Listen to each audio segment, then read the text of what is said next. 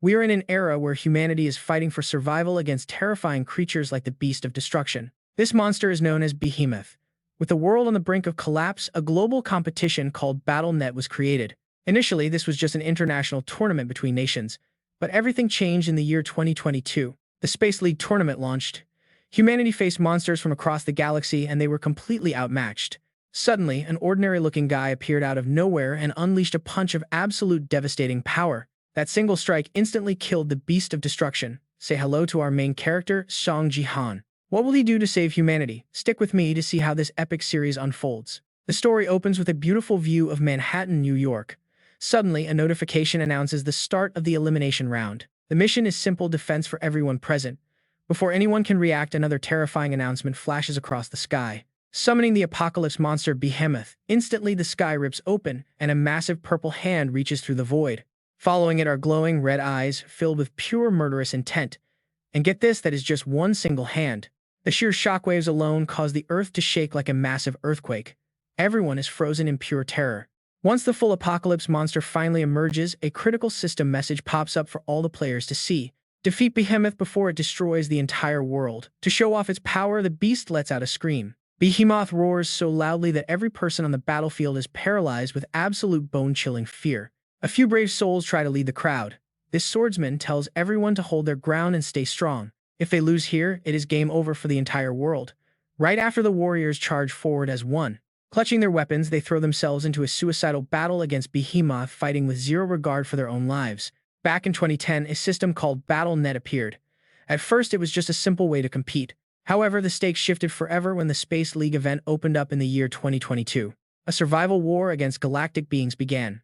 Representing Earth, humanity has done nothing but lose over and over again. It is now 2023 and only 10 countries are left standing. The situation is beyond desperate at this point. Out of 204 original nations, this massive drop shows just how close we are to the end. Earth is officially standing on the edge of extinction. Facing a monster like Behemoth is a complete nightmare. Humans are just ants to this thing. With just one roar, most of the people there were wiped out instantly. Its power is honestly beyond measure. But right in the middle of this chaos, someone descends from the sky. A man with a fairly average build suddenly appears. Without saying a single word, he jumps straight into action. He throws a massive punch directly at Behemoth on the ground. The force makes the entire earth shake violently. The crowd watches in shock and drops their weapons. They cannot believe it. Did he just kill that thing alone? Looking closer, the legendary Beast of Destruction is lying dead right at the feet of this mysterious young man. But that devastating attack came at a high price. His left hand was completely shattered from the heavy impact. His hand was destroyed immediately after the collision. This is Seong Ji Han, our legendary main character. People call him Jihan, the world's number 7 player affiliated with the number 1 guild in the United States. From a skyscraper nearby, a voice rings out, "Our beloved America has won again." This historic moment will be remembered. The man speaking is Ben Williams, the leader of the top guild in the States. He is the boss here. He is officially the world's number 1 player. While Ben is busy showing off his authority from the balcony, a blonde girl worried about Jihan flies down to check on him despite her teammates telling her to stay. Behemoth's lingering energy is still everywhere and incredibly dangerous.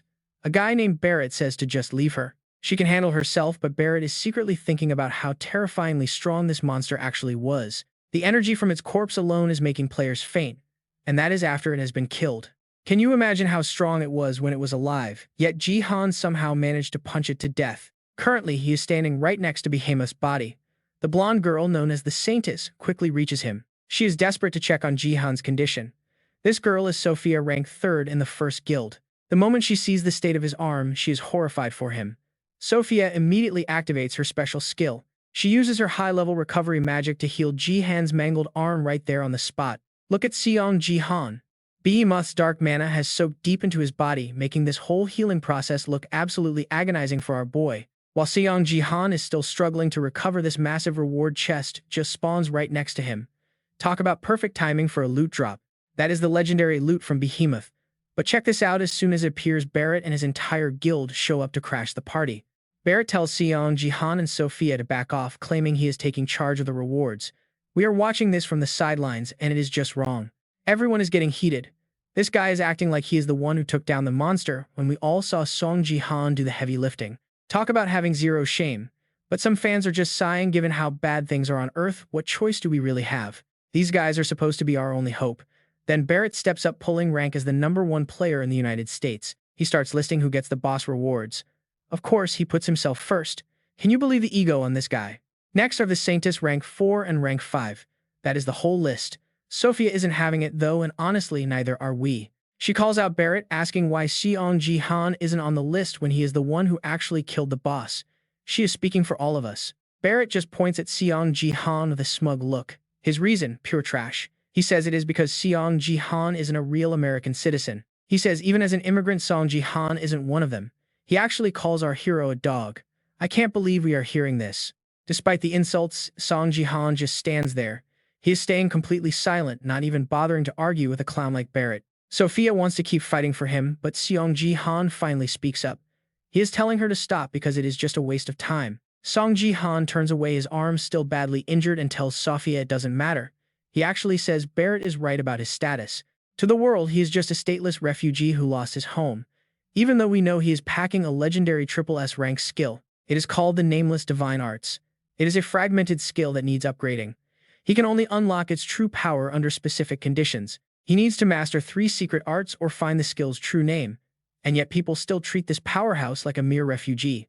Even after losing his country and climbing to rank 7 in the world with his divine arts, Seong Ji Han is still treated like an outsider. He is denied his rights and treated unfairly, but Seong Ji Han isn't even sad about it.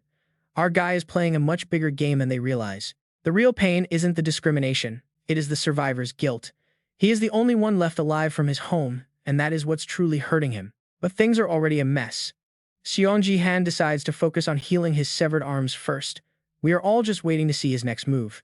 The mission results are coming in. Suddenly, a screen pops up, game over. It is time for the final tallies to be revealed to everyone. Bronze rank elimination, defense type. The goal was for half the players to survive.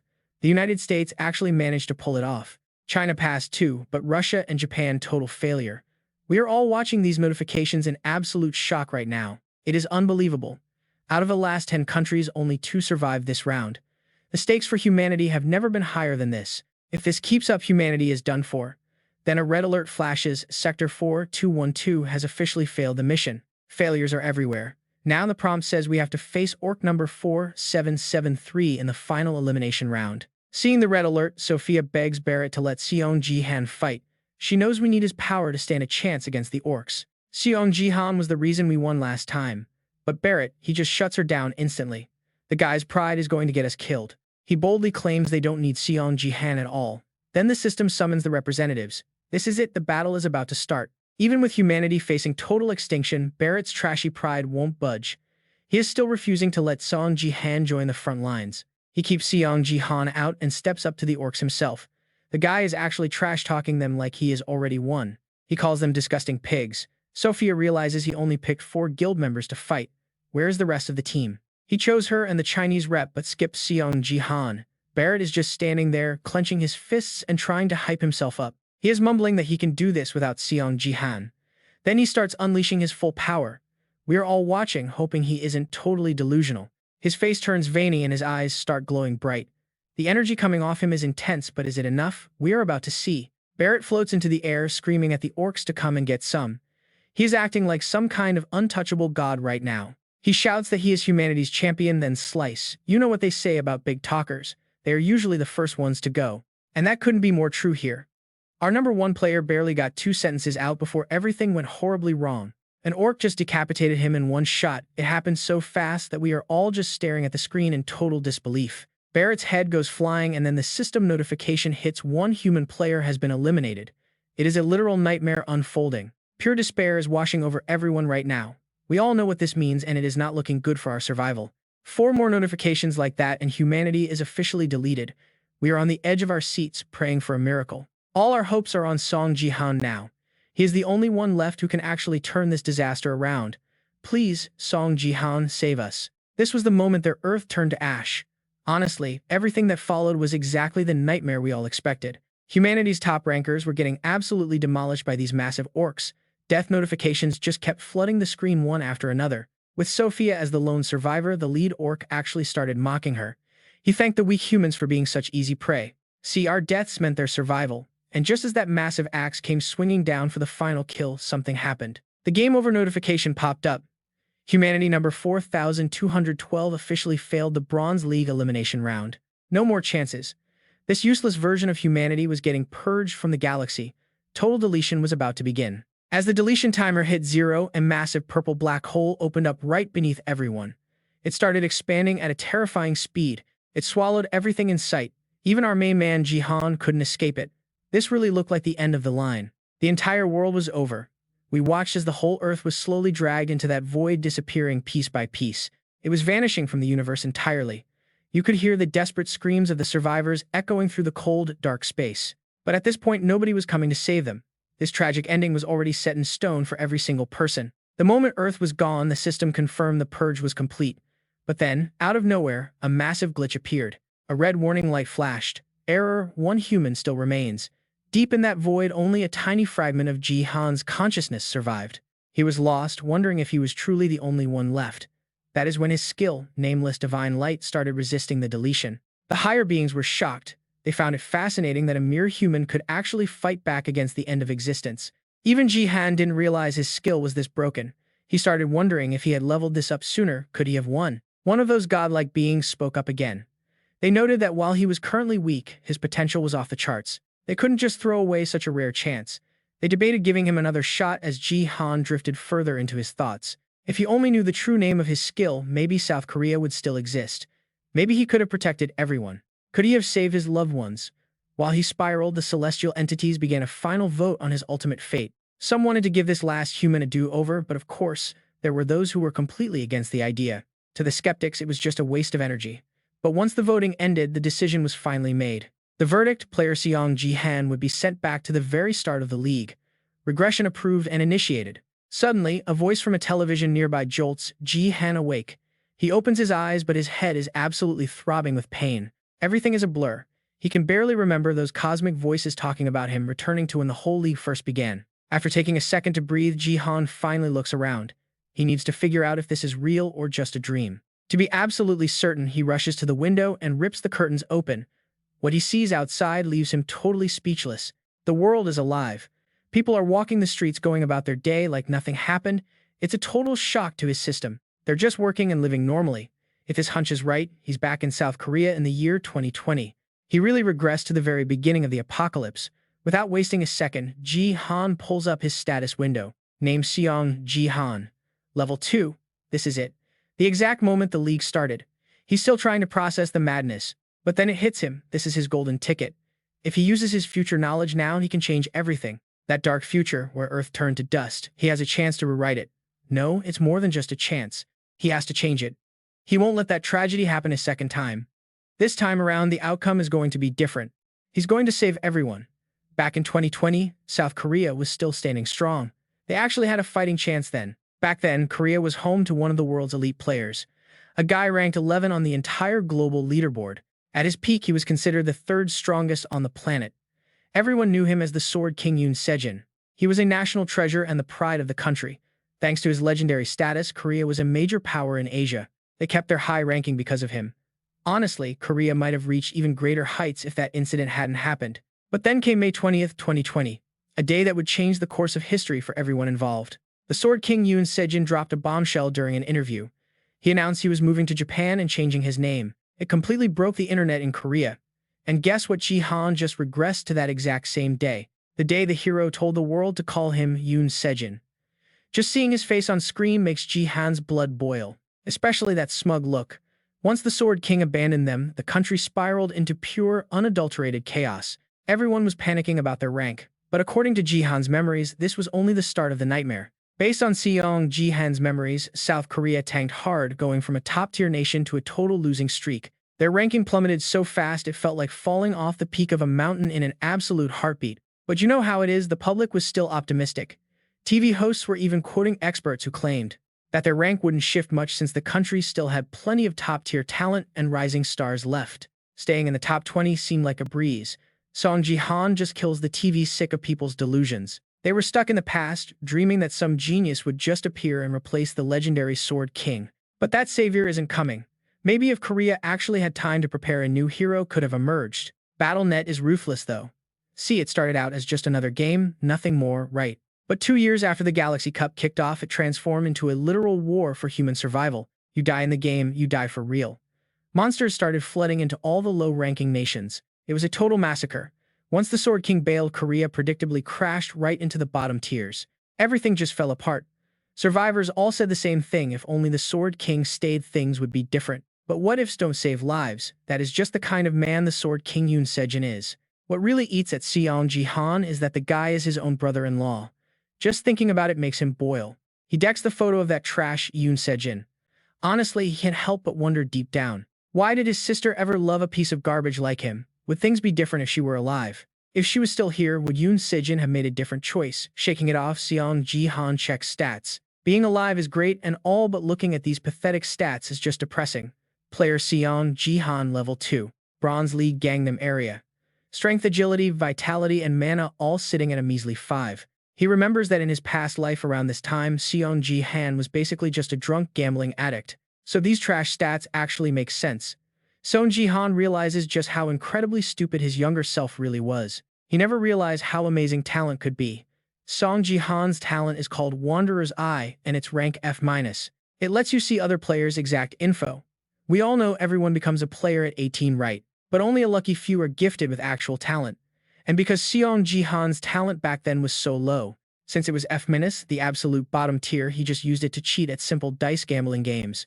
Back then, he had no clue that the real value of this skill only shows up after awakening. The more he looks at his stats, the worse he feels. These look exactly like level 1 stats. So why is he level 2? He spots a half-empty potion bottle sitting right under the table. Suddenly, those embarrassing memories come flooding back. That right there is an experience points potion, my friends. Some drunk idiot chugged it thinking he was a billionaire jumping to level 2. Seong Ji Han hopes it wasn't him. Was I really that brainless? But then Seong Ji Han notices he is sitting on 100,000 achievement points. Where did all these points come from? Setting the useless, low-value stuff aside for a second, Seong Ji Han can't recall completing a single thing before the league started. So why is his balance so high? Did something change when he regressed? To find out, he opens his inventory to check what's inside. A golden item catches his eye, the achievement point exchange coupon. It's a special bonus for the final survivor. For someone who chose to challenge fate again. Use this and you unlock the exclusive achievement shop. He didn't expect to keep this after regressing. Without a second thought, Seong Ji Han uses the coupon immediately. Coupon used and the system shop is live. A golden storefront pops up right in front of him. It's the level 1 achievement shop. Upgrading the store itself costs 20,000 points right off the bat. Improving the status window is 10,000 and adding a job slot is another 10,000 points. These choices are tough. Seong Ji Han needs something he can use right now to get an immediate edge. But none of these fit his current plan, so he decides to just upgrade the shop instead. Level 2 unlocked, adding inventory expansion. Still not it, so he goes for another shop upgrade. Now, it's level 3, adding the nickname feature. Seong Ji Han is down to his last 50,000 points. If he pushes to level 4 now, he will only have 30,000 left for actual shopping. 10,000 achievement points is all he has. You and I can see that as he climbs higher, the costs are only going up. Now Seong Ji Han faces two big choices. He could buy what's currently available or leave it to fate by upgrading the achievement shop to level 4. But knowing our guy, Seong Ji Han has the soul of a true gambling addict, so obviously he's going all in on that level 4 shop upgrade. Reaching level 4 unlocks a feature called Emergency Recovery. This allows you to restore any glitched or broken item back to its perfect state. After reading through these lines, Seong Ji Han just sighs and buries his face in his hands. This is honestly a terrible sign for him, because there is absolutely no way he can quit his gambling habit now, especially since he just hit the legendary jackpot once again. Shang Jihan walks up to a room and uses his fingerprint to unlock it. The system scan is complete. You are a member of Seong Ji Han's family. It turns out the place Seong Ji Han entered is the game room of Yoon Se-jin, the legendary Sword King and Korea's absolute favorite hero. It's honestly surprising that the system still recognizes Seong Ji Han as family, even though the owner, the Sword King, is no longer staying here. After booting up the machine, a notification pops up on the screen. He has successfully opened the inventory for the BattleNet connector. Seong Ji Han immediately pulls out an item called the Broken Brush of Dongfang Shuo. It's a rank A item, but currently just a useless broken tool. Without hesitation, Seong Ji Han activates the emergency recovery skill to begin repairing the broken brush belonging to the legendary scholar Dongfang Shuo. Moments later, the repair is complete. That once useless, rank A broken item has officially transformed into the legendary brush of Dongfang Shuo. It's now a rank SS item. This brush belonged to the famous scholar Dongfang Shuo and holds a direct link to the martial god. While Seong Ji Han is busy admiring his newly fixed treasure, a notice appears. You and I better buckle up because the Gangnam Bronze Cup tutorial is starting. With only 10 seconds left on the countdown, Seong Ji Han quickly pulls up his status window. He didn't expect things to move this fast. He grabs the brush and immediately begins painting something directly onto his own status screen. The reason Seong Ji Han reached rank 7 and earned the War Saint title was his incredible combination of agility and other core stats.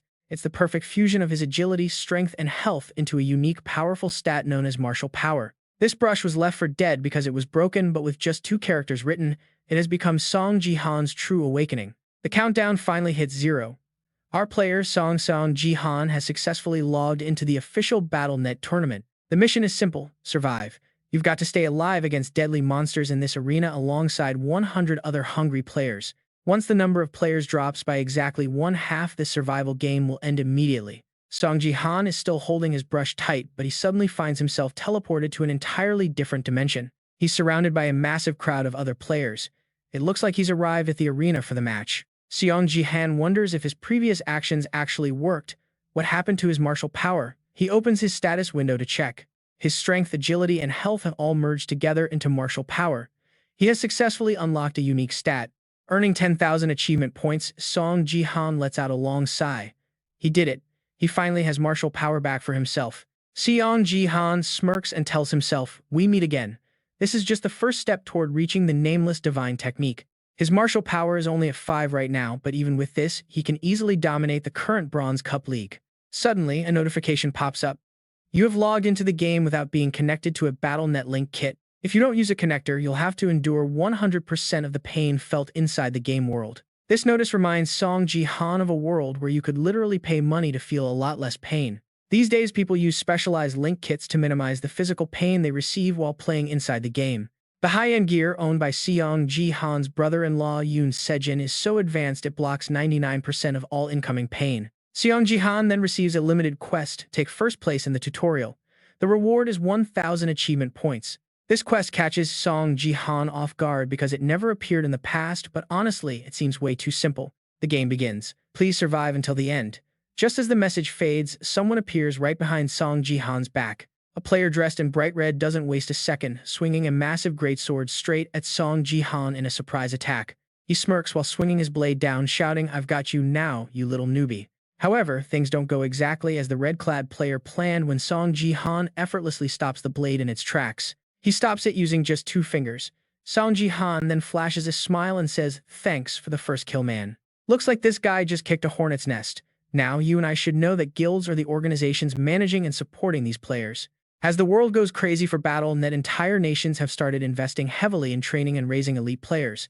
Thanks to massive investments from famous corporations, plenty of guilds have been formed to hunt for the next big talent. Welcome to South Korea, the legendary training ground where elite players are born every single season during this tournament." Seong Ji Han is standing right at the Gangnam Bronze Cup, the official debut stage for all the world's major guilds. When the announcement hits, this guy in red looks absolutely floored. The Gangnam Cup level is just on another planet. Scanning the crowd, everyone is radiating insane power. Red shirt guy shakes his head to stay focused. No time for fear. "I'm gonna win this," he thinks. Turns out his name is Do Ji-huk, a proud member of the Purge Guild. Purge is backed by a massive corporation, and they're famous for scouting some of the hottest rising stars in the game.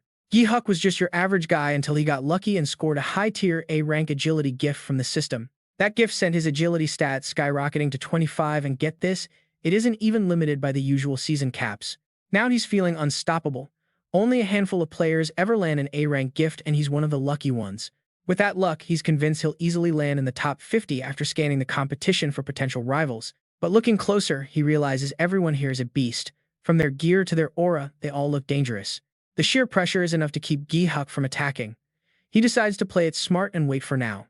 In this survival game, staying alive is the only goal. He's not about to get eliminated by picking a bad fight. Everyone around him looks way too professional. This definitely doesn't feel like some third-rate amateur tournament anymore, does it? But then Ji-huk's eyes lock onto someone weird. A guy wearing a plain t-shirt who doesn't look strong at all. He's just standing there looking totally lost in the middle of the arena. Did the system summon this guy by accident? Ji-huk smiles. This has to be a gift from God. The perfect easy prey just waiting for him to take down. It's a free victory. Gi-huk draws his blade and gets ready to strike the moment the starting bell rings out. He's about to give this confused rookie a one-way ticket out of here. Then the signal blares, time to survive. Gi-huk charges right at Seong Ji Han, swinging his sword while screaming, "Die, you pathetic little chicken," but things are about to change. Now get this, our main character casually catches that high-speed blade with just 2 fingers. Talk about a massive power move. Gi-huk is trembling now. He realizes he's messed with the wrong person and he can't even pull his sword back. How is this possible? How can a supposed newbie keep up with his speed after he received that A-rank agility reward? Seong Ji Han lets go, sending Gi-huk crashing to the ground. Is that all you've got? Where did all that confidence go? You really came to the Gangnam Cup with a trash gift like that? Gi-huk is absolutely fuming at the insult. A-rank agility is trash. How dare this nobody beggar look down on me? He's just lucky he blocked one attack. I'll show you what real speed looks like. Gi-huk pushes his limits, his entire body glowing as power surges through him. Seong Ji Han sees the guy going all in. His speed isn't actually that bad, but it's still light years behind what Seong Ji Han can do. Gi-huk lunges forward with incredible speed, but Seong Ji Han just dances around every strike like he's moving in slow motion. Seong Ji Han realizes being back at level 2 makes things a bit annoying. He's not as fast as he used to be. It's not that his opponent is actually fast, it's just that Seong Ji Han's current body is dragging behind his mind's reaction speed. Back in the day, Seong Ji Han fought in countless arenas. Compared to those legends, this guy's movements are just too simple. Seong Ji Han easily reads every single move Gi-huk makes. That's why not a single slash can even touch his clothes. After dodging for a bit, Seong Ji Han gets bored and smacks Gi-huk's hand, sending his sword flying into the air. While Gi-huk is standing there in shock, Seong Ji Han leaps up and catches the sword with perfect timing. It's game over. In one lightning-fast motion slash, Seong Ji Han delivers a perfect clean strike right across Gi-huk's neck.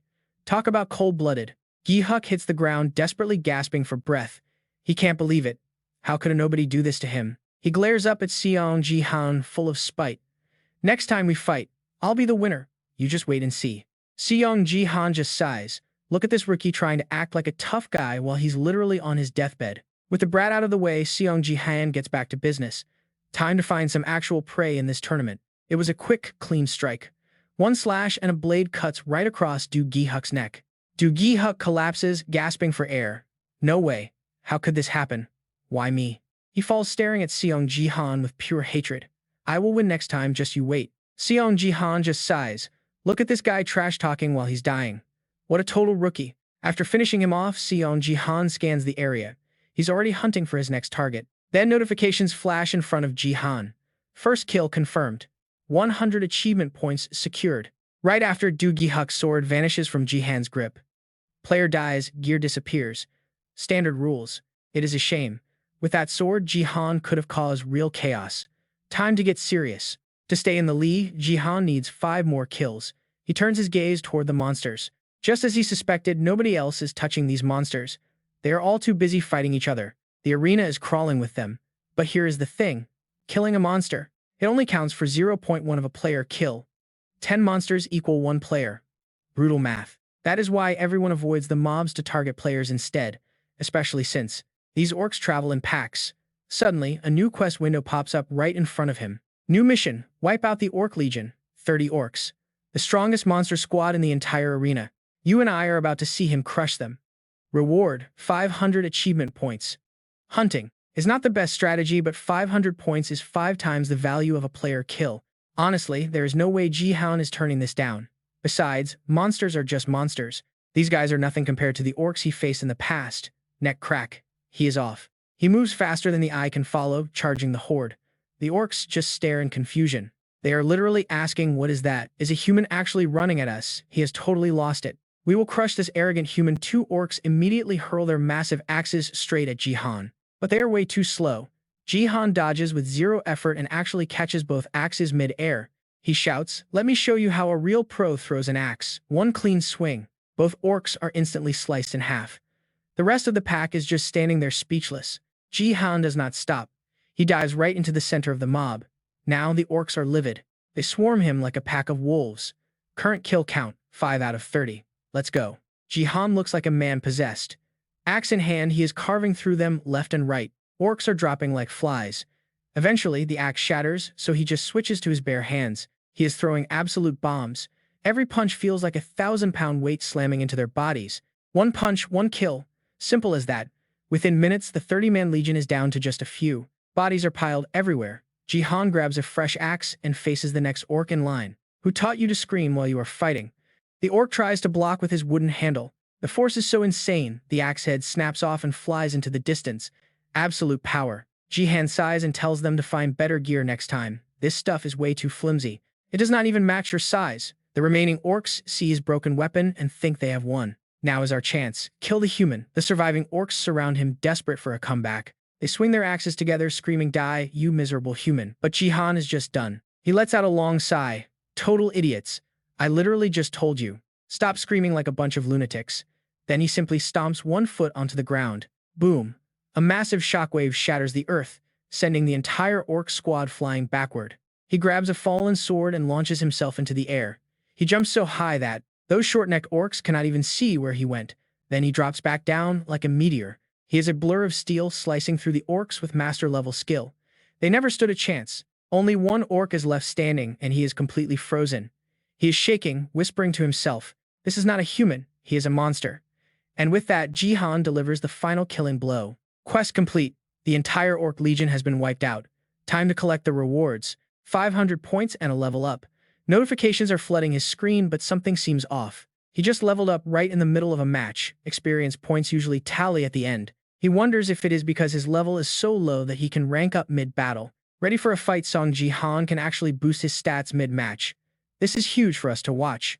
If he has to choose one stat to max, obviously Seong Ji Han is going all in on power. Let's check his current stats. Level 2 competing in the Gangnam Bronze Cup Area 1. 5 power, 5 mana, and 1 point left. He is a talented martial artist with F-rank Wanderer eyes. He can spot other players' skills. No nickname yet. But wait, power is actually a unique stat. It combines strength, speed, and stamina. Even if other stats are at the same level, this insane power stat can basically double his overall combat ability. Talk about being broken. There is another big reason why this power stat is so special to Seong Ji Han. At 30 power, he unlocks the chance to get the SSS-Rank Nameless Divine Arts. Total game changer. Seong Ji Han wants that SSS technique as soon as possible, so every single stat point he gets is going straight into power. But keep in mind, this power stat has a massive drawback. Power is not that easy to raise. Usually you need tons of combat experience and training first. Fighting and training are the only ways to grow it. Stat points usually only increase physical limits. But for a battle-hardened veteran like Seong Ji Han with all his past life experience, he has completely bypassed that weakness. Now all he has to do is dump all his points in. While Seong Ji Han is busy thinking some girl with a bow tries to snipe him from a distance. With his insane reflexes, Seong Ji Han dodges that arrow like it is nothing. Way too slow for him. She is shocked. You actually dodged that. Her face goes from smug to totally serious real quick. She calls him a lucky bastard, and then this guy in heavy armor steps up beside her. He reminds her of their deal. Whoever lands the killing blow gets to claim the kill. Seong Ji Han realizes they are teaming up. Typical. This kind of stuff happens all the time. Survival maps are for fighting, but nothing stops guilds from working together to hunt others down. Then Seong Ji Han spots the logo on her shoulder. It is one of the top 10 guilds in Korea. The Black Tortoise Guild. A warrior and an archer, the perfect frontline and backline combo. Since they are from the same guild, their goal is obvious. They are here to farm other players. A notification pops up. Only 60 players left alive. The game is really heating up now. The tutorial is almost over. Even Seong Ji Han is surprised at how fast everyone is being eliminated. Usually, he would just dodge and survive. But these two, they are clearly looking for trouble. They are out for blood, thinking our guy is an easy target. Oh, they have no idea. The guy actually says, "If you go to dinner with me, I will let you have this kill." She shuts him down instantly. "We have a huge age gap. You should be ashamed of yourself." While they are busy flirting, Seong Ji Han just checks the leaderboard. Talk about having your priorities straight. He is sitting at number 1 with 4 kills. Time to use these two for more points. She is still complaining about her teammate when boom, Seong Ji Han makes his move. At godlike speed, Seong Ji Han delivers a single slash that logs her out of the game instantly. This is the power of 6 power points. The warrior just stands there completely stunned by the speed. He finally realizes Seong Ji Han already sent his partner packing before he could even blink. He is shaking. How? How dare you kill her, you bastard? He is totally losing it. Seong Ji Han teleports behind him and delivers a massive strike. He is not showing any mercy today. "I'm killing you too, buddy." But the hit only scuffs his armor. That is some tough gear. It is B-rank guild exclusive armor. It saved him from the first hit, but for how long exactly, I wonder. 1 hit, sure. But what about 100? Seong Ji Han raises his sword and gets ready to feast. He rains down hundreds of slashes. If one does not break it, 100 definitely will. The guy is screaming, "Why do you keep hitting the same spot?" "Because it works, buddy." After dozens of slashes, this supposedly tough armor finally gives out. Shang Jihan just laughs it off. B-rank gear. Flirting. Did you come here to pick up girls? Because if that is your only goal, you should not have stepped foot in here. As Shang Jihan continues his brutal beatdown, a woman in a white shirt and her bodyguard are watching from the sidelines, catching every single move. This woman is Li Haon, the manager of HR over at the powerful Divergent Guild. She actually has to praise Seong Ji Han for his absolute madness. She turns to her guard and says it is a huge relief that we were not summoned into the same match as this crazy guy, right? If Lim Ga-young had been summoned with a freak like this, she probably wouldn't have even taken second place. She might have been disqualified. If we run into this guy, we should probably avoid a direct fight. Honestly, I'm starting to wonder if that's even a good idea anymore. Li Haon's words really had Ga-young stuck in her head. Li Haon just sighed. I mean, come on, there is no way my girl could lose. Why not just face him and win? Ga-young was totally lost on Li Haon's hidden meaning, but after a moment she finally spoke up. She agreed to listen to her boss and steer clear of this monster. But suddenly, Li Haon flipped the script. Now she wants her to fight. They need to gather data on him. Whether it is a crazy order or not, Ga-young is a pro.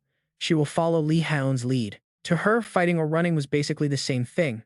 Ga-young kept her eyes glued to the screen watching Seong Ji Han's insane combat footage.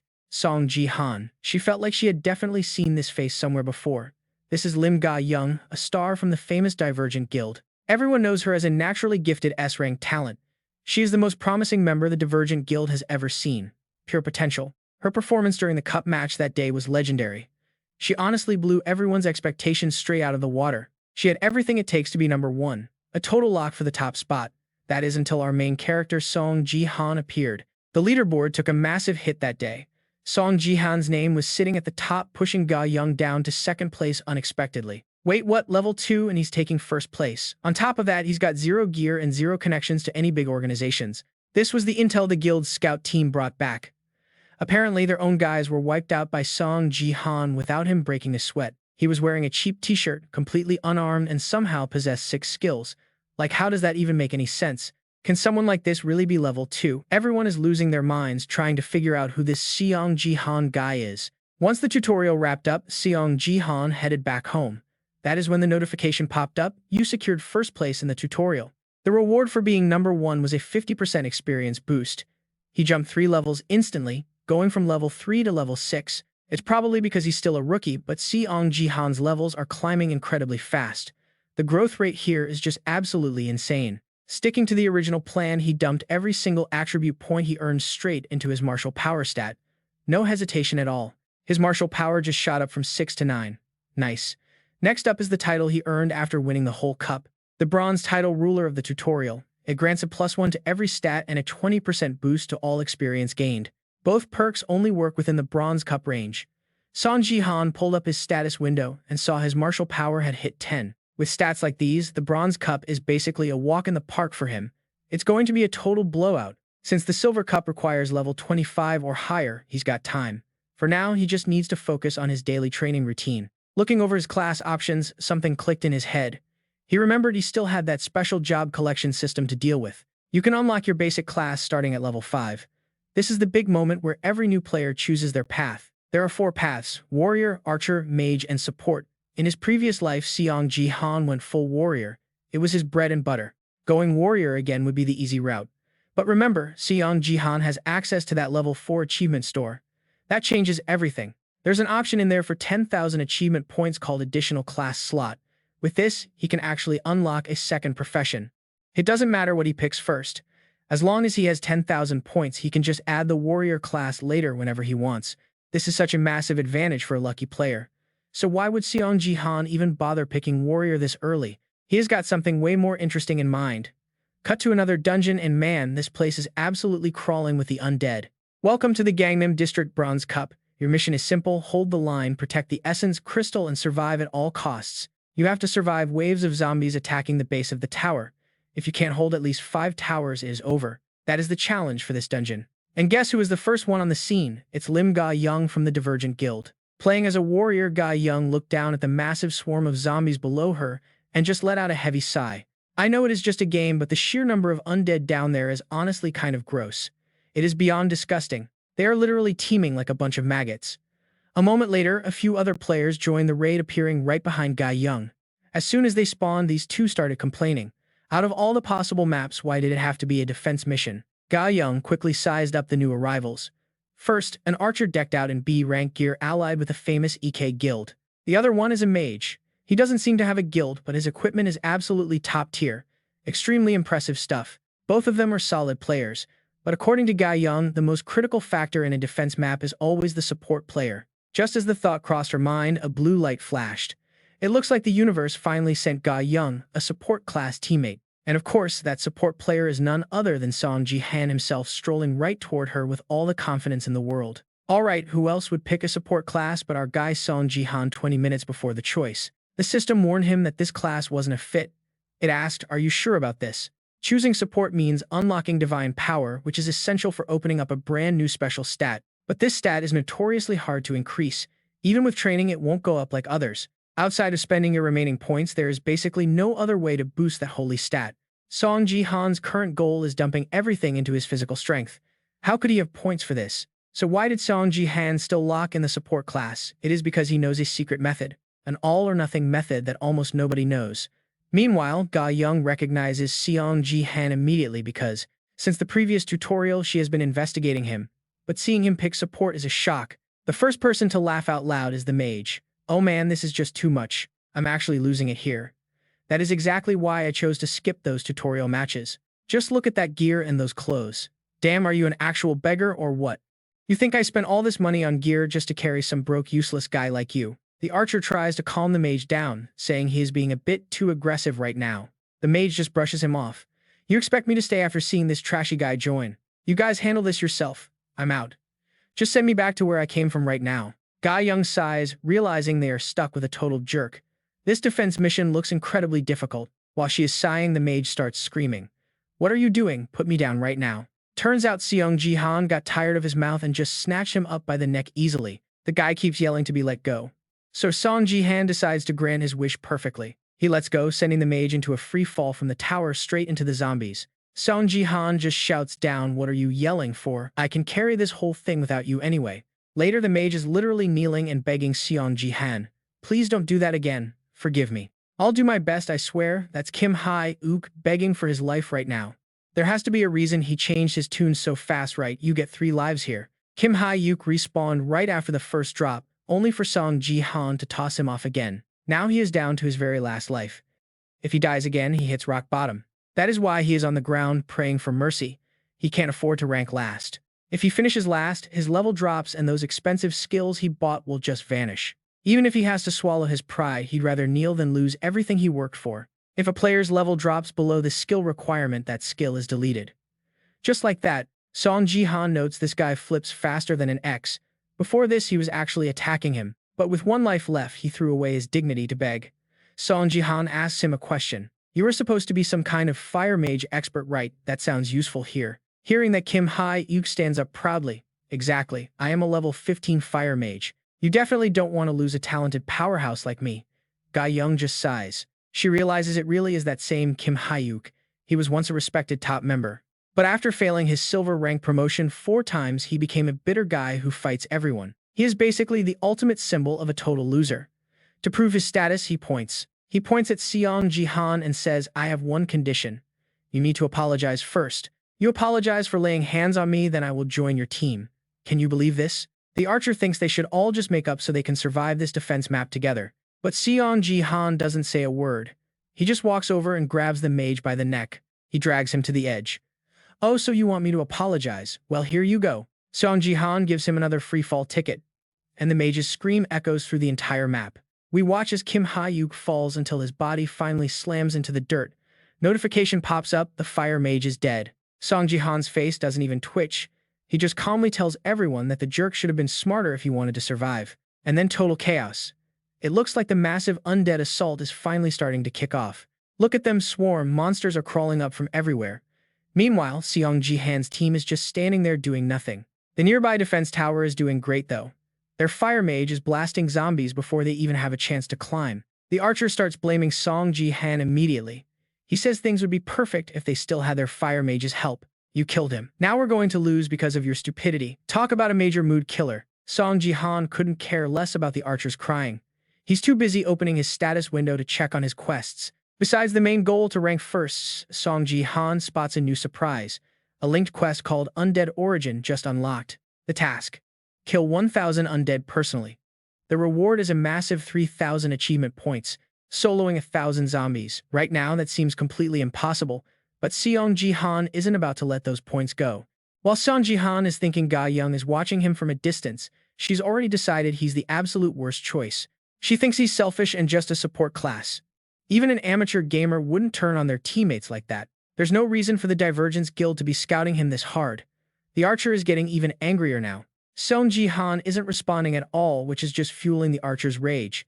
He's practically screaming at this point. Hey, answer me, you ignoring me now. If you're gonna be like this, then go fight all by yourself. Seong Ji Han actually looks shocked, not because he's being abandoned, but because he finally gets to solo this entire horde. If he fights alone, every single kill counts toward his secret quest. This is exactly what he needed. Ga Young just sighs and says she'll lead while he supports. She's expecting to fail but won't give up yet. You can't just quit before the game even starts. But Seong Ji Han isn't even listening to her little speech. He just rolls up his sleeves and makes an announcement. I told you before, I've got this covered. I'll clear the path. You just stay back and keep this archer kid safe. Now that's what we call confidence. Right then a zombie finally reaches the top of the wall. The archer starts stuttering. It's a blood zombie. These things are different from normal undead. Their heads are liquid, so regular physical attacks don't do a thing. While the teammates are still panicking, Seong Ji Han just swings his weapon. Boom, the blood zombie's head literally explodes. One hit. That's all it took to shatter that monster into 100 tiny pieces. Absolutely insane power. Ga Young is stunned watching the carnage. She recognizes that skill. It's Holy White Fire, a divine power technique. That's a high-tier skill.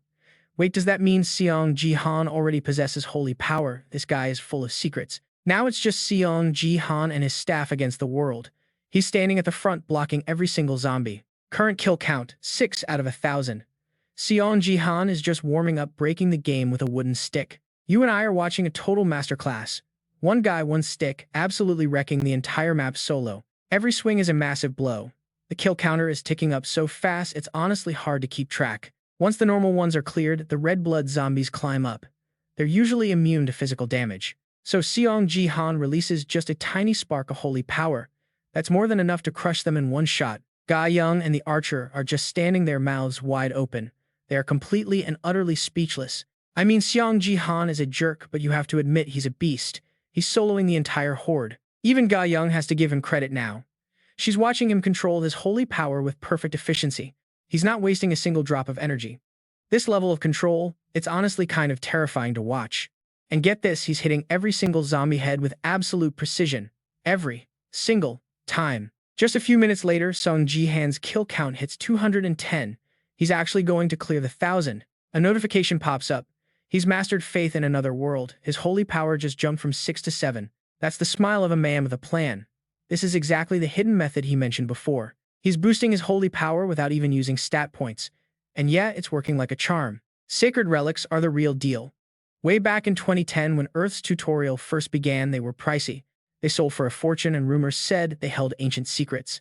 Fast forward 10 years later and, alright, you and I are watching Seong Ji Han realize these secret items are basically worthless now. Especially those relics from other worlds. Most people have no clue they even exist in this game. But get this, back in his past life, the Saintess Sophia told Seong Ji Han a massive secret. She boosted her holy power using those items, but it only works during the tutorial phase. That little exploit is exactly how Sophia managed to become such a top-tier saintess. Seong Ji Han was floored. Apparently holding these relics and praying for a long time grants serious power. Every item has its own specific rules, but the payoff for Seong Ji Han is totally worth it. Our guy can't believe no one else figured out such an easy way to level up.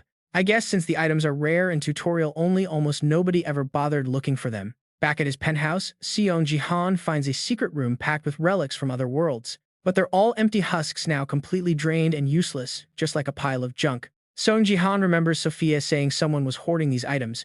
Turns out he knows exactly who. It was his own sister Seong Jia, the legendary goddess and the Sword King's elite partner. She was the strongest support in Korea, but her tragic death happened years ago in the past. Digging through the trash, Seong Ji Han actually finds one surviving item, an E-rank steel staff. It's the only thing left with holy power, so he uses it to bash some zombie skulls. Now the staff is dropping to F rank. There isn't much holy energy left for him to absorb. Still, it's the perfect weapon for giving these zombies the beatdown they've been waiting for. Watching from behind, Ga Young has to admit Seong Ji Han's physical strength is just on another level. For a support class, his raw power is honestly terrifying. This guy is built totally different. His staff skills are even scarier. Meanwhile, the archer points out a high-level group nearby. They're a top 5 team, but the archer is so distracted he misses his zombie creeping up. Ga Young jumps in and saves his skin, taking out the zombie with one clean strike. Seong Ji Han recognizes her style immediately, the peach blossom sword. That means this girl is Lim Ga Young. She was famous as the temporary sword king, but things didn't exactly end well for her. She actually died at the hands of the current sword king, who is Seong Ji Han's brother-in-law. Ga Young asks Seong Ji Han if they can party up so they can all climb the rankings together. Seong Ji Han checks the board. He's currently in 5th place with 398 points total. His kill count is 397 out of 1,000. Still a long way to go. With only an hour left on the clock, they are really starting to run out of time. He knows Ga Young can handle herself, so Seong Ji Han decides to dive right into the horde. He tells her to hold the line up top while he jumps down into the chaos below. Mid-air, Seong Ji Han pumps every single drop of holy power he has left into that steel staff. You and I just witnessed a total game changer as Seong Ji Han literally shook the ground with light. What just happened? Look at the screen, the archer is screaming because they've hit rank 1. The staff is totally fried, but the notifications are finally rolling in. Mission complete, everyone. They are officially the top survivors across all 10 towers. That was an absolutely legendary move. Seong Ji Han just sighs. He hit 1st place, but he didn't actually hit his personal kill goal. 560 out of 1,000. Guess he'll have to come back and try again later. He'll return when he's even more overpowered to finish the 1,000 zombie challenge once and for all. The archer is a total fanboy now, yelling that Seong Ji Han is the absolute pro-level GOAT. Ga Young is still frozen at the edge of the tower, completely unable to process the carnage. A solo player doing all that, and he's a lower-level support, it makes zero sense. One full power strike from Seong Ji Han almost leveled the tower and turned the whole horde into dust. The archer just keeps going on and on about how Seong Ji Han is a literal god. Time to log out of this map. After snagging that easy clear, Seong Ji Han heads off to claim his well-earned rewards. He is about to bounce when Ga Young calls him back. Seong Ji Han is totally shocked. How does she even know him? In this timeline, they shouldn't even be acquainted yet. Meanwhile, Ga Young is thinking she must talk to this guy privately. The raw potential and massive achievements he just pulled off in those 2 battles are insane.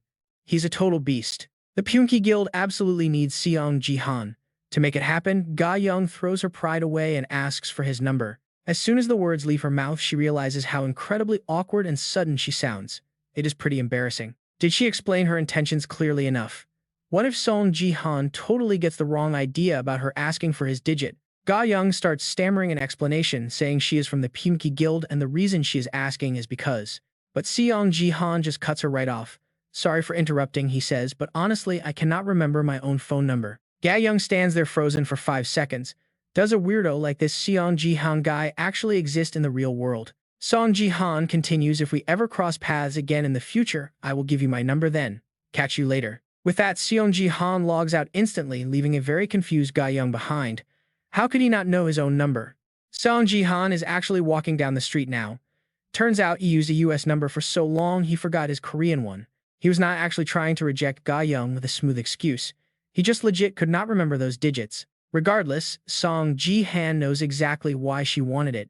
It was clearly a recruitment pitch from the powerful Punki Guild. Seong Ji Han wonders if he stood out a bit too much, but he has zero plans to join any guild right now. The most important thing is the loot from that map. Those rewards boosted Seong Ji Han all the way up to level 8. His stats are looking good with strength 10 mana 6 and holy power 7 plus 1500 GP in currency. But 1500 GP cannot buy any holy artifacts. Even the cheapest item in the shop costs 3000 GP. It is currently the year 2020, and while prices have not spiked yet, Seong Ji Han still cannot afford a single thing. Maybe heading back to the warehouse to dig through his sister's old inventory will yield better results for him. As soon as he steps inside the house, Seong Ji Han's face drops in pure shock. Something is very different here. The source of his surprise is a simple pair of shoes sitting in the hallway. We all have moments we regret. In his past life, Seong Ji Han had so many things he wished he could change, so much bitterness and deep resentment. But his biggest regret was the fact that he failed to protect that one girl. He told himself this so often. If he ever saw her again, he would say everything he missed. First, he would say, "Thank you. Thank you for protecting your uncle, say, ah." Next would be an apology for failing to protect her back then. And finally, he would tell her how much he truly missed her. His precious little niece Yoon Se, ah. The young girl standing before Seong Ji Han is indeed Se, ah. She is 18 and the daughter of Seong Ji Han's older sister. After snapping out of his dark memories, Seong Ji Han asks Si-ah if her school trip to Jeju Island is over already. Si-ah scratches her head, admitting she was the only one who finished early. She has always been independent. Since his sister worked non-stop to support them, Seong Ji Han was the one who raised Si-ah since she was tiny. For Seong Ji Han, who lost his parents young, Se-ah is more important than anything. She is his only real family. But thinking about that bastard, Sword King makes Seong Ji Han's blood boil. He stays calm and asks if her father called. Se-ah looks down. She tried reaching him, but it seems like the man has completely fallen in love again. Flashing back to their phone call, Se-ah asks her dad what he is talking about. Falling in love. Is he crazy? The Sword King coldly replies that he does not expect her to understand, she just needs to know. Se-ah asks what she is supposed to do. Is he really abandoning her to just run off to Japan? Yes, he says. That was the condition the woman set for accepting his feelings. He answers without a hint of hesitation. Before Se-ah can say another word, the Sword King just hangs up on his own daughter. What a total jerk. Hearing the story from Se-ah's side makes Seong Ji Han's rage explode all over again. That absolute piece of trash, Sword King. Seong Ji Han takes a deep breath and forces himself to settle down. He cannot let his niece see him this angry. That ungrateful, irresponsible coward abandoned his daughter and his country just for some woman's affection. It is pathetic. Because of him, innocent Se-ah had to suffer so much. No matter how hard he tries, Seong Ji Han cannot hold back. Just thinking about the Sword King makes his skin crawl. Right then Se-ah speaks up and asks, "Uncle, so you are the one who broke the family photo?" That question makes Seong Ji Han flinch. Looks like he let his anger take over. Regardless, that man is still Yoon Se-ah's father. Would Yoon Se-ah hate him for this? Surprisingly, she does not blame Seong Ji Han for the mess. The kid just giggles and says, "You beat me to it, uncle. I wanted that too." She tells him she is fine, and honestly, that is the resilient Yoon Se-ah Seong Ji Han knows. Her mother is gone, her father turned traitor and left, yet this girl keeps on smiling. She acts happy and worries more about Seong Ji Han than herself. But Seong Ji Han sees the truth. He knows she is hurting deep down. Seong Ji Han pats her head, telling her she is great. Yoon Se-ah, you have really grown up. Now you are the one looking after your old uncle. From now on, I will protect you. I will never let anyone hurt you again. Yoon Se-ah. Over in Seoul at the Gangnam Divergence Guild, Ga Young is looking pretty annoyed right now. Everything that happened with Seong Ji Han in that zombie map is haunting her. Meanwhile, Lady Lee Haeon, she is laughing her head off. After holding it in, Lee Haeon just decides to let it rip. Her laughter echoes through the entire guild. Honestly, you and I can probably hear her here.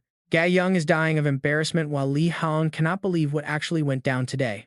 Imagine some random guy showing up and actually turning down a girl like Ga Young. His excuse? He claimed he forgot his own phone number. Ga Young sighs, "I could not even argue. How could I force him? Besides, I am not exactly a beauty like you, my lady. I look more like a guy than a girl." Hearing that honesty really catches Lee Haeon off guard. Does she not know how famous she is? People behind her are already starting to whisper. "That is the Peach Blossom sword. Should I ask her out?" His friend warns him away. "She will slice you like a melon." Once upstairs, Ga Young asks about recruiting Seong Ji Han. Lee Haeon sighs, "What else can I do? That crazy old man is forcing my hand here.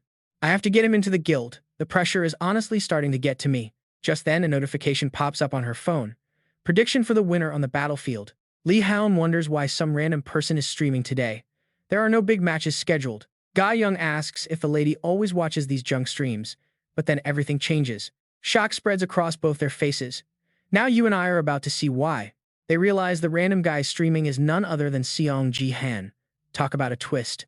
What really blows Lee Haeon away is the title. Seong Ji Han put it right there at the top. "I am the Sword King's brother-in-law." Not just Lee Haeon, but every single viewer is losing it. They see the twin sword statue behind him and realize this guy is actually telling truth. He is at the Sword Palace. That twin sword symbol is the famous statue atop the building. That is the ultimate proof. Seong Ji Han speaks up. Yoon Se-ah, could you step back for a second? Instantly comments flood in. Is that the traitor's daughter? Is she just like her father? While the crowd is busy mocking her, a few sharp eyes notice Seong Ji Han gathering his power. Power surges through his body. He slowly lifts his right leg. Nobody knows the plan. Seong Ji Han slams his foot down. Boom, the entire ground beneath him begins to shatter into pieces. The shockwave completely destroys the base of that massive twin sword statue. Everyone is totally stunned. Li Haon, Ga Young, and thousands of viewers are speechless. What is this crazy guy doing? Is he faking drama to sell something? Not a chance. Seong Ji Han puts everything into his fist. He throws a massive punch, pulverizing the statue instantly. The live viewer count hits 20,000. Most people are loving the chaos, but a few fans are absolutely livid right now. The Sword King will never forgive you for this. Suddenly, the views jump to 13 million. Achievement notifications are popping up everywhere. After wrecking the statue, Seong Ji Han finally speaks. Now let us talk about Yoon Sejin's naturalization on BattleTube. Stick with me, guys. It is the biggest platform on the planet, guys. And we all know why it is part of the legendary Battle.net. The views, the subs, the total watch time, every single one of those stats gives Seong Ji Han a serious reward boost. For our guy Seong Ji Han, that traitor Sword King's brother-in-law title is actually his best chance to farm some massive rewards. Look at all these notifications. Achievements are popping off, but then boom. 100,000 dislikes right in his face. We totally expected the hate, but damn. I cannot believe that traitor Yoon Sejin still has this many loyal fans left. One comment really caught our eye, though. Someone is screaming, "How dare you destroy the monument of the twin swords?" They are calling it the Sword King's symbol. What if he never comes back because of what you did? Absolute madness. See that black twin sword logo? That is the Sword King clan. They are just a bunch of toxic fanboys for that guy. These are the same people who cornered Yoon Se. Their loyalty to the king is just fueling their rage toward everyone else. And now all that blind anger is shifting right toward his only flesh and blood, Yoon Se. It is painful to watch. They claim the king left because of his rebellious kid. They actually want Yoon Se dead, so he will come back and kill her. Can you believe this? These guys are just inventing crazy lies to cover up the fact that he abandoned his country. They just need someone to blame for the Sword King's crimes, but Seong Ji Han is not letting that happen on our watch. He is volunteering to take the hit. All right, everyone, listen closely to what I am about to say next. He drops the truth bomb. Yoon Sejin is never coming back. As Seong Ji Han says those words, we all felt the shift. People are like, wait, is not this that bronze rank Seong Ji Han? Look at him making such a massive scene. He just smashed the twin sword monument. Then right in front of everyone, Seong Ji Han pulls out his phone to show us. It is the original recording. The final conversation between the Sword King and Yoon Se right before he vanished. The whole country just saw the ugly truth. The real face of the so-called Sword King was finally exposed to everyone. Most of us were just stunned, totally unable to process this. But some people, they are starting to get furious. To think a piece of trash like him was our national idol. Then the recording hits the part about his new lover. Seong Ji Han shuts it down. Fans are mocking him now. An international marriage. No wonder he threw away his country and kid. The hardcore fanboys are still in total denial, though. They are shouting that it is all fake and cannot be real. Now Yoon Se steps in front of the camera. Hello everyone, I am Yoon Se, the daughter of the Sword King. She is clearly in shock after everything that happened, but she is here to make a huge announcement to us. Her father said he was leaving the Sword Palace to her. You can already see people getting jealous of that inheritance. Some people are even joking, why is not my dad a Sword King? I want a Sword Palace too. Classic. But Yoon Se is not having it. She refuses to accept anything from a man who abandoned his family and nation. So she is donating the entire building to the country. She hopes this helps the government and the people move forward. Rewind to 30 minutes ago, Yoon Se was completely shocked. Uncle, are you serious? You want me to give it away? She asks if he is drunk or something. Why on earth would he suddenly want her to make a move like that? Seong Ji Han just confirms he is stone cold sober. No alcohol involved, he knows exactly what he is doing here. Honestly, we did not think he could convince her. They are not just selling some normal house, you know. This place is worth more than most people could earn in 10 lifetimes. Donating it is a massive, massive deal. But Seong Ji Han has a plan to protect her. He wants to make sure Yoon Se does not get caught in the crossfire. Because later on, the Sword King shows up as Japan's representative. It is a total showdown between South Korea and Japan. He actually defeats Korea, and that is when the public's anger hits a literal breaking point. The rage was so out of control that the government had to seize all of Yoon Sejin's assets just to calm people. Back then, Yoon Se took the brunt of all that hatred. She had absolutely nowhere left to go. The Sword King clan was constantly hounding and threatening her until she was finally pushed right to the edge. Since the state was going to take it eventually, Seong Ji Han decides they should just donate it first on their own terms. It keeps the public and the government happy, and it saves Yoon Se from all that unfair criticism. That is what Seong Ji Han is thinking. But in the original timeline, he was just a drunk uncle who lost everything. He cannot exactly tell her he is from the future, but get this, Yoon Se does not even doubt him for a second. She just trusts him completely. Without a second thought, she agrees to donate the entire building. This one is for the government. Yoon Se-ah says it has been a long time since she saw Seong Ji Han this confident and sharp. That is why she trusts her uncle unconditionally. Back to the present, and Seong Ji Han is looking so proud of his niece, Yoon Se. She really does look like her mother, talented and beautiful. But then a few toxic comments from the Sword King clan catch Seong Ji Han's attention. Representing the Sword King, they tell Yoon Se-ah she's been tricked and call Seong Ji Han a total fraud. Can you believe these guys? They claim Seong Ji Han isn't actually related to the Sword King but a Japanese spy instead. But our guy Seong Ji Han, not scared at all. He is perfectly calm because being the target was his plan all along. He's basically saying, go ahead, throw everything you've got at me. He is doing this so Yoon Se-ah stays out of their crosshairs. Once she finishes speaking, Seong Ji Han stands up to take over the mic. Honestly, he's doing an amazing job. He says he did everything for a woman, but anyone who knows the Sword King knows better. Yoon Se-ah is just standing there with her jaw dropped. This definitely wasn't in the script they discussed earlier. Then Seong Ji Han keeps going. He calls him out for being a has-been. He asks if they really thought no one knew he ran to Japan because he failed in Korea. This sparks even more drama. The Sword King clan starts spamming Seong Ji Han with threats, but you know he doesn't care. They tell him to watch his mouth. Some people laugh, seeing a bronze-rank guy from Gangnam calling the Sword King a has-been. What a joke. Seong Ji Han ignores the mob and boldly tells Yoon Se-jin to take good care of himself over in Japan. No, he calls him Yoon Se-jin instead. He promises that when they meet again, he's going to beat him beyond recognition. Once the broadcast ends, a worried Yoon Se-ah asks if that was really necessary. Now both Korea and Japan are in a total frenzy. Seong Ji Han tells her to relax and just stop checking the news. But Yoon Se-ah starts to feel like something is definitely up. She says he feels different. Ever since last night, it's like her uncle has transformed into a completely different person. Seong Ji Han knows why she's suspicious. Just yesterday, this guy was stumbling around completely wasted and drunk out of his mind. Now he is acting all mature, so of course it feels strange to her. While they are still talking, the doorbell suddenly rings. Yoon Se-ah wonders who's visiting, but Seong Ji Han isn't surprised.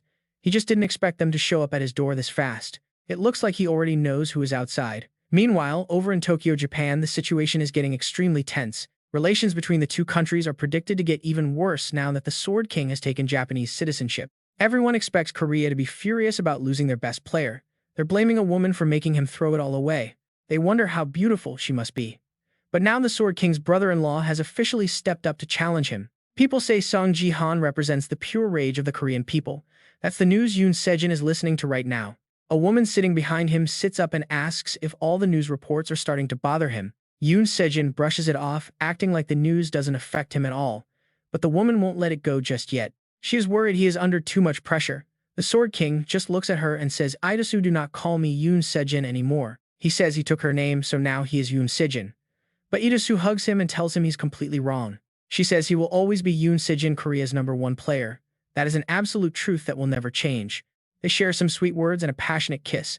Let's just say things get pretty intense between them after that. Switching back to Seong Ji Han, once he hears the doorbell, he gets up and heads straight over to open the door. It's exactly who he expected, the head of the Korean government's combat division, Park Hyun.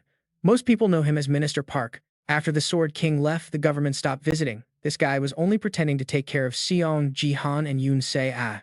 His real goal was surveillance. But now Seong Ji Han is ready to take back everything he needs. The show is about to start. Minister Park admits the government knows they can't bring the Sword King back. Talk about a major blow to their pride. But they can't let the public know yet, especially since Korea has a big match coming up very soon. Seong Ji Han just cuts him off. He tells the minister to stop the small talk and get straight to the point. He knows they want him to stop the electric sword donation. If he does, it's an official admission the Sword King isn't coming back. Park is shocked by how blunt Seong Ji Han is being. He's wondering if this is really the same guy he knew before. The old Seong Ji Han was always drunk, but this guy feels like a totally different person. The change is absolutely wild. Minister Park sighs, claiming they haven't completely given up on bringing the Sword King back home yet. They want a management contract instead of a donation. Seong Ji Han immediately sees through their little scheme. Managing the item until the owner returns keeps hope alive for the public. It is all just a big publicity stunt. Seong Ji Han sees right through them, but he'll play along to reach his own goals. Stick around because things are heating up. Minister Park thinks it is better for Seong Ji Han and Yoon Se-ah to stay even if the Sword King returns. He pulls out a management contract from his pocket. It is filled with amazing terms for both of them. Please read this and think it over. The government clearly put a lot of effort into this offer. If they are willing to go this far, it is probably best for Seong Ji Han to just agree. Seong Ji Han tells Minister Park that they accept the contract, but he has one very specific request to make. The streamer Gwang is finally live. Viewers are already rushing in to catch his latest crazy broadcast. This guy is the one and only Gwang. Hello everyone and welcome back to my channel for more action. Today we are returning to the Coliseum of Blood and Bones. Let the brutal battles begin, everyone. Gwang jumps from a statue and flashes a bright smile. He is always so extra with his entries. A viewer instantly sends 100 points with a message.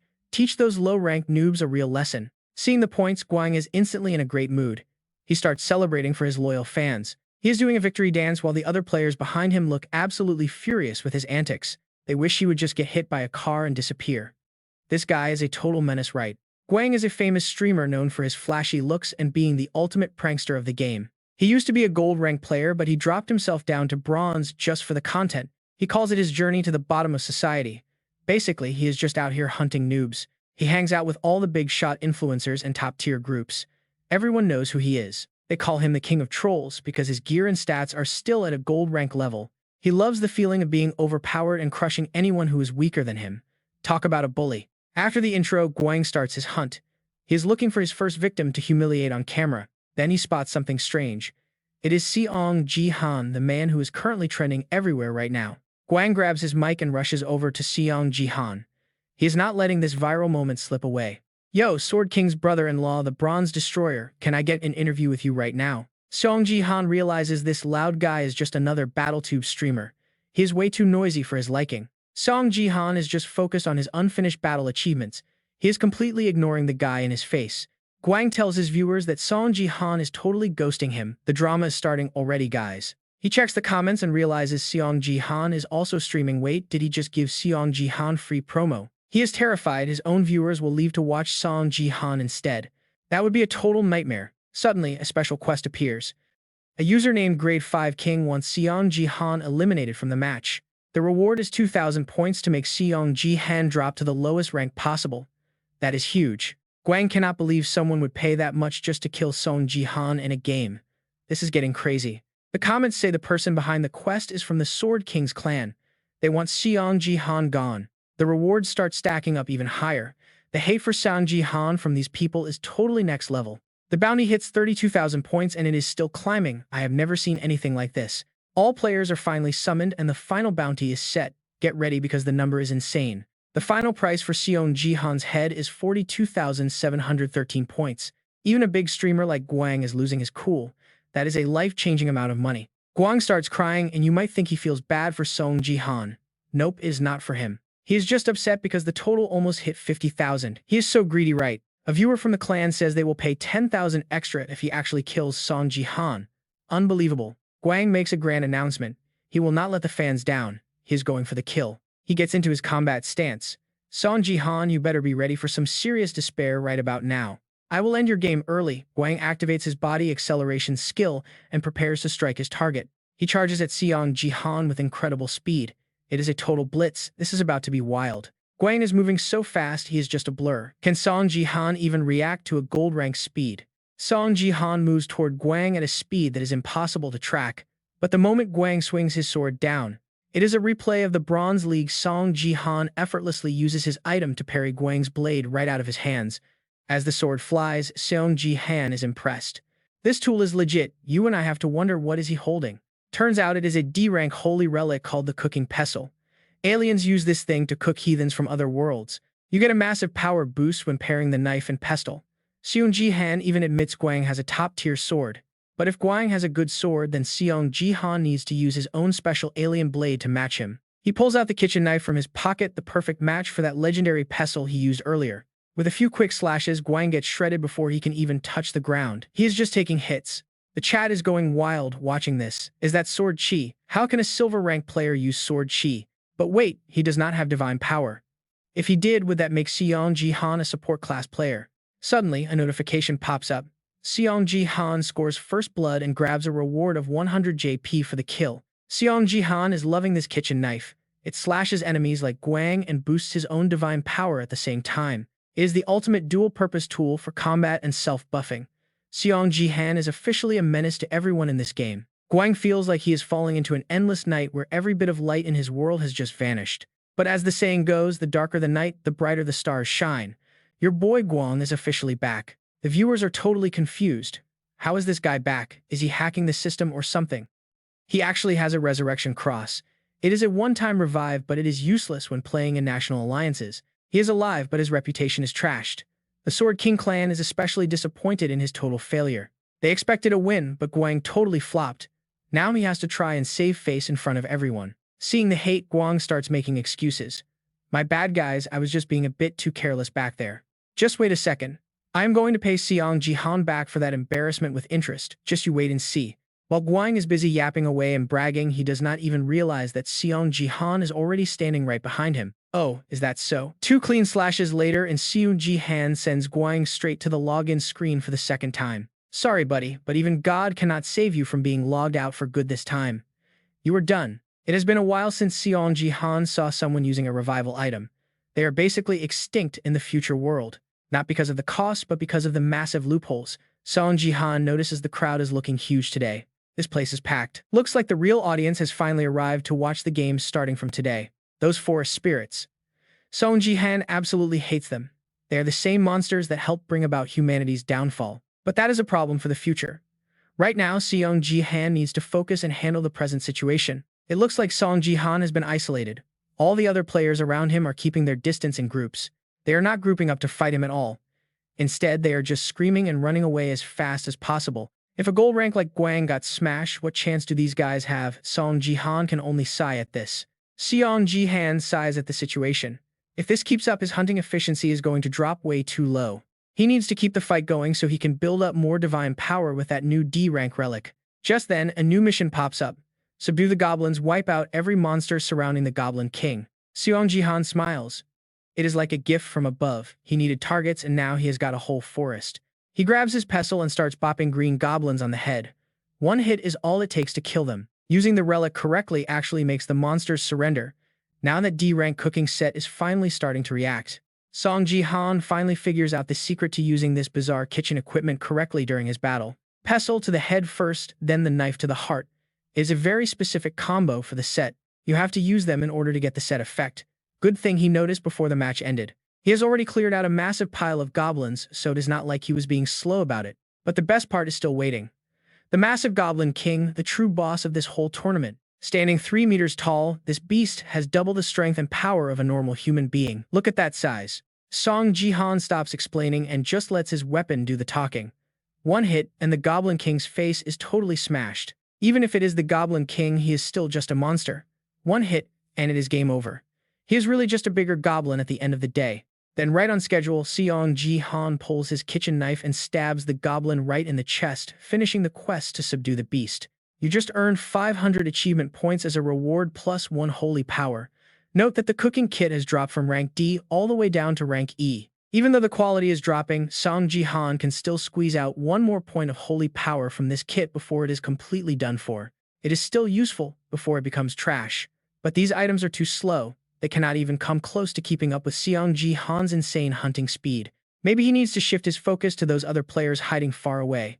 It looks like everyone is doing their best to avoid our guy Seong Ji Han. They are fighting way off in the distance. Seong Ji Han starts rolling up his sleeves. It is annoying but fine. If the mountain won't come to him, he will go find it. Suddenly, Seong Ji Han radiates a terrifying power, pure bloodlust. He grips that cooking kit like a god of death and starts marching toward the other players. You and I know what happens next. The viewers are already praying for those poor Silver League players. Some people in the chat are actually complaining that Seong Ji Han is not managing his stream well. Still, he is way better than that useless guy who died early. Meanwhile, in a luxury Gangnam apartment in the heart of Seoul, we find someone new. A guy named Hwang Guang is sitting at home, proving he is nothing more than a total keyboard warrior. When he reads those hateful comments, he immediately understands that the useless guy everyone is talking about is actually him. Talk about a reality check. But you cannot really blame him. It is not that Hwang Guang is too weak. It is just that Seong Ji Han is way too strong in a way that makes zero sense. For example, looking at a clip of Seong Ji Han fighting those goblins, his average stats are hovering around 34 to 35. That is just absolute madness for a player at his level. The stat limit for bronze is only 25. How on earth can a guy who just got promoted from bronze to silver like Seong Ji Han have such terrifyingly high numbers already? While Huang Guang is busy cursing Seong Ji Han out for being a game hacker, several high-pitched squeals suddenly erupt from the live broadcast sounding just like pigs being slaughtered. When Huang Guang looks at the screen again, he realizes those screams are coming from the other players left in the Silver League match. They are absolutely terrified. Our monster Shang Jihan has basically turned into a butcher with that cooking kit in his hand. Everywhere he goes, another player ends up dead. It is a total bloodbath out there. Nobody can survive a single strike from Seong Ji Han. He is racking them up. Double kill, triple kill, quadra kill, and finally he hits that legendary penta kill. Just like that, Seong Ji Han is single-handedly tearing through the virtual world, leaving every other player completely pale with fear and shock. This archer guy tells the bald player next to him to hurry up and use a strength-buffing spell. He is planning to dump all his power into one shot to kill the hacker. Right after that, the archer lets out a massive roar. "You damn hacker, you need to stop right now." Then he fires off a whole barrage of glowing blue arrows straight at Seong Ji Han's head. But Seong Ji Han stays as cool as ever. With nothing but a cooking masher in his hand, he starts swatting every single arrow out of the air. In the end, not a single arrow even grazes him. The bald guy and the archer are just staring in total despair. I think you and I would feel the same. They do not have a single ounce of courage left to fight Seong Ji Han anymore. Both of these guys end up as nothing more than loot for Seong Ji Han's growing collection. Then they get logged out of the game. The viewers start spamming the chat again. What was that 10 kills in a row already? Is this guy actually using a hack? This is insane. He has gone completely crazy. Seriously, is this guy even human anymore? I am starting to have doubts. Suddenly, Seong Ji Han gets a notification. The cooking kit is reacting, and he gains one more point of holy power. We love to see it. The cooking kit drops to rank F. Hidden quest complete. You achieved 10 kills in the coliseum. That is a massive accomplishment for a promotion match. You earned 500 more achievement points. It looks like Seong Ji Han has finally hit his targets for this specific run. Both holy power and achievement points were gathered perfectly. This trip was definitely worth it. But there are still so many things that Seong Ji Han needs to get ready. He needs something powerful and decisive. Right at that moment, Seong Ji Han notices that a brand new quest has just popped up on his screen. An epic quest. Find the Shadow Queen among the spectators in the Coliseum and provoke her. Wait, an epic quest appearing right here. This is big. An epic quest. How could a mission this huge show up during a simple bronze to silver promotion match? It does not make any sense. Most importantly, check out the rewards. 50,000 achievement points and the attention of the Shadow Queen constellation. That is a literal game changer for him. A constellation, that is a supreme being that represents an entire star. A literal divine entity within the world of BattleNet. Absolute top-tier stuff. Getting a constellation's attention means you might get sponsored, giving you powers and abilities that are usually impossible for a normal player to obtain. This is something that usually only happens at Diamond rank. So why is it appearing right in front of Seong Ji Han right now? The world is shaking. Seong Ji Han tells himself he has to finish this mission no matter what. If he can just get one of them on his side, he's set. Surely other constellations will start getting interested too. But trying to find the Shadow Queen while she is hiding won't be simple. Among the endless sea of elves sitting up there in the stands, picking her out is not going to be an easy task at all. Right now, Seong Ji Han is officially one of the very first people in South Korea to ever reach this kind of level so fast. He just set a record for killing 10 players in a row. The only person to ever do this before was the legendary Sword King Yoon. Seong Ji Han is breaking the internet. News about his latest stunt is starting to spread everywhere now. Get this, Seong Ji Han gained 10,000 followers and 4,000 views on his battle channel in just one day. Those Sword King clan haters who wanted him to fail, they are suddenly his biggest fans now. Naturally, all that toxic energy shifted right onto that low-tier guy Huang Guang. His live stream is getting absolutely roasted. The comment section is a total war zone. Can you believe Seong Ji Han killed him twice out of his 10 total kills? Talk about embarrassing. Everyone is treating Huang Guang like a walking meme. Looking at all those hateful and negative comments, all poor Huang Guang can do is sigh. He realizes fighting it is useless, so he decides. He is going to hop on the Seong Ji Han hype train and carry his bags for some views. His new dream becomes Seong Ji Han's personal editor and turn the man into a legendary global superstar. Back at the mansion, Yoon Se-ah is staring at her uncle with her jaw on the floor. She is wondering when her drunk uncle became this overpowered. Honestly, she actually feels bad for his opponents. Yoon Se-ah asks why he blocked all his supporters when so many people want to donate money. Seong Ji Han checks his status board and realizes he just forgot the settings. He does not actually hate cash. Yoon Se-ah suggests that he should at least set a minimum donation amount for his fans. Constant pop-ups would be super annoying otherwise, Seong Ji Han thinks her idea is actually pretty solid. He suggests setting the minimum to 10 million won. Yoon Se-ah is totally shook. Is he trying to rob people? Honestly, Seong Ji Han does not even care about the money. He is focused on that new epic quest. Seong Ji Han cannot figure out how to identify the real Dark Queen among the thousands of people in the stands. Seeing Seong Ji Han looking so stressed out, Yoon Se-ah quickly realizes that her uncle is stuck on a tough problem. She tells him to vent a bit and explain the problem. Who knows, she might actually be able to help. Seong Ji Han just smiles. Yoon Se-ah really is her mother's daughter from her personality down to every little gesture. Seong Ji Han gives her the full breakdown of the quest. Basically, he needs to track down the mysterious Dark Queen. Since the only clue is that she was in the audience, Yoon Se-ah decides to stay and study the footage. She's going to scan the recordings to find her for him. Seong Ji Han heads back to his room. He is feeling pretty conflicted. He needs this quest done, but asking his niece feels a bit wrong. Tracking her down is like finding a needle in a haystack, but Seong Ji Han knows it is finally time to get organized. After wrapping up some unfinished business, Seong Ji Han uses his accumulated achievement points to buy a brand new class slot. This lets Seong Ji Han unlock a brand new class slot between the three remaining options of warrior, mage, or archer. You and I are watching history as Seong Ji Han picks mage as his second class choice. The mage class is added and suddenly a massive purple aura floods the entire room. He can feel a brand new power flowing from his heart. It feels nothing like divine power. The real reason he picked mage after being a support is all for that. One unique stat you only get by merging these two classes together, force. Seong Ji Han remembers what Barrett, that big-shot US guild leader, accidentally blurted out while he was drunk. A red-faced Barrett told him that if he had just joined their side a bit earlier, he would have treated him like a real American and given him a much warmer welcome. Usually this guy is arrogant and cold, but alcohol always turns him into a total chatterbox. But that day he said something weird. He thought they could have been true best friends. Just like when he unlocked force. Seong Ji Han was confused. Force? You mean your skill? Barrett looked at him like he was crazy. You really do not know. Force is a special stat that appears when you blend divine power and mana perfectly. Theoretically, anyway. It is not that simple. Most people cannot even try to achieve it. He claimed he was the only one who could do it since he had two separate status windows. That was the SSS-Rank gift Barrett received. Stick around because Seong Ji Han's reaction is absolute gold. Only two classes Barrett keeps going. But there is one more catch, one final condition. Your divine power must be 10 or higher. Barrett isn't hiding anything from Seong Ji Han because he is just that, cocky. He is convinced he is the only one on Earth who can dual class.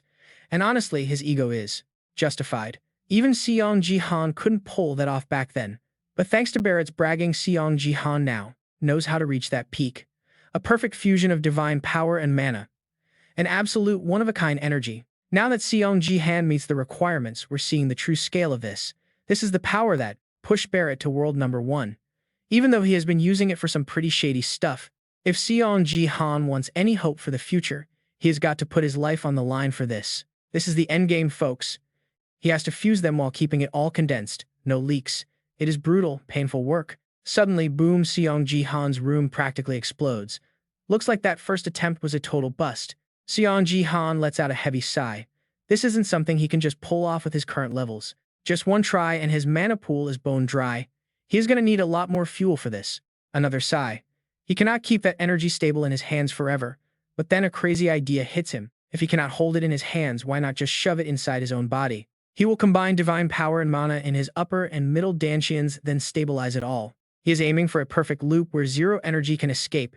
If he can just compress all three, he goes for it, instant agonizing pain. A chaotic red energy starts swallowing Seong Ji Han's entire body. As he forces the three energy centers together, system warnings start screaming. He is way past his limit. Seong Ji Han's screams are so loud that Si-ah hears them from the next room.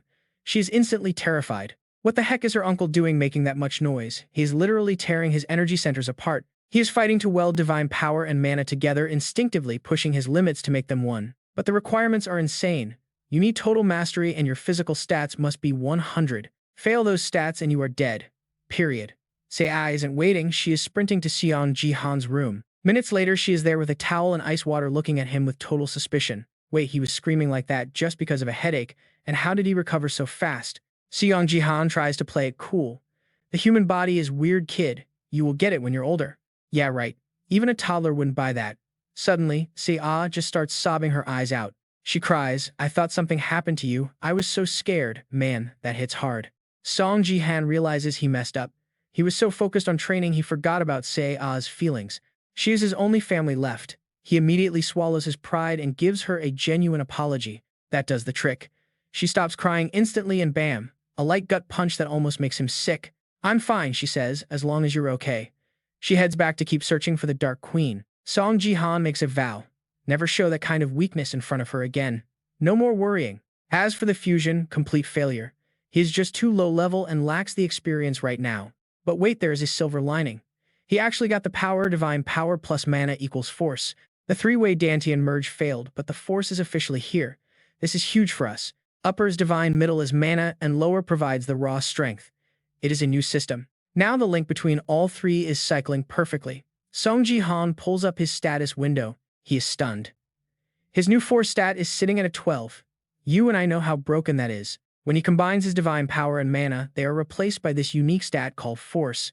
Even though the three-way Dantian fusion wasn't a total success, he still managed to unlock the force. The upper Dantian gives divine power, the middle gives mana, and the lower gives raw strength. By linking them, the force is born. Now the connection between all three energy centers is stable. Looking at his status screen, Seong Ji Han is absolutely floored. His force stat is already at 12. How?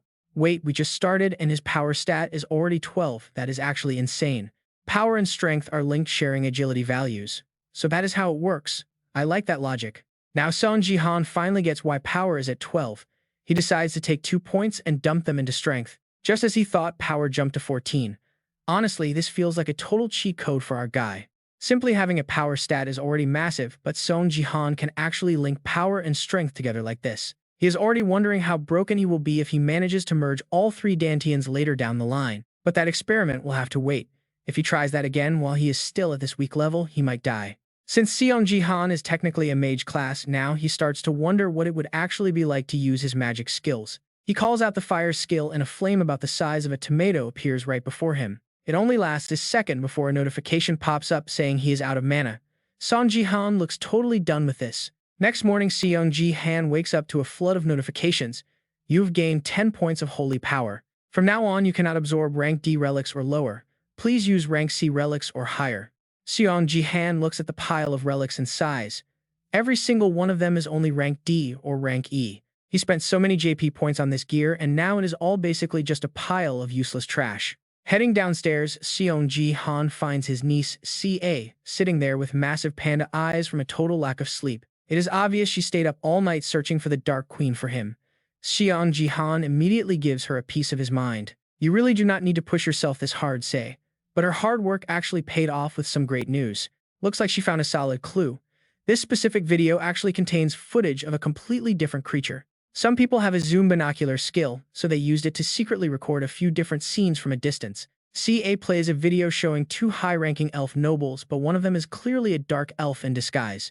CA thinks this girl fits the Dark Queen title perfectly, but it is still too early to say for sure. It is just her theory for now, but Seong Ji Han still gives her some praise. You did a great job. In his head, he is thinking there is no way a constellation would reveal their identity quite this easily to the world. From tomorrow, I will find foreign videos and edit them for you, uncle. Seong Ji Han is totally caught off guard. He had no idea she could edit videos. Sei says proudly, I used to edit everything for my dad. I made all of my father's combat videos. Hearing this makes Seong Ji Han instinctively look at the shattered photo of the Sword King hanging there. Yoon Sejin, you absolute scumbag. Did you really just leave your daughter behind like this, you pathetic piece of trash? Let us jump back 2 days to the unfinished conversation between Minister Park and Seong Ji Han's family. Minister Park says, I think I know who the Sword King's woman is. Her name is a Tosu with an S-rank skill called Alluring Beauty. This revelation shocks both CA and Seong Ji Han. Is Minister Park suggesting that Yoon Sejin was actually under some kind of dark charm? According to him, that is the Korean government's theory. They believe that skill does not just control a person's body, it can actually change their thoughts. This has happened many times before, with Korea's top stars suddenly defecting over to Japan. If that skill has no limits, she will just keep appearing to charm new players. After hearing this entire story, Seong Ji Han immediately starts looking into Itosu's alluring beauty, but he cannot find a single shred of information related to it anywhere. Japan is keeping her a total secret, leaking nothing. It looks like Minister Park might actually be right about this. Seong Ji Han needs to be extremely careful with this woman himself, or he might end up as her next target one day soon. If Minister Park is right, I am afraid those Japanese players have already started making their move. Seong Ji Han needs to get things ready so he can handle whatever unexpected surprises might be coming his way. While Seong Ji Han is busy getting everything ready, a Japanese Defense Force plane has already touched down on Korean soil to start their operation. The next morning, Seong Ji Han and CA are both looking incredibly sharp.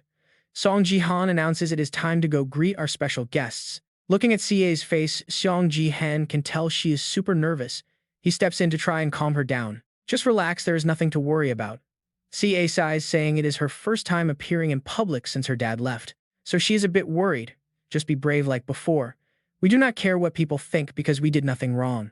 Seong Ji Han's warm words help CA relax a lot more than before. They step through the gates and finally enter the grand hall together. A massive crowd is waiting for Seong Ji Han inside. Everyone is dressed to the nines and you can really feel the heavy atmosphere. Pure luxury everywhere. As Ji Han and his niece arrive, a voice suddenly calls from behind. We have been waiting for you, Seong Ji Han. Everything is ready, please come inside. It is Minister Park. Shang Jihan asked him to organize a massive auction for the gear, the Yoon Sejin Assets Auction. This is basically the event of the century for fans. Hosted by BattleNet Korea. Back then, Minister Park did not understand the reason, but now he sees the real goal. Jihan is baiting Japan to show their hand. Jihan confirms it. Every item he chose for this auction serves one specific purpose. Japan is desperate for Yoon Sejin's connection device and his secret battle data. Jihan is positive they will bite. He knows they have no choice but to act. He even thinks the Sword King might show up. This forces Koreans to face the truth. Minister Park is stunned. The sheer confidence on Jihan's face is almost scary to watch. It is like Jihan knows exactly what will happen, like he sees the future. Jihan tells Park this is their last chance. Watch the Japanese reporters very closely. Suddenly, a huge commotion breaks out at the door. People are screaming to get inside. Let us in, we are family. Sia looks back and sees her aunt and uncle. Her aunt screams, Sia, are you crazy? How can you auction these priceless treasures?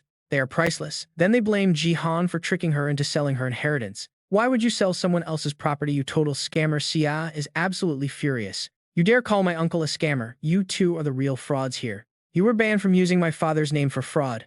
I am not an idiot. That was a total face slap. I know you just want my father's money. Another verbal blow to their faces.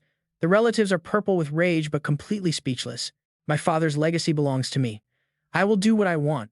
Now get out. They have no right to interfere. These people have no business being here at all. Security drags the greedy relatives away. You and I know they definitely deserve that. Jihan is proud. His niece is all grown up and has a real backbone. Mess handled. Minister Park leads Jihan and Seiya into the main auction hall. Reporters swarm them instantly. Jihan, what is the goal? Why let other countries bid? I heard you are allowing other countries to bid. Why would you do that? Yoon say, look here. Did someone force you to sell your father's gear like this? Do you want the Sword King back or are you just trying to cash out? The questions are relentless and insulting. Jihan's mood shifts to cold instantly. He uses his power to shatter every single camera lens in the room. Boom. No one knows what just happened. Jihan takes the stage with a warning. This is an auction, not a press conference. Know your place or get out. He announces the 3 items. First, the legendary connection gear of Yoon Sejin himself. It reduces injury rates by 99% and holds all his combat logs, plus analysis on high-tier players across Asia written by the Sword King himself. The crowd is buzzing. This data is gold for the upcoming match against Japan. Jihan knew they could not resist. You cannot find data like this elsewhere. Then a hand goes up. Jihan looks over and his eyes widen. It is Takasugi, recruitment manager for the Japan Self-Defense Force. He is finally here. If the auction is starting, can I start the bidding now? The tension is crazy. He immediately drops a massive bid of 5 billion. The crowd goes silent. The trap is set, and Japan just took the bait. Stick around for the next part. 5 billion yen for every single item on the block today. That massive number alone had everyone in the room sweating buckets. But Kazuo had a catch. He wanted a private sit-down with Yoon Seiya and Seong Ji Han after the whole event was over. Once it finished, Seong Ji Han saw right through him. He didn't blink when he told him, sorry, but I can't agree to that. If you have something to say it here. Now is definitely not the time for private chats, and I'm sure Japan knows that. You could practically smell the gunpowder in the air. Ko was terrified, begging Seong Ji Han not to look at him like that. I'm just a guest here, he stuttered. But keep pushing like this and someone might lose their cool. I'm starting to get scared. Specifically, my bodyguard Sadao. She might not be the Sword King, but she's a top-tier player you don't want to mess with. Before he even finished talking, Sadao's blade was already resting against Seong Ji Han's neck.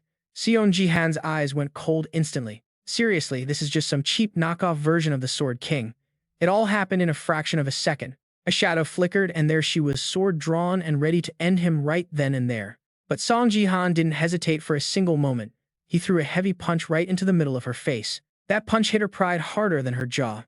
Sadao was ready for a bloodbath and prepared to draw her weapon again. Seong Ji Han just casually put a hand on her shoulder and told her she should probably stop while she's ahead.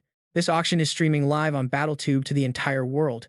You really want to swing a sword at me on camera? Kazuo stepped in immediately to apologize, claiming his guard just got a little too excited. He tried to play it off. I'll apologize on her behalf. But Seong Ji Han, we need to be clear about this 5 billion yen and that meeting. I need an actual answer to my offer, and I think I deserve to hear it from the mouth of Yunsei herself. Isn't the Sword King's property technically under her control? She should be the one running this show, right? Kazuo walked right up to Yunsei and asked what she thought about his secret offer. Don't you want to know where your father is hiding? You can ask me anything you want. I have so much to tell you. But his words were clearly making Yunsei start to look very uncomfortable and hesitant. Ko was smirking, thinking there was a 100% chance she would cave in. How could a kid turn down a 5 billion yen offer? But Yunsei shut him down instantly, leaving Kazuo frozen. Kazuo was frozen solid for a few seconds. Talk about a total shutdown for someone talking that much trash. He desperately tried to convince her to change her mind. Our 5 billion yen is like 50 billion to you. You're walking away from that over one little meeting. Yunsei didn't back down and announced her choice clearly. My uncle told me to be careful, she said. He warned me that if my father only reaches out through money, then I don't want to know a single thing about him. The crowd finally exhaled after hearing those words. They were so worried Japan would walk away with everything.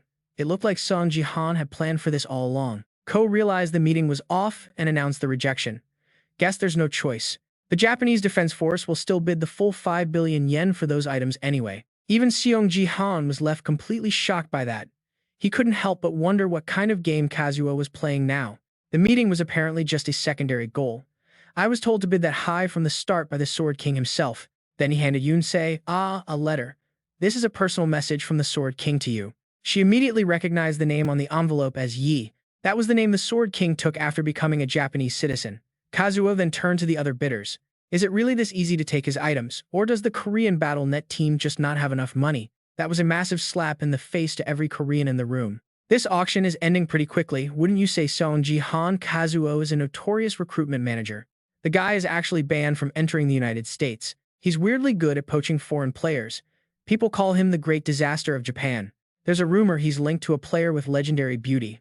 Those two are likely working closely together. The atmosphere in the room turned sour. Japan was walking away with everything way too easily. It felt like we were just handing these items over. This is going to look terrible in the media. Everyone at the auction was completely deflated. 5 billion yen on the first bid. What's the point of even bidding? So why are we even here? This is totally pointless. Yunsei, I heard through the news that you donated the lightning sword. I do not know why you would do such a thing, but it is truly a shame. That was the last asset I left for you, so you better use it wisely. This is the end of our father-daughter relationship, so do not expect a next time. Those were the cold words the Sword King wrote in his letter to Yunsei and she confirmed it was definitely his handwriting. That was her father's script, no doubt about it. A beauty that could topple nations. According to what Minister Park said, it can actually control a person's mind. It is not just a guess anymore, but a fact. Shang Jihan has hated him for years, but at least he was once a good father to Yunsei. I cannot believe he could actually do something like this to her. Then Yunsei stands before everyone and tears the Sword King's letter apart. Mr. Kazuo, please deliver these words for me. Tell him I have received my inheritance and I am also very happy to cut off this relationship for good. But now I have accidentally torn the letter. Will that just create more work for the cleaners to pick up? Seong Ji Han immediately steps in and burns the entire letter. Do not worry, Yunsei. I will help you handle this mess. You do not need to worry about anything. Instantly, the entire letter is scorched by Seong Ji Han's firepower and turns to ash. Witnessing this, the crowd is totally stunned. Was that just a mage skill we just saw him use? How can he possess warrior skills along with the holy power and mana of a mage at once, guys? Suddenly, Kazuo's attention is fixed entirely on Seong Ji Han. Seong Ji Han, I really want to have that guy on my side. That is exactly the person our Japan must have. Immediately, hundreds of people rush to hand Seong Ji Han their business cards. Seong Ji Han, I heard you are not in a guild yet. We will meet any request you might have for us. Just join my guild. I would even wash your feet for you. Seong Ji Han has to politely refuse all of them. I am not in the mood to talk about these things right now. While Seong Ji Han is busy refusing this massive crowd, suddenly behind him, Yoon Se-ah feels a sharp pain in her head. Then she collapses unconscious right on the ground. Seong Ji Han sees this and immediately gets worried. He rushes over to hold her and asks what is wrong with her. Yoon Se-ah, stay strong, I will take you to a hospital right now. But then Yoon Se-ah whispers something in his ear. Those words leave him looking totally blank. It turns out Yoon Se-ah was just acting this entire time to help him. She thought Seong Ji Han was feeling awkward in the crowd, so she did that to help him escape. Seong Ji Han sighs deeply. She is just like his sister, from her intelligence to her beauty. Then Seong Ji Han stands before the crowd to announce, I am sorry I have to end this auction early. My niece is not feeling well and needs to rest. Both Seong Ji Han and Yoon Se-ah put on a show for everyone. Seong Ji Han carefully helps Yoon Se-ah walk toward the main exit door. Kazuo calls out to them, sorry if my appearance caused trouble, I just wanted to say a proper hello to you. Will you contact me after the auction ends? Seong Ji Han immediately uses his power to pull the card up to him. He shreds it right in the air. That is his answer, a total display of pure and firm determination. Some viewers start to mock him. Look at that, a world-class recruiter just got rejected right in his face. A Korean bronze player just did that to him. That old man must be furious, right? But he is not angry. He is actually shivering with joy because he found someone so interesting. You are definitely the right one for us. That incredible physique and the mysterious power that tore my card. That power alone is worth the investment for me. Even as a bronze player, this rising star will only grow more. Kazuo swears to himself right then and there. He must recruit Seong Ji Han no matter what. After leaving the auction, Seong Ji Han offers some high praise for his niece. Yoon Se-ah's acting was just like an A-list star. Even Seong Ji Han was totally fooled by her performance for a moment. Just then a notification pops up for Seong Ji Han. You have an unread message from a user named Takeda. Takeda has sponsored you 10,000 GP. Seong Ji Han, great meeting you today. Let us meet privately next time. Always your fan, signed Takeda. 10,000 GP. Seong Ji Han already turned off his stream, but he still donated that much. Unbelievable that his first sponsor is this total creep. Even Yoon Se-ah nearby is getting some major goosebumps from him. Just then, another greeting sounds in front of them.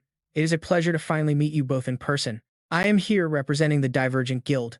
I am the head of Department 3, and my name is Lion.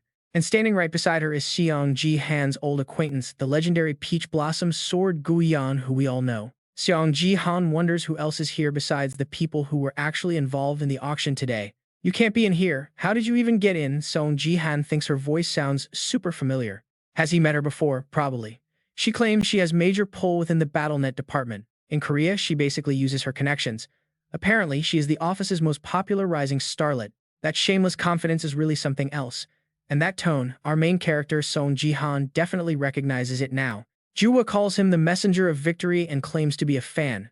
Then it finally hits Seong Ji Han. Seong Ji Han's face goes totally blank. It's her, no doubt. Seiya notices her uncle's weird expression right away. Our girl Seiya is shook. Is this woman his dream girl? Suddenly, Seong Ji Han finally speaks up. He quotes Mikhail Dostoevsky about the world being full of temptations that are very hard to ignore. A legendary writer who was also a total gambling addict. Seong Ji Han asks her if she likes the quote. The girls are stunned. Ga-young jumps in front of Juwa and demands to know who Seong Ji Han really is.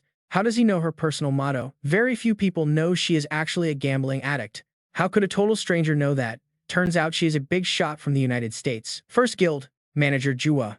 In Seong Ji Han's past life, this Korean member was just a lazy drunk who loved betting. But she became a top guild leader thanks to her insane voice ability. Originally, it was just buffs. After some testing, that power expanded to everything. We are talking stats, levels, and even gifted ranks. This S-rank voice skill is broken. It boosts experience, stats, and even specific player rewards. From that moment on, her skill became a literal game changer for anyone she chose to support. And Juwa is the best voice user out there. The American Guild is really stacking their roster. Seong Ji Han claims he saw her on a stream. Apparently, her comments really caught his eye back then. Out of everyone, Juwa's comments were the ones he remembered the most. That's why he dropped that Dostoevsky quote. Ga-young looks at Juwa like she is totally crazy. She was really leaving cringy fan comments. Juwa is turning bright red right now. She wants to disappear, but then she somehow manages to stay cool. She is not thrilled about the gambling addict label, but she is still ready to make her move. Things are feeling pretty awkward and weird. She predicts they will be seeing each other often. Seong Ji Han is just thinking it's the truth, though. Seiya sees him smirk and her jaw literally hits the floor. Is she really his dream girl? Is Uncle finally in love? Suddenly, Juwa pulls out her phone. She walks right up to Seong Ji Han. Seiya is convinced they are about to trade numbers right now. Talk about moving fast, Juwa tells him straight up that the United States Guild wants him. See you next time, Seong Ji Han. Just the two of us.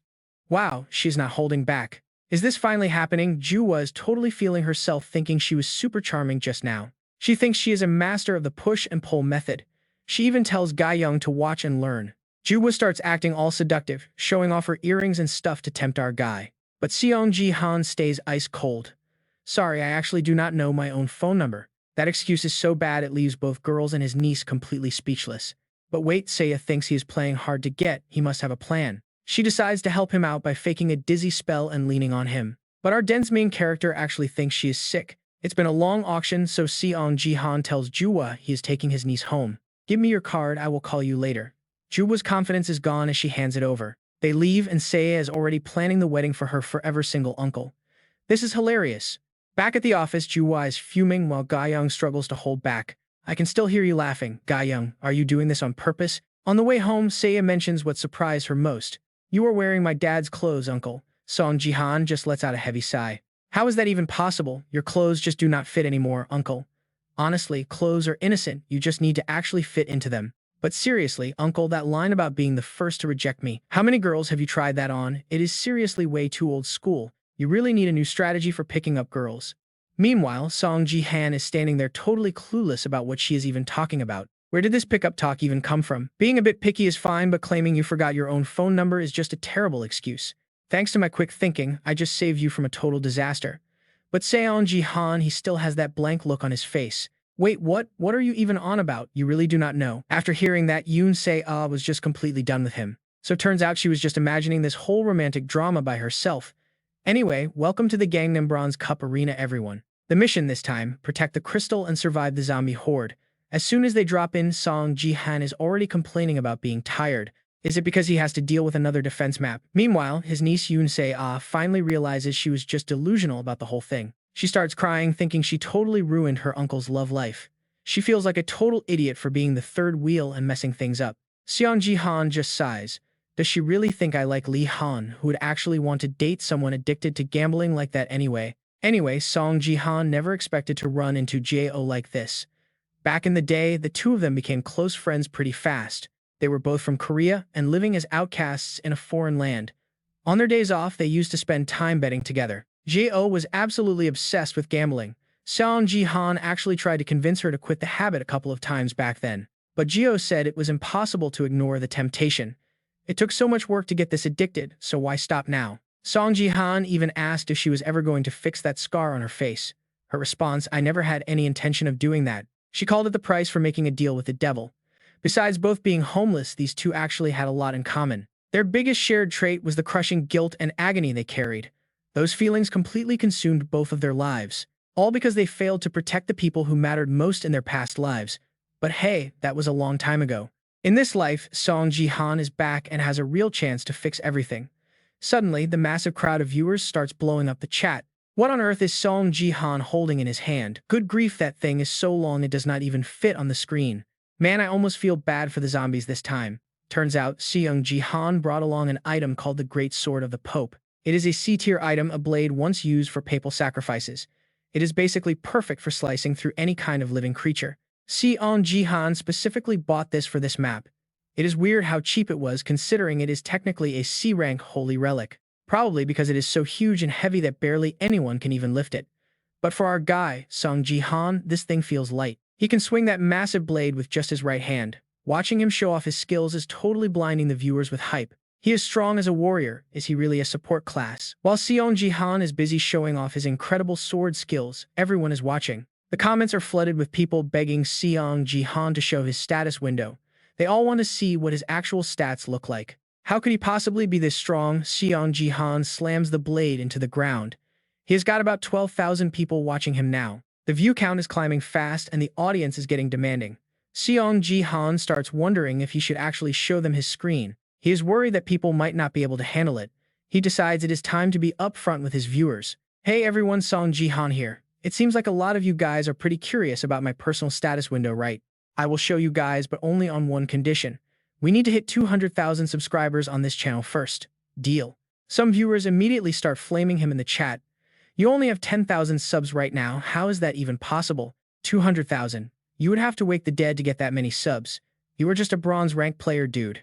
Having 10,000 followers is already a miracle, and now you want 200,000. Seong Ji Han just ignores all the haters, though. That is my promise to you guys. Plus, I am adding one more rule. From now on, if I ever lose first place, I will reveal my status window immediately. The chat starts blowing up with question marks. Everyone is shocked by his confidence. Do you really think you can keep a winning streak until you rank up? No way, stop dreaming. Arena maps are one thing, but still. Just wait until the team games start. You are going to regret those words. Right then, Seong Ji Han's new teammates finally show up. When Seong Ji Han turns around to see who he is, matched with his face turns into a mask of pure, absolute shock. How is this happening? Why are they all in the same place? First up is that flashy guy, Guanik, the same guy Seong Ji Han killed twice in the last arena battle. But honestly, it looks like he has changed quite a bit. As soon as he sees Seong Ji Han, Guang Ik looks like he won the lottery.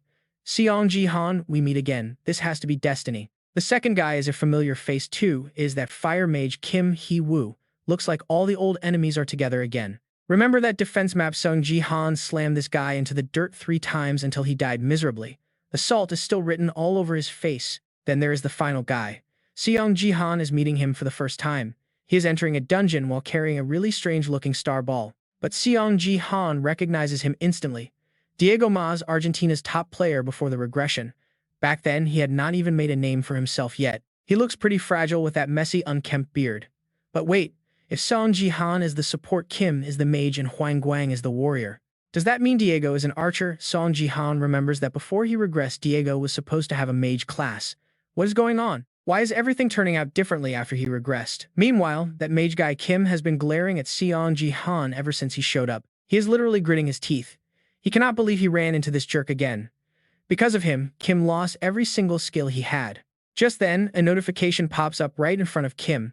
The Sword King 898 clan has posted a bounty mission with rewards. Destroy the crystal and stop Seong Ji Han from taking the top spot. Reward 50,000 GP. Kim is stunned. What a crazy mission. Suddenly, the game start alert rings out. Immediately, something blurs past at insane speeds, slamming into a zombie's face and dropping it in one hit. It is Diego's ball. He just kicked it like a missile toward the undead. Fans cannot believe a soccer ball can deal that much damage. Diego is a legend. He turns to Seong Ji Han and says, "Hey, give me a buff. I am an archer and I need juice for this team." Everyone has to do their job right. Buffing Seong Ji Han has not really used buffs on others before because his holy power used to be low. But now that his stats have skyrocketed, he can give it a shot. Seong Ji Han raises his hand and calls out for massive power. All 4 of them instantly receive a massive strength buff. Huang Guang is loving it. "Oh man, Seong Ji Han, this buff is huge. You are incredible. You and I have never seen a support character carrying a blade that big." Seong Ji Han is definitely built different, and the fans are loving it. While Kim is wondering why Seong Ji Han would even bother buffing him, Seong Ji Han speaks up. "Hey, Mr. Mage, are you actually going to play for real?" Kim is sweating bullets, trembling as he says, "Yes, of course I am." Huang Guang immediately leans in. "What's the deal? Do you two have history?" After hearing Kim's answer, Seong Ji Han says, "Good. I will leave this spot to you." Then he throws that massive sword on his back and leaps. Diego and Kim are just standing there totally confused. Only Huang Guang is watching with stars in his eyes. Seong Ji Han is just too cool. Kim is absolutely fuming. Does this guy think I am his servant or something? How dare he just give me orders like that in public? Dark thoughts start swirling in Kim's head.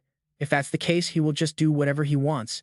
Besides, he has that huge bounty mission. Let's see if Seong Ji Han can keep acting so tough. Mid-air, Seong Ji Han uses his mana to condense a ball of fire right in his palm. Then he fuses the fire with his holy power, creating a new force. It is a flame, but it is glowing with a bright blue light. Seong Ji Han hurls the fire straight at the zombie mob below. Instantly, the blast wipes out countless undead, but he is not done yet. He raises his greatsword high and boom, a massive vertical slash hits the ground, blowing away every single zombie in the entire area. Now even Diego does not think Seong Ji Han is crazy anymore. He has to admit it. This Korean support is on a whole different level. Huang Guang is right there with his fanboy face again. Are you guys seeing this? Everything is being live-streamed to the whole world right now. Suddenly, a pack of blood zombies rushes in to attack Seong Ji Han. But something weird happens. As they get close, they start shaking. It is like they are terrified. They will not even step near him. Seong Ji Han just smirks. Just like I thought. All that effort paid off. The real secret to controlling space is the domain. Anyone caught inside has their movements restricted and controlled by the user. Most people have no idea this invisible, terrifying power even exists. But Seong Ji Han knows it inside and out. He has seen it all. Barrett, whose control was way below his actual strength, used to be Seong Ji Han's training partner. They sparred together all the time. After fighting Barrett in the domain countless times, Shang Jihan completely understands how this power works. Right now, Shang Jihan is basically a god. Diego cannot even call him a lunatic anymore. He can only stand there in awe of the power Shang Jihan just unleashed on the undead. This support is totally superhuman. Huang Guang is still making that worshipful face. Honestly, we all feel the same way watching this. Everything is being broadcasted live for the world to see. Shang Jihan's fame is going to explode after they watch him clear this. Those blood zombies were supposed to be dangerous, but they are literally frozen in fear. They cannot even look Shang Jihan in the eye. Shang Jihan gives a little smile. It was a long road to get here, but this kind of power makes every struggle worth it. Watching him dominate the field like this is just satisfying. That space control ability is on a whole other level of broken. Once you are caught in his domain, it is game over. You are just a puppet in his hands, and there is no escape. The world is not ready for this invisible force. But for Seong Ji Han, this is just another Tuesday. He has mastered the art of space. He spent so much time practicing against Barrett that this feels like second nature. He knows every trick in the book now. Because he faced the domain so many times, he learned how to perfectly manipulate the power. He is the ultimate master of this field. Seong Ji Han has reached the peak. Right now, he is an absolutely supreme existence. Get ready because things are just getting started. You guys, this guy is a total beast. He masterfully wields both holy power and mana, all while having insane physical strength and martial skill. Right then, Seong Ji Han channels both holy power and flames into his greatsword. One massive swing sends dozens of zombies flying in every direction nearby. His kill count is at 124 out of 1,000. Remember last time Seong Ji Han actually failed this quest to wipe out 1,000 undead. But this time he is totally confident he can breeze through it. Seong Ji Han throws his greatsword back up and dives right into the zombie horde again. Everywhere he swings, zombies fall like grass. Meanwhile, up top, Huang Guang and Diego are just standing around looking pretty bored. I mean, they literally have nothing to do. Seong Ji Han is carrying the whole team solo, so their only job is basically to just cheer him on. At this point, it is not just the viewers, even Huang Guang and Diego are dying to see Seong Ji Han's hidden status window. We are all wondering how his stats are this broken as a support, but fans notice only these two are actually talking right now. That mage Kim Ha-yuk has been suspiciously silent this entire time. We have to wonder what kind of dirty trick this kid is planning. One viewer even sent a comment to Huang Guang, "Hey, Wind Trading Squad, show us what that mage Kim Ha-yuk is up to over there." Huang Guang turns around to tell Kim Ha-yuk that a fan wants to see him. But the second he looks, he realizes something is very wrong. Why is this mage aiming a spell right at their own crystal? Kim Ha-yuk does not even care. He takes a deep breath and starts screaming. "That damn Seong Ji Han, you parentless loser. You think you are so special lately just because you got a little bit stronger, do not you? You are just trash who manipulates his own niece. How did you even brainwash Yoon Se-ah into listening to a piece of garbage like you?" Now the chat is going absolutely wild. Drama alert. Is this mage suicidal? He actually had the guts to bring Yoon Se-ah into this mess. He is totally crossing the line now. He keeps barking, asking Seong Ji Han how he really got that little girl to follow his every command. Fans notice Seong Ji Han has not reacted yet. He is way calmer than we expected. Meanwhile, Kim Ha-yuk just keeps shouting insults from a distance. "Let me guess," he yells, "have you two already been sleeping together? Now, looks like someone else is tired of living. Check out this bounty on Kim Ha-yuk. It's from the Sword King family. They hate Seong Ji Han. That reward is worth 55 million cash. That's plenty of motivation for Kim Ha-yuk. He starts insulting Seong Ji Han, calling him a pathetic orphan. Seong Ji Han saw through him instantly. A coward only acts out for two reasons, a backer or provocation. Honestly, Seong Ji Han has lived long enough to ignore these cheap insults. He's heard it all before. Even the orphan comments don't usually sting. But we know everyone has a breaking point. The moment this guy crossed the line by insulting Yoon Se-ah, Seong Ji Han stopped being patient. When Seong Ji Han regressed and saw Yoon Se-ah, he remembered the nightmares he tried so hard to forget. His worst memory, Yoon Se-ah's death. The horrific scars left on her after that terrible accident, orchestrated by the Sword King family. Her face in bandages, her body cold in his arms. Back then, Seong Ji Han was totally helpless. Now he's regressed to ensure that tragedy never repeats itself. Yoon Se-ah is Seong Ji Han's only weakness, and this fool just dared to insult her. Big mistake. The viewers are already praying for Kim Ha-yuk's soul. You and I know he's toast. Seong Ji Han's aura is terrifying. Everyone's sweating. He's finally tapping into the power of 3 fused Dantians. Then Seong Ji Han realized something massive. He can finally use the Nameless Divine Arts. His strength isn't at 30 yet, so it's just a mimicry. Still, it's absolutely broken. Seong Ji Han could actually feel at that specific moment when his 3 Dantians finally fused into one felt strangely familiar. It was just like using the Nameless Divine Art, starting with that spark of electricity surging from the soles of his feet, right up until his whole body turned into a bolt of lightning, the sky-shattering technique called the Heavenly Lightning Step. The Sword King Clan 898 just sent 100 GP with a message, Kim, Ha-yuk, break that crystal now. Seong Ji Han has already started his move. Kim Ha-yuk curses him out, honestly feeling a whole lot better after the vent. Now he is going to smash that crystal and grab the mission reward. Talk about a total win, life is looking great. But then Huang Guang spots Kim Ha-yuk getting ready to strike and knows he has to act fast. He screams a warning to the whole group that traitor is about to destroy our only source of life. Everyone is waiting with bated breath for Seong Ji Han's next move. Can he really stop this absolute madman of a mage? The power of the Heavenly Lightning Step finally explodes. A blinding flash of light completely covers the entire arena floor. What is going to happen next? You and I will have to find out in the next part of the story. He rushes in to block, but even a S-rank gold like Huang Guang is pushed back by the flames. Kim Ha-yuk threatens to kill him if he stays in the way. But Huang Guang won't abandon his mission. While defending, he asks us to like and subscribe so he and Seong Ji Han can safely survive this map. Kim Ha-yuk is done waiting and starts casting his strongest fire spell. This is going to be massive. Countless magic circles appear, summoning endless flames. On his command, they all fly straight toward the crystal. But suddenly Diego's ball zips in even faster, intercepting the attack and blocking Kim Ha-yuk's fire.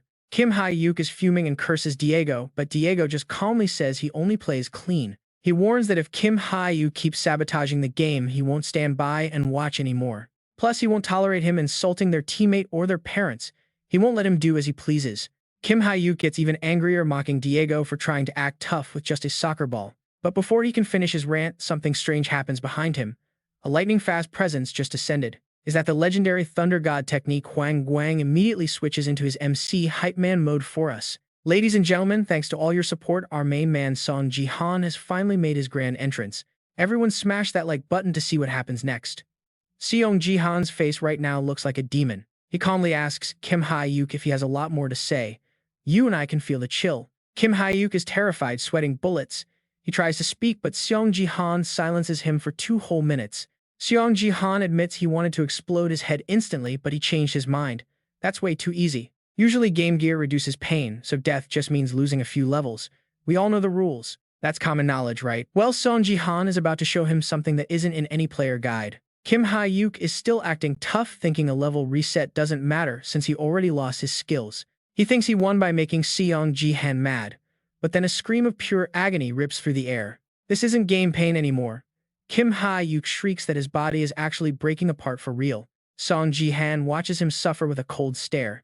He asks why he's screaming when they've barely even started. After a minute of torture, Kim Ha-yuk is a mess of tears and snot begging for mercy. This is more than enough for him. Even Huang Guang and Diego think Seong Ji Han is being way too cruel. They can feel the pain just by looking at him. It's a literal living hell on earth right now. Huang Guang is confused. Most players use connection gear to avoid this reaction. How is he hurting? Diego notices Seong Ji Han is constantly healing the guy with one hand. Then Huang Guang realizes the truth. This is a massive side effect, basically a bug in the system's logic that Seong Ji Han is currently exploiting. If you spam heals on a fresh wound, the safety protocols get overloaded and eventually shut down completely. That's why the gear is bypassing protection, letting Kim Ha-yuk feel 100% of the damage. Huang Guang wonders what insane skill Seong Ji Han is using to cause that much agonizing physical pain. It's called bone and muscle displacement. It's a rare martial arts technique that sends energy deep inside. It literally tears the body apart from within.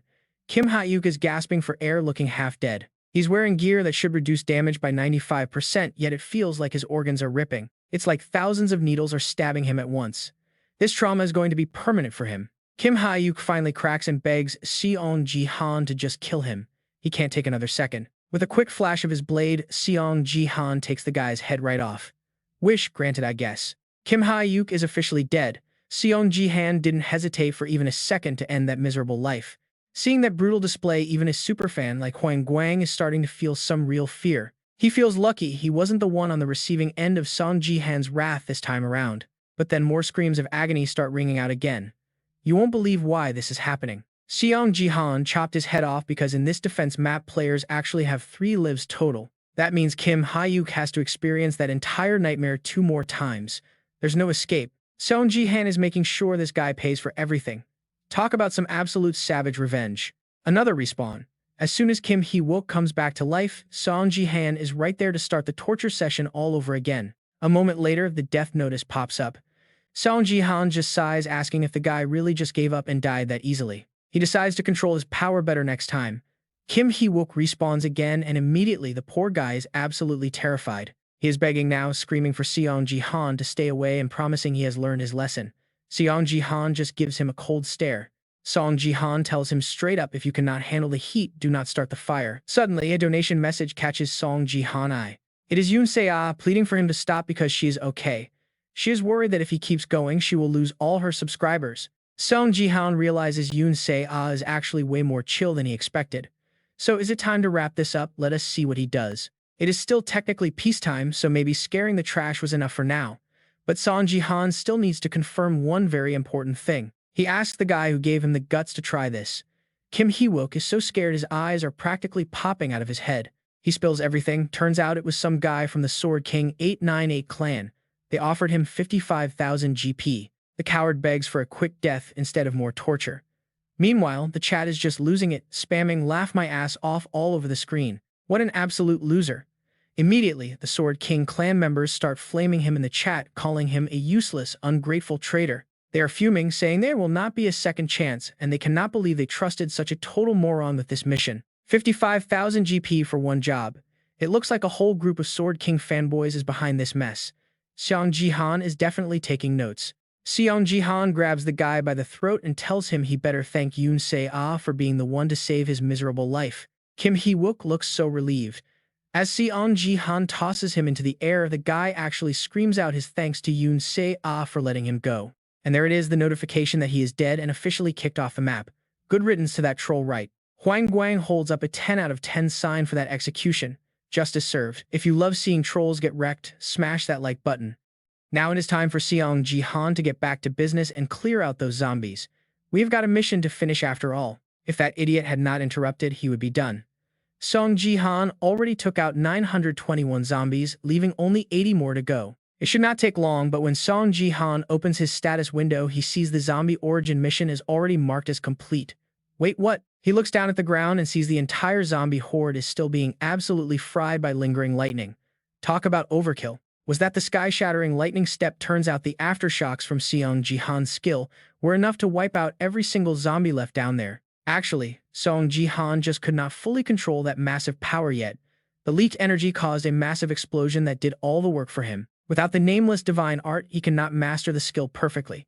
He is basically just forcing it with raw energy. A bit of a mess. He feels a little embarrassed about it, but hey, a win is a win, mission accomplished. Seong Ji Han heads over to Diego to say thanks. They share a solid handshake. Diego is a total pro, telling Seong Ji Han not to worry about it since he was just doing his job. Seong Ji Han tells him they should meet up again so he can show some real gratitude. He has things he wants to discuss, but then, suddenly, the entire area starts shaking like crazy. You can see the ground vibrating as everything begins to fall apart right before our eyes. It is not just the tower they are on, the whole dungeon is rocking. It feels like a massive level 10 earthquake is hitting them. Huang Guang hears a deafening explosion nearby. Something just blew up and you and I are about to find out exactly what it was. The team notices something massive starting to crawl its way out from deep under the earth. This does not look good at all, folks.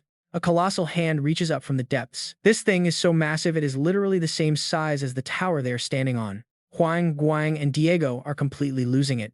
From up here, it looks absolutely monstrous. How can something even be that big? The giant hand has a huge mouth right in the middle of its palm, and it lets out a bone-chilling roar that shakes everything. The scream is so powerful that even our guy Seong Ji Han has a hard time catching his breath. Then the hand starts swallowing zombies. After devouring the undead, that creepy mouth spits out a pile of disgusting green slime. Honestly, it is enough to make anyone gag. The slime starts growing and shifting until it takes the form of a massive green monster. It is getting bigger and scarier by the second. Huang Guang is confused. Why is this showing up now? This thing is supposed to be reserved for gold rank players and above. The monster born from that giant hand swallowing zombies is finally revealed. We are looking at a terrifying new threat, the zombie golem. Just like Huang Guang said, these beasts have never been seen in a bronze rank match before. The game rules are breaking. Seong Ji Han wonders if this is because of a chain quest. And yep, Zombie Origin Part 2 just triggered. Defeat the golem without the crystal. Right after the 10 tower defense clear message, a new hidden quest unlocks.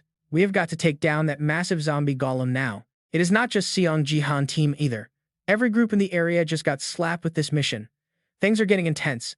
A hidden quest. You and I both know these bronze maps always have some crazy secrets hidden up their sleeves. Let us go. Are you guys seeing this? The mission wants us to kill that disgusting thing, stopping those undead golems made by a dark apostle. Supposedly, we can close the power gap using the crystal blessing. But man, just look at the sheer size of that monster. Guang tells Seong Ji Han there is no way they can handle this. Even gold ranks struggle, let alone bronze tier nobodies like them. Seong Ji Han knows this mission is basically impossible. Think about it. If it were easy, the rewards would not be this insane. We are talking a crystal fragment and 1,000 achievement points. That is huge. Rewards like that only come with extreme difficulty. The better the loot, the higher the risk. This mission is clearly designed to be an unbeatable wall for most players. Guang just sighs, figuring they should at least try since it is a side quest. He tells Seong Ji Han to grab the blessing first. But our guy Seong Ji Han just says no need. Then he shoulders that massive great sword and starts walking toward the undead golems. Every single step Seong Ji Han takes feels like a crack of thunder. These golems are undead, meaning they are incredibly hard to put down. You have to smash the core hidden deep inside their massive bodies. Since they are made of rotting corpses, it is almost impossible. Honestly, these golems are considered high-level bosses, even in the gold rank. This should be a total suicide mission. Seong Ji Han tells Guang and Diego to stay back. Suddenly, he launches himself forward, moving like a literal blur toward the undead horde. He is using a technique that serves as the foundation for the Nameless Divine Arts. This is where things get really cool. It is based on 3 elements, heaven, earth, and man, known as the Trinity. Pure martial arts mastery right here, guys. Heaven is the vertical / earth is the horizontal, and man is the diagonal. This is the heart of his power. This specific technique is the Mountain Splitter. The full name is the Trinity Art. Get ready because he is about to go off. Boom! Seong Ji Han swings that massive blade, splitting the giant golem vertically. The hidden core tucked deep inside completely shattered in one shot. Diego is watching from the back and literally drops his ball in shock. I mean, can you blame him? That was insane. The name sounds fancy, but to Seong Ji Han it was just a simple vertical cut. A single strike that ended a giant monster instantly. Just like that player, Seong Ji Han has destroyed the golem. One shot, one kill. The legend just keeps on growing. Tower 4 has cleared the side quest. The viewers are totally speechless. They do not even know how to praise him anymore. From now on, everyone is calling Seong Ji Han a freak of nature. After that swing, Guang is feeling a whole mix of things. Fear, jealousy, and pure anticipation. All those feelings are swirling together into one final emotion, absolute worship. This is getting wild. This is the first time Guang has ever felt like this. At first, he just thought Seong Ji Han was good for some easy views. But now, it is way deeper than that. Guang truly wants to capture every moment of this man's life on camera. He knows Seong Ji Han is going straight to the top. Guang has a new life goal now to document a legend in the making. You and I are witnessing a new determination here. Guang is dedicating everything to filming Seong Ji Han's journey to becoming a myth. Besides Guang's total loyalty, this moment also marks the start of a very interesting relationship between Seong Ji Han and Diego Mill. While Seong Ji Han's tower is celebrating, other players are looking up at their own golems and cursing the developers for this difficulty. It is a total disaster for everyone else. Then crash. A giant golem hand smashes through a defensive tower like it is paper. Aside from Seong Ji Han, all 9 other towers failed this side quest miserably. It was a complete slaughter for the rest of them. The side mission is finally over. Players who actually finished it get triple experience points in JP. Seong Ji Han is loving this. He is pretty satisfied with the announcement. Are the rewards in this battle net always this incredible? I guess they are. Seong Ji Han turns to Diego and says, "See you outside. I want to talk about your true abilities once we are out." Diego is caught off guard. My abilities? What do you mean? He has no idea what Seong Ji Han has seen in him. Seong Ji Han just sparks some fire in his hand and says 2 words, mage. This is not the place to talk though. So he tells Diego to meet him later. Diego is still confused. Is he suggesting a class change to become a wizard? If anyone else said that, Diego would have laughed it off. But Seong Ji Han just showed him something absolutely miraculous today. Because of that, Diego is actually excited to hear what Seong Ji Han has to say. He immediately agrees to meet up later. They make plans to find each other outside. Guang, standing right there, starts freaking out. Wait, take me with you. He is begging Seong Ji Han for a ride along. But Seong Ji Han says this is a private matter for Diego. Guang would just be annoying. He gives Guang a hard no right away, so Guang tries to pivot. Fine, then let me be your loyal ally. I will be your editor for life. Seriously, let me do it. Guang is desperate to stay in the inner circle. Just before logging out, Seong Ji Han hits him with a simple no. He leaves Guang standing there, looking completely stunned and rejected. Poor guy is just left there crying his eyes out. Why did our hero have to be so cold? So Seong Ji Han, why would you do that to me? Alright, you and I are seeing a flood of notifications now because he finally finished the whole chain. Origins of the Living Dead 2 is done. Total rewards, 1 crystal fragment and 10,000 achievement points. Next up on the list is Remnants of the Apostles 1 is unlocking. 10,000 points. No wonder this side quest was such a total nightmare to finish. But man, those rewards are sweet. Honestly, is lucky Seong Ji Han already had this much power or he would be toast. He cleared it, but this crystal fragment a bit of a letdown. Let us look at the stats of this item together. It grants the blessing of God. It is B grade, but here is the catch. It is a one-time use item only. It is capped at bronze and silver ranks. Usually, this blessing is reserved for top-tier supports like the Saintesses. One of the best buffs out there, boosting every stat by 50%. A total must-have for any elite player. But since it is single-use and capped at silver, Seong Ji Han is feeling pretty disappointed. Not exactly what he was hoping for. Since he is the only one who cleared the quest, his rewards get a 50% boost. Boom, 3 levels up. He gains 6,000 GP. Seong Ji Han is level 13 now. Gangnam Bronze League with power and strength sitting at 17. Mage and support class. Now he just needs 12 more levels before he can finally move up to the Silver League. Even Seong Ji Han is shocked by his own stats. Has any player ever grown this fast in the history of the game? Right then, a new alert pops up. That Otherworld relic, the Pope's Great Sword, is starting to react to something. He fully understood Otherworld faith, divine power +1, and it is already merging right into his strength stat. The Great Sword drops to E rank. But wait, Seong Ji Han looks at his stats and his power is still at 17. Did it not go up? Maybe his divine power and strength are out of sync. This sword just cannot hold it. The notification barely fades before the Great Sword, sitting right next to him, suddenly explodes. Talk about bad timing. The 3 talents' energy is leaking out. Seong Ji Han wonders if the blade just could not handle his mountain crusher technique. This is bad. He needs to absorb that energy fast. Outside his house, things are starting to look really crazy. A massive golden light starts expanding from Seong Ji Han's place, looking like it is about to swallow the whole street. Then silence. It starts shrinking back. Lucky for everyone, because if that relic fully blew up, the entire building would be gone. Now let us check on Seong Ji Han's neighbor. The lights are still on, and man, you can hear the frustrated sighing. It is Kazuo, the Japanese recruiter. Turns out he is the guy behind the username Sword King Family 898. That mission to destroy the crystal, the one the mage, Kim Hyuk, received. Kazuo was the puppet master. He was so smug about it too. Thinking these foolish Koreans lost their Sword King and now they are just infighting. Watching them fall apart for money makes him happy. Seong Ji Han is always wary of the Japanese, but he is looking wrong. He should be watching his own countrymen. Kazuo just wanted that brainless fire mage to smash the crystal and break Seong Ji Han. That was the plan anyway. Kazuo was talking a big game, waiting for Seong Ji Han to finally taste defeat. But we all know how that ended. The mage got wrecked and the whole plan failed. All because of that idiot. The fire mage could not even troll properly. If he just broke the crystal instead of standing there talking trash, the quest would be over. The more Kazuo thinks about that incompetent mage, the more his blood starts to boil. Otherwise, he would be looking at Seong Ji Han's status window right now. This guy is the top recruitment CEO for Japan, but he is in a tough spot.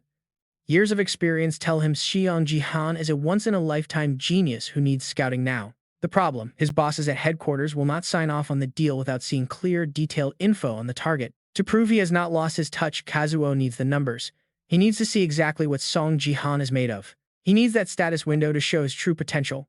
Old Kazuo sighs. He is running out of time here. Amateur tactics are not working anymore. But do not get comfortable, Seong Ji Han. I am going to see those stats. Once headquarters sees the truth, I will bag you using the same special method I used on the Sword King. Back to Seong Ji Han. A new message pops up after he finishes absorbing all that raw energy from the exploded relic. Divine power increased by 1. It has been integrated into strength, bringing the stat up by 1. Seong Ji Han just sighs. All that work for 3 divine power points. And it takes 3 of those just to get 1 point of strength. That puts his power at 18. He is getting closer to that 30-point milestone every single day. Another alert. Since strength past 17, he can only absorb divine power from B-grade relics or higher from now on. Seong Ji Han is livid. Only B grade and up. Come on, you and I both know the system is being way too harsh. Searching for a top-tier artifact is a total nightmare. Like, where do you even start? Suddenly, Yoon Se kicks the door open. She is hyped. Turns out 50 billion gold just hit her account. That is the payout from the Sword King auction. She finally notices the room, though. It is a total disaster zone. Honestly, what was our boy Seong Ji Han even doing? The place is trash, and Seong Ji Han is covered in scratches. He is like, don't worry, my weapon just exploded. Classic, Seong Ji Han. It is fine, really. But Yoon Se isn't having it. She scolds him like he is a literal child. So adorable, right? Go clean up so I can patch you up. Once she is done playing nurse, they head out for some food. They hit up a local BBQ joint. Fun fact, this is Seong Ji Han's first real meal since his regression. Must taste like heaven. Eating out feels pretty good for once, even if Yoon Se is a bit salty about having to pay the whole bill. Shang Jihan skipped the fancy stuff for this humble spot. Then he asks how school is going, keeping it real with her. She brags a bit too. Turns out she is the student council president, beauty brains, and a total boss. Love that. But the big day is coming, the Hall of Gifts blessing. And you and I know what that means. Her birthday, December 22nd. She turns 18. In this world, that is, when your whole future is decided by a single gift. She has been waiting for this blessing forever, hoping for a miracle to change their lives. Our girl is so optimistic. A high-rank gift would solve everything. But we know the truth, her future is about to get hit with an F rank. An F rank gift. That is the moment her world crumbles. No matter how hard she has worked, it is just brutal. Seong Ji Han is torn.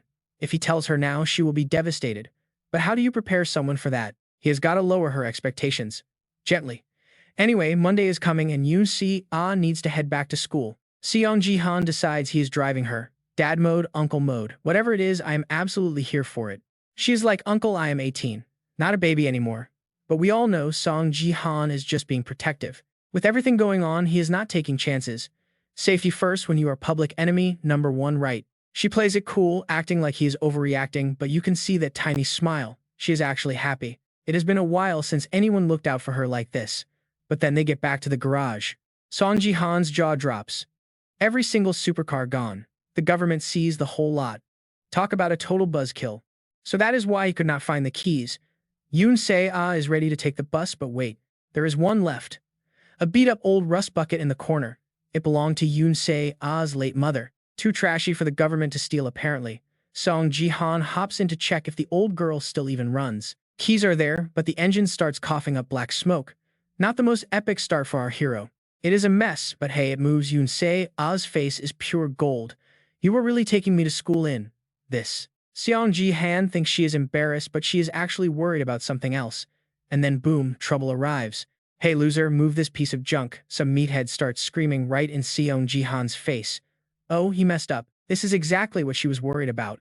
Welcome to the Battle.net Academy in Gangnam, Seoul, land of the rich and the arrogant. Seong Ji Han knows his car is a relic, but seriously getting aggro over this. Imagine having nothing better to do than bully someone over a cheap car. The big guy is still yelling. How dare you bring this trash here? People are starting to stare. You and I know what is coming next. Seong Ji Han steps out cool as ice. We were here first. What is your problem? Having a bad day. This is our spot, beggar. Seong Ji Han just looks at him. Why do you not shut your trap? Is embarrassing. I am a guardian here too. Suddenly, the crowd realizes who they are looking at. The vibe shifts instantly. Wait, isn't that Seong Ji Han, the bronze monster who wrecked Kim Hee-wook? Yeah, buddy, you better run. The legend himself is dropping off the Sword King's daughter. Everyone thought she had quit. Guess not. Boom, viral news. Sword King's brother-in-law fights Rolls-Royce owner in a total junker. The internet is losing it. Comments are flooding in. Is he a student? He is 27. Nah, he is just the world's scariest uncle. Is this a rich man? Acts poor prank. Meanwhile, at Guild HQ, Yoon Ah-young is losing her mind. She grabs her bodyguard Lim Ga-young and tells her to gear up. We are heading to the Battle.net Academy. Now. Lee Ha-yeon is fuming. That jerk ignored me. We are going down there to settle this face to face. He is gonna regret looking down on me. Let us go. Oh boy, Seong Ji Han's day just got even busier. For Yoon Se, it was just constant noise. That Rolls-Royce driver wouldn't stop with the insults. Unbelievable. Calling Seong Ji Han a beggar for driving that junk car. Then the thug shouts, do you know who my father is? He swings a massive fist right at Seong Ji Han's face. Boom, Seong Ji Han doesn't even flinch. He just stands there taking it. Inside the car, Yoon Se panics, thinking Seong Ji Han's nose is broken. She rushes out to check on her uncle. Those online reporters, they're already saying prayers for the guy. No one can save him now. Look closer, though. The fist stopped dead right in front of Seong Ji Han's nose. The thug is totally frozen. He has no clue why he can't move. It's like some invisible force has him locked in place. Seong Ji Han casually lowers his hand and the thug hits the pavement. Seong Ji Han scolds him for acting like a thug. You're dropping off students too, right? Stop acting like a gangster on school grounds. Yoon Se-a's terrified her uncle will lose it. Everyone's live streaming, uncle don't do anything crazy. Suddenly, a girl behind them recognizes Yoon Se. Ah, it's Kim Hyu, the student council vice president. Yoon Se-ah spots her and says hello. Long time, Hyu looks down at the thug on the ground. Just a slip, my lady. Don't worry about me, he stammers. Turns out he's her personal bodyguard. Hyu's confused. Where are Yoon Se-a's supercars? Why did she show up to the academy in this old junker? Yoon Se-ah explains the government seized everything, so her uncle had to use her mom's old car today. Hyu grabs her hand immediately. You should have called me, I'll give you a ride from now on. Watching them, Seong Ji Han gets thoughtful. In his past life, Yoon Se-ah didn't have a single friend who cared. Something feels off about this girl. Later, Lee Ha-eon and Lim Ga-young rush to the academy parking lot. They're too late. By the time they arrive at the BattleNet Academy, the area is totally empty. A local reporter breaks the news. Seong Ji Han just left the area a few minutes ago. Ha-eon is fuming. The fight didn't even last 10 minutes. It should have gone on way longer than that. If the fights end this quickly, foreign guilds are going to snatch Seong Ji Han right from under them. Ha-eon is so stressed she starts biting her nails until Lim Ga-young steps in to stop her. Didn't you say biting your nails solves nothing? Right. Ha-eon almost forgot her own advice there. No other choice now. Ha-eon opens Seong Ji Han's stream to see who's actually going to win him over. Meanwhile, Seong Ji Han is busy smurfing. Everyone in this bronze arena is just fodder for his fists. One punch is all it takes. Then Seong Ji Han activates his lightning step technique. The whole arena transforms. The battlefield looks like a massive thundercloud. Lightning strikes everywhere and players are dropping like flies. Seong Ji Han is feeling good. He's finally starting to master the rhythm of this specific technique. He's focusing on the feeling of the skill. Meanwhile, two guys are watching him looking totally defeated. It's that same unlucky mage and archer from before. Seong Ji Han just one-shotted a gold-rank corpse golem. Using just one move, he destroyed it. Facing Seong Ji Han is like being an ant in a lightning storm. No resistance at all. Aside from some screaming, there's literally nothing these players can do. Game over. Seong Ji Han takes first place again.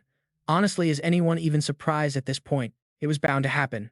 Since he won 10 times in a row, he gets a huge bonus. That's a massive 200% bonus to his experience and points. He just hit level 15. He leveled up twice, and with that, the new dungeon mode has officially been unlocked for him. Dungeons are a whole different beast that opens at level 15. It's not just simple fighting. In a dungeon, you've got traps and puzzles to solve. There's a limit to solo achievements. While party play is just recommended, it's actually mandatory for anyone wanting to progress.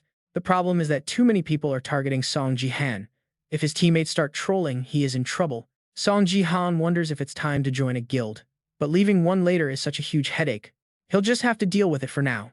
Once he hits silver rank, he'll start his own. Next morning, and Seong Ji Han is already busy in the kitchen preparing breakfast for the two of them. He's whipping up some simple light breakfast items to start the day off right. Seong Ji Han whips up some eggs and toast with sausages fast. Se-ah is seriously impressed with the food. It seems all those years of cooking for himself every single day back in America are finally paying off for him. While she eats, Seong Ji Han asks if her friend is coming by to pick her up for school, but Se-ah just lets out a heavy sigh. He wonders if they had a fight, but Se-ah explains she's just overriding with her friend lately. Turns out her friend was being way too nosy, constantly asking uncomfortable questions about Se-ah's famous father. That is why she is done with that ride. Plus, she thinks her mom's old car is way more comfortable anyway. A bit later, Seong Ji Han gets behind the wheel of his sister's old clunker to drop Se-ah off at the academy. There are huge crowds lining the streets today, all of them watching Seong Ji Han after everything that went down yesterday. Seong Ji Han immediately spots them. It is a massive swarm of reporters and guild recruiters acting like total stalkers. As they pull into the parking lot, he sighs. They are definitely going to need a different car to get around now. But check this out. Inside the parking lot, Lee Haeun and Ga Young from the Divergent Guild are already waiting for them. Seong Ji Han steps out looking pretty annoyed. He definitely was not expecting to run into her right here and now. Haeun starts complaining immediately. She gave him her business card, but he never even bothered to give her a call. Se-ah heads off to class, wishing her uncle luck. She is still clearly trying to play matchmaker for him. Han gets close and asks if she can borrow a bit of his time. Classic recruiter move, right? Over at a nearby cafe, a bunch of other recruiters are watching them from a distance, looking absolutely miserable. They know they have already lost to the Divergent Guild. Having a gold contract ready means nothing now. Seong Ji Han wonders if Han is cool with everyone staring at them sitting outside like this. It is quite the crowd. She is used to the attention, but Seong Ji Han admits he was just way too busy to even remember her. Han sighs. It is actually a new feeling for her, having to chase someone down like this for a deal. She has something special ready for him. Ga Young steps up and hands the contract over to Haeon. Haeon drops the bomb. The Divergent Guild is offering him a full platinum rank contract right now. The recruiters in the back are stunned. A platinum contract for a bronze rank player? That is absolutely insane. Even Seong Ji Han is caught off guard. He did not expect Haeon to come to the table with an offer this big. Han is confident though. She is betting everything on her intuition and the potential she sees in Seong Ji Han. The other scouts start packing it in. There is no way they can compete with a platinum offer from Divergent. As she leans in, Seong Ji Han notices something. Her perfume smells exactly like the scent Jezo used to wear. He is almost certain now. Could this woman standing right in front of him actually be Jezo? Han is getting a bit frustrated. How can he stay so calm after being offered a life-changing platinum deal? No mistake about it. The hound standing in front of him is definitely Jezo. Seong Ji Han wonders if it really is her or if he is just imagining it. Haeon is seriously baffled. How can Seong Ji Han stay this calm after she just offered him a life-changing platinum rank contract? Haeon is actually feeling pretty offended because she does not even have his phone number yet. She tells him she will send a copy of the contract once he is done reviewing the details. She asks if they can finally exchange their contact info. Seong Ji Han asks if she is just hitting on him. Ga Young is struggling to keep a straight face. Seong Ji Han is being way too blunt with her boss right now. Seong Ji Han proposes a bet. He hit level 15 and is heading into a dungeon for his next match. Haeon and Ga Young are totally shocked. Seong Ji Han already hit level 15 this early on. She wonders how he hit level 15 in just 1 month. That is some serious speed leveling for any new player. If he does not take first place, he will join the guild and finally give her his number. Haeon is worried. There are hunters targeting him. Is he really going in there all alone? Is he really going in solo with no support? Seong Ji Han's condition if he wins? The bet is actually very simple. He wants to see her status window. He needs to confirm a theory he has about her talent. He is looking for the nurturing talent. Haeon sighs and finally agrees to this bet with Seong Ji Han. She warns him not to regret going solo. Currently, that nurturing talent is hated and seen as useless. People think it is useless, but Seong Ji Han knows its value will change the entire world very soon. Alright, you and I need to see if Seong Ji Han can actually verify her talent before he makes his next move. He logs into BattleNet. Before heading out, Seong Ji Han tells the girls to wait right there for his results. Then he vanishes straight into the system. Welcome to BattleNet. This time it is the high-difficulty dungeon called the Tomb of the Invaders, a massive underground labyrinth. It is the final resting place of history's greatest conqueror. This place is infamous for the sheer number of monsters inside. No traps or mazes can even compare to this place. But there is another reason this dungeon is so brutal. To win, every single member of the party has to survive until the very end. No one can die. That is exactly why being lucky enough to get a strong team is absolutely critical here. Seong Ji Han has entered. All players are summoned. The game is about to begin in just a few moments. Seong Ji Han takes a quick look at his 3 teammates to size them up. At first glance, they seem decent enough. The other 3 are completely starstruck. They just realize they are teamed up with the legendary war god Seong Ji Han. A quick handshake to break the ice. These 3 are all from the same guild and their gear looks solid. Looking at their guild symbols, the viewers recognize them immediately. It turns out they are from the Black Eagle Guild. With how friendly they are acting, it looks like Seong Ji Han is taking first place again. His teammates start dreaming big. They can actually dream of the top spot now. It is totally possible since they have Seong Ji Han carrying the team. The trio suggests they should take the lead, while Seong Ji Han stays in the back to provide buffs and support. But Seong Ji Han shuts that down immediately. He wants to lead. Usually, the warrior class is the one who goes first. They are using common sense to judge the situation, but Seong Ji Han, yeah, he is way beyond any normal common sense. Moments later, the Black Eagle members are obediently following Seong Ji Han. Looks like there are no trolls in this group. Seong Ji Han feels pretty lucky too. He was actually worried about the survival conditions of this specific dungeon. After a quick warm-up, Seong Ji Han tells himself that it is time for a full-on sprint. Here we go. Immediately, Seong Ji Han and his crew face their first hurdle, a pack of clay golems, known as the Emperor's Tomb Guardians. The others ask Seong Ji Han how to handle this. The only girl in the group suggests using magic to clear a path. Now check this out, Seong Ji Han, looking reliable as ever, just speaks up. No need for that, just stay close behind me. True to his war god title, Seong Ji Han charges in with his bare hands. He leads the team without a second thought. Every guardian that steps up gets shattered by a single punch. Meanwhile, Seong Ji Han's teammates are just standing there completely stunned. He cleared them all out just like that. The Conqueror's Tomb has 10 corridors and every team starts in one. Every single hallway leads down to the 7th basement level. That is where the final boss room is located. Seong Ji Han's team is in Corridor 8 and obviously they are currently in the lead and absolutely dominating the dungeon. They have already reached the 3rd basement level. Even though they are doing nothing, the teammates are starting to sweat. They are just blown away by seeing Seong Ji Han fight in person. His combat style is on a different level. Those guardians are supposed to be tanky as hell, but Seong Ji Han is smashing them like they are nothing but glass. It is like they are made of cheap clay. While Seong Ji Han works, a Japanese guy named Kazu donates 10,000 GP. His message says, Seong Ji Han, you still haven't checked your inbox. Can you please just read my message for once? Just look at it once. I even have a massive amount of support funds ready and waiting just for you. Seong Ji Han doesn't give this persistent creep any attention. He just keeps tearing through the guardians like a machine. Some viewers are getting worried that Seong Ji Han might abandon the country for Japan just like the Sword King did before. Seong Ji Han makes a public announcement. No matter what happens, I am definitely not moving to Japan. Period. End of story. He even blocks Kazu on the spot. The viewers start spamming Seong Ji Han's name to show their absolute trust.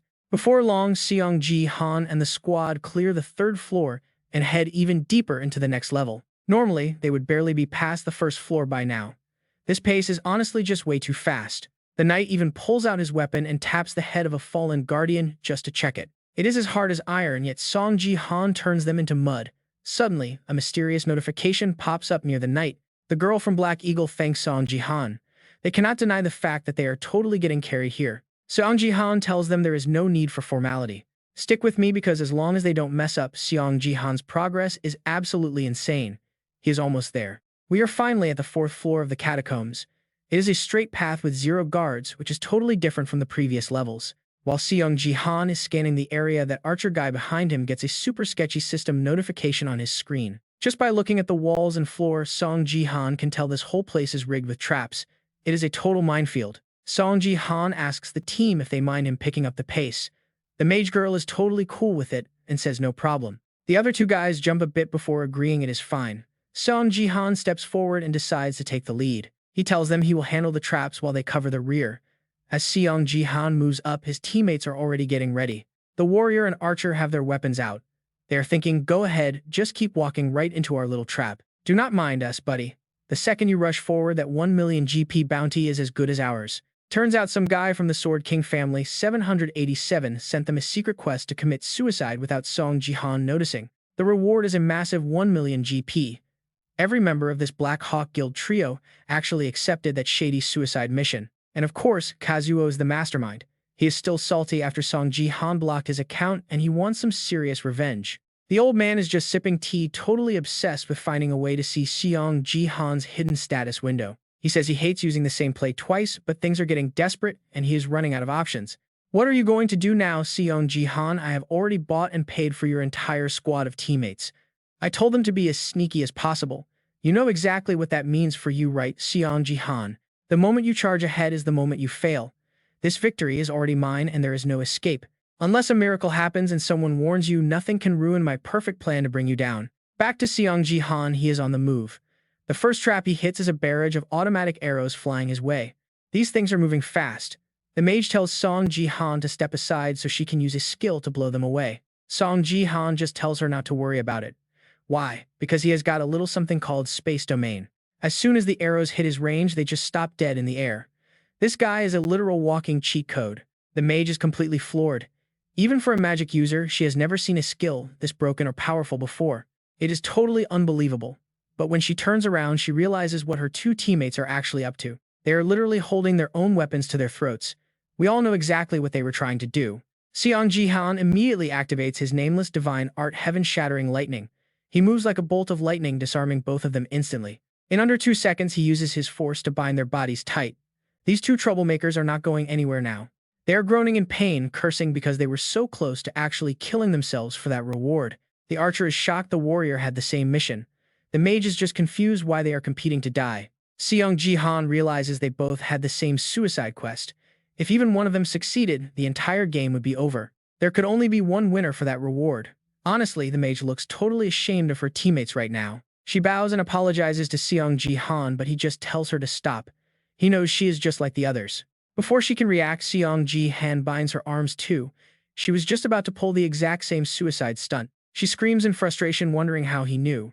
She thought she was being so sneaky and hiding it well. So how did Shang Jihan catch them? Shout out to streamer Huang Guang, who sent 10,000 GP with a warning message. He told Shang Jihan the Black Hawk Guild was bought out. They all took that million GP suicide mission thanks to Huang Guang's intel. Seong Ji Han's self-proclaimed top assistant Huang Guang starts bragging. He says he is a true fan through and through. He follows Seong Ji Han all day. He watches the livestream all day, and he keeps an eye on the teammates too. That is how Huang Guang spotted the exact moment they all received that million GP quest notification on their screens. He snitched to Seong Ji Han immediately. A million GP is a lot, but for justice and Seong Ji Han, he is an assistant for life. Seong Ji Han knocks out the trio from the Black Hawk Guild and just sighs at how desperate they all were. No matter how much you hate me, is a million GP really worth throwing your lives away? That is just sad. He concludes this must be a major guild or someone using the Sword King's influence to pull these strings.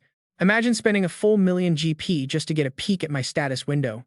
Who would actually do that? Back at home, Kazuo is sweating bullets. He can see Seong Ji Han and a massive crowd of people watching the screen. Kazuo is panicking and sweating as he realizes Seong Ji Han and the entire audience are staring right back at him. You and I can already guess who is behind this mission. They are clearly desperate for my status window. So I am changing my promise. Forget 200,000. I am aiming for 1 million subscribers now, and rank 1 is still the goal. Thanks to this bold move, Seong Ji Han is racking up fame and money fast. You have to love the hustle. He decides to squeeze every bit of profit from this opportunity to max out his subscriber count. He pulls an F-rank binding rope from his inventory. Immediately, he uses those ropes to tie the 3 Black Hawk Guild members together. No more running away for these guys. Seong Ji Han grabs one end and drags his 3 teammates behind him. Trust me, things are about to speed up significantly. In no time, Seong Ji Han reaches the 6th floor of the tomb. As soon as he steps inside, ghostly voices begin to echo. Do not disturb the Emperor's sleep. He is immortal. The Emperor is eternal. Do not even think about bothering him. Flashback to 10 minutes ago. All 3 Black Hawk goons were trying to act tough and threaten Seong Ji Han.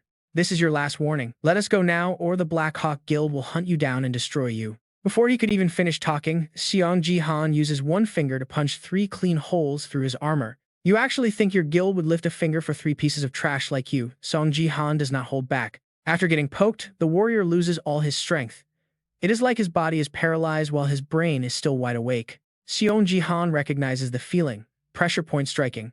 It has been a while, but his accuracy is still absolutely deadly. This was a move he mastered in his past life after evolving from a warrior into a martial master. The warrior remembers how Seong Ji Han snaps whenever anyone mentions his niece. Just look at what happened to that mage Kim Hyuk. This guy tries to talk more trash, but Seong Ji Han immediately shuts him up for good. Talk about a forced silence. Muzzled before he could even let out a peep. With the dead weights settled, Seong Ji Han continues dragging them along like dogs on a leash. He even heals them while dragging them so they do not accidentally die on him. Now that is what I call service. Seong Ji Han finally hits the 6th floor.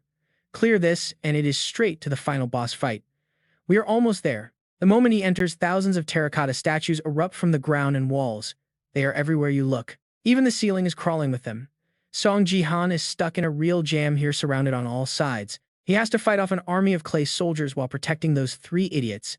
If they die, the mission is over. These clay warriors are not exactly top tier, but they have the numbers. His a massive wave of enemies. Seong Ji Han handles it easily, shielding his team while slicing through the mob.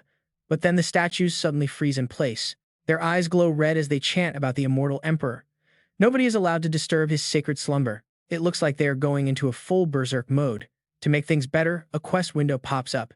Limited quest, wipe out every single clay soldier. Reward, 1,000 achievement points. Now we are talking. Perfect timing. Seong Ji Han was going to kill them all anyway, so why not get paid for it? Let the massacre begin. Before the real brawl starts, Seong Ji Han sets up a protective barrier for his 3 troublesome teammates. Safety first, right? To be extra sure, he even tests the shield with his own sword. That is one tough bubble he created. With the force field holding strong, Seong Ji Han can finally stop worrying and go all out on these clay freaks. Domain expansion. Oh wait, is that Sukuna's line? Let's call this the territory expansion instead, everyone. A massive red light explodes from Seong Ji Han, instantly covering the entire floor. This is where the real power shows up. No matter how many times he uses this, Seong Ji Han is still shocked by how broken this skill really is. Every single enemy in his territory slows down to a crawl. He can dominate the entire room with one hand. Inside this zone, Seong Ji Han is basically the king. He is literally the father of this entire lobby right now. Sorry, Barrett, but using such an overpowered skill just to boost your mana is a total waste. Watch this. Playtime is over. It is time to wrap up this floor and move on. Seong Ji Han raises his blade high. One swing and a massive blue cyclone erupts, blowing the entire clay army into dust. Talk about a clean sweep. 6th floor cleared. You have eliminated all clay warriors and earned 1,000 achievement points. Too easy for him. The Conqueror's tomb can only be cleared if the whole party survives. And then a new voice greets them. Welcome, Conquerors. Gold is the one thing humans desire most. Do you want it? I hit it all. Wait, that sounds like a pirate king. This guy says, I will give you what you crave. Just show respect. These are the final conditions to clear a last stage. Are we ready? This is the ultimate respectful submission from all the players. We have finally reached floor 7, the tomb's end. Standing right before Seong Ji Han is the final boss. According to the viewers, everyone here is usually forced to kneel. No one can resist. Immediately, Seong Ji Han slams those 3 teammates to the ground like they are just animals. Some viewers are loving Seong Ji Han's brutal style here. Others wonder how exactly does he plan to make them submit. We watch as Seong Ji Han silently uses his force to snap the ropes, binding the 3 members from Black Hawk. But Seong Ji Han isn't setting them free. He is using his power to hijack their bodies, forcing them to move. He is making them do exactly what he wants. Shang Jihan's force stat is currently sitting at 18 right now. His domain's range and influence have been massively improved. Seong Ji Han stares straight at the boss's intense killing intent. It looks like the boss is ready for a showdown. Seong Ji Han shows zero fear, slowly expanding his domain's reach. As long as he stays in the center, he has total control. Those 3 Black Hawk members suddenly kneel. Then Seong Ji Han himself starts kneeling respectfully before the final boss. He tells himself this will be a perfect conquest. The boss says, very well, you may all return now. An intruder. Right then, a new notification appears. We have conquered the 7th underground floor. A portal immediately opens up behind Seong Ji Han and his 3 teammates. That archer from Black Hawk is still crying over the 10 million JP reward he is about to lose. Meanwhile, the mage is confused why Seong Ji Han is just standing there staring at a quest board like a statue. Turns out Seong Ji Han found a hidden quest. Show your sincere respect to the statue of the Conqueror. The reward is 5,000 achievement points plus the Conqueror's arrow. That point bonus is a total steal, not to mention that arrow item. It is so massive that Seong Ji Han thinks it is a spear, not an arrow. Show sincere respect, huh? Seong Ji Han shoots a very mysterious look toward the mage from the Black Hawk Guild. She senses something is wrong and tries to bolt for the portal to get out of there fast. But before she can move, Seong Ji Han uses his force to drag her back toward him like a magnet. Seong Ji Han looks at the boss. Conqueror, no, you should be called the King of the Marauders instead. He tells the boss, this is my sincere tribute. Then Seong Ji Han just tosses the mage toward the boss. Suddenly, the boss's mount takes a massive bite out of her. A notification says the mage is dead. The comment section is going wild. What just happened? Is Seong Ji Han actually executing those Black Hawk Guild members? The boss glares at Seong Ji Han and asks, King of Marauders, are you talking to me right now? Seong Ji Han replies, a conqueror is just a thief. I am just showing my respect to you properly. Instead of all that gold, I will take something with real value. That arrow you are holding. Since the Conqueror's arrow is part of the reward, taking it is Seong Ji Han's way of showing respect. That is the secret condition to finish this hidden quest. The boss lets out a massive booming laugh. He says, good, I like it. I will reward you with my treasure since you have shown such respect. Seong Ji Han immediately draws his sword and says, thank you, I will be more than happy to take it. The boss challenges us to try and take his phoenix arrow. He notches it for a devastating shot. Even from a distance, the archer feels like he is being incinerated by a massive wall of fire. The heat coming off the boss is terrifying. All 3 guild members are starting to literally catch fire. As they scream in pain, Seong Ji Han is drenched in sweat, barely holding on against this intense, scorching flame. That archer from Black Hawk can feel the massive flames burning him even from a safe distance. This heat is just way too intense. Not just him, but the whole Black Hawk team is burning. We hear their screams. Seong Ji Han is sweating buckets too, trying his best to endure this insane fire. Seong Ji Han looks at his teammates and hesitates. At this rate, they are all going to be dead soon. He doesn't care about their lives, but if the warrior dies, Seong Ji Han's weapon will vanish instantly. He has to finish this quest fast before that happens. Just look at the gold piles nearby. That gold is literally melting into liquid from the heat. Suddenly, that archer can't take it anymore. Notification says a Team A member is dead. Only 2 out of 4 members are still alive. The archer finally drops dead. Team A member is gone. 2 out of 4 remaining. The heat radiates. You and I can see how terrifying this is. Even Seong Ji Han has to admit he stands no chance against that thing right now. Seong Ji Han has to target the arrow before it even fires. Long ago, a sage appeared before a man who had lost his way. He said, "I will show you the path. Follow it. Straight and true." That is the human essence within the 3 talents. A highly sophisticated straight thrust. That is the exact technique Seong Ji Han chooses to use against this deadly arrow. Right as the boss prepares to loose the arrow, Seong Ji Han lunges forward and swings his sword directly at the target. A golden flash of light erupts from the tip of Seong Ji Han's blade, flying toward the boss at incredible speed. Just like that, the boss's bow snaps in half. The arrow falls to the ground before it can even be fired. The stunned boss finally asks, "What is your name, intruder?" Seong Ji Han answers him with total confidence, "I am Seong Ji Han." Seong Ji Han, impressive. You are a true warrior. Since you showed me respect, this phoenix arrow now belongs to you. The boss tosses the arrow straight to Seong Ji Han. Everyone watching thinks this looks way more like a spear than a simple arrow. I mean, who uses an arrow this massive? The boss tells Seong Ji Han he hopes for a real duel next time. After those words, the boss begins to fade into nothingness. Seong Ji Han picks up the phoenix arrow and tests a few basic moves. There are so many different arenas in Battle.net, so you and I will probably see these two meet again later. Seong Ji Han thinks this thing is amazing. He could just remove the feathers at the end and use it as a full-on spear. Meanwhile, the viewers are still losing their minds over the technique Seong Ji Han used to break that bow. Some are even recording the screen and playing it in slow motion, but they still see nothing. Seong Ji Han just smirks. They won't see a thing. The sage's guidance is too fast, using thin sword chi to strike one exact point with precision. Thanks to this move, Seong Ji Han's control over the Nameless Divine Arts has officially reached a whole new level. Using it for the first time after his regression was super unstable and drained a massive amount of his energy. But now it is much faster and more accurate. At this rate, Seong Ji Han will be using high-level techniques before we know it. Suddenly, a notification appears. You have been recognized by the Conqueror and are now exempt from the 7th floor challenge. Looks like the dungeon is ending. We are all so jealous. This is the first time anyone has ever skipped floor 7. Even though 2 teammates died, he still cleared it. Just then, the warrior finally wakes up from his unconscious state. Since he was out cold, he has no idea the archer died a while ago. Seong Ji Han walks right up to him. He is spinning that phoenix arrow like a baton. Then Seong Ji Han says softly, "Hope you can understand my position. I am not noble enough to let a traitor benefit from this run." With one strike, the archer is finished for good. Team A is wiped out. Only 1/4 of the members remain. Seong Ji Han is now the only one left alive. As soon as the game over notification pops up, Seong Ji Han is instantly teleported back to the outside world. The recruiters are just like us, standing there with their mouths wide open staring at that insane spear. Lee Houn and Ga Young are in total disbelief. A legendary item like that dropping in a bronze dungeon is unheard of. Seong Ji Han looks at the girls and asks, "You watched the stream, right?" "Sorry, I ended up in first place again." Even though they have seen his power before, they still cannot believe what they are seeing right now. Seong Ji Han calmly tells Lee Houn it is time to pay up. He wants to see her status window immediately. Lee Houn is literally shaking. She is not trying to back out, she just wants him to put that spear down first. The overwhelming pressure radiating from Seong Ji Han and that weapon is making it impossible for her to breathe normally. She pulls up her status window and sighs.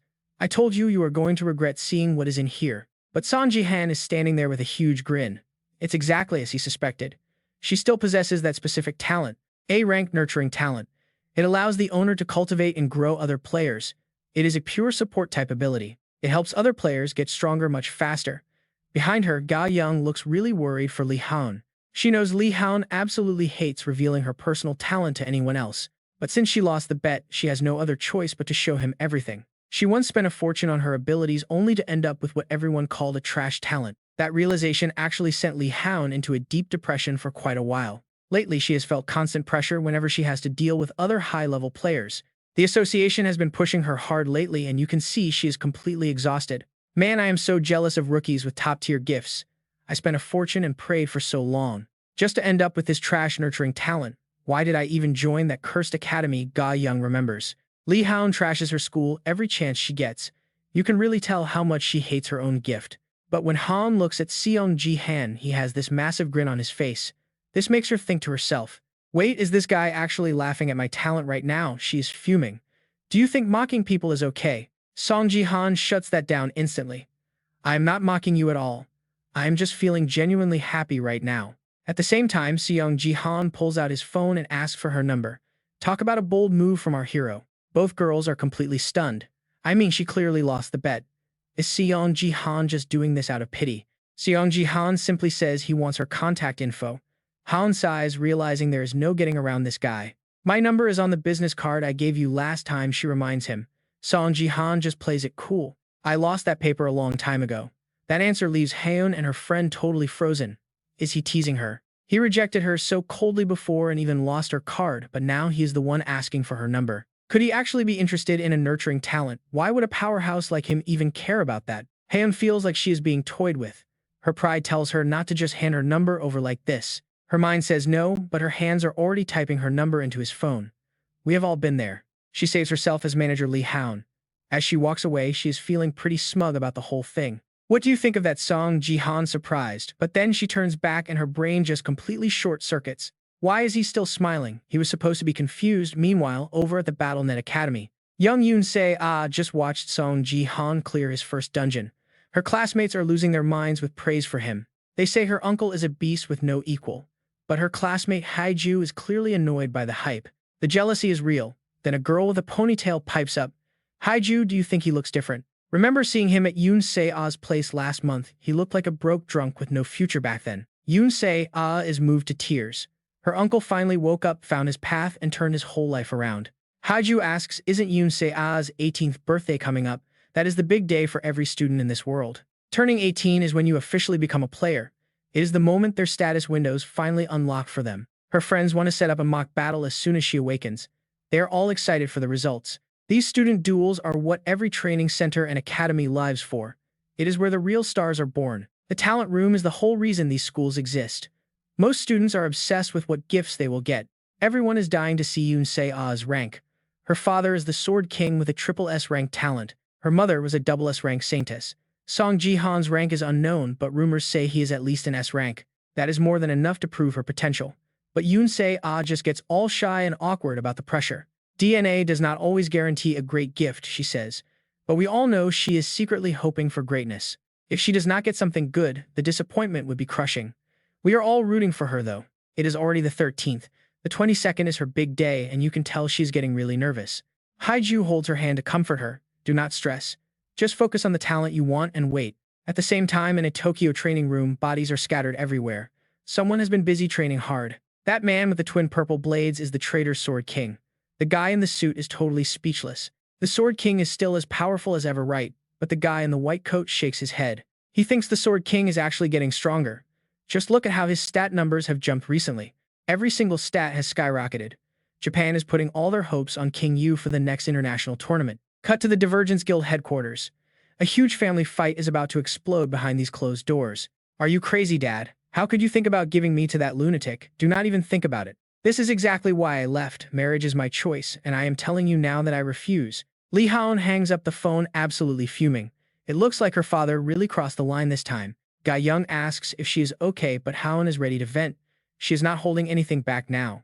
Do I look okay to you? Because I am literally losing my mind here. You guys have to see why Leon is fuming. It turns out her dad basically forced her into a blind date, but the guy he introduces is some random old man. And to make it worse, he is totally bald. Ga Young just sighs, thinking that being rich definitely does not buy happiness. She suggests that Leon should just go home and rest. But after that disaster, Leon clearly wants to avoid her house. After a long silence, Leon speaks up. She apologizes to Ga Young because this job takes up all her free time. With her S-rank abilities and talent, Ga Young could easily support herself, but her friend just smiles and says that being her bodyguard is her duty. She will stick around until Leon eventually takes over her father's company. Leon immediately pushes back on that. She has zero plans to inherit that business and wants to start her own instead. That way her parents cannot force her into marriage anymore. Ga Young asks if she plans to make money by gambling. Leon goes quiet because it is true, she really is only good at gambling. But then she makes a bold claim. She is determined to win big this time. Her target is the upcoming international match between South Korea and Japan. Ga Young thinks this bet might actually be smarter than usual, mostly because almost everyone in Korea is betting on Japan. They are predicting a 3-0 blowout. Looking at the polls, only 2% of people think Korea can win. The other 98% are all in on Japan. Some say that when money is on the line, patriotism is dead. Without Yoon-jin, Korea has zero hope. Right then, Leon's phone buzzes. It is a late-night text from Jihan. Why would he message her this late? When she finally opens the text, Leon is completely shocked. What is this? Now let us switch over to Jihan. He is having a formal meeting with a legend, Diego, from Barcelona. It is his first time in Korea, and he is actually moved to tears by the taste of Korean barbecue. Diego even starts mixing beer and soju for them to enjoy together. Jihan thinks his mixing skills are impressive. Once he gets a bit tipsy, Diego starts opening up. He admits he is pretty bitter about his current life. He used to be a massive soccer superstar. If it were not for Battle.net, he would not be at rock bottom. Since he lost all his money, even his wife and kids left him. Jihan just sighs, knowing the full story. From his past life, Jihan remembers that Diego Martin was a world-famous legend who once had everything. But once Battle.net appeared, people lost interest in soccer. Fans vanished and the soccer leagues were totally disbanded. Other sports lost their status too, and even the king of sports was not safe from the Battle.net craze. Seeing a former superstar teaching kids in Korea just shows how much the world has changed. Diego continues on. He stops complaining and gets straight to the point. He asks if Jihan is seriously suggesting he become a mage. Jihan confirms his theory. He asks if Diego's talent buffs any equipment that looks like a soccer ball. Diego's talent is the SSS-Rank Soccer King. Standing near a ball massively boosts all of his combat stats. It buffs ball-shaped items by 300%, and the effect gets stronger the longer he keeps the gear equipped. Diego admits that is why he always carries a ball, but he thinks he is a terrible fit for a mage. His energy stats are absolute trash. Jihan then summons a sacred artifact and asks Diego to check it out. It is the B-rank Action Sphere, a magical foreign artifact from the spider tribe encased in thick webbing. This artifact is a magic item used by Achin. Since it is wrapped in webs, it is extremely elastic. Because it is round, the system recognizes it as a ball. Jihan says it is the perfect gear for Diego. This item will finally reveal his true strength, the power of the man who was once the strongest mage alive. Diego looks at the artifact with pure excitement. He immediately asks how much it is going to cost him. Jihan thinks for a second before giving him a price. Is it 500,000 GP? No, wait. It is actually 5 million GP. That price makes Diego's eyes almost pop right out of his head. What? That is way too expensive. Even selling his whole house would not be enough to buy that. But then Jihan says he is actually giving it to Diego for free plus some financial support. Diego is completely stunned. Why would Jihan go this far to help him out so much? Jihan keeps it simple. He wants Diego to join his guild. Once he hits silver rank, he is starting one. He wants to build his own team from scratch. So do you think Diego is going to accept this deal? Stick with me, because Jihan's squad is about to become the most overpowered team in the entire world. Diego is worried. He asks Seong Ji Han starting a guild costs a fortune. Can you actually afford this? Seong Ji Han pulls out his phone and tells Diego the cash is coming. Diego looks and loses it. He yells, "Are you insane? Why would you do that?" Over with Legan, she is staring too. She can't wrap her head around Seong Ji Han's move. That message he sent, it was labeled as a gift. It predicted the Korea versus Japan scores. Game 1, Korea wins. MVP is Lim Guk. Japan takes the rest. September 15th arrives. The former Sword King of Korea is back gripping his blade for the big match. But there's a twist. He is representing Japan now, fighting against his own former home. The International Battle.net tournament kicks off at 5 p.m. on October 15th, 2020. The showdown between Korea and Japan is officially on. Can Korea actually win Game 1? Diego knows Korea is tough, but Japan has the Sword King. That guy is a literal monster. He is known for wiping out entire teams alone without breaking a sweat. Pure nightmare fuel. Seong Ji Han is confident though. He knows the Sword King better than anyone. Just wait and see. Seeing is believing, writes. Seong Ji Han grabs the remote and flips on the TV to catch the match. The war between Korea and Japan is just about to start. The hype here is unreal. The notification pops up. The international tournament is live. Wipe out the enemy team to win. It is a best-of-5 series. First to 3 wins takes the whole thing. The Sword King leads the Japanese squad. He steps forward, telling his teammates to follow his lead. But his own team ignores him. They tell him straight up, "We are not following your orders." They do not even see him as an ally. He asks if it is because of his heritage. Nope, it is worse. They think he stole the spot from their longtime teammate XJ. Since XJ got kicked for him, they see him as a villain who stepped on others. While Japan is arguing, a massive bolt of golden light slams down from the sky at Seijin. The Japanese players recognize the skill. It is divine punishment. Korea is not waiting around. They launched a sneak attack while Japan was distracted. That hit came from the Korean support player. Everyone is shocked they actually landed a clean hit on Yoon Sejin. This is Korea's big chance. With Japan's teamwork in shambles, the window is open. But the attack barely did anything. The Sword King is totally fine, just a bit surprised. Now the Korean team is charging in. Sejin just gives his sword a light swing. The ground literally shatters, stopping them in their tracks. Then the unthinkable happens. The Sword King turns his own blade and stabs himself in the chest. He tells his team, "Since you won't follow me, I am sitting this out." Ultimate flex. The system announces a kill for Korea. Nobody can believe what they just saw on screen. The craziest outcome actually happened. Sejin committed suicide in round 1. Lim Gook gets the credit. Diego is standing there with his jaw on the floor. How did you know this would happen? Why would he kill himself like that? But Seong Ji Han keeps his mouth shut. Trade secrets, you know. Seong Ji Han gets the notification. His bet was a success. The odds were 37-1. Total jackpot. With the numbers advantage, Korea easily crushes the remaining Japanese players to take the first win. And just like the prediction said, Lim Gook is the MVP. Seong Ji Han really called it. It is halftime now. The Japanese players are furious. They grab Sejin and start screaming. They ask what the hell he was thinking. Why would the national representative just kill himself? Sejin hits back hard.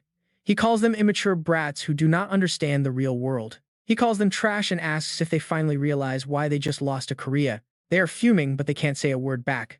Sejin isn't playing their friendship games. He gives them a choice. Either acknowledge him and win or keep losing face. Break time is over.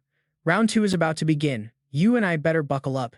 The Korean team heads back out, still scratching their heads over why the Sword King quit. Just look at that, could he really be a mole for Korea? But standing right in front of the Sword King, they'd recognize him instantly. The Sword King isn't playing around anymore. You can feel the bloodlust. He's about to end them in the most brutal way possible. Our shield guy steps up to keep the team calm. He tells them not to worry because the enemy is the traitor Sword King. But before they can even finish their sentence, one swing from the Sword King cuts through the entire team like butter. 2 teammates are sent to the scoreboard in the blink of an eye. Now only the support and the shield warrior are left. The warrior managed to block with his shield, so he's still alive for now. But let's be real, we all know the end result. Deep down, they know they're about to follow their fallen teammates. And just as we all expected, the end comes fast. With a second swing from the Sword King, the last 2 guys are sent straight to heaven together. Absolute total wipeout. The crowd below is split into 2 completely different worlds. On one side, the Korean cheering squad looks absolutely miserable. Watching their team get crushed without a single chance to fight back is rough. Meanwhile, the Japanese fans are already celebrating. They're going wild after seeing the Sword King dominate Korea so easily. Every single one of them is chanting the name he. That's right, everyone. With only 2 slashes, Sword King, he just dismantled the Korean team. That was pure, unfiltered dominance. Honestly, I can't believe it. In this international showdown between Korea and Japan, the total score is now tied at 1-1. We move fast to round 4 of this international tournament. Japan has now snatched 2 massive victories in a row. The score is currently 2-1 in Japan's favor. Our MC is trying his absolute best to hype up the Korean home team. Our country has to try harder, at the very least, show us some resistance. Don't just let them beat us this easily. Round 3 was honestly painful to watch. It was even faster than round 2. But round 4 actually starts looking promising for Korea. They're surviving longer than the previous rounds, and they're actually putting on the pressure, attacking the Sword King constantly. They aren't giving him a second to breathe. While the warrior keeps up the pressure, the Korean mage instantly fires off a spell. He lands a binding magic right on the Sword King's arm. The Korean team is ready to sacrifice everything just to take him down. But as they rush in for the kill, the Sword King's blade starts moving on its own. It's like he's controlling it with his mind. He's literally using telekinesis to control his sword. It moves exactly where he thinks. This level of skill is just terrifying. In the next second, the Sword King swings and the warrior is instantly eliminated. Everyone watching is in total shock. Did he seriously just break that binding magic with his bare hands? He's way too strong. The Sword King is clearly getting bored now. He's done playing games with these guys from Korea. He starts moving through them, slaughtering every single person in his path. Nobody can handle even a single strike from him. The archer tries to get some distance and attack from afar. But out of nowhere, an arrow pierces right through him. Turns out it came from the other 3 members of the Japanese team. We all got so focused on the Sword King that we forgot he has teammates too. And these guys are definitely not pushovers. Now only the support guy is left for Korea. Somehow, the Sword King flies up high and appears behind her like a god. He's literally hovering there. "You guys are always the same," he says. "Just a bunch of useless, weak losers." The support realizes he's using a flying sword technique to stay in the air like that. It's how he's floating above them. Ever since he left for Japan, he's definitely gotten way more intimidating. And that flying sword skill really fits a guy like him. The Sword King just looks disappointed. If your fighting skills were as good as your trash talk, he tells them, then maybe you wouldn't have lost so pathetically. He draws his blade, deciding to use this guy to test out a new move. Boom, a massive golden sword materializes out of nowhere and slams straight down onto the arena floor. It destroys everything it touches. Once the shockwave clears and we look closer, the entire stage is nothing but a pile of ruins. We don't even need to see the result to know what happened to that Korean player. The match is officially over. The final score is 3-1 in favor of the Japanese team. Our MC can only try to comfort himself and the fans. Maybe in the future we'll find a way to be strong again. Maybe someone will eventually rise up to replace the Sword King. Even though we were crushed, we have to keep moving forward. Over on Seong Ji Han's side, Diego is standing there with his jaw dropped. He can't believe the results. It played out exactly how Seong Ji Han predicted earlier. I mean, it wasn't off by even a little bit. Diego is dying to know how much money Seong Ji Han just won from this. Seong Ji Han pulls out his phone to check the balance. He won a huge amount of cash, but that final move the Sword King used actually caught Seong Ji Han by surprise. The guy is much stronger than Seong Ji Han remembered. If things stay like this, Seong Ji Han might not actually be able to beat him. Just using the Nameless Divine Art won't be enough, especially not when the Sword King is rocking a triple S rank skill. Just like that triple S rank sword, the Nameless Divine Arts is on another level. Just wait, no matter how strong you get, Seong Ji Han will be stronger. Our boy's coming for you. The day they clash isn't far off, and that's when you'll realize just how wrong you were from the start. Meanwhile, we've got poor Leon over here with her jaw on the floor. She absolutely cannot believe what she's seeing right now. See, she only bet 5 million won because Seong Ji Han told her to, but now, she's sitting on a massive 185 million won. That is a 37 times return on her money. Even though she's a total gambling addict, her nickname used to be the Queen of Wrong Guesses. We never expected a win this big. And it's all because she took a chance on that insane score Seong Ji Han sent her earlier. But here's the kicker, she's actually still in the red. Why? Because Leon didn't fully trust our man Seong Ji Han's message. She went and placed another massive bet on Japan beating Korea 3-0. Typical gambler move, right? She dropped 200 million on that wrong score. So even with her big win, she's still down about 20 million won overall. Now Leon is stuck wondering what if she just put the whole 200 million on Seong Ji Han's tip? She'd be halfway to starting her own company by now. Too bad you can't buy a bottle of no regrets at the store. Back with Seong Ji Han and Diego, our main character asks him again, so you ready to sign a contract with me or what? Diego's still hesitant. He doesn't get why someone as rich and powerful as Seong Ji Han wants to sign a supposed failure like him. Seong Ji Han brings up his future sight from the match and tells him he's 100% sure about his potential. He's seeing something we're not. That's exactly why Seong Ji Han wants him on the squad. He tosses the ball to Diego and makes a bold claim about the future. Diego, you're going to be a genius mage, the strongest in the entire world, and nobody will even come close. This contract isn't charity, it's an investment in the future. So stop doubting yourself and join the team already. Diego catches the ball totally stunned. He probably can't even remember the last time someone believed in him like this. It's been forever. Maybe back when he was still playing ball before the whole BattleNet thing even existed. Seong Ji Han is giving him a new spark of hope and real acceptance. Honestly, there's no way Diego can say no to this. They seal the deal with a handshake. Diego promises right there that he won't make Seong Ji Han regret this decision. I'll pay you back 10, no 1,000 times over. Seong Ji Han is absolutely loving that fire in his eyes. This is exactly the version of Diego we've been waiting for. Seong Ji Han's going to wait for the day he becomes a total legend. While they're talking, the grind never stops in the other arenas. We've got matches going on left and right. This round features the Peach Blossom Blade Ga Young. With just one slash, she's dropping anyone who dares to charge at her. Once the others realize Ga Young is in the game, they all decide to team up just to take her down. They're desperate to end her winning streak. But it's the same story every time. She draws her blade at light speed. A few quick slashes and they're all cooked. Game over. 60 survivors left and she takes the #1 spot easily. 5 kills in first place. That's a solid run for most people, but Ga Young is far from satisfied with this result. After seeing the insane power the Sword King showed in that Korea versus Japan match, she's more determined than ever. Besides the Sword King, she's got Seong Ji Han breathing down everyone's necks as he becomes a new legend. They both make her feel like she's standing in a giant's shadow. Ever since she joined the guild, she's been lagging behind. She realizes she's been slacking on her training. It's time to get back to the grind and work twice as hard. Meanwhile, little Yoon Se-ah is looking at her phone, reading about her dad crushing the Korean team for Japan. It's heartbreaking to watch. You can see the sadness and humiliation written all over her face as she reads the news. Her friend Hayu tries to cheer her up, telling her not to be sad and even offering to stay over. Yoon Se-ah thanks her but politely says no. Her uncle Seong Ji Han is super busy, so she needs to go check on him. Even the driver in the front apologizes and tells Yoon Se to let him know if she needs anything at all. He's still feeling bad about how he treated them before. Then Hayu asks if she's thought about that offer yet. If you're okay with it, we should start preparing now. Yoon Se hesitates, admitting she's still not entirely sure about it. But then screech, the car slams on the brakes and Hayu faceplants right into the seat. The driver is shaking like crazy. The director told her to just ask if she needs help. He's really trying to make up for being a jerk last time. Hugh brings up the offer again, asking Yoon Se if she's ready. If she's down, they need to get moving immediately. Yoon Se is still on the fence, not quite ready to commit. She's mid-sentence when the car suddenly jerks to a halt. Poor Hayu gets thrown forward again. This is getting intense. The driver looks absolutely terrified as he turns around to talk. We're finally here.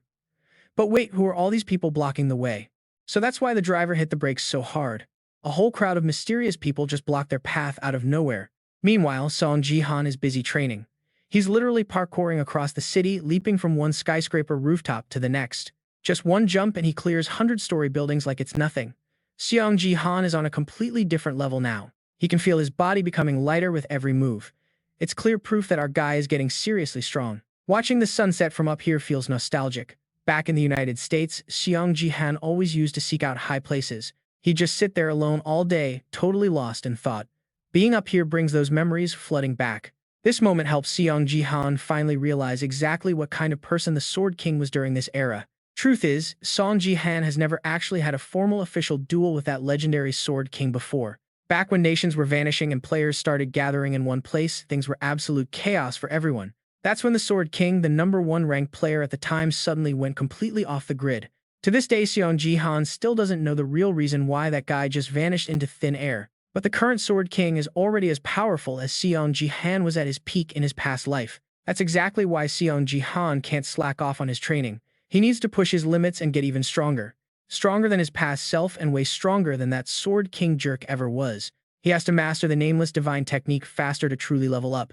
Anyway, back to the driver situation. He's shielding the car, trying his best to push back the massive swarm of reporters surrounding the doors. But they keep slipping past the big guy, desperate to shove a microphone in CA's face for an interview. What's your take on the match and the Sword King's interview today? Give us a quote, CA. Some people are saying CA's previous comments were the spark that really set the Sword King off.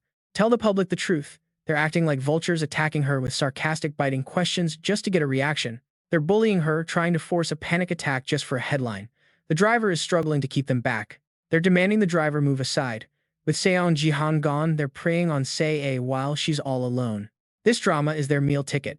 But suddenly, a true monster of a man starts slowly walking up behind the crowd. He gets there and just roars, "Get out," then he unleashes his massive power right then and there. He blows the entire crowd away.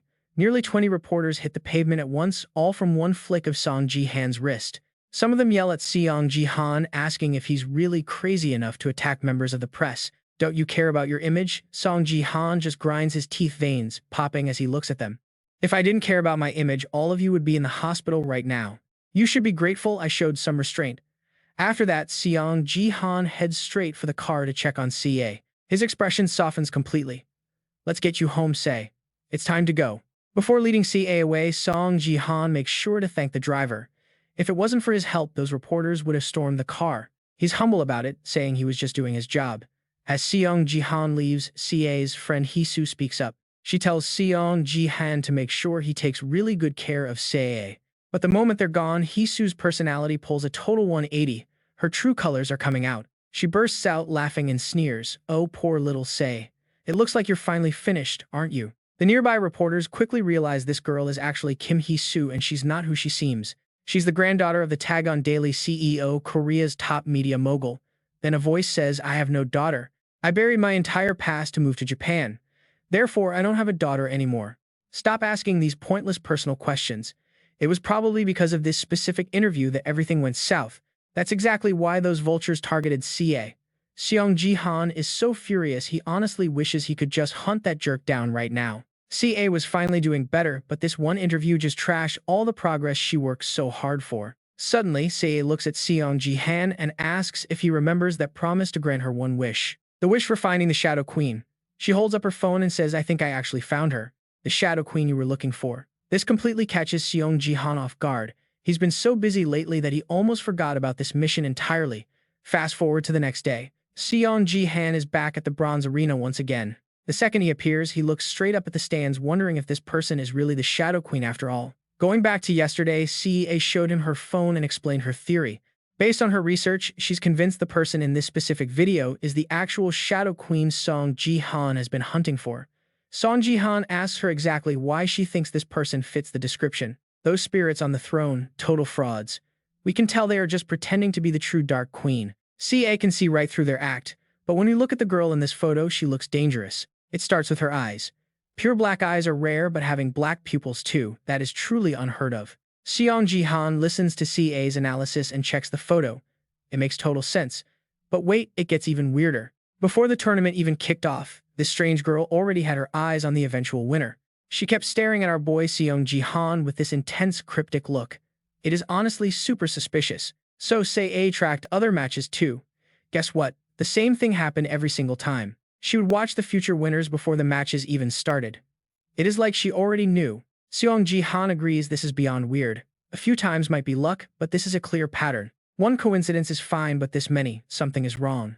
CA is sure of it. The smoking gun is at the end of the video. The shadow under her feet is totally wrong. The video is blurry, but you can tell it is unnatural. This is definitely worth a closer look for Seong Ji Han. Seong Ji Han is impressed though. He asks if she really analyzed all this data and footage all by herself. CA admits it took a massive amount of time, but she just wanted to help her uncle out. Seong Ji Han decides to test her theory next time he enters the arena. He even asks her for a wish. Name it and he will make it happen. Now let us jump back to Seong Ji Han in the heat of battle. After wiping out a whole horde of orcs, Seong Ji Han hits 10 kills. First place is basically in the bag. Now for the real plan, destroying the spectator stands. Our boy is really about to do it. There is a massive barrier separating the combat zone from the crowd. It is built to be nearly indestructible. This shield is diamond tier support level magic. It is designed to block every attack coming from the inside. To use his traveler's eyes and scan that girl, Seong Ji Han needs to punch a hole through that barrier first.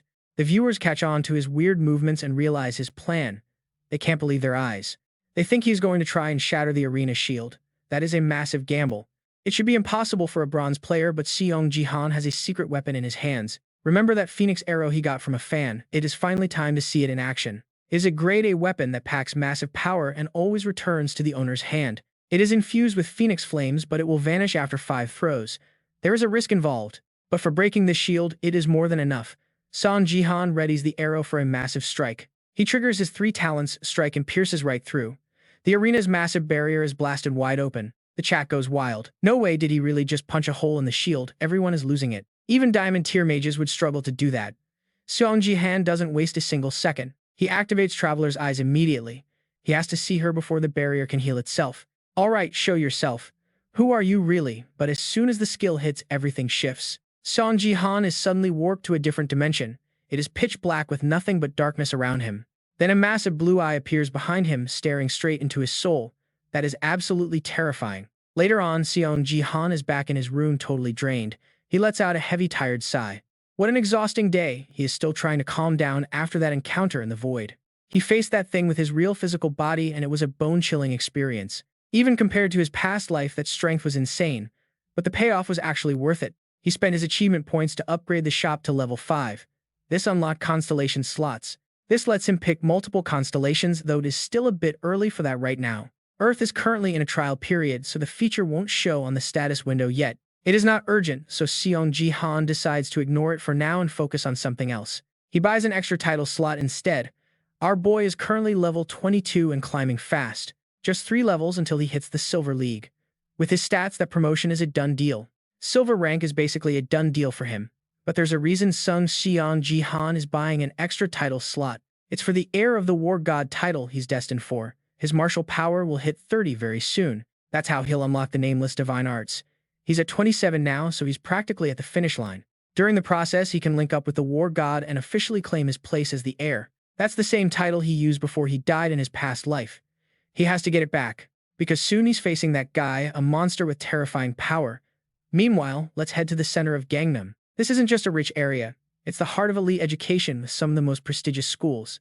The realtor shows them around, claiming it's the best house in the district. Seong Ji Han and his niece are listening. It's over 200 square meters, but compared to their old mansion, This place feels like a tiny shoebox. You can see the disappointment all over Yoon Se-a's face. Honestly, we can't even blame her for that reaction. Yoon Se-a grew up in the massive Sword Palace penthouse.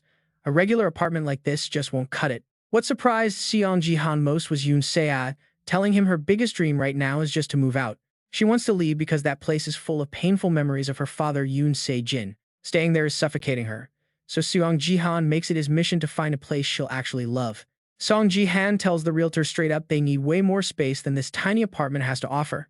Yoon Se-a is turning 18 soon and needs room for her connection gear. The realtor catches on immediately. He promises to find a bigger spot. Before leaving, he fanboys calling Seong Ji Han handsome and incredibly powerful. He says Seong Ji Han is a genuinely good guy and promises to keep cheering him on as a fan. Seong Ji Han is happy but stays humble, saying he has room to grow. Then the realtor gets serious. Turns out he was with the Sword King's clan. He left when the king defected but still worried about Yoon Se. He feared she'd spiral after everything, but seeing her now, he's finally at peace. He wishes her luck, hoping she lands an incredible gift. Yoon Se-a is clearly moved by his kind words. Those words hit deep. Ever since the match against Japan, the whole country has been obsessed with her. Everyone is talking about her upcoming awakening and what kind of insane gift she might actually receive. But you and I know the truth that fame will turn into poison if she gets an F-rank gift. Headlines will scream that the Sword King's daughter is a failure. Our greatest hope turns out to be a dud. SSS-Rank traitor father and F-rank loser daughter. The media will tear her apart once the truth comes out. Seong Ji Han has to block this. He needs to keep everyone, especially those media vultures, away from her. Meanwhile, Yoon Se-a's friend Hyu is already on the phone leaking info to a bunch of hungry reporters. She tells them Yoon Se-a turns 18 on the 22nd and promises them all exclusive interview access. As she schemes, a blonde guy nearby calls out her fake act. Talk about a true media family snake. Hugh just snaps back, telling him to get lost if he has a problem with her methods. Blondie stays put. He wants to meet Yoon Se-a too, but he's curious, why does Hyu hate her so much? Hugh just scoffs. Yoon Se-a is nothing compared to her, yet she keeps trying to act like an equal. She only tolerates her because of Battle.net and because Yoon Se-a is perfect clickbait for the news. If her gift is trash, Hyu plans to make Yoon Se-a a complete laughingstock for the whole world. Even the blonde guy has to admit Hyu is way more dangerous and devious than she looks. He mentions her uncle Seong Ji Han is getting famous and protecting her. Can Blondie actually beat him? Blondie scoffs, declaring he won't even spare a glance for a bug like Seong Ji Han. He just tells Hugh to keep her promise, and she's more than happy to agree. Hugh is ready to write the story. If that gift is garbage, she'll make Yoon Se-a a joke for the entire world. Blondie has to admit it, Hyu is a total snake, and you definitely can't judge her by her face alone. Seong Ji Han, the uncle, has been getting incredibly famous lately, and he's been stuck to Yoon Se-a's side all day. She asks if he can actually defeat Seong Ji Han. Blondie just steps closer to Hyu and makes a bold declaration. He claims he won't even spare a glance for a pest like Seong Ji Han. She just needs to keep her promise. Hugh agrees. Gold. Once I do my part, you can do whatever you want with Yoon Se-a. Gangnam's Battle.net Academy. Located in Seoul. It's 10 a.m. on the 21st. 14 hours until Yoon Se-a finally awakens. Hee-soo is putting on her fake innocent act, trying to pressure Yoon Se-a into an interview. But Yoon Se-a refuses. Honestly, Yoon Se-a has zero interest in being interviewed. Hee-soo then claims everyone is insulting her because of the Sword King. She says a good news story would distract people and help her. She's really pushing it. I had to beg my grandfather for this. But Yoon Se-a stays firm. I'm fine, thanks anyway. Don't worry about it. As Yoon Se-a walks away, Hee-soo's mask slips. What a total jerk. I don't get her. She should be begging for this interview. Whatever, let it go. I'll just wait at the gift hall. Can't wait to see what gift she gets tonight. Time to find a reporter and drag her to hell. I hope she gets a gift. Specifically, an F-rank gift. You and I can see Yoon Se-a knows exactly what's going on. She knows Hee-soo isn't her friend. You're still following her like a fly, are you two besties? Hee-soo snaps back. Don't say that. I'm just using her before throwing her out like trash. She is just a tool to me. When she hits rock bottom, that is when I strike. I hope she gets an F-rank gift. I'll snap photos and ruin her online. And right then, Yoon Se-a hears every single toxic word from her supposed friend.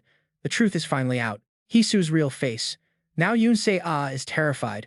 She starts worrying she really might get a gift. An F-rank one. It is not just Hee-soo. Plenty of people are rooting for her to fail. She can't let that happen. Please God, just give me something good. Anything but F-rank. 7 p.m. at the academy. 5 hours left. Shang Jihan is there, eyes glued to the clock. Only a few hours to go. he finally arrives at the BattleNet Academy scene. Two guards lead Seong Ji Han to the gift hall. He gives them strict orders. No one gets in, especially not the media. This is a massive story and everyone is watching. Even the government is involved. School staff are completely blocked from the hall. Around this time, yesterday Seong Ji Han spoke with Minister Park about the Sword Palace donation. The deal was set. Minister Park knows tonight is Yoon Se-ah's big moment.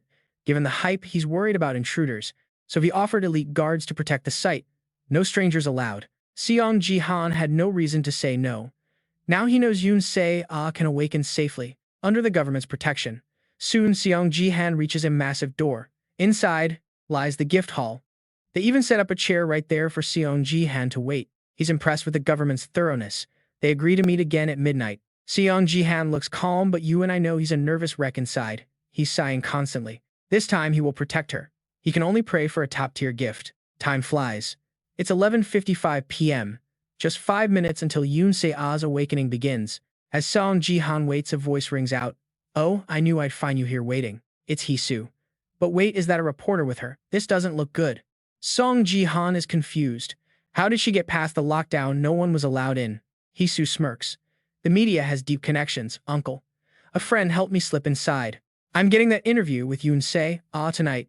Seong Ji Han is absolutely fuming. Stop talking nonsense and leave. This is my first and final warning to you. Hee-soo just sighs. What can I do? I'm no match for you in a fight. But how's this for a headline player? Sung Seong Ji Han ambushed by a level 50 warrior. While she's talking, a mysterious stranger lunges from the shadows right behind Seong Ji Han. Fist raised high. He's aiming right for Seong Ji Han's face. Meanwhile, inside the hall, it's finally midnight. Yoon Se-ah is officially a player. You and I are about to see her special gift. Yoon Se-ah just pulled the late bloomer flower, a total F-rank dud. Seeing this, she breaks down in tears of pure helplessness. She was hoping for a miracle, but now it feels like game over. Meanwhile, outside the situation is getting heated. Ji Han just got blindsided by a level 50 warrior and is currently eating dirt. That warrior is actually laughing. He tells him to stay down while he goes to take care of Yoon Se-ah. Ji Han's veins are literally popping out now. He glares back, calling him a dog. How dare he talk about her like that? Does he have a death wish? The warrior is shocked. He can't believe Ji Han is still conscious after that hit. Our guy is built different. Without skipping a beat, Ji Han rounds on him and punches that guy right in his smug face. Stone Skin right. Stone Skin takes the hit but just laughs it off like it was nothing. This guy's defense is actually insane. He's impressed Ji Han knew his name, but then he launches a brutal hook right into Ji Han's ribs. You can practically hear the impact. That punch was absolutely monstrous. Is our guy going to be okay? Meanwhile, Hee-soo and her cameraman are just standing there like they're watching a movie. Someone needs to humble her. Ji Han and Stone Skin are just trading heavy blows now. It's a total slugfest and nobody is backing down. Stone Skin starts trash-talking again, calling Ji Han a pig who doesn't know his place. He's way too overconfident. He lands another punch on Ji Han's chest, but Ji Han immediately lunges forward to pay him back in full. Boom! Ji Han's punch sends blood flying everywhere, and Stone Skin actually gets launched into the air. Then Ji Han summons a giant red energy hand and grabs Stone Skin by the head midair. This looks epic. The guy is just dangling there, totally helpless. Ji Han calls him out for being nothing but a common thug. He's about to leave a mark on this guy that he'll never forget. This is the revenge we've been waiting for. With one sharp movement, Ji Han literally rips something out of the guy's body. It happens so fast. Stone Skin just goes completely limp and falls to the ground like a sack of bricks. He looks totally finished. Now Hee-soo and her reporter are finally panicking. They realize they messed with the wrong person and start screaming. Back to Yoon Se-ah. She finally stops crying and decides that sitting around won't change anything. That's the spirit. She knows her uncle is still out there waiting. She has to keep moving forward no matter what. But she's still worried. Being an F-rank player means she might be stuck in the Bronze League forever. Wait, look at the description for late bloomer flower. It says she'll realize her potential soon. Is this a hidden gem? She realizes she's been praying like a fool for days. Suddenly, she hears Hee-soo's scream and runs outside. She finds Ji Han holding a clump of blonde hair. Wait, did he just scalp that guy? This is wild. Beside him, Stone Skin is now completely bald and crawling on the ground. Talk about a total humiliation. Yoon Se-ah asks what happened and Ji Han just says the guy deserved it for insulting her. Best uncle ever, seriously. Hee-soo starts screaming like a brat, threatening him with her grandfather's name. She's talking about the Taegeun Daily chairman. She thinks her family's media power makes her untouchable. Ji Han's reaction, a perfectly calm, so what? He doesn't give a damn about her family business. Is she really going to try and manipulate the news? Then she reveals how evil she really is.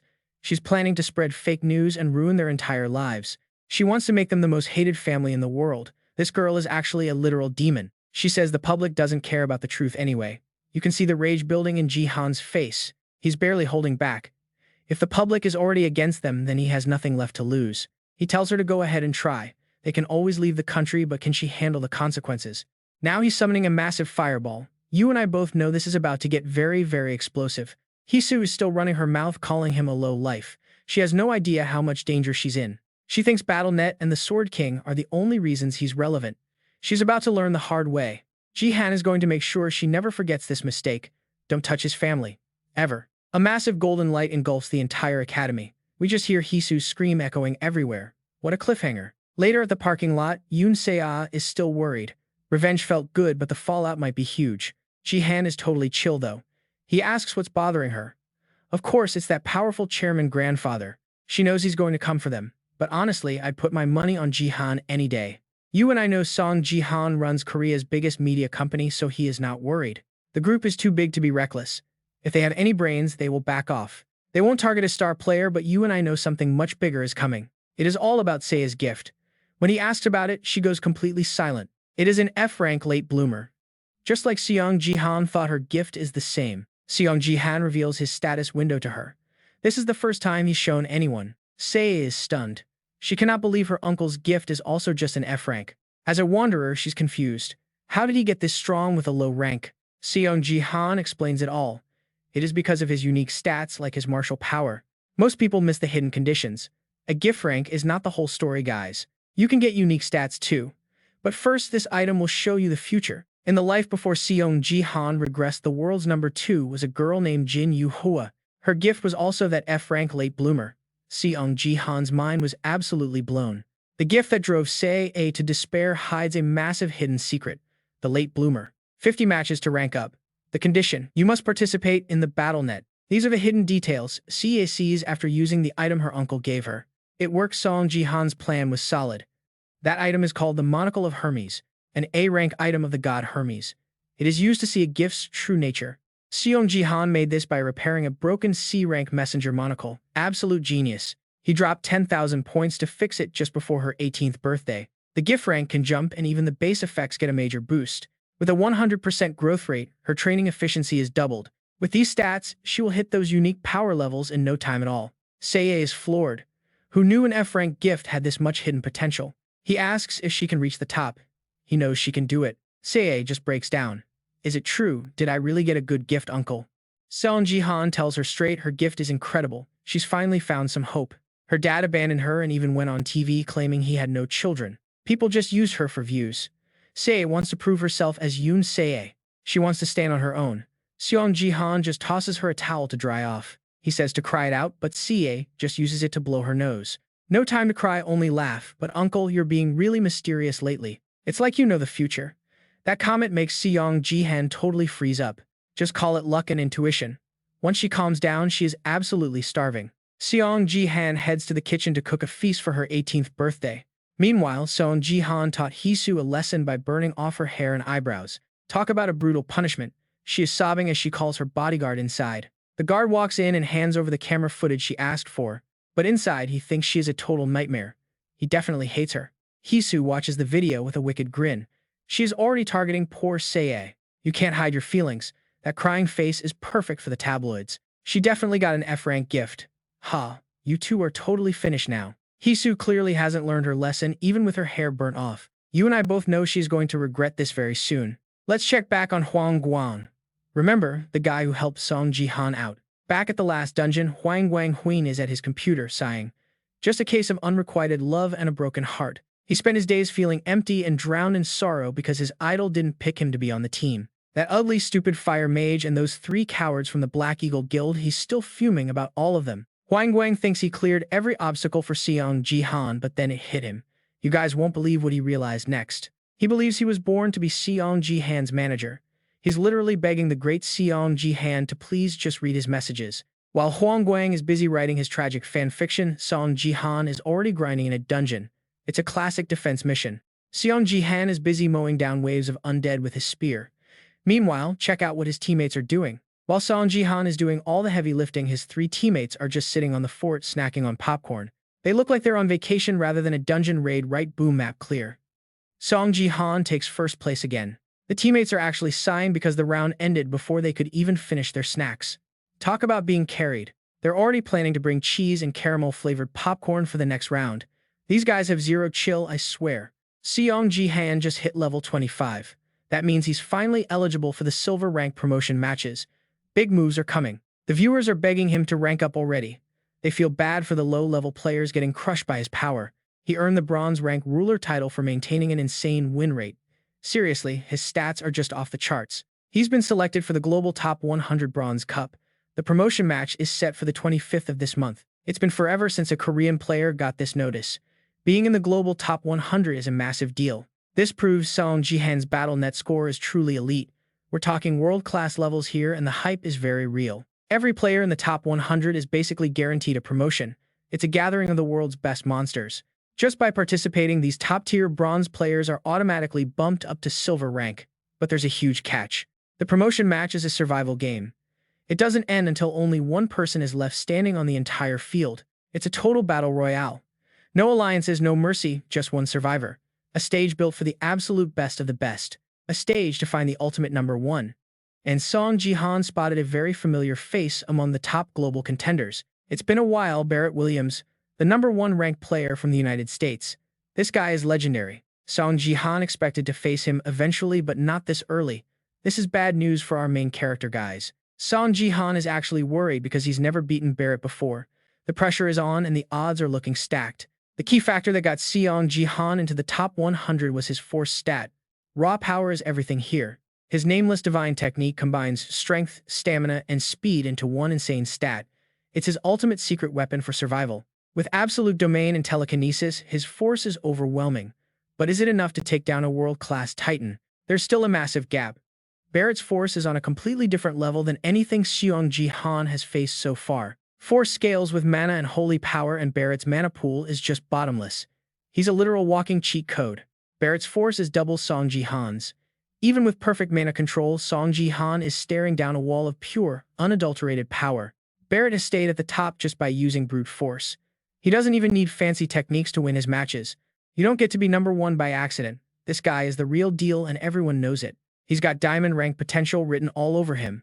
Fighting him head-on is basically a suicide mission for most players. Seong Ji Han needs to unlock the next level of his technique.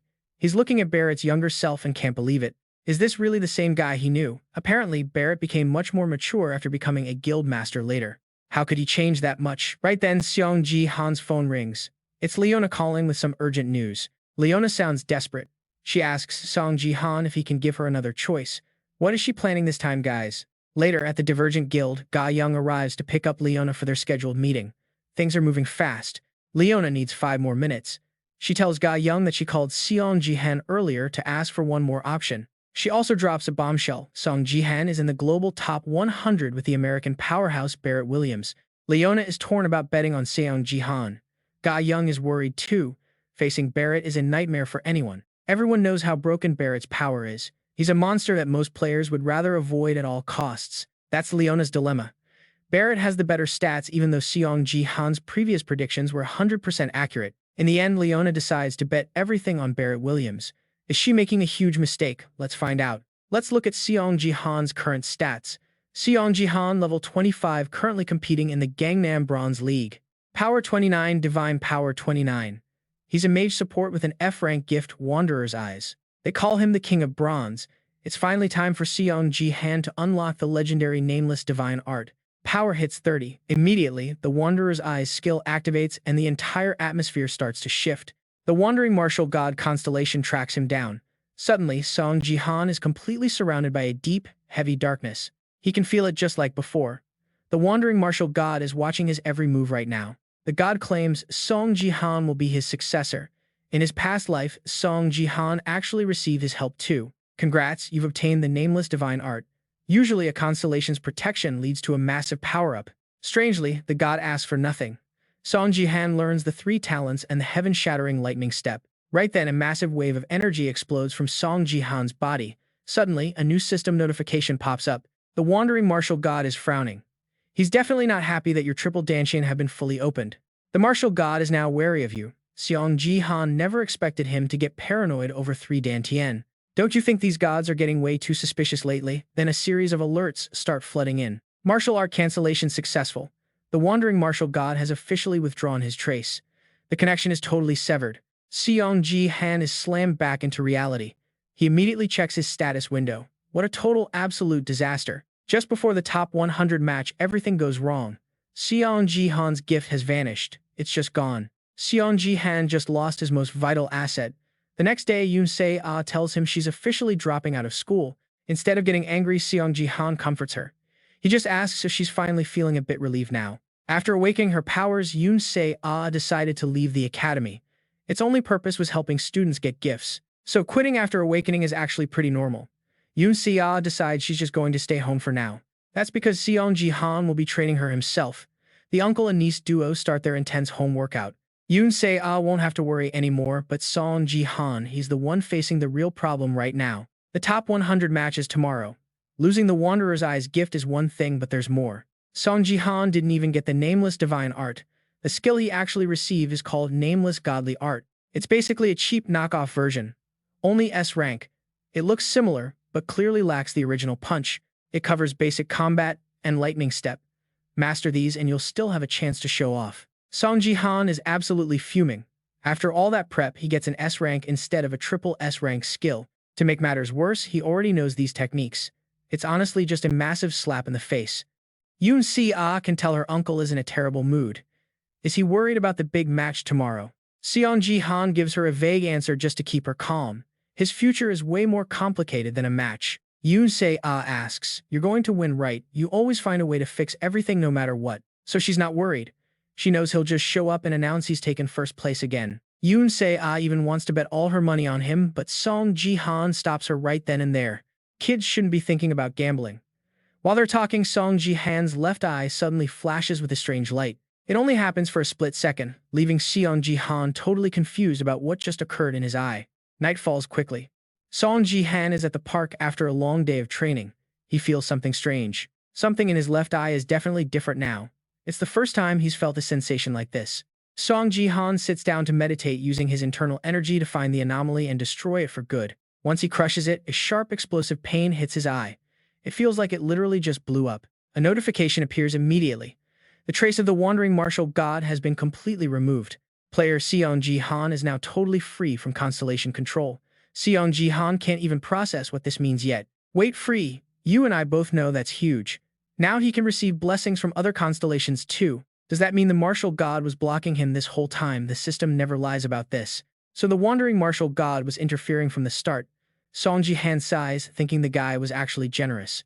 Turns out he was a parasite this whole time. Now the martial god is being even more cautious. Seong Ji Han, our wandering martial god, is already erasing his tracks. What is up with this constellation? Afraid of a bronze ranker? Why is a literal god hiding like this? Talk about a total fall from grace. Even in Seong Ji Han's second life, mysteries keep piling up. But one thing is crystal clear right now. Seong Ji Han can't tap into that martial god power anymore. There is just no way around it. He needs a new constellation to back him. Lucky for us, he still has an ongoing epic quest. The mission challenged the Dark Queen in the Coliseum. That is 50,000 achievement points on the line. Plus, he gets the Queen's attention. If he wants to take her down, he needs a solid game plan. Suddenly, it clicks. Seong Ji Han realizes he has one last trump card. Fast forward to the big day. The top 100 Bronze Cup is finally here. It is a total bloodbath until only one player survives. Time to prove who is boss. Look at that crowd cheering for Seong Ji Han, the pride of South Korea. Everyone is betting on him. Seong Ji Han just shouts, "I am not here to waste time playing with extras. Come at me all at once." Instantly, a dozen players lunged at him with pure killing intent. With the Phoenix Spear, he is dropping them like flies. One strike is all it takes to finish them. While Seong Ji Han is busy taking on 10 guys, some mages are lurking in the back, aiming for a cheap shot. Too slow, Seong Ji Han dodges, making that fire blast hit their own teammate instead. You love to see it. The mage is stunned. He never expected Seong Ji Han to ditch his weapon just to dodge a spell.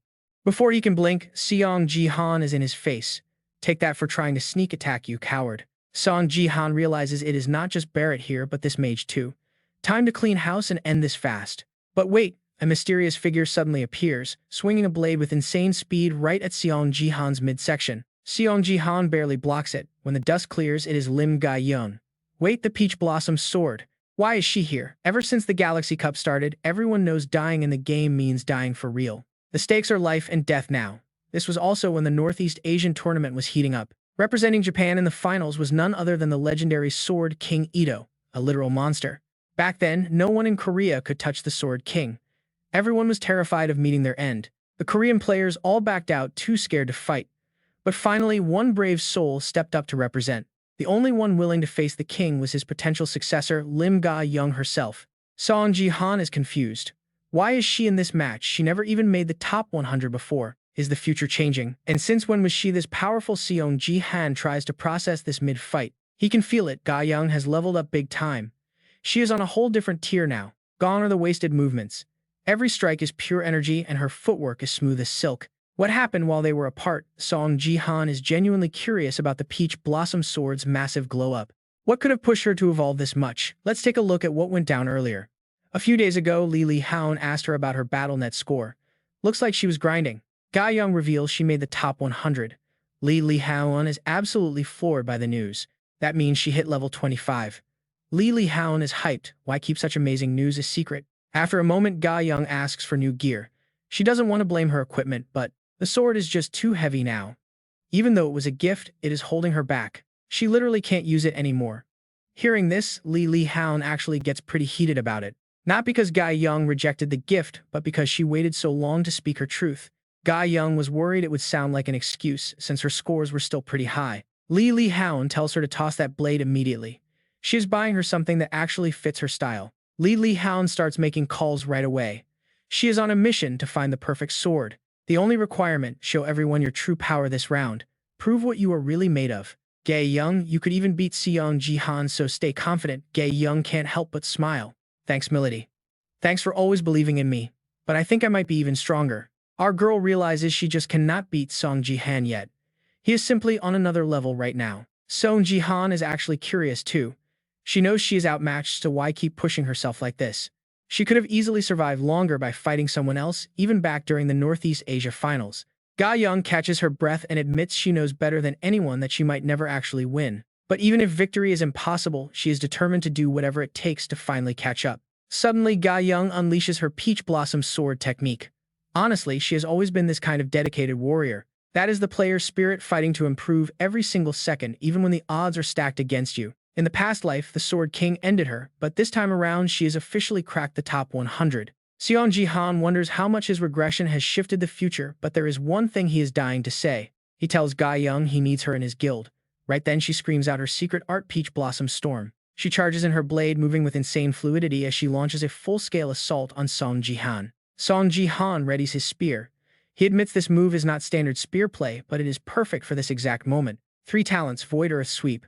With one massive boom, Ga-young's entire technique is sliced right in half. Suddenly, a group of American players shows up. Looks like they have crossed paths with our hero again. Leading them is a bald guy named Glenn, a warrior ranked 3rd on the American Bronze leaderboards. But the guy they are really worried about is Barrett William, the top-tier support and mage from the States. Glenn mocks him, saying the world is ending if a coward who needs constant help is a top seed. While Glenn is mid-sentence, Barrett just straight-up yawns. Talk about a total lack of respect for his teammate. He calls them barking insects and tells them to just attack already, so he can burn them all. Barrett is a total war maniac. He grabs Glenn by the head and blasts a skill point-blank into his face. Now you and I can see the other players watching this absolute madness unfold as their teammates vanish.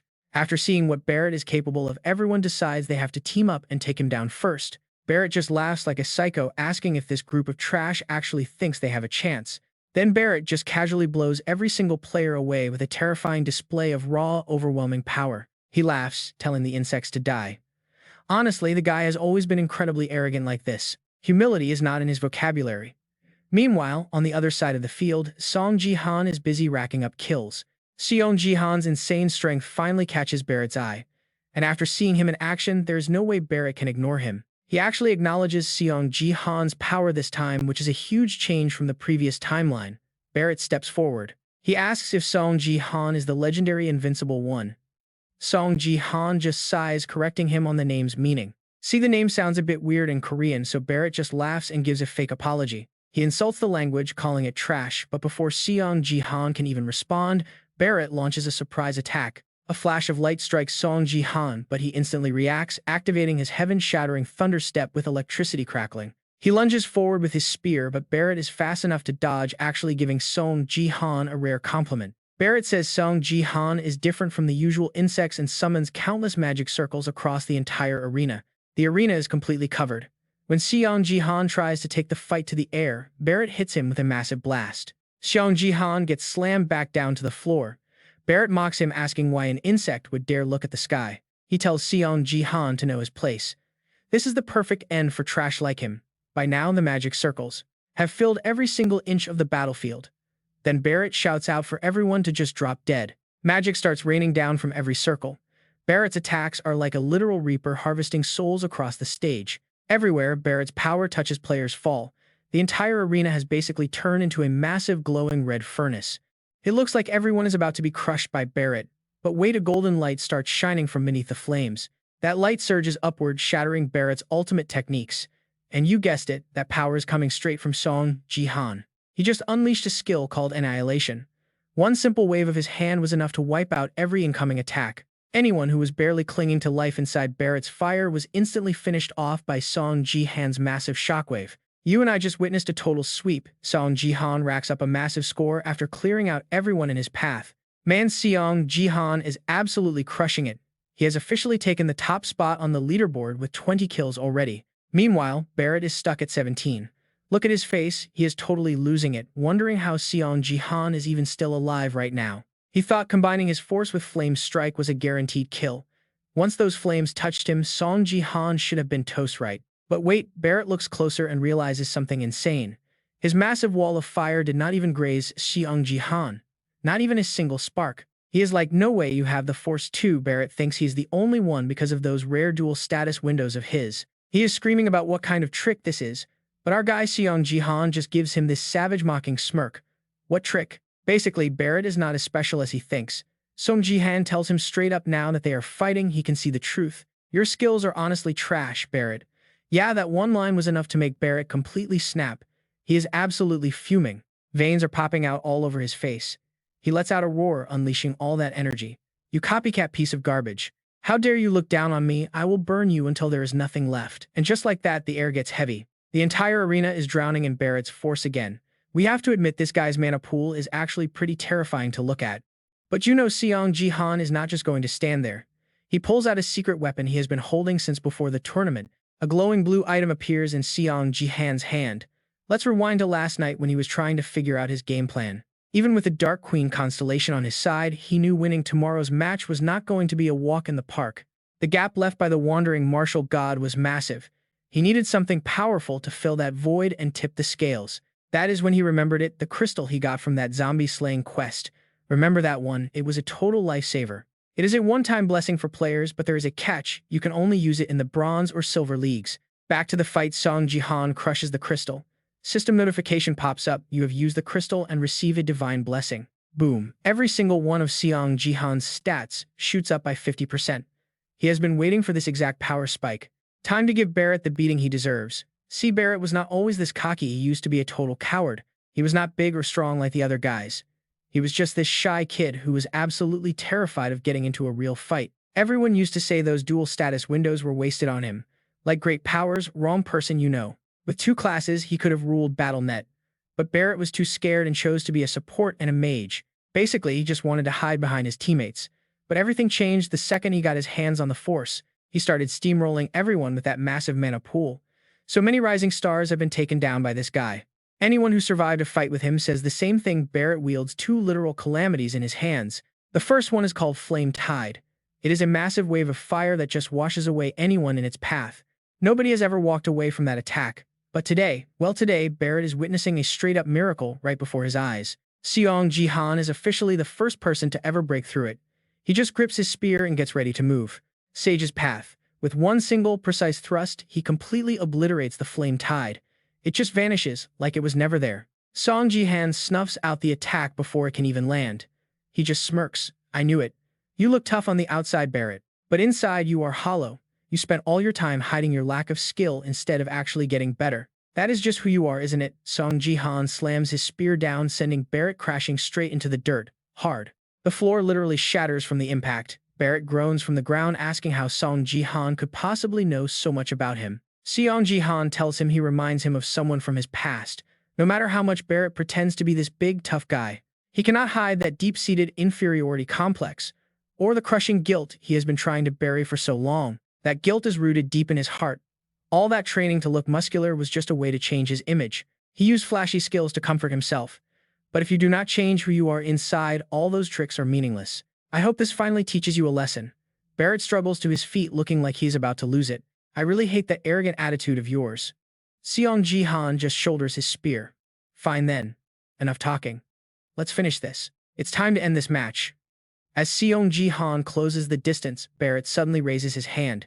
Then boom. A massive bolt of high-voltage electricity slams right into Seong Ji Han's chest, sending him flying across the arena. His chest is scorched and covered in wounds.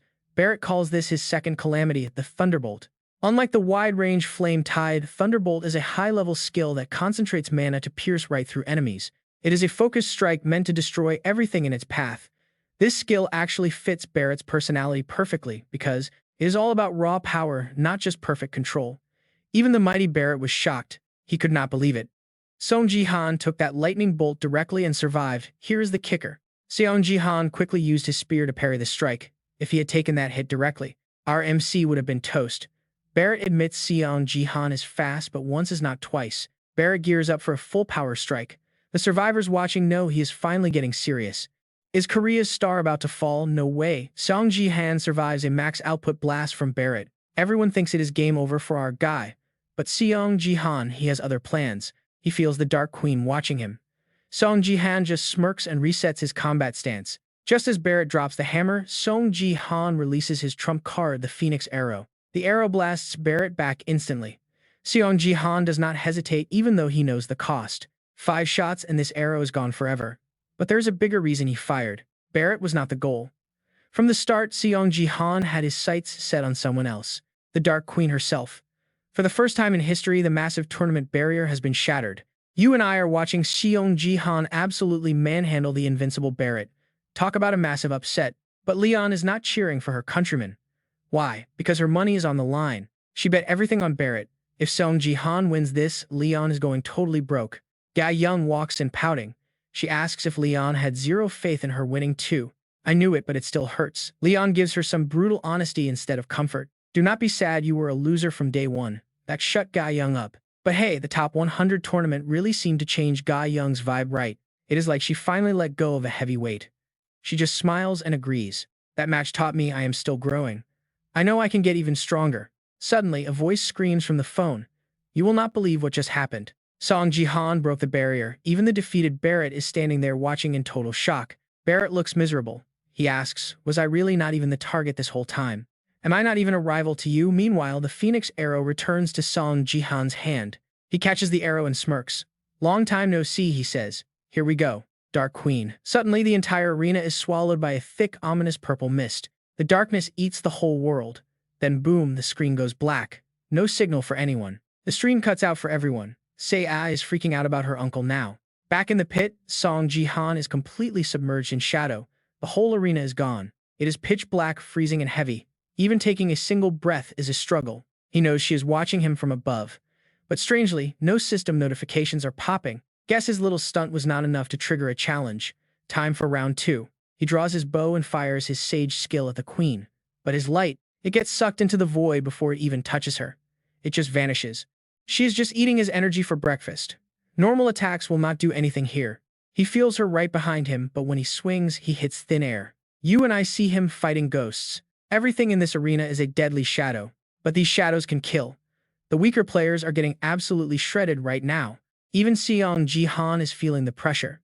These mysterious shadows are coming at him from everywhere. Physical moves are useless. Seong Ji Han thinks, okay, how about we try some holy power? He hurls a holy fireball at the mist. It does not land a direct hit, but you and I can see the darkness flinched. Light is definitely her weak point. Seong Ji Han remembers that undead fight. Back when his heaven-shattering lightning step went totally out of control. Perfect. Lightning is crashing down everywhere, totally random and chaotic. And now Seong Ji Han's about to bring that same energy. He activates Heavenly Thunder Steps instantly and brilliant bolts of lightning explode from his body. Those shadows are totally shocked. They immediately back away, too scared to even get close to him. Our man's light is absolutely terrifying them. Seong Ji Han thought this would be a piece of cake, but his confidence doesn't last. Suddenly, his light starts to fade. To be exact, the darkness here is surging, getting way more intense. It's like the shadows themselves are being supercharged. Those shadow monsters are soaking up power and getting massive. Seong Ji Han is just pissed off. Are you guys kidding me? Let's talk gear. You absolutely need a BattleNet connector to play. Its whole purpose is actually pretty straightforward. It numbs the pain of being burned or having your limbs sliced off, which happens way too often inside games. The system even warns you that the pain is 100% real, so it strongly suggests using a connector. That's why these devices became a total necessity for everyone rather than just being an optional choice for the players. The recommended models can slash that agonizing pain by 80%. It makes the whole experience much more bearable. Most top-tier players actually go for the 90% version, making their playstyle way more aggressive since fear is gone. With the fear of pain erased, they can pull off insane moves. But even so, Seong Ji Han refuses a connector. His reason is simple: he knows BattleNet is going to become our new reality sooner than anyone thinks. Using a device to hide from the pain is just temporary. Once the Galactic Cup starts, all that is useless. He fights every battle like it's his actual life on the line. No safety nets allowed. This is the real deal. That's exactly why he skips the device. Even when fire burns his skin or millions of volts hit his heart, Seong Ji Han has survived levels of pain that a normal person couldn't imagine. And now he's facing a massive threat. He's about to be sliced in half by a 10-meter sword. Other players watching from the shadows are completely confused. They're looking at this giant thing and wondering what it is. They've never seen this in a top tournament, especially since this massive pitch-black monster seems to be targeting Seong Ji Han and only Seong Ji Han. It is a total nightmare scenario. Seong Ji Han is struggling to hold it back while cursing his luck. This is the definition of an unfair fight. Looking at the insane size difference, you've got to wonder how he can win. If he just dodges, he is dead. If he keeps playing defense, he's going to lose eventually. And the Dark Queen isn't the only one hunting him. Barrett's earlier attack put a huge target on Seong Ji Han's back. Now everyone wants a piece of him to knock him out. He's got to think of something else besides just blocking. Seong Ji Han sighs, realizing he's out of easy options. Time to go. He starts channeling his mana reinforcement along with the flames in his hand. He's going to face them head-on. If she wants to drown him in darkness, he'll just bring a brighter light to burn it away. Watch this. Nameless Divine Technique. 3 talents, Martial Domain. He prepares a strike that is about to shake the entire arena. He unleashes the Mount-type press, and a massive fireball erupts forward, incinerating the eternal darkness in one shot. It lights up the whole arena, and the other players see this power and realize they picked the wrong fight. One guy says his dad needs him to get baby milk, another says his mom's calling. They are running away. Looks like Seong Ji Han successfully scared them off. Now it's just him versus the main event, the Dark Queen. She manifests once more, using her skills to try and bury Seong Ji Han in shadows again. This cycle just won't end. It is never going to stop as long as her main body is intact. Seong Ji Han is tired of this fight. His triple dantian starts to vibrate, and Seong Ji Han realizes he can push for an even higher level of martial arts. He's trying to use the 3 talents without the Nameless Divine Technique as a base. It is risky and imperfect, but he can't just keep relying on the Phoenix Arrow alone. He needs that explosive Phoenix Fire to bridge the gap. Since the dawn of time, lightning has been known as Heaven's Rage, a divine punishment sent down from the gods. When the world is drowning in darkness and chaos, a new power finally appears to push it back the light. As Seong Ji Han calls upon the light, a golden pillar from the heavens strikes him directly. It is an incredible sight, but then the system starts screaming warnings. Power exceeds player capacity, player's life is in serious danger. Seong Ji Han is in pure agony, but he's refusing to let go. He is holding on to unleash the ultimate move. This Thunder God art purges all evil. Nameless Divine Technique, Heavenly Thunder God Skill, Thunderbolt Flash. Instantly, the arrow in Seong Ji Han's hand isn't just carrying fire, it's loaded with the devastating power of heaven's lightning. Lightning crashes down, a massive flash of light blinds everyone in the dark arena. Here we go. His Heavenly Thunder skills are on a different level. Everyone's saying it's just built different. Since he lacked the juice for the Phoenix Arrow, Seong Ji Han pulled off a completely new move. He pushed it to 80%. Originally, this technique was just a bunch of scattered bolts. They're supposed to strike as one, but Seong Ji Han's version isn't quite perfect yet. It flies off, but it's too slow to match the Phoenix Arrow's insane speed. It only managed to reveal the Queen's face. No damage, just a clean look. The Shadow Queen felt safe until a cut appeared on her face with tiny sparks. For the first time, she's actually shocked. Seong Ji Han's just thinking, wow, talk about luck. Because the lightning was a bit late, it only managed to delay her attack by a few seconds. Who would have thought a move like that could actually scar the Shadow Queen's face? Grabbing the Phoenix Arrow again, you can see Seong Ji Han's hands are completely scorched. Seong Ji Han wonders if he's taunted her enough yet. Suddenly, a system notification pops up. Mission complete. He provoked her, but Seong Ji Han's still struggling to survive these brutal attacks. She's relentless. Because he used that massive move earlier, Seong Ji Han's hands are basically toast. He can't even handle his weapons properly. At this rate, he won't last long. Her attacks are getting faster and more frequent. Plus, she's already trapped the others. Strangely, she's just binding them. You and I have to wonder what her plan is. Shadows swallow Seong Ji Han's feet and start climbing. This is where things get really dangerous. Seong Ji Han realizes her game. She wants to kill him first before finishing the rest. Even with his thunder steps, Seong Ji Han feels the queen's power scaling to insane heights. He can't move an inch. Once she has him pinned, something huge appears overhead. A massive black spear is slowly descending. Is she seriously toying with him right now? She's totally playing with her food. What a sick sense of humor for a goddess. If he doesn't do something, Seong Ji Han's going to lose his rank 1 position. He needs to kill the players behind him first. Look at them, they're so confident. Seong Ji Han's tied up, but his fingers can still move. He's got one last play. Suddenly, the other three start screaming in agony. Their faces are contorting and foaming at the mouth. Seconds later, they're dead. Now Seong Ji Han is the only player left on the field. This totally shocks the Shadow Queen. Her little torture session just got ruined. Seong Ji Han just smirks. Oops, looks like I accidentally killed everyone. Congrats to Seong Ji Han for taking first place. Rank 1 achieved, logging out in a few seconds. The queen is absolutely furious. She snaps. She launches that massive shadow spear at Seong Ji Han with incredible speed. Bound by shadows, Seong Ji Han just stands there. He's actually wondering if this will hurt. Boom. The spear strikes, obliterating everything. Only Seong Ji Han's arm is left in the crater. Did he just get wiped out? From above, you can see the pure destruction. She thinks she's got him, but then Seong Ji Han's voice rings out once again. Too bad, almost didn't dodge that one. Once the game ends, her power fades. Your shadows are weakening, but hey, be happy you at least hit my arm. Game over. The system is forcing a logout. We're finally getting out of here. Before leaving, Seong Ji Han throws one last insult. Catch you later, queen. See you next time. A red warning flashes. Error, the shadow of the sun has fallen on your arm. Back at home, Seong Ji Han collapses on the floor, gasping for air. He's totally spent. That was insane. Fighting Gae Young, Barrett, and the queen. He's completely exhausted. Seong Ji Han is drained. 1 second slower, and it would have been lights out.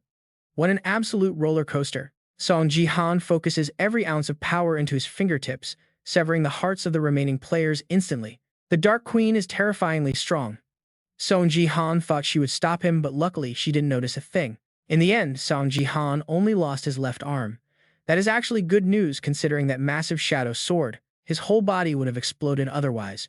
One gamble was enough, and man, did those rewards pay off. You secured a top 100 finish, earning 1 million achievement points. Plus, you just gained 5 levels. These are top 100 tournament rewards, so we are talking about a completely different league of loot. You have earned a new title, King of Bronze Kings. This goes to the winner of the promotion matches. Every stat increases by 5 in silver matches, and your experience gain is permanently up by 50%. With this, Seong Ji Han can finally replace his old title. He is going to dominate the silver rank even faster now. Next is the special achievement reward. For winning the top 100, he bags 10,000 achievement points. He even cleared the special achievement for first place without any gifts. That is another 50,000 points. Just like that, Seong Ji Han rakes in 60,000 points. Losing that gift from the wandering martial god actually helped. This accidental turn of events worked out perfectly. With these points, the things Seong Ji Han can do are now endless. Suddenly, Seong Ji Han realizes his left sleeve is completely severed. It was perfectly fine just a second ago, wasn't it? He starts to worry. Is BattleNet actually affecting his physical body? Earth is still just in the tutorial. The Galaxy League hasn't even opened. How is the system manifesting? Could a constellation's power be that much higher? Strangely, his actual arm shows no signs of injury or any scars. This whole situation is getting beyond weird. Right then, Yoon-se bursts through the door. The stream cut out suddenly, and she was terrified for Seong Ji Han's safety. Seeing him safe lets her finally breathe. Seong Ji Han is also shocked that the broadcast signal was actually lost. According to Yoon-se, the moment Seong Ji Han shattered the arena barrier, the entire feed went dead. Talk about a cliffhanger. Now you and I can see the public and the media are in a total frenzy over this. Nobody has ever seen a barrier break like that. News articles are popping up everywhere, losing their minds. Everyone is buzzing because this is a historic first. Amidst the chaos, Yoon Se-ah asks if that girl was the one. Was she really the Dark Queen he was hunting? Seong Ji Han confirms it. She is definitely the one and only. Thanks to Yoon Se-ah's help, the mission is officially complete. She is thrilled to have helped her uncle, but then, she stops and asks what is wrong with his arm. Looking closely, Seong Ji Han's left arm is slowly turning pitch black. Seong Ji Han looks down and freezes in shock. What on earth is happening to his body right now? This looks bad. A red warning flashes, curse detected. Meanwhile, over at the Divergent Guild headquarters in the heart of Seoul, the officials can't believe their eyes watching the replay. Seong Ji Han beating Barrett was impressive, but this is another level. What happened next was even more shocking. He actually pulverized the barrier of that legendary high-class arena. A mere bronze player having the power to crack that shield. Everyone is desperate to see where this goes. Li Haun is stressed out of his mind. Just as he feared, even the international media is going absolutely wild. After crushing Barrett and the barrier, Shang Jihan has proven he is a beast. He is getting stronger way too fast. They need to sign him immediately. But after this stunt, Shang Jihan has become the most famous player on Earth. Foreign corporations are already lining up to poach him. An emergency meeting is currently underway in Manhattan, New York. As the top guild in the United States, they all agree they must get in touch with Seong Ji Han right now. Simultaneously in Japan, another urgent meeting kicks off. After witnessing that impossible display of power, they are shaking. The Japanese leaders finally admit the old man Kuo's reports were true. They need to contact Seong Ji Han this instant. They want him in Japan at any cost. The problem is they already tried using money and power before. Clearly, those things are not enough to sway him. Another man in the meeting finally speaks up with a plan. Don't we still have that special squad? The leader slams the table, yelling about the legendary Sword King. They are forbidden from being used. If she goes to Korea, who is going to keep the Sword King controlled? The man remains confident. He claims they have a way to both recruit Seong Ji Han and keep the Sword King in check. Please just rest easy and leave this entire mission to our team. A bit later, at a private airport in Japan, the Sword King is finally asking the big question. You still won't tell me where you're going. Why are you heading out all alone? The girl just looks at him. Don't worry, it won't be long. You just need to wait here quietly and keep loving me like you always do. Suddenly, the Sword King's eyes turn bright pink. I'll do exactly as you say, he mumbles. Just please be careful. That girl is Itosu, Japan's legendary and most dangerous mind controller. She gazes up at the clear sky, noting how beautiful it is without a single cloud. In her mind, it's the perfect day to go out and find someone special. Meanwhile, our boy Seong Ji Han has no idea. He's just become a target for multiple nations. He's just chilling at home with his niece Yoon Se. But look at his hand. It's being slowly swallowed by a mysterious swirling darkness. What in the world is happening to Jihan's hands? Suddenly, a man's voice booms through the house as a water cup floats in midair. You should be grateful we're even giving you a chance to bow your head and apologize. But what is up with this attitude? You're going to regret this. But before the guy can even finish his threat, that floating cup dumps water right onto his head. And we all know who's behind this move. It's Jihan, obviously. The man is absolutely fuming, gritting his teeth while glaring at him. Seong Ji Han, you absolute jerk, have you completely lost your mind? He's shaking with rage after being soaked in front of everyone. To understand why Jihan pulled a move like that, let's jump back 10 minutes. This drenched guy is Kim Nam-tae, a government official. Just a few minutes ago, he was on the phone acting all humble and respectful. Yes, sir, I've arrived. I'm grateful for the support. Since you sent me here, I'll be the one to settle this. I'll make sure to deliver your message to the two who offended Dagon daily. Jihan and Yoon Se-ah actually go to the door to welcome this Nam-tae guy. They're surprised the head of BattleNet is visiting. Nam-tae just laughs it off. Sorry, I haven't visited more often. How have you two been lately? Jihan and Yoon Se-ah give him a quick half-hearted answer before asking why he's really there. He looks at Jihan and says the department wants to reward his work. Sounds great, right? But first, he says, Jihan and Yoon Se-ah have to give a formal apology to the powerful Dagon daily newspaper. Remember, Jihan did attack the CEO's family before. If he signs a promo contract and apologizes publicly, they'll supposedly let it slide. He claims they're being very generous. But Jihan doesn't even let him finish. He stands up immediately and says, I refuse. Leave now. Nam-tae slams the table in a rage. I'm a department head. How dare you walk away while I'm talking? Do you know who they are? He warns that Dagon Daily is about to release a massive article about Yoon Se. One word from them can ruin a person's entire future. Even if you try to clean your image with charity, people will still look down on you for your connection to the Sword King. You should be grateful for the chance to bow your head. But look at this attitude, and that leads us back to the water dump. Jihan points right at his face, fed up. You and everyone else are just trying to use Yoon Se to threaten me. It's pathetic. Nam-tae is totally losing it now. Seong Ji Han, are you insane? You're treating the head of the BattleNet department like this. You clearly don't realize how serious this is. You just made enemies out of the entire press and the South Korean government. There's no more talking. I'll make sure that article about Yoon Se-ah is published everywhere. You better prepare yourself for the fallout. After his little tantrum, Nam T storms out, leaving the two alone. Jihan turns to his niece and asks Yoon Se-ah, does this bother you? Yoon Se-ah just flashes a bright smile and says, not at all. A bit later, at the Dagon Daily headquarters, Nam Tae is still fuming. Those arrogant brats, I've never been treated with such disrespect. Does he think winning a few matches makes him a god? The man in glasses is the CEO Kim Hyun-chun, and he's just giving Nam Tae some empty words of comfort. But look who's here. Standing next to him is Yoon Se-ah's friend Hee-soo. You remember her, the one Jihan literally set on fire before. She's happily checking her phone. She's bragging about how the post about Yoon Se-ah's gift is going viral. Everyone online is talking about it. This is exactly what they wanted. The news that the Sword King's own daughter only got an F-rank gift is a huge scandal. It's making her look like a joke. In a family of S-rankers, having an F-rank is seen as a total embarrassment. CEO Hyun-chun just smiles, finally feeling satisfied. He tells her she doesn't need to be angry anymore. They don't realize how bad this is yet, but soon they'll be begging us. While these villains are busy celebrating their petty win, they have no idea what Jihan is truly capable of. This is just beginning. The darkness on Jihan's hands isn't a curse, it's a sign of a power that's about to flip the entire world upside down. You and I know that when a protagonist like Jihan gets pushed, he doesn't just push back, he levels the entire playing field.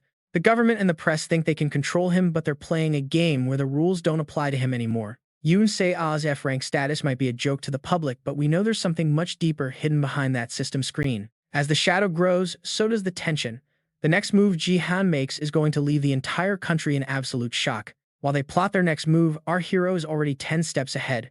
Stick around because this revenge story is about to get wild. Just when things look good for the CEO, a frantic minion bursts into the room. Kim Hyun-chun is fuming.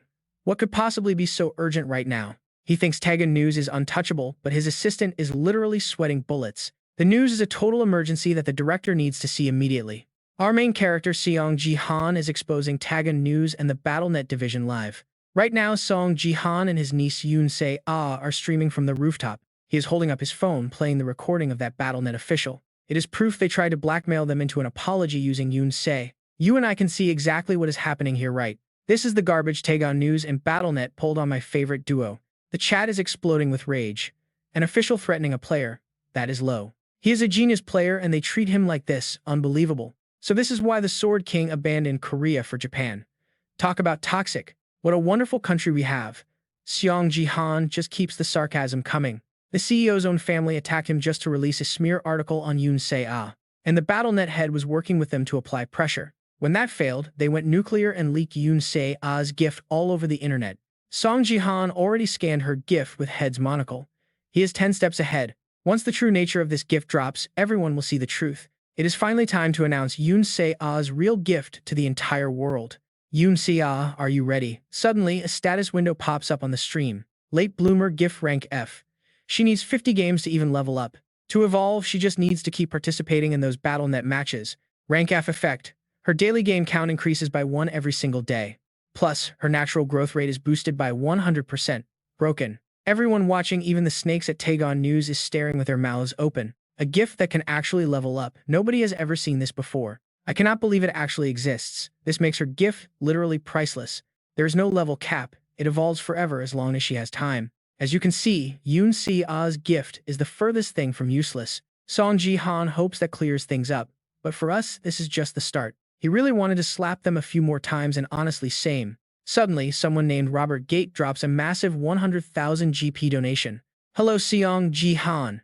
I am Robert Gate, a recruiter from the top guild in America. I am seriously impressed by your battles and this entire live stream. I have a contract for you to check out. Can we talk privately? Seong Ji Han sees the opening. This is how he deals some real damage to Taegan. He tells Robert Gate he can't say no after such a huge donation. But he asks if the viewers can see the contract too. Savage move. Robert Gate agrees, offering a contract worth $300 million. Absolutely insane. The comments are losing it. That is a lot of zeros in US dollars. Is Seong Ji Han moving to the States? With that money, I would be gone too. We are about to lose another top player. You and I can feel the regret. His psychological warfare is working perfectly. He thanks Robert Gate for the massive offer. He mentions his dream of a Korean guild, but this treatment makes it impossible. The CEO is fuming. Seong Ji Han says he loves his country and hopes fans help him stay. Then he ends the stream. Yoon Se-ah asks about his next move. Seong Ji Han smiles, saying he has something to handle. He meets Lee Lim-ga-young, who is surprised by this sudden visit. He asks her to pick a simple but attractive outfit. Down in the parking lot, a group of masked men appears. They are definitely not just one group. Ninja cosplayers. What a joke. Did the Battle.net head or the Taegon Daily send you goons here to die? These guys aren't talking. Instead, they just pull out their weapons, totally ready to jump Seong Ji Han right here. Well, Seong Ji Han has his answer then.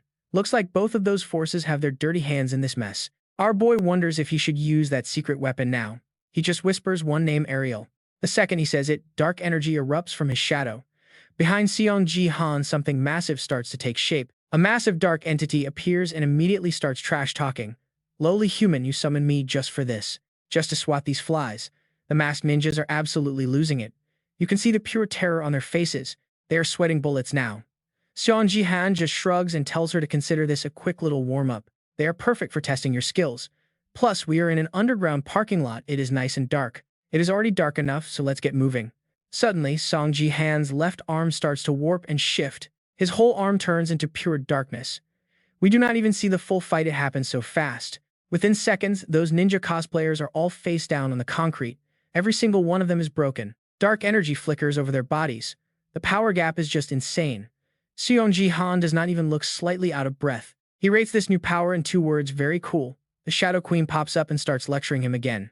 Very cool is an understatement. Be grateful, mortal. I only gave you that dark spirit move out of pity. You need to realize what a huge favor this is. We are talking about a completely different level of power. Seong Ji Han straight up ignores the goddess while she is yapping. Picking up his phone is way more important right now. Turns out it is Leona calling. She tells him she finally made it to their meeting spot. But after Seong Ji Han says a few words, Leona's face goes totally dark. Ga-young is standing there wondering what happened. What could he have said to make her that mad? Leona just sighs and tells Ga-young the bad news. Looks like I just got stood up. Poor girl spent a whole hour deciding what to wear for this. And then she gets ditched. Meanwhile, back at Taegon, Daily Director Kim Hyun-chun is having a really bad day. He was acting so smug before, but now his dad, the big chairman, is beating him without any mercy. He is just rolling on the floor, begging for forgiveness and trying to explain. But the chairman is not listening. You can explain after you take this hit. Hee-soo sees her dad getting thrashed and tries to step in. Before she can say a word, Grandpa slaps her right across the face. I always treated you like a treasure. You are the only granddaughter I have, and yet you dare to cause a mess this massive. The old chairman is absolutely livid.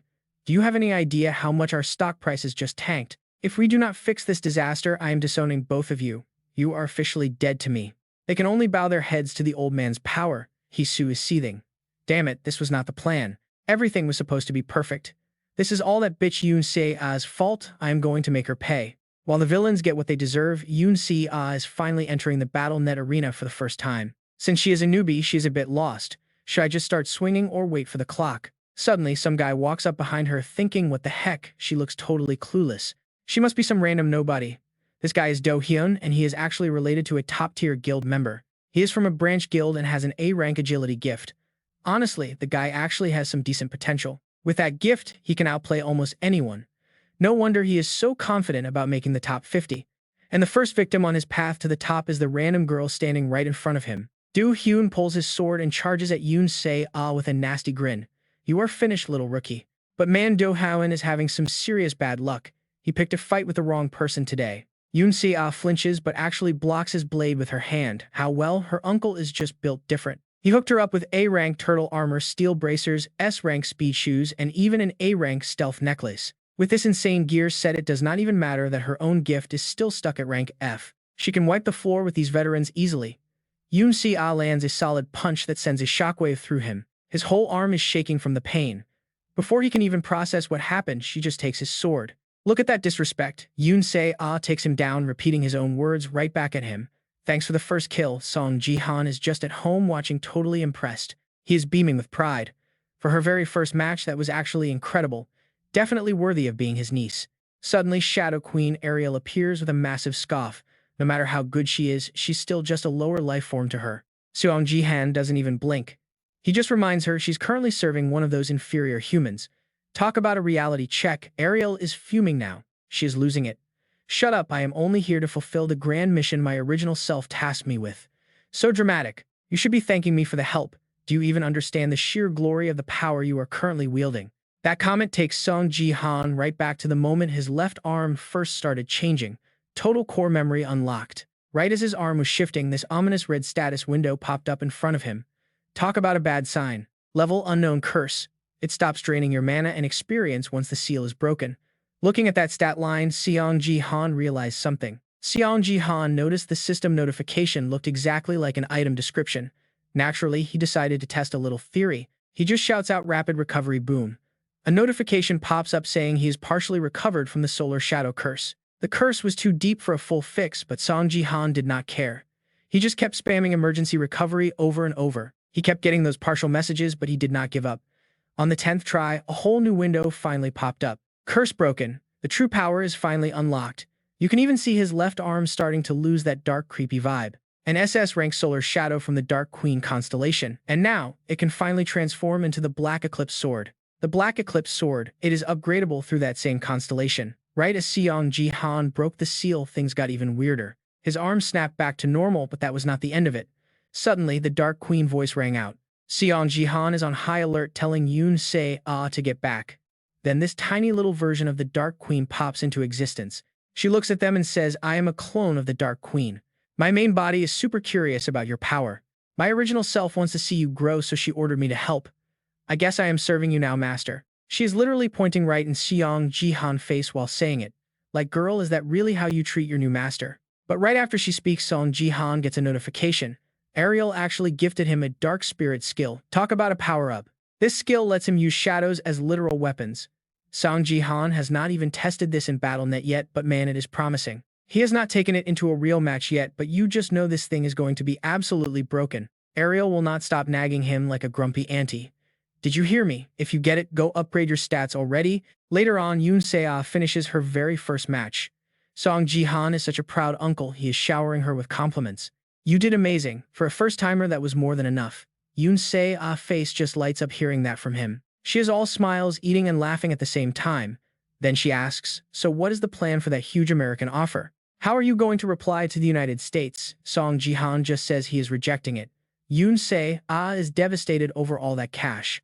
$300 million, Seong Ji Han just chilling, totally confident he can make that kind of money on his own eventually. Plus, Seong Ji Han is not interested in joining someone else's guild. He wants to build his own empire from the ground up. While they are upstairs dreaming about their own guild, Lee Haeon is already downstairs waiting at the front door. She actually tracked him down. Once they start talking, she is so shocked she has to take off her sunglasses to see straight. She literally takes her glasses off just to double-check. Seong Ji Han says it again slow and clear, so she does not miss it. I will say it one more time. I want you to be the master of my new guild. She is definitely not dreaming. She is still stunned, asking where he even got such a wild idea. Seong Ji Han just sips his coffee cool as ever. You can just be the face of it. You are the master, but I will handle the actual heavy lifting. She just sighs. I am already tied to the Divergent Guild. Even if I am just a sales manager, there I am not really a player. But listen, Seong Ji Han. A guild master needs to be someone strong, someone who represents the whole group, someone like me. I am way better at managing than leading. So why me? Seong Ji Han sets his cup down and gets ready to explain. You have a support gift, right? A 10% experience boost for everything. I bet you think that is totally useless. You think it is trash because it does not stack with items. But trust me, once you are the guild master, the true value of that gift is going to shine. Looking at how confident Seong Ji Han is right now, Lee Haeon is absolutely stunned. Could her gift actually be worth something? Was she wrong about it this whole time? Does Seong Ji Han know something she does not? Her gift is A rank, but she always figured it was the weakest one there. Both the experts and she think it's useless, but she really wants to trust our boy Seong Ji Han. He sees the hidden value in her gift, but can she really handle being a guild master? Sensing her doubt, Seong Ji Han sweetens the deal. He's got a special reward waiting for her. He'll predict every future BattleNet result perfectly. You and I know that's basically infinite money. As a total gambling addict, Lee Haeon can't say no. She's all in as guild master. Seong Ji Han pulls up the system prompt. Are you ready to lead this guild to the top? She hits, accept immediately. Suddenly, a massive light erupts right in front of her eyes. A new notification pops up. The nurturing gift now applies to every single member in the guild. Growth rate hits 200% and everyone gets a 30% experience boost. Absolutely broken. In an instant, every fan across Korea gets the same alert. Seong Ji Han is finally live. The announcement for his new guild is out. Our guy really went through with his promise. On the stream, we see Lee Howen herself stepping up to greet all the viewers. Check out that title. This is the official debut stream of the legendary Daytree Guild. I am Guild Master Lee Howen. And trust me, the fans recognize her name instantly. Wait, isn't she the goddess of finance from the Divergence Guild? What's she doing here? Why the switch? Seong Ji Han jumps in to explain that she's actually vital to the team. She's the boss. Now let's take a look at what this guild is really made of. Daytree Guild. Owner Seong Ji Han, 5 members, and a level 1 blessing. Let's see those stats. Stat boosts and a level 11 growth rate. This is getting crazy for a new guild. 200% growth and a 30% experience bonus for everyone. This is literal cheating. Everyone is losing it in the chat. How is a 30% boost even possible? Usually 10% is the max. 200% growth. That's basically double the power. These numbers are insane. Hound continues, explaining their focus is entirely on rapid growth. Their growth rate beats everyone else, but there's a catch. Only 10 people can ever join. It's a small start. The current lineup is Seong Ji Han, Hound, Diego, and Leona. Not bad. And then there's Guy Young, the Peach Blossom Blade, who's basically a package deal. Calling her a bonus contract definitely didn't make her happy. That's the Daytree squad, everyone. Watch the stream and contact Hound if you want in. Who wouldn't want these buffs? Guy Young whispers to Seong Ji Han. Uncle, you've got to explain what our guild name actually means. It's simple. Daytree stands for late-blooming flowers. A pretty deep meaning, don't you think? Meanwhile, back in the States, we see Barrett getting ready for a massive rematch. He's going head-to-head with Seong Ji Han, and our guy is really struggling against that fire magic. Barrett decides he's done playing games. He's going to end this with one final strike. A massive fire blast tears through the arena, heading straight for a wounded Seong Ji Han. Suddenly, Seong Ji Han strikes from the smoke, but Barrett is already one step ahead of him. He blasts Seong Ji Han with lightning, leaving our hero unconscious on the ground. It's all over. Training complete. Wait, so that whole fight was just a high-tech simulation for Barrett. Barrett's got that smug look again. He thinks Seong Ji Han's previous win was just pure luck. But the scientist kills the vibe. Good job, you beat Seong Ji Han. At 50% power, next time it'll be 75%. And just like that, Barrett's smile is gone. Right then, the door opens. Someone's here to tell Barrett the guild master wants him. Barrett is absolutely fuming. He's literally gritting his teeth in front of the boss. This is Robert Gate, head of America's top guild. He wants Barrett to join Seong Ji Han. He just shakes his head. You're going. That is an order you cannot change. He's not asking. You are going. You guys have to see this. Barrett is absolutely losing it after rewatching Seong Ji Han's latest live stream right now. The guy is literally fuming. His power is so out of control that objects are starting to float everywhere. Are you getting old, Robert? This is a scam. Do I look like someone who needs help from a fraud? I am the strongest on Earth, he says. Don't ever mention that scammer again. Then Barrett just storms out in rage. Robert is just left there sighing. We all know Barrett hates Seong Ji Han, but this level of rage, it is completely insane. If Barrett won't go, Robert has only got one choice left. It is time to send her instead. And get this. The girl he is talking about is an old acquaintance of Seong Ji Han's from back in his US guild days. It is Sophia, the #1 saintess in America, and she is actually a huge fan, gushing over Seong Ji Han's stream. Check this out. Lee Howen is at a cafe totally shocked. She tells Seong Ji Han the top U.S. guild wants his secrets. They are offering a mountain of cash to learn how he gets those guild buffs. China and Japan, same thing, but our hero isn't selling. He tells her it is just for her to know, never ever let them find out. Lee Howen is loyal, obviously. She is still processing how incredible her own gift actually turned out to be. Then she remembers what her old boss said. He thought Seong Ji Han was just lying about actually wanting her gift. That jerk claims Seong Ji Han only wanted her body and told her to use her looks to seduce him. He said she and her useless gift were worthless otherwise. Talk about a toxic boss, right? It is unbelievable. Those memories just fuel her fire. Seong Ji Han, she says, I am going to give this great tree guild everything I've got. She is so intense that Seong Ji Han feels a bit awkward. He just wants her to handle being the guild leader. See, Seong Ji Han actually plans to move on once the other members are strong enough. He is a lone wolf. But Lee Howen jumps up. Being a real guild leader has been her dream since the very beginning. She was even betting on Battle.net just to save up. So she is going all in on this. First things first, they need a real office. She was ready to turn this into a world-class powerhouse. They decide to use the common area at the Sword Palace, and just like that, the recruitment begins. The line for the Great Tree Guild recruitment is massive. Everyone wants a piece of the action. First up is Eun, a sharp-looking girl in glasses. She has been making high-end ads since middle school. She is a design major too. Lee Haeun is impressed. She needed help fast, and this girl is actually perfect. The next person is someone we all recognize. If you follow Seong Ji Han's streams, you know this guy. It is Flash, Seong Ji Han's biggest fanboy. He has been waiting for a chance to work with his idol forever. He can edit, run ads, whatever the guild needs. He is basically a one-man army for the brand. I have been here since the first stream, he says. My head is full of a billion ideas for Seong Ji Han. If you hire me, I will literally give my life to the Great Tree Guild. Now that is dedication. He is so over the top that Lee Haeun and Yoon Se-ah think he is crazy. Yoon Se-ah almost pulled a sword. Next is Kim Gun. 4 years of video editing experience at a mid-sized guild. A total pro. He calls himself a BattleTube veteran. Hire me, and I will use all that experience for our guild.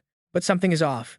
Lee Haeun asks why he would leave a famous guild to join a brand new one. Your old guild was famous in Korea. Why take a chance on a tiny place like Great Tree? Gun says the guild might be new, but having Seong Ji Han is more than enough for him to join. He believes this position is exactly where he can finally show off his true potential. Sounds smooth. Flash is starting to sweat. This guy has so much experience is looking bad for our favorite fan. The competition is just too high. Flash might actually get cut before he even gets close to Seong Ji Han. Suddenly, Gun asks where Seong Ji Han is. Why isn't he at the interview? And wait, where does he live? He is literally asking for Seong Ji Han's room number in the building. That is a massive red flag right there. Lee Haeun is totally stunned. He has no idea how to even respond to a creepy question like that. But Flash isn't having it. He stands up and yells, "Hey, I have been holding back, but you're crossing lines. I am his biggest fan, and even I wouldn't pry like that. You can like Seong Ji Han, but stay out of his private life." Flash shoves him, and a hidden knife falls out of Gun's jacket.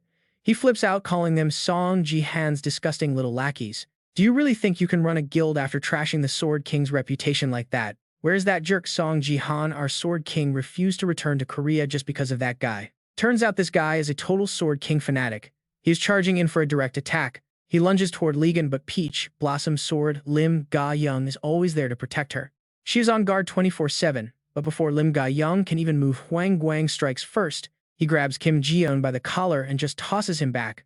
Look at Hwang Guang's face. You can see the absolute rage in his eyes right now. But Kim Ji-yeon is not quitting. Even after getting slammed, he grabs his knife and starts swinging wildly at Hwang Guang. But come on. Hwang Guang is a gold-ranked BattleNet player. He is not getting hurt. Hwang Guang dodges the attack easily and lands a massive bone-crushing punch on Kim Ji-yeon. One hit and the guy is out cold.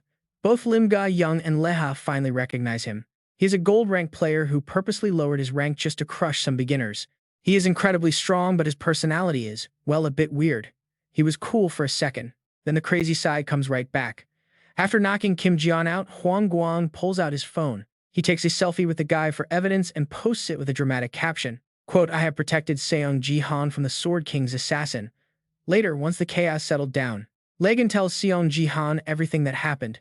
Seong Ji Han is totally shocked. They actually dared to come here. He is worried they will try again. It is time to beef up security at the Sword Palace. Plus, they still need an editor for the Big Tree Guild. But Legan says, forget it. She already found the perfect candidate.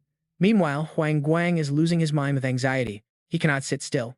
When are the results coming, even though the interview just ended? It has only been a few hours, but for Hwang Guang it feels like years. What if I fail? Will Seong Ji Han actually hire me? Was I way too excited back then? A million questions pop up. Suddenly, a notification hits his phone with the results. Congratulations, you have passed the first round. You are officially the new editor for Big Tree. We will send the details tomorrow. Get ready. But wait, we've all been played. That message was actually sent by that girl Eun-ji. The even bigger shock, standing right behind Eun-ji, is that Japanese guy Kazuo. The same guy who failed to recruit Seong Ji Han before. Kazuo is literally calling her his goddess. Is it okay, goddess? Infiltrating as an editor seems risky.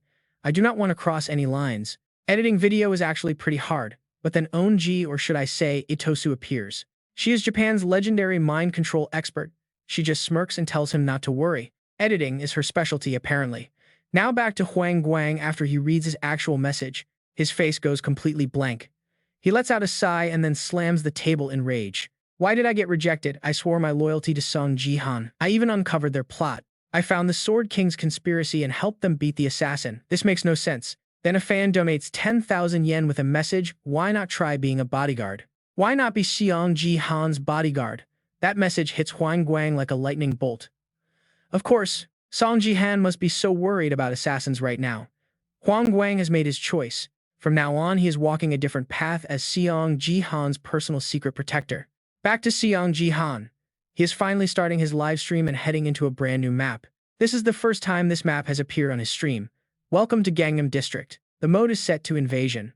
Looking at those red stone pillars, Seong Ji Han feels totally nostalgic. Suddenly, Lim Ga-young pops up behind him. What do you mean this is your first mission here? Teaming up was Ligan's order to promote the guild. Seong Ji Han has to scramble for an excuse. He claims he has seen it so much on live streams that it feels familiar. The team arrives. Guess who just showed up? 3 members from the Divergence Guild's promotion team. They literally just arrived on the scene. They recognize Ga-young immediately.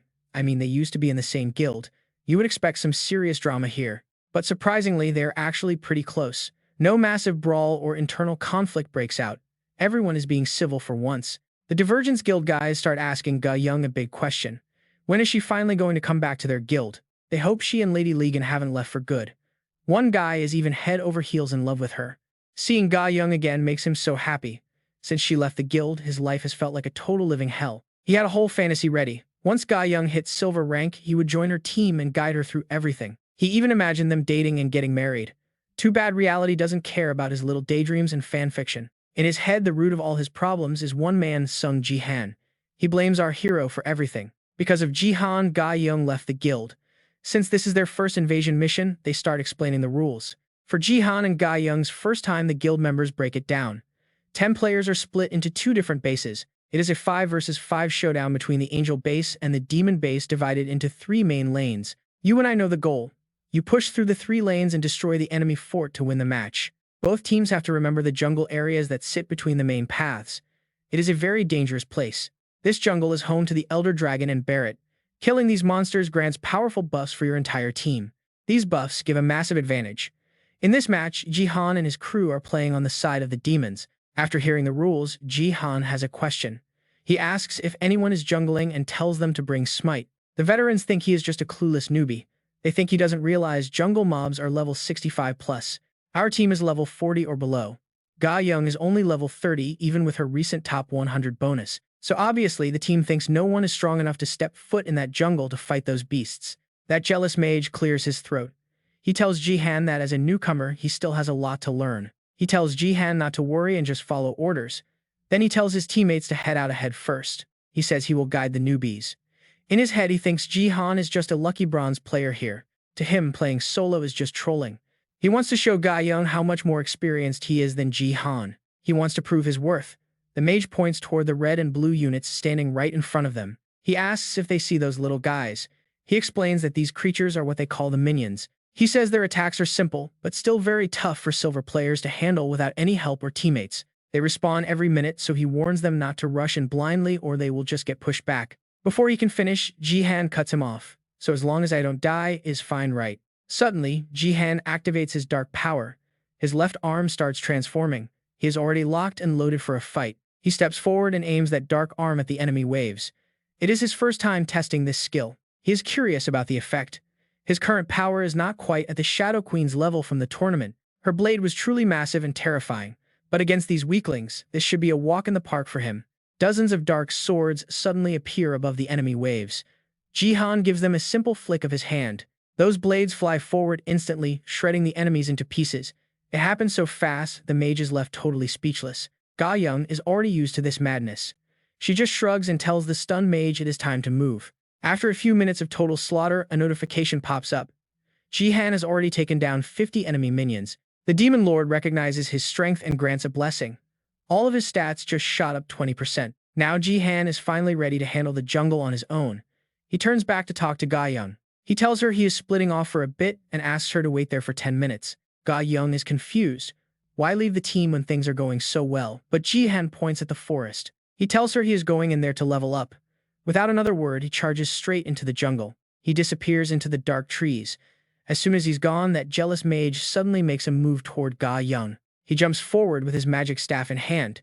Did he really think he could just pull a move like that? You and I are going to have to see how she handles this clown while Ji Han is busy leveling up. Someone is trying to sneak up on Lim Ga-young. She spins around, catches the mage creeping, and draws her sword in a split-second pure reflex mode. She is ready to strike back, but wait, she realizes he is not attacking her.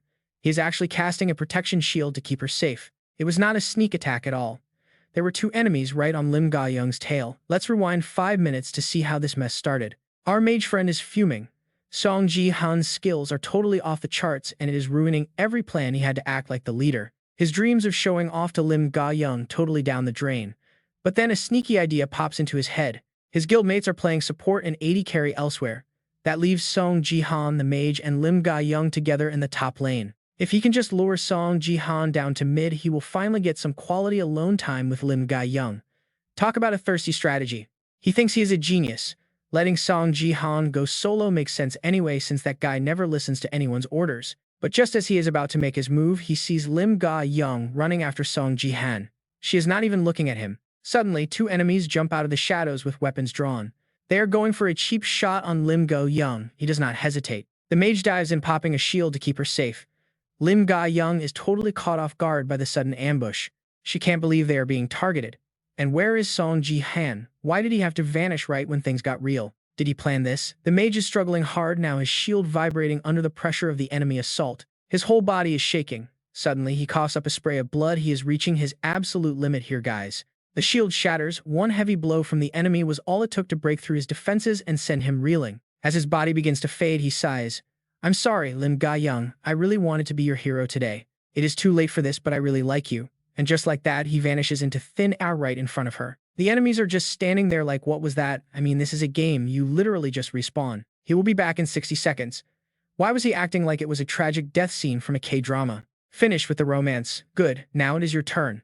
The enemy mage warns his knight not to get careless, though. That is Peach Blossom's sword, Lim Ga-young. She is a rising star. Meanwhile, Lim Ga-young is absolutely fuming at Seong Ji Han. Where did that jerk run off to? It is a team game, but he is out there acting like a solo player again. But then the vibe shifts. A massive wave of dark energy erupts from deep within that creepy forest nearby. The power is so intense it sends a literal shiver down her spine. Now let's see what is happening inside. Shang Jihan is staring down a two-headed wolf. These things are the bread and butter of the forest monsters here. Standing 10 feet tall with jaws that can crush bone, they usually travel in packs. They are no joke. It normally takes a full 3-man squad to take one down. But we all know Seong Ji Han is not your normal player. He just uses raw physical power to stun the beast. One punch and the wolf's heads are spinning. But the wolf is not ready to quit. It shakes off the shock and lunges at him with everything it has got. It is a barrage of attacks. Seong Ji Han leaps high to dodge, and you can see him finally getting serious now. Dark energy swirls around his left arm. Suddenly, a blade made of pure shadows manifests out of nowhere. Swoosh. One clean slice and the wolf is decapitated. Seong Ji Han looks at the blade. This thing is seriously cool. It reminds him of Eclipse, the SS-Rank weapon the Dark Queen used. This power is on a whole different level.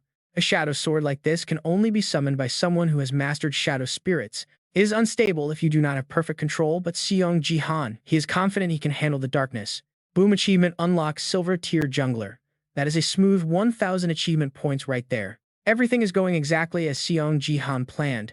If he keeps farming these forest mobs, his score is going to skyrocket. The points are great, but he needs player kills too.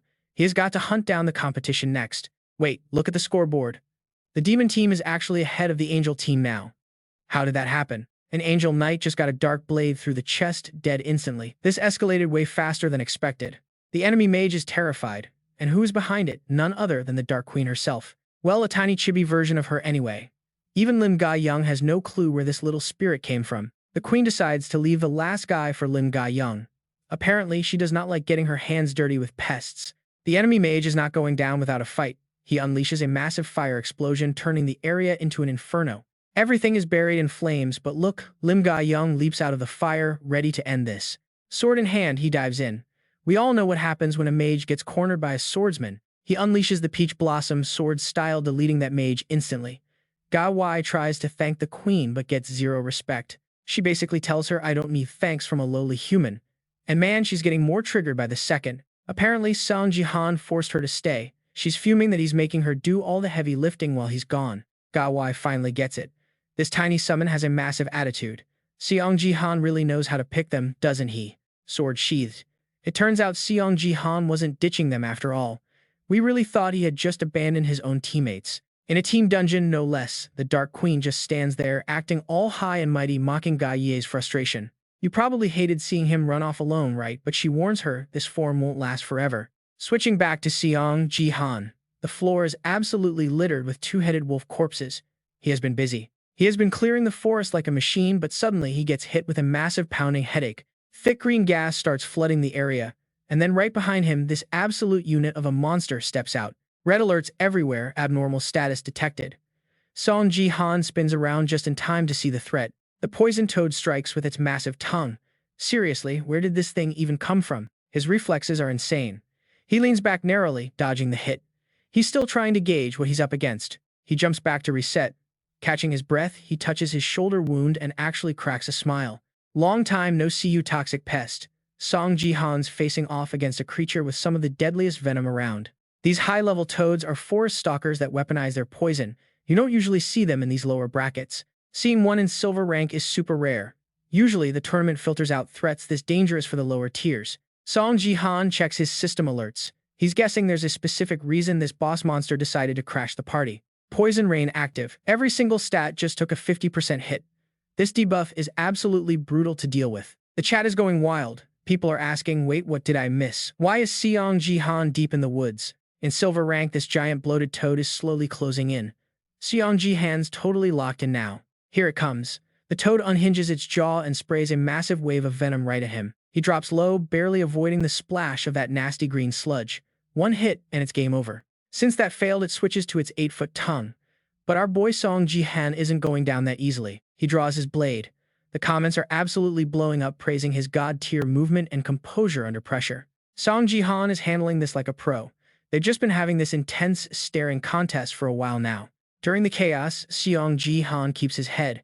He knows this thing isn't just a sniper, it's fast too. Gotta watch out for that toxic slime, he thinks. But bad luck strikes, his arm gets pinned down tight. The toad's tongue is wrapped around his arm like a vice. He's completely lost control of his right side. The toad starts pumping venom through its tongue, trying to infect Seong Ji Han directly. This is looking really bad. His body is visibly shaking from the poison's power. But wait, his other hand just summoned a new sword. He slices right through the tongue. In a split second, the toad's main weapon is completely neutralized. Luckily, Seong Ji Han only took a little bit of poison to the hand. The toad just collapses, lying there motionless. It's just sprawled out on the ground. Seong Ji Han hesitates for a second, wondering if it's finally over. We thought it was dead, but it was just charging up a massive area of effect poison blast. It's re-energizing. This is so frustrating to watch. Suddenly, it vomits out a massive flood of green toxins. The wave is heading straight for him. Seong Ji Han seems stunned, just standing there staring up at the incoming doom. Everyone watching is terrified. He's toast. If that hits him, Seong Ji Han is seriously dead. The toad stops to admire its work. But a second later, it flinches, realizing something is very wrong. Talk about a close call. Before the sludge hits, Seong Ji Han throws up his shield just in time. He looks ahead, totally confident. Did you really think I came here without a few tricks up my sleeve? The system pings. He's defeated the wolves and earned a 30% stat boost. Now we're talking. It's time for the counterattack. In an instant, the toad is completely surrounded by swirling dark energy. Dark swords rain down like a meteor shower. The toad didn't even have time to react before it was over. He collapsed right there.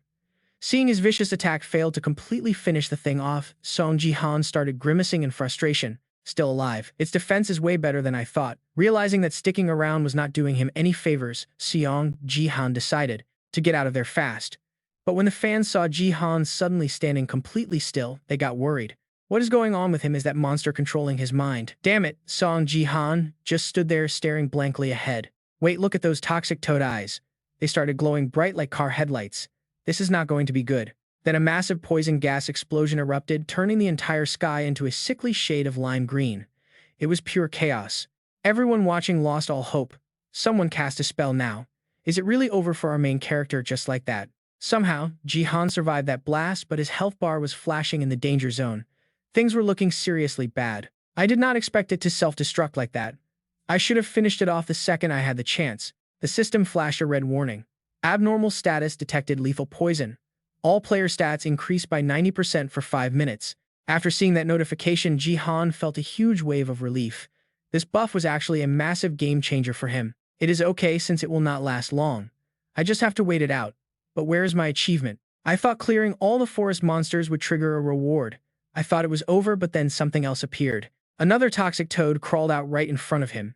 Ji Han immediately whipped around and glared the monster down. The chat went absolutely wild. Oh my god, did the mind control actually work? Why are there 2 of them now? Why are there two toxic toads? This is insane. Jihan's body was shaking uncontrollably as he stared at the new threat. I cannot fight another one of these things in this condition. All the buffs I stacked will vanish if I die. But I am not giving up on that achievement unless I find a better buff elsewhere. Wait, is that battle noise? He suddenly noticed something happening nearby. Fighting sounds. Seong Ji Han started wondering exactly where he was in this massive, dangerous forest. Wait, where am I? For a second, he just looked totally lost.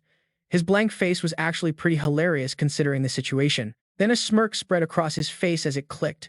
Right, it is finally time for me to head back now. He had been gone way too long and needed to regroup.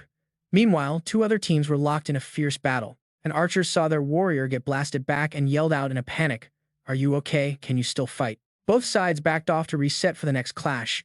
Team Angel was feeling themselves completely hyped up for the win. Nice, we took down their gladiator. Our teamwork is actually insane right now. We just need to keep pushing this advantage. Jihan sprinted back, remembering the plan. They said the top lane was almost cleared, but mid is still a war zone. We need to seize control here. But just as Team Angel was about to counterattack, Seong Ji Han and the Toad suddenly appeared. Wait, what is that noise? Out of nowhere, Jihan came crashing down with an absolutely explosive and powerful landing. Everyone was stunned, staring at him in total confusion.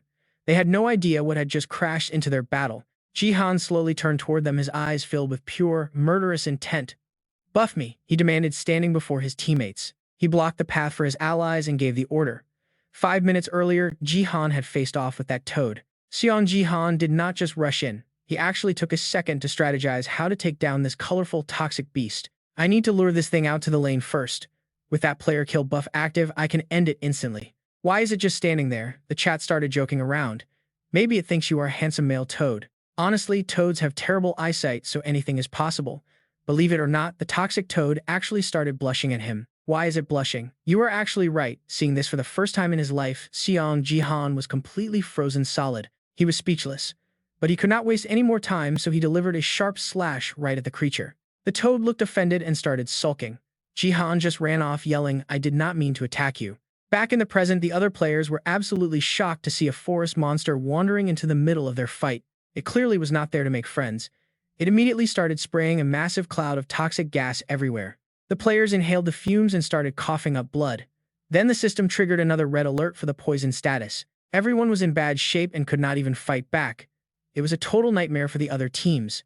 I cannot breathe. They could not wrap their heads around why Jihan would drag such a disaster over to them. Is he insane? Why would he bring that monster here? Suddenly, Jihan's shadow sword manifested right in front of them. He just gave him a friendly little smile and raised his blade.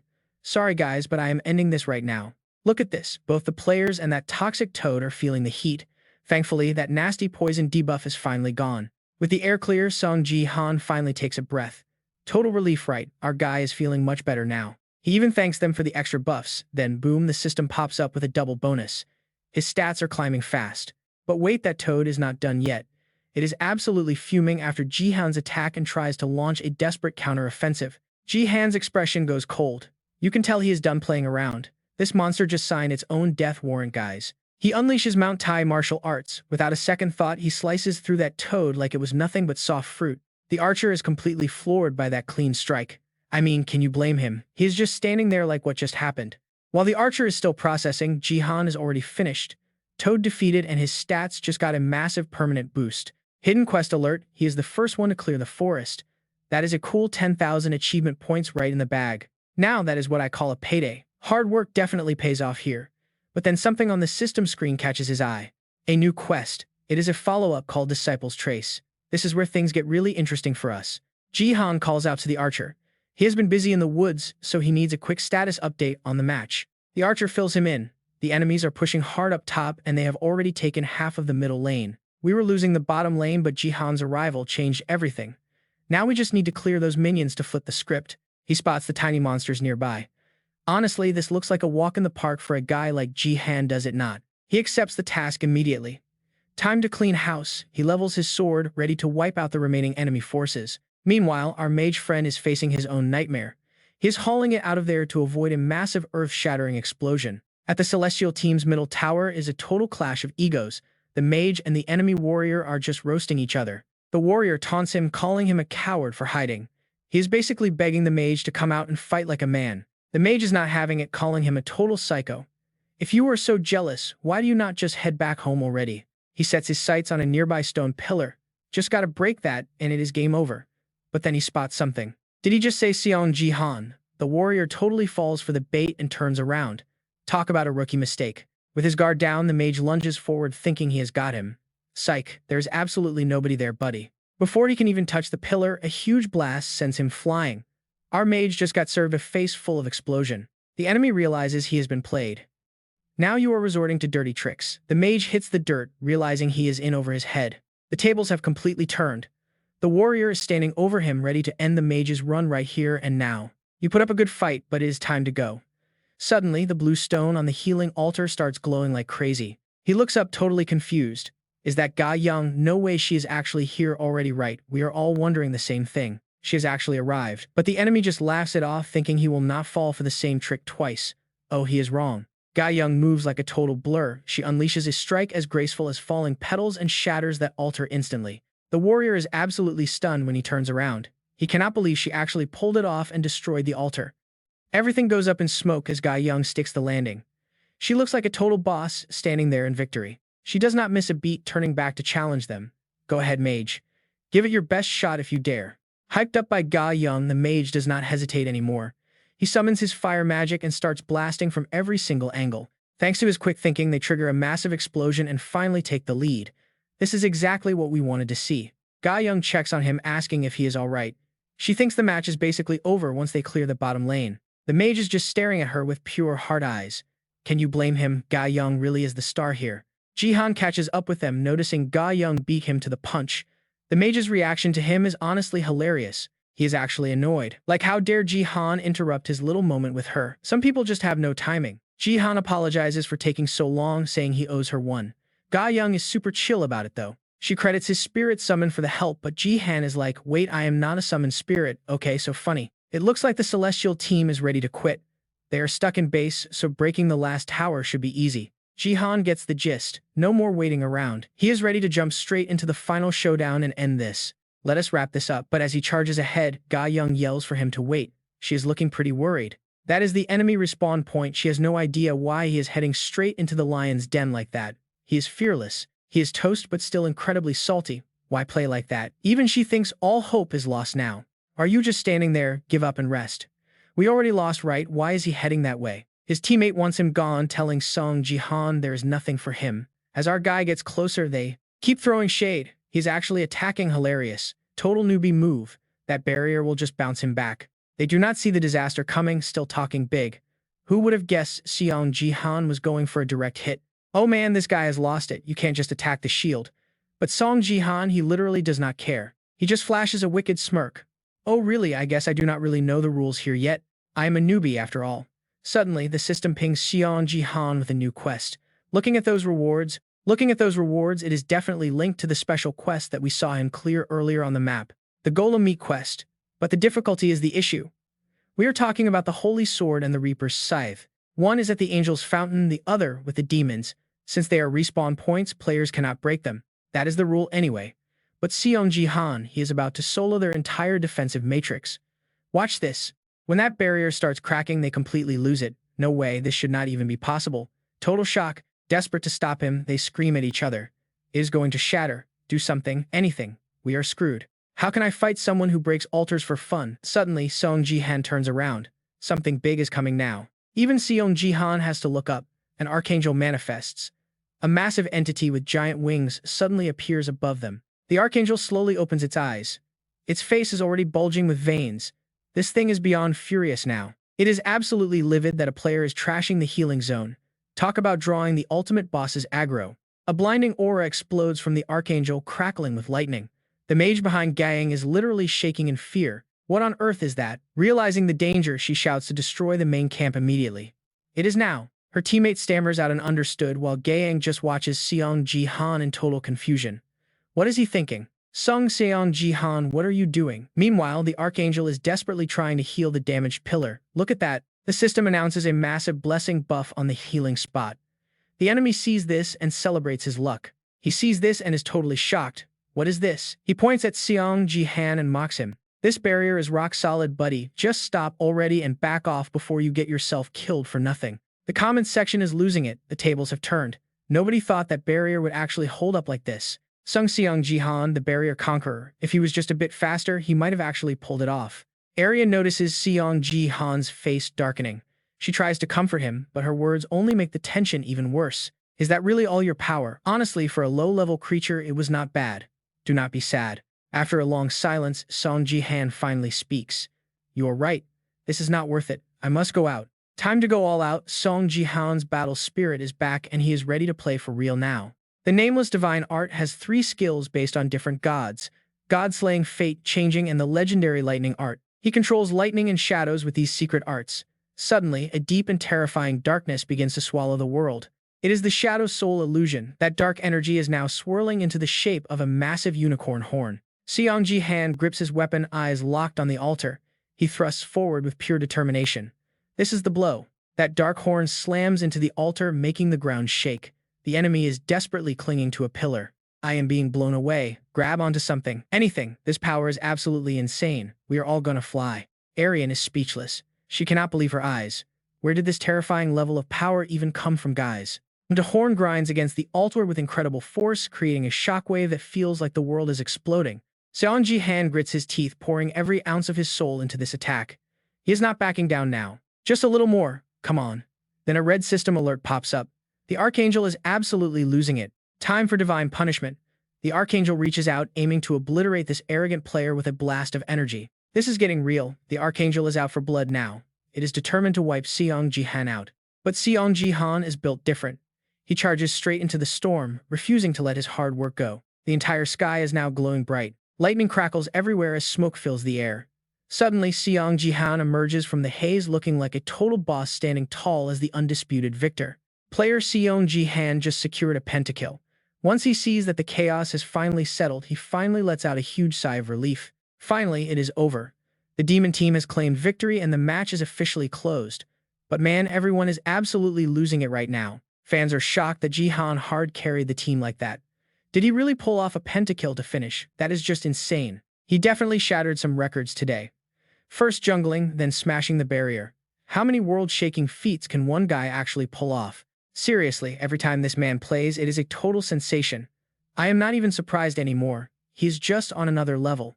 I bet the American Vanguard team will offer $500 million. If they do not give him a massive deal, I would be shocked. Let us hope nobody jinxes it. Meanwhile, Shizuru is watching the replay and her eyes are fixed on Seong Ji Han with total caution. She cannot believe he destroyed the altar. A silver-ranked jungler doing all this is beyond impressive. Every match he plays is just legendary. If he keeps this up, he might actually surpass the Sword King. Right then, she has a wild thought. Shizuru cannot lose this diamond. She must recruit him at any cost. But as a low-level employee, it is hard to get close. How can she even approach him? She starts racking her brain for a plan. Just then, a staff member walks in and greets Li Hawan, wishing the president a good day. Suddenly, all of Shizuru's attention shifts toward Li Han. A devious look creeps onto her face as a sneaky idea finally starts to take shape. Flash forward to the next morning at Ji Han's apartment. System notifications are popping up everywhere with tons of big congratulations for him.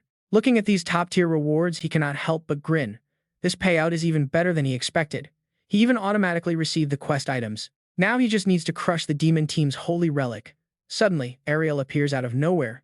Ji Han actually wants to thank her. He tells her she was actually pretty useful and did a great job. But now he needs more help and Ariel suddenly gets suspicious. Who are you? She demands. Ji Han is caught off guard. She has been doubting him for a long time, and now she finally asks. What power did you use to destroy that healing spot? She demands. The problem is he cannot exactly spill his secrets to her. He can't say it is tech he mastered before his reincarnation. That would be too messy. So he decides to deflect the truth. He tells her he can't give a clear answer. He just says it's a gifted power and asks why she's so obsessed with knowing. As soon as he finishes, Ariel flies right above his head. She's not playing around. She manifests dark swords pointed at him. Ji Han is completely stunned by her aggression. Hey, what are you doing? He asks. But Ariel is determined to get the truth. Start talking, she yells. Where did a lowly creature like you get that power? She is desperate to understand his terrifying strength. Are you going to talk or what? Where did you get that energy, you little rat? Ji Han just looks at her with confusion. He tells her he has no idea why she is reacting like this. Is she just jealous of his skills? Is that why? Ariel goes quiet for a second before explaining.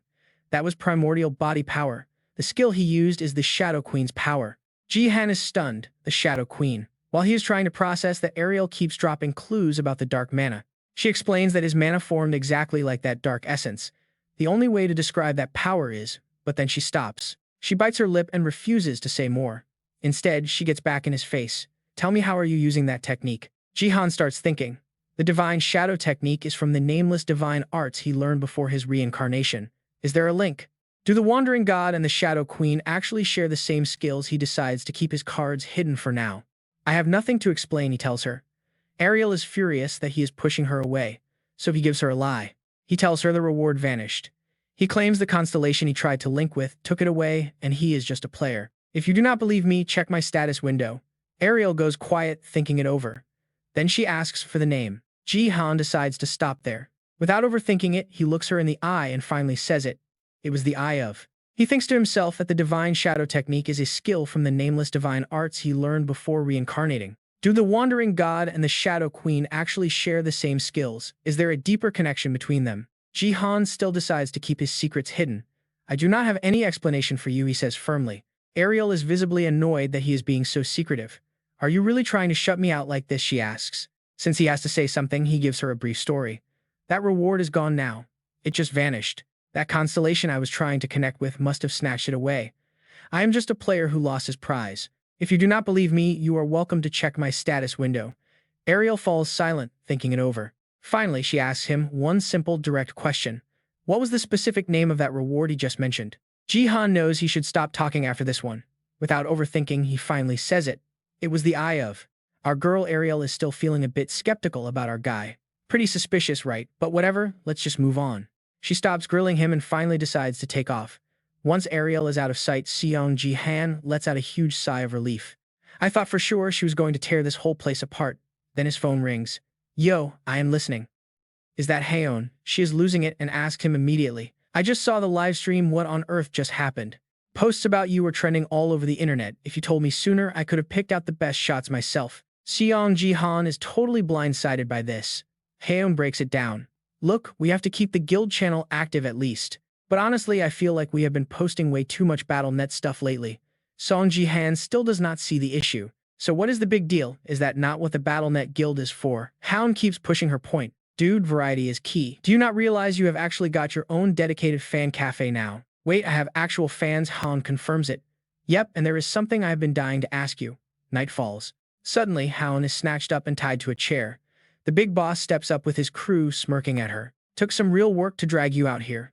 So are you really the big boss of Great Vester? Haeon is totally clueless about why she was even kidnapped. The thugs close in, looking pretty excited to use her.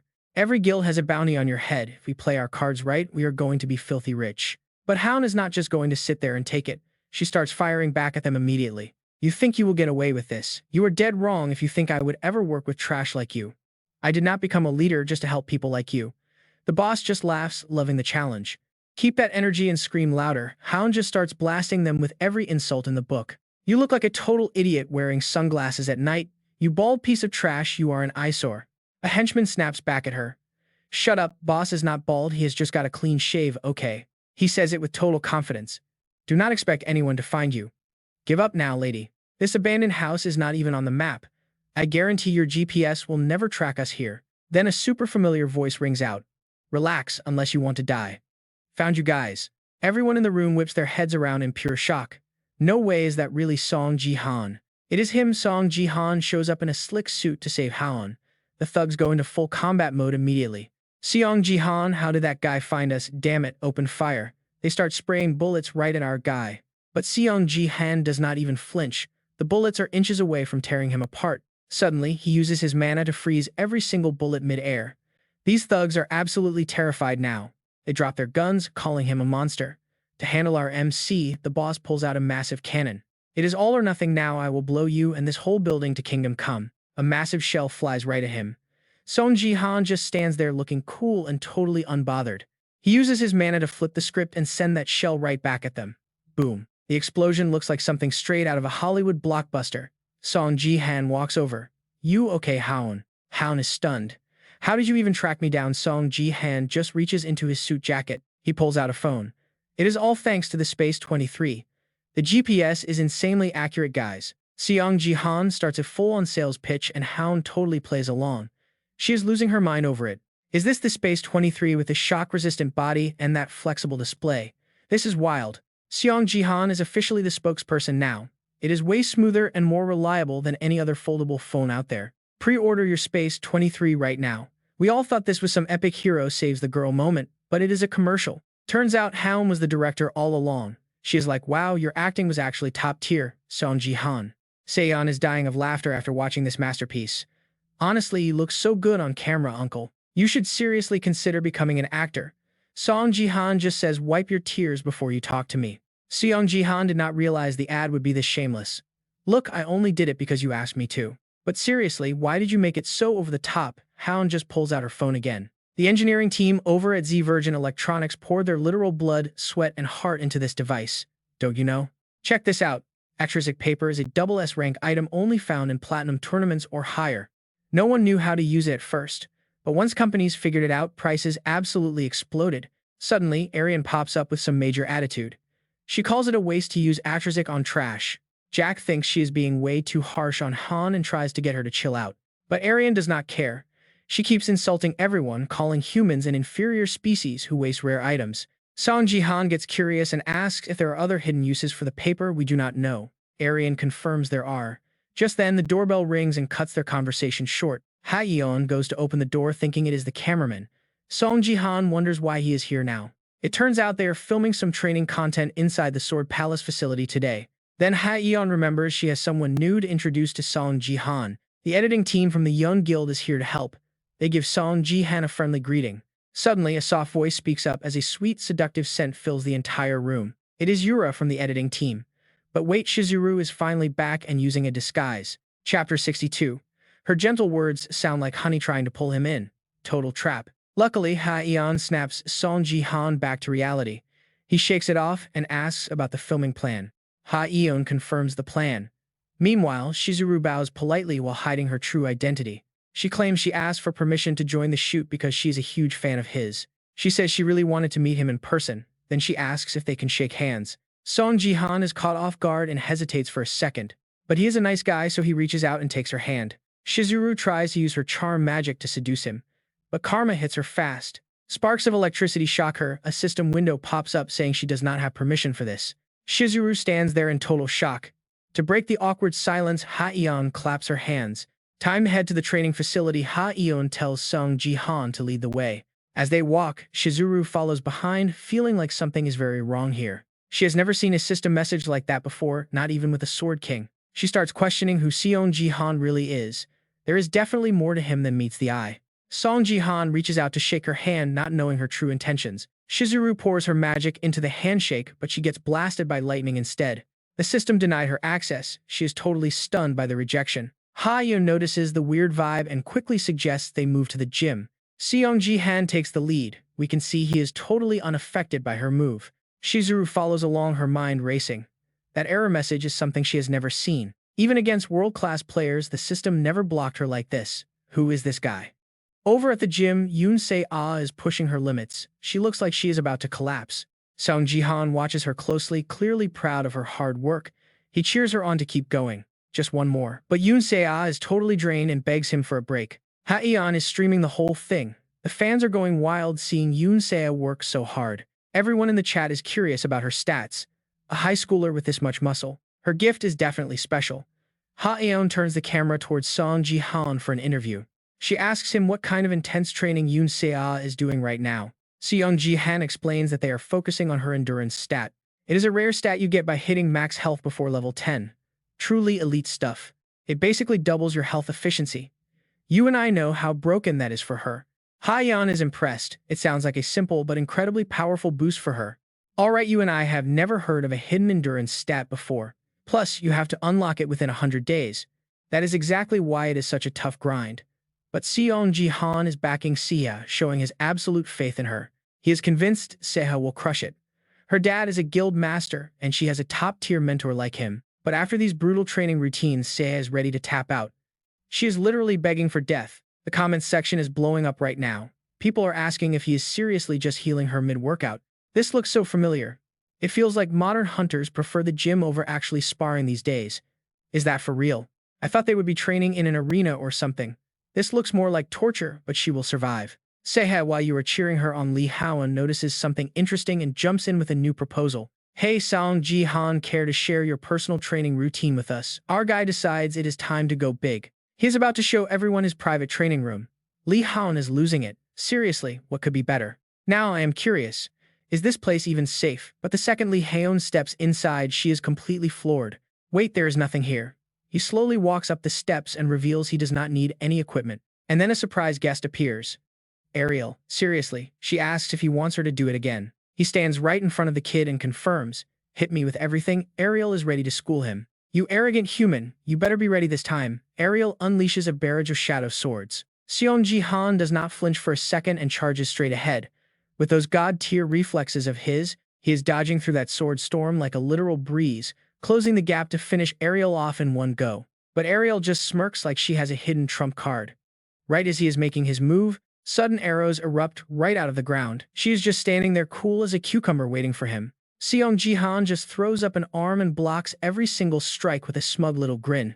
Next thing you know, Ariel is absolutely losing her mind. He just shattered her entire combo like it was nothing. And for the finisher, Seong Ji Han slaps a heart sticker right on her forehead. After getting played like that, the poor girl turns beet red and starts screaming about how arrogant he is. Lee Haon cannot believe her eyes. Now here's the thing you and I missed. Is it actually over? He confirms it. I did not even see him move. Lee Haon is just laughing awkwardly because Seong Ji Han is clearly way beyond them. Got any other training tricks? That was way too fast for us to even follow. That is when Ariel decides to chime in with some sass. Talk about a slow species with zero vision. Ouch. Shizuru is standing there completely frozen after seeing those insane moves. No way. That attack was aimed straight for his blind spot. Yet he managed to pivot and lock it down at the last second. Is that even possible? I brought the Akashic Scroll. She can feel the scroll's power starting to kick in now. Thank goodness she actually brought it along. The scroll in her bag is glowing like crazy. A bit later, during a break, Shizuru finally approaches Seong Ji Han. Hey Seong Ji Han, she acts all sweet and asks for a favor.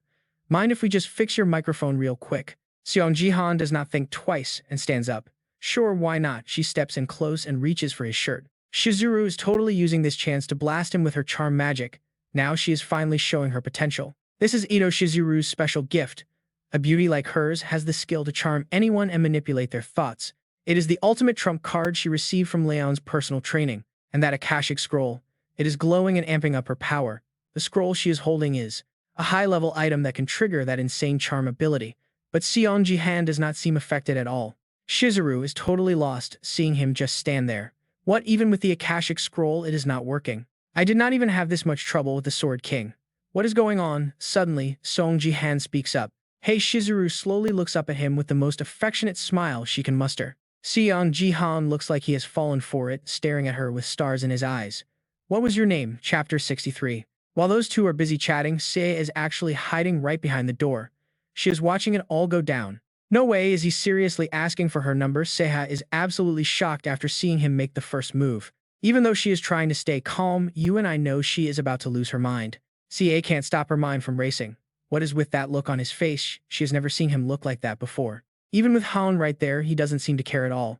It is wild because we all thought he had zero interest in dating. Suddenly, Ca feels this massive chill down her spine. Behind her stands Howland and she has brought her camera crew along for the ride. So he actually does like women. This is the same guy who told me he could not even remember his own phone number. Shizuru finishes typing her number into his phone and hands it back. Look at that, Jin Han is blushing like a total schoolboy. He is completely under her spell already.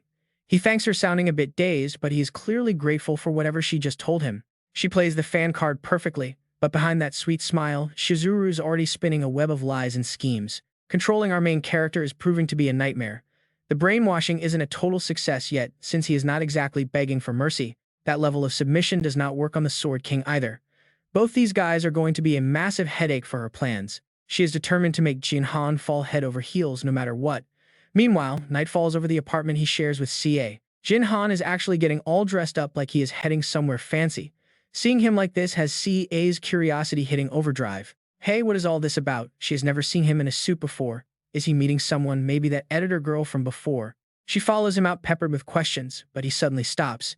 He turns back and gives her a serious look before leaving. He tells CA he has got a busy night and not to wait up for dinner, And just like that, Jin Han is out the door. Now CA is just standing there in the quiet room, totally confused. You can see the worry starting to cloud her eyes. What is going on? She gets this sinking feeling that he is leaving for good. That old fear of losing everything is creeping back in. Over at a high-end luxury building, the night is in full swing. Jin Han has arrived to meet Shizuru just like they planned. He sends her a quick text to let her know he is there. Takeda is lurking nearby and Shizuru looks smug seeing Jin Han so captivated.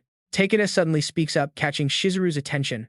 Man, you can tell he is nervous by the way he is clenching his fists. He asks if they really need to move this fast and reveal themselves. Shizuru, being herself, patiently lays out her cold-blooded logic. A player like Seong Ji Han can break skill limits at any moment. Plus, she needs to keep her grip on the Sword King's power. Takeda is still shaking in his boots. He points out that she even used the Akasha Scroll, which feels like a huge risk. He is worried it will backfire, but Shizuru shuts him down. She tells him to stop overthinking and just follow the damn plan. Even if things go south, the shadow will back them up. Talk about overconfidence, but I guess she does have a solid escape route. Suddenly, Shizuru flinches as she looks toward the entrance. Jin Han has finally made his grand appearance right at the door. He apologizes for the wait, but then he freezes. He spots a familiar face in the room. Wait, is that Takeda? Takeda can only give a forced, awkward laugh now that he has been spotted. Jin Han is clearly confused about why this guy is here. Why are you here? Before Takeda can even get a word out, Shizuru cuts him off and tells Jin Han to just ignore him. She flashes that fake friendly smile again. Claims Takeda is just there for work support, but Jin Han isn't entirely buying it. Work support? Shizuru stands up, practically radiating that dangerous charm of hers to keep him distracted and off balance. She says her job is basically reporting on him to Japan. Meanwhile, Takeda is already reaching into his pocket for something hidden. He pulls out a glowing yellow item. He tells Jin Han they want to share their feelings, which sounds incredibly suspicious. Instantly, Takeda blasts him with a wave of green energy. Those memory fragments are flying straight at Jin Han like missiles. Shizuru realizes Takeda might actually be useful for once. His gift is trash in a real fight, but for this, it is perfect. Combined with her own abilities, his gift of shared emotions becomes a trap. It is the ultimate setup for her to take control. When they use it with the Akasha Scroll, the target literally has no choice but to bow down and obey her every command. It is game over for Seong Ji Han, or so she thinks. He is just standing there completely still like he has been turned to stone. Takeda's excited grin turns into a look of pure confusion. He is staring at Jin Han, unable to wrap his brain around the situation. Why didn't the Akasha Scroll work? Takeda is frozen in shock as his entire plan just crumbles. Turns out Jin Han was not under her spell at all. He kept a perfectly cool head through the whole entire thing. He mentions how he has always wondered why anyone would follow someone like her. It all makes sense to him now. He realizes it was all thanks to this item. Jin Han even managed to figure out her secret identity that she works so hard to hide. Takeda's face goes from hyped to totally baffled in a second. He just can't understand the scene playing out in front of him. How could the scroll just fail like that? Takeda is stuck there like a statue, completely unable to make a single move. Jin Han was never actually fooled by her. He stayed cold and calculated, mocking the fact that people only followed her because of a scroll. He even managed to call out her hidden identity. Shizuru is completely stunned now that her true mask has finally been ripped off. Seeing how sharp Seong Ji Han is, she realizes her brainwashing failed. Now she asks him, point blank, was this an act all along? He knows her identity. This is bad. Seong Ji Han stays cold and keeps his secrets. Who knows? Am I obligated to tell you? He walks slowly toward her. Does it matter that your skill had no effect on me? Don't make a scene. Just behave. His face darkens with a chilling direct warning. Shizuru is speechless after her failure. Real or not, she suddenly admits her total guilt. I should have researched you better before moving. Then she suddenly asks a question. Did you know? A dark figure is creeping up behind Seong Ji Han right now. She has a backup. Her assassin lunges at Seong Ji Han. Night falls over the whole city. As everything goes silent, Seong Ji Han and Akari start a brutal, intense, and very fiery clash. They crash through the glass window, clashing mid-air. Here we go, Chapter 64. Seong Ji Han and the girl are free-falling. Seconds later, a massive boom as they hit. Despite the insane height, Seong Ji Han manages to struggle back up to his feet. His suit jacket is left behind. He stares at the scene, totally and completely confused. Who is standing there? A red-haired girl in a full black secret combat suit. Seeing her pro stance and lethal strikes, Seong Ji Han realizes she is a true assassin. Shizuru watches from above with her crew. She is feeling really good about her choice. Bringing her along was the right call. She knows this assassin is absolutely top-tier material. Akari's specialty is stealth and ambushes. In the shadows, she is officially number one. Seong Ji Han isn't underestimating Akari.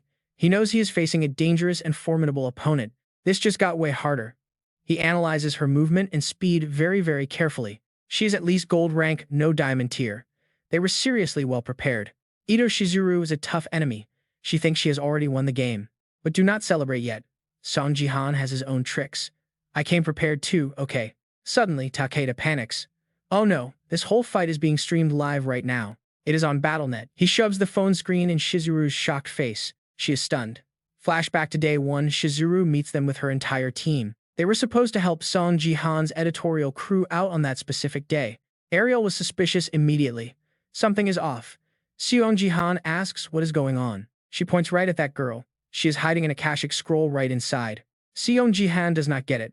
An Akashic scroll, Ariel breaks it all down now. It is meant to boost special gifts. I am not sure what she wants, but a normal person with a rare item is definitely sketchy. Stay on your guard. Ariel smelled a rat and warned him early. Later, they took a short break. Let us rest before we continue. Seong Ji Han sits alone, lost in his deep thoughts. Why would a regular employee possess such a high-tier and very dangerous item? What is she planning? Right then, Shizuru approaches him. Hey there, Seong Ji Han. She leans in close, touching his clothes. Let me fix your mic real quick. Oh, sure. Suddenly, an intense energy surges through his entire body right now. Red system alerts flash everywhere. Danger. Shizuru is trying to use charm magic. Seeing her real name, Seong Ji Han is shocked. Wait, is that really her name? He knows that name. The woman who seduced Eugene. Shizuru speaks to him. Seong Ji Han feels the pull. His face turns red. He clenches his fists really tight. I have to focus or I am done. You and I know he won't lose. Seong Ji Han realizes he is in trouble and triggers his nameless divine mind control skill. This keeps his head straight. His spirit stays firm, totally immune to Shizuru's charms. He starts repeating her name over and over in his head. Ito Shizuru. How did she get here while the Sword King is gone? I really want to unmask her now. But if she has already fooled everyone, exposing her right now might be impossible. I have to be smart here, so I will just play along. Seeing him stay so quiet, Shizuru decides it is time to speak up first. With his Hollywood-level acting skills, Seong Ji Han puts on a show. Wait, what did you say your name was again? He is definitely waiting for the perfect chance to expose her fake face. Once she shows who she really is, she will not be able to escape this time. Now Seong Ji Han is not worried anymore and just shares his thoughts. Honestly, I was worried you would notice I was still awake. Seems your acting is not that bad either, huh? Seong Ji Han is a genius. He is actually live streaming this to everyone. Wait, what is happening? Is this for real? Can someone explain? I bet Japan is trying to brainwash Seong Ji Han to take him away, but it clearly failed. What is that new skill? This topic is already trending at the top. So how about that, Shizuru? Faced with Seong Ji Han's question, she can only stand there frozen and speechless. Then he starts to mock her a bit. I can see you are unhappy with the Sword King. Did you think child-level brainwashing would work on me? Ariel takes some credit for herself, saying if it was not for me, you would be trapped. Stop acting cool. Everyone in the comments is losing it. The Sword King was brainwashed too. What on earth is going on? Shizuru's face suddenly turns dark. Akari, start the plan. Seeing there is no way out, she gives the order. She does not dare to wait and nods in agreement. Understood. Akari stands right in front of Seong Ji Han now, gripping two sharp blades in her hands. She quickly drops into a stance, getting ready to launch an attack. As you wish, I will take you with me, even if I have to break all your limbs. Seong Ji Han asks. A very silly question to Ariel. She is not complimenting me, is she? How can he even ask that? He is curious about what she said and looks for a translation feature. But Akari has a short fuse. She swings her knives at him before he can do anything. Every single slash from Akari is razor sharp. With his quick reflexes, he manages to dodge just in time. Seong Ji Han stops holding back and enters high focus mode. He swings his sword down, instantly slicing Akari right in two. But in a heartbeat, her body just vanishes. A shadow, a red aura, starts gathering right under the ground. In a flash, Seong Ji Han is pulled away into a bright red dimension. Is this another space? No matter how strong Akari is, he will win this fight. They were right, you are strong. But I am an assassin. Even in the dark, you will not find me, because the darkness is always on my side. Suddenly, a bright red slash flies out from the void toward him. Seong Ji Han keeps a cool head and swings his sword everywhere to block every single strike coming from Akari. She does not want to drag this out and decides to end it fast. He is trying his best to block all my attacks. Fine, let us just finish this right now. Suddenly, a massive surge of dark energy flashes right past her. This makes Akari jump out of her skin. Wait, what is this? Is my shadow being pulled away? Seong Ji Han refuses to give up and gives it his all. He flashes a smirk, proving that his words were absolutely right.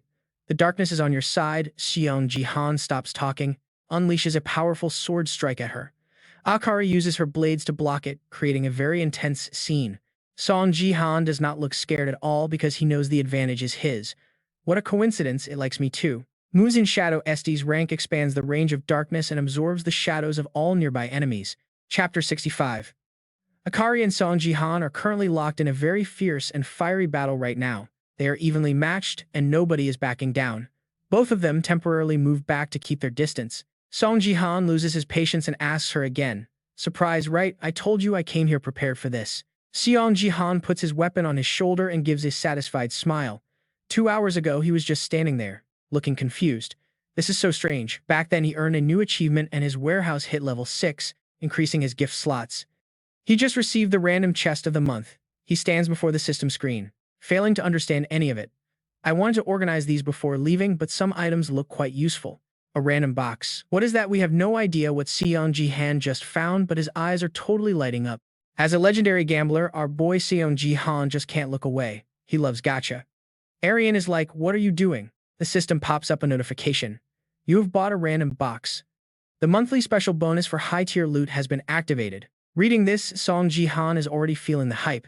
I can pull a gift from this. That is what I am talking about. The system screen flashes with a big congratulations. Boom, you have just scored a rank A agility skill. Pretty sweet, right? But Seong Ji Han is not impressed at all. Totally useless. Who needs this? Then some new info catches his attention. The Shadow Queen constellation is paying serious cash to swap the box rewards. Talk about a massive power move from her. Just like that, a change is confirmed. That rank A agility skill, gone. It is replaced by the Moon Shadow skill instead. Before Seong Ji Han can even process this, Arian starts freaking out. Are you insane? She cannot believe what the Shadow Queen just did. She is yelling, how could you give Moon Shadow to a lowly creature like him? If you keep handing out items like this, your energy balance is going to get completely wrecked. Seong Ji Han reads the info and realizes this is a literal double S rank gift. It is like the Shadow Queen is determined to get him on her side no matter the cost. Absolute queen behavior. While he is thinking, Arian drops a bombshell. This skill will actually allow you to ascend and become a constellation yourself one day. Seong Ji Han is stunned.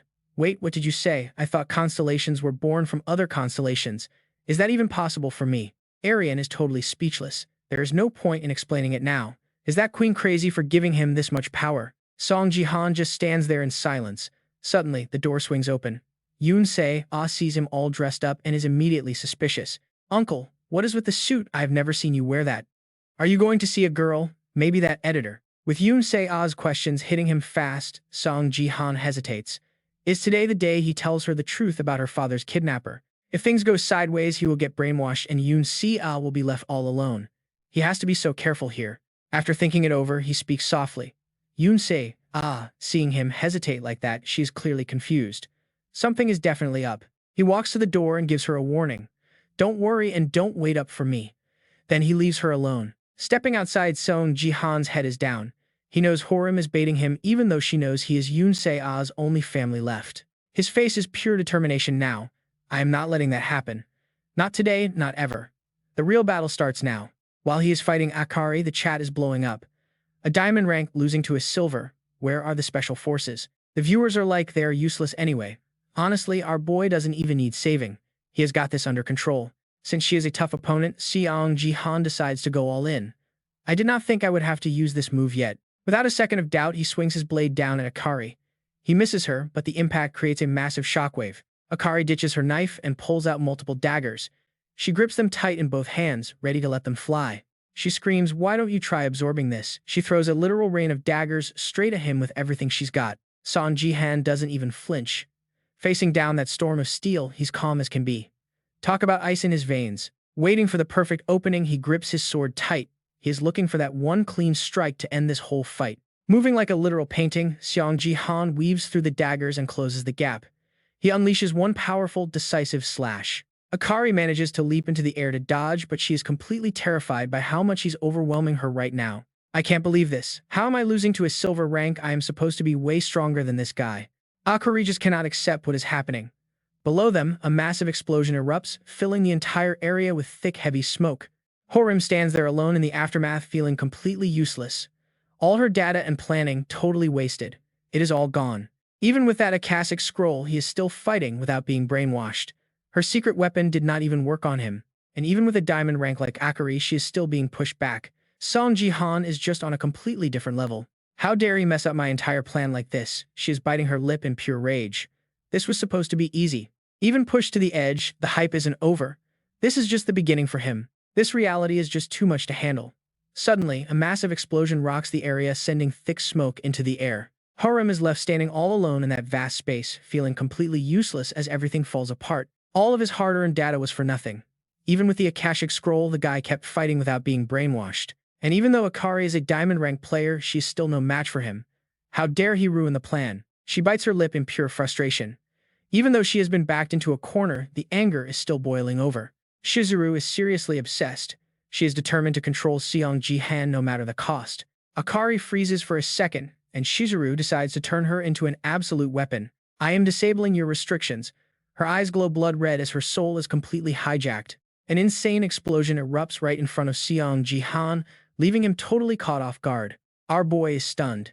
See, that restriction system usually keeps player stats low during tutorials. It exists so high-level players cannot just go around abusing their power on Earth. But Shizuru just used a skill that lets Akari ignore those limits for a bit. Now the real fight begins.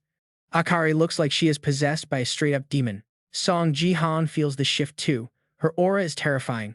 Ariel warns him, watch out for this. Her limits are gone. Seong Ji Han is shocked, like is that even legal in this system? Seong Ji Han glares at Shizuru.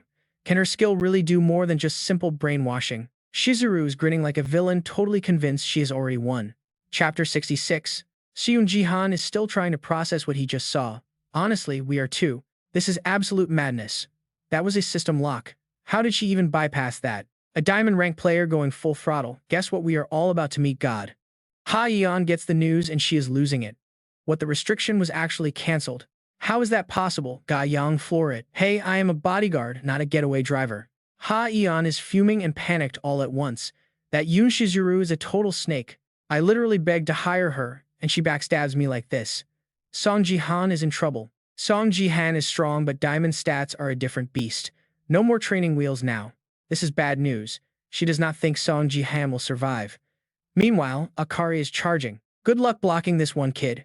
Get ready for my Phantom Hand Blade technique. In a flash, glowing red blades filled with demonic energy fly straight towards Seong Ji Han. Akari's eyes are bleeding red with pure bloodlust. Seong Ji Han stays on the defensive for now. Even with a solid shield, his body is getting shredded. He is starting to measure his limits. With my current strength, I cannot stop this. I have to slow it down to weaken it. If she keeps this up, things are going south fast. Akari pauses to study him. She has to admit the guy is tough. He is still standing after all that pressure. Only 3 minutes left. I need to finish him before the restriction kicks back in. She is watching his every move, guessing he is summoning a shadow sword with his left. As Seong Ji Han stands his ground, Akari speaks up. Sorry, but I am taking that arm now. She raises her blade high, eyes glowing red. Demon Shadow Blade, she lets it rip. That was a heart-stopping moment. It barely grazes his hair instead of a direct hit. The force was so insane it literally split the building behind him right in half. She is shocked Seong Ji Han was fast enough to dodge. He is way too strong for his silver. Smoke and fire fill the air as the building collapses.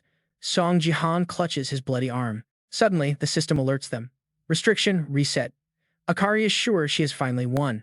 I cut his arm off. If he has any brains left, you will surrender now. It is over. She walks toward him, but what she sees next leaves her absolutely speechless. Massive waves of dark energy erupt from the ground, pinning her legs down.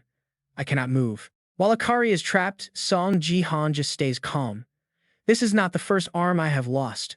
You should have gone for my legs.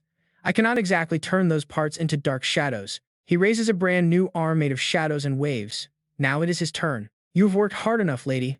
Now let us see how you handle my counterattack. Seong Ji Han pours every ounce of power into his spear and hurls it forward like a lightning bolt. Lockdown, Akari is paralyzed, completely stunned by the pressure. Then boom, a massive explosion tears through the battlefield. As the spear slams deep into the earth, Seong Ji Han stares ahead, heart racing as he waits to see the result. Who would have guessed Akari was this tanky? Seriously, taking a direct hit like that and still standing. That is pure insanity. Her body must be made of diamonds. Man, am I about to witness a murder. I thought Seong Ji Han was nerfed, but he is still a beast. Fans are losing their minds in the chat while Akari stands frozen. Just as Seong Ji Han moves in for the finish, he spots something unexpected. Look up. A fleet of helicopters is suddenly swarming the entire area surrounding their location completely. Player Kato Akari, drop your weapon and surrender immediately. I repeat, put the weapon down now. Seeing the authorities step in, Seong Ji Han finally relaxes.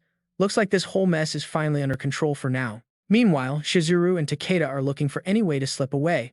They are panicking, thinking they need to leave immediately. Shizuru hesitates for 1 second too long, giving Seong Ji Han the opening to trap them. He approaches slowly, radiating intense crackling lightning. Seong Ji Han is not letting them off easy. Wait a minute, you two, we still have a lot to discuss. Takeda is absolutely shaking at the sight of Seong Ji Han, but compared to his panic, she stays eerily calm. Shizuru plays the victim card, acting all innocent. My cover is blown and I wasted expensive artifacts. What a huge loss for me. But she is not done yet. Akari attacks Shizuru as being stubborn, refusing to give up and shouting orders. Akari cannot say no to her orders. Yes, mistress. Blue mist form activate. She drops into a predator stance, her eyes glowing with a deadly light. She is really going for it even with the odds against her. The units in the helicopters have had enough. They are making a move. Fire. A hail of bullets rains down on the scene. Hearing the chaos outside, Seong Ji Han turns his head toward the noise. Right then, Shizuru decides to have the last word. Such a shame, I had so much more to tell you. We will chat again soon. Shizuru's form begins to fade away. She flashes a friendly smile before vanishing into thin air. Goodbye for now, Seong Ji Han. We lost them quick after her. Meanwhile, Seong Ji Han is just standing there looking totally stunned by what just happened. Suddenly, he realizes Takeda is still on the ground and calls out, "Hey you, I need to know exactly what just happened." Seong Ji Han looks dead serious as he interrogates him with a terrifying voice. Takeda is so paralyzed by Seong Ji Han's killer intent he can't even speak. Cut to the Ito Shizuru mansion early one morning. Sejin is rushing inside, moving with a sense of extreme urgency. He slams the bedroom doors open without a second thought. After all this time, Sejin has finally come to confront Shizuru face to face. She is doing her usual thing, radiating that charm to manipulate men. "Welcome, Sejin. Do you have something heavy on your mind today?" He looks like he wants to tear her apart. Chapter 67. Sejin does not waste time and gets straight to the point. "Start talking, Shizuru." Was what Seong Ji Han said on his livestream actually the truth? He feels totally betrayed and starts questioning her immediately. "You are not just hitting on other guys, you are using charm magic on me too." Before he can even finish, she cuts him off. "Oh, Sejin, are you really doubting how much I love you?" Sejin just stands there totally speechless after her question. Shizuru slowly gets up and starts walking closer and closer to him. "I was just trying to recruit some top talent for my country. Seong Ji Han is nothing more than a valuable tool to be used. But you are the only one I truly love." She keeps pouring on the charm magic, making sure he believes every single word she says. Sejin stops his interrogation right then and there. He is standing completely still, totally caught in her spell. He can't help himself and pulls her into a tight hug. This feeling again. I know something isn't right here, but I can't look away from her eyes. It is just like the very first time we met. Back then, in a quiet atmosphere, Sejin was sitting alone at a bar with a glass of liquor in hand. He had no one to share his thoughts with, just staring blankly at his drink. A heavy sense of loneliness surrounded him. It hits him all at once. Seiya's death anniversary is coming up, and the sadness is too much. I should not drink anymore. Every time Sejin went home smelling like alcohol, she would always give him a hard time about it. "Oh man, I told you not to drink before coming home. Seiya really hates the smell of alcohol on you." Just thinking about her makes Sejin crack a smile. Suddenly, a girl's voice rings out, "Hey, looks like you've got a lot on your mind." A girl quietly approaches the empty chair and takes a seat right next to Sejin. Shizuru was so stealthy he did not even hear her arrive. When exactly did she even sit down here? Suddenly, she reaches out and gently touches his hand. "You are always sitting here drinking alone, aren't you? When your mind is exhausted, a drink. Nothing beats a cold one, right? But too much is bad for you. Want to try another way to distress?" Shizuru leans in close, whispering in his ear. Sejin is looking totally dazed by her crazy high charm stats. "But wait, you still got a cool head." He shakes her off and draws his sword right to Shizuru's throat. He is on high alert, demanding answers. "Who are you? What is your real goal here?" Red alert. The system triggers Gan Jiang and Mo Ye's special ability. That obedience status effect cancelled instantly. This was definitely not in her script. A special ability. Where did that come from? These were the Sword King's dual blades. She had no clue they had a hidden cheat code like this. System message, the traitor. Basically, anyone wielding this weapon is immune to all abnormal status effects. Talk about overpowered. Sejin is a tough nut to crack, but Shizuru is not giving up. She's going to have to try way harder. Shizuru keeps the act going, acting all sweet and innocent. "I did not do anything," she says. "I am just your biggest fan." But Sejin, he is just giving her a look that is cold as ice. She gently touches his blade, playing the victim. I just wanted to help you feel better, that is all. She is still pushing her luck. His system keeps screaming Ito Shizuru is trying to inflict a dependency status. A second later, his sword hits the floor. Totally different from before, Sejin actually starts asking questions. So what is your name? She finally hooked him, but deep down she is annoyed he is such a pain. Since obedience and infatuation failed, he is just acting on pure animal instinct now. So frustrating. Brainwashing won't stick without my main body here. Plus my other vessel Yuri is way too unstable. If this fails, not only is Seong Ji Han safe, but he will know exactly who I am. High stakes. I need to put way more work into this new body. Meanwhile, Akari is locked up in some dark dungeon. Sunset hits the BattleNet headquarters.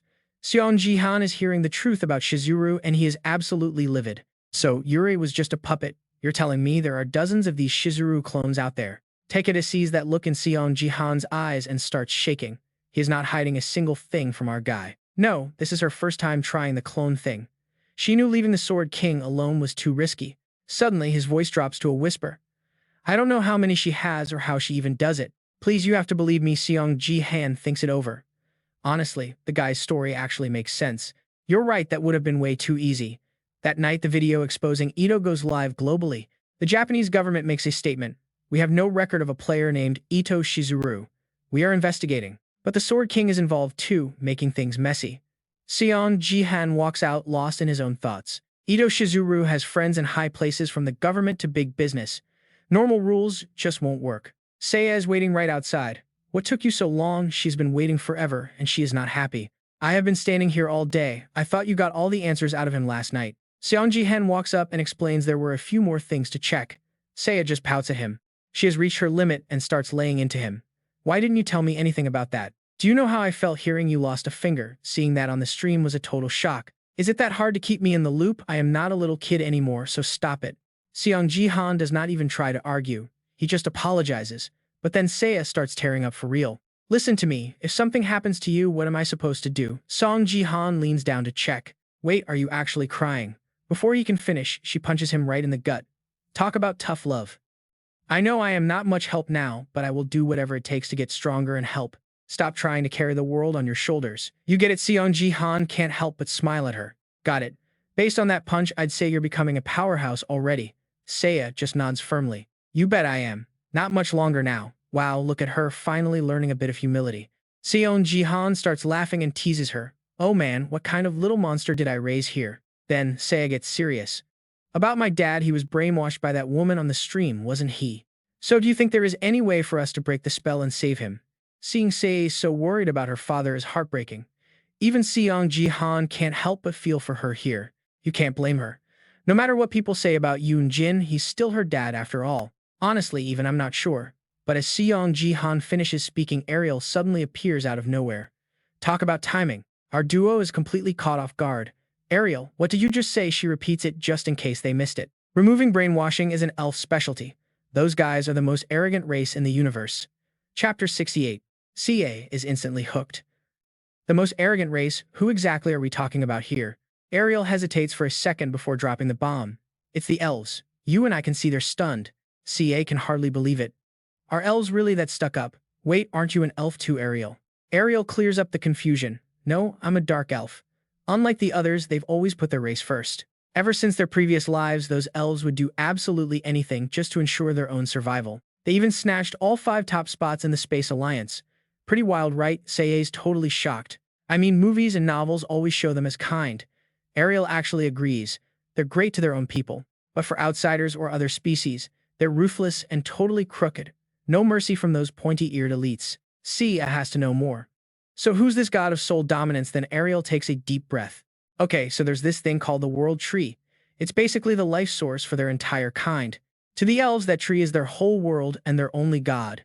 It can actually purge any abnormal status. If her dad eats a leaf or even just touches a branch, that brainwashing would vanish instantly. Seong Ji Han stops in his tracks. Seiya needs to be 100% sure, so she asks for confirmation. So my dad can return to normal as long as we find that tree. Ariel gives a fair warning. Exactly, but it won't be easy. Suddenly, Seong Ji Han remembers something. Was that why Yoon Jin acted so weird? Seiya finally feels a weight lift off her shoulders. There's hope. At least we have a real shot now. The next morning is bright and sunny. Haeon kicks off a live stream to greet all the other players.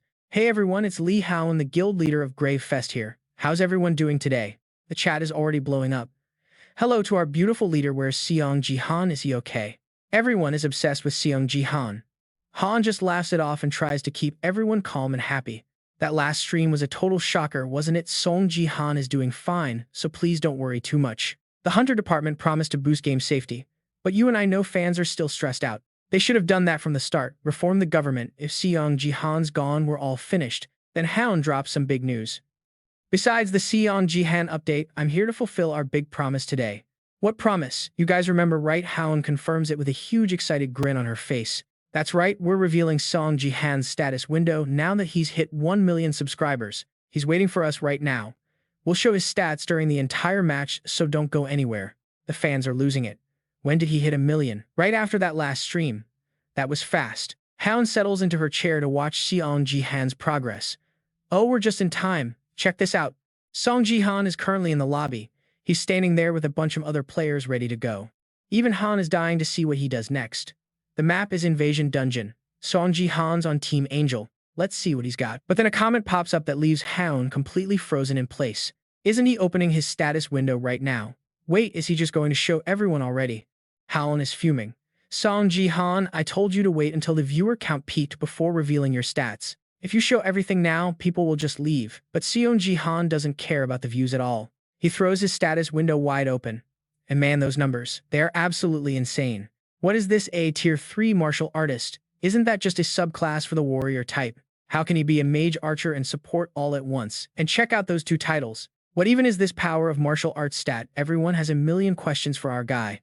Seong Ji Han throws his hands up in surrender, but the questions keep coming. Seriously, who is this guy? What in the world did he just do? Honestly, I do not think anyone could look away after seeing a status window as insane as his. Everything started looping back to that exact moment. After that stream where he exposed Ito, Seong Ji Han racked up a massive mountain of achievement points. A random thought popped into Seong Ji Han's head while he was still trying to figure out where to dump all those mastery points. Our guy currently has both support and mage classes, but what would happen if he just added archer and warrior roles too? What happens if you actually own every single character class? Seong Ji Han then tried his best to explain his plan step by step. Alright, so third-rate martial artist is just a subclass for warriors. I only picked it because I finally met the requirements recently. The chat went absolutely wild hearing that. Like, wait, aren't you a support? Can you please just teach us how to do that? I already figured his status window would be a little crazy, but this, seriously, what on earth is even going on with these numbers? Can the beautiful Haeon explain this to me? Zero just donated 100,000 GP, asking what is up with those stats and classes. Haeon immediately turned around and asked him the same thing. Seong Ji Han, seriously, what is the deal with these multiplier stats and classes? Seong Ji Han appreciated the question, but it is not exactly the best time for him to answer. Here we go, thanks for the donation, friend. Please understand, everyone, I am literally in the middle of a match right now, so I cannot answer every single question. But get this, some people think he is intentionally leaking his stats during the game just so he has an excuse not to answer. He is so smart. Seong Ji Han has zero concept of teamwork, so as soon as the match starts, he just sprints off on his own. Oh, the game is starting, so I am just going to head out solo. And just like that, Seong Ji Han is back to his usual self. When the other team realizes their opponent is Seong Ji Han, they literally start pulling their hair out in despair. Why is he on the enemy side? He is like an invasive species wrecking the silver rank ecosystem.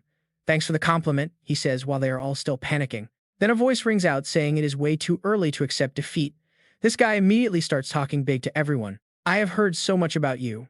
Right after that, the swordsman drops into a battle stance. That swordsmanship is actually beautiful and powerful. Every time I see it with my own eyes, I can feel the black dragon inside my body twisting around. Come and get me. Prove that you are truly the strongest warrior in the Silver League. He's talking tough because he has not seen the end coming yet. With just one single horizontal slash, Seong Ji Han sends his head flying. You talk way too much, man. Seriously, please try to be more polite. Suddenly, the system starts blaring a warning. The Reaper is sensing a threatening aura coming from the demon's lair. The Grim Reaper is successfully summoned and a mysterious entity appears radiating a terrifying and bizarre killing intent. Shang Jihan realizes this is the perfect moment to show off his real skills. Exactly. It is finally time to wrap up this mission. Suddenly, Ariel pops up to give him a quick heads up. Seong Ji Han, be careful. That demon's primary element is pure darkness. So using Eclipse to fight it might not be the best move. It is going to be really hard to clash with that evil spirit's power. Seong Ji Han just gives a cocky little smile when he hears that. So my mission is pretty obvious now, isn't it? Wait, what? A blinding light suddenly explodes with incredible brilliance. There is no way darkness can win a fight against light like this. Even though he is completely dwarfed by the giant's size, Seong Ji Han does not flinch. He grips his spear and gets ready to swing. Let us see if hellfire can actually burn you. Thunder God technique. Let's see how you handle my lightning, shall we? The entire space is suddenly overwhelmed by a massive surge of electrical energy coming straight from Seong Ji Han's position. Lightning speed. In the blink of an eye, the Reaper is totally surrounded by Seong Ji Han's insanely powerful bolts of electricity. The system immediately pops up to congratulate him for destroying the divine relic. You have obtained a fragment of the Reaper's scythe. You have finished the linked quest to track the disciples. Phase 2 is now active, and tracking the disciples 2 is in effect.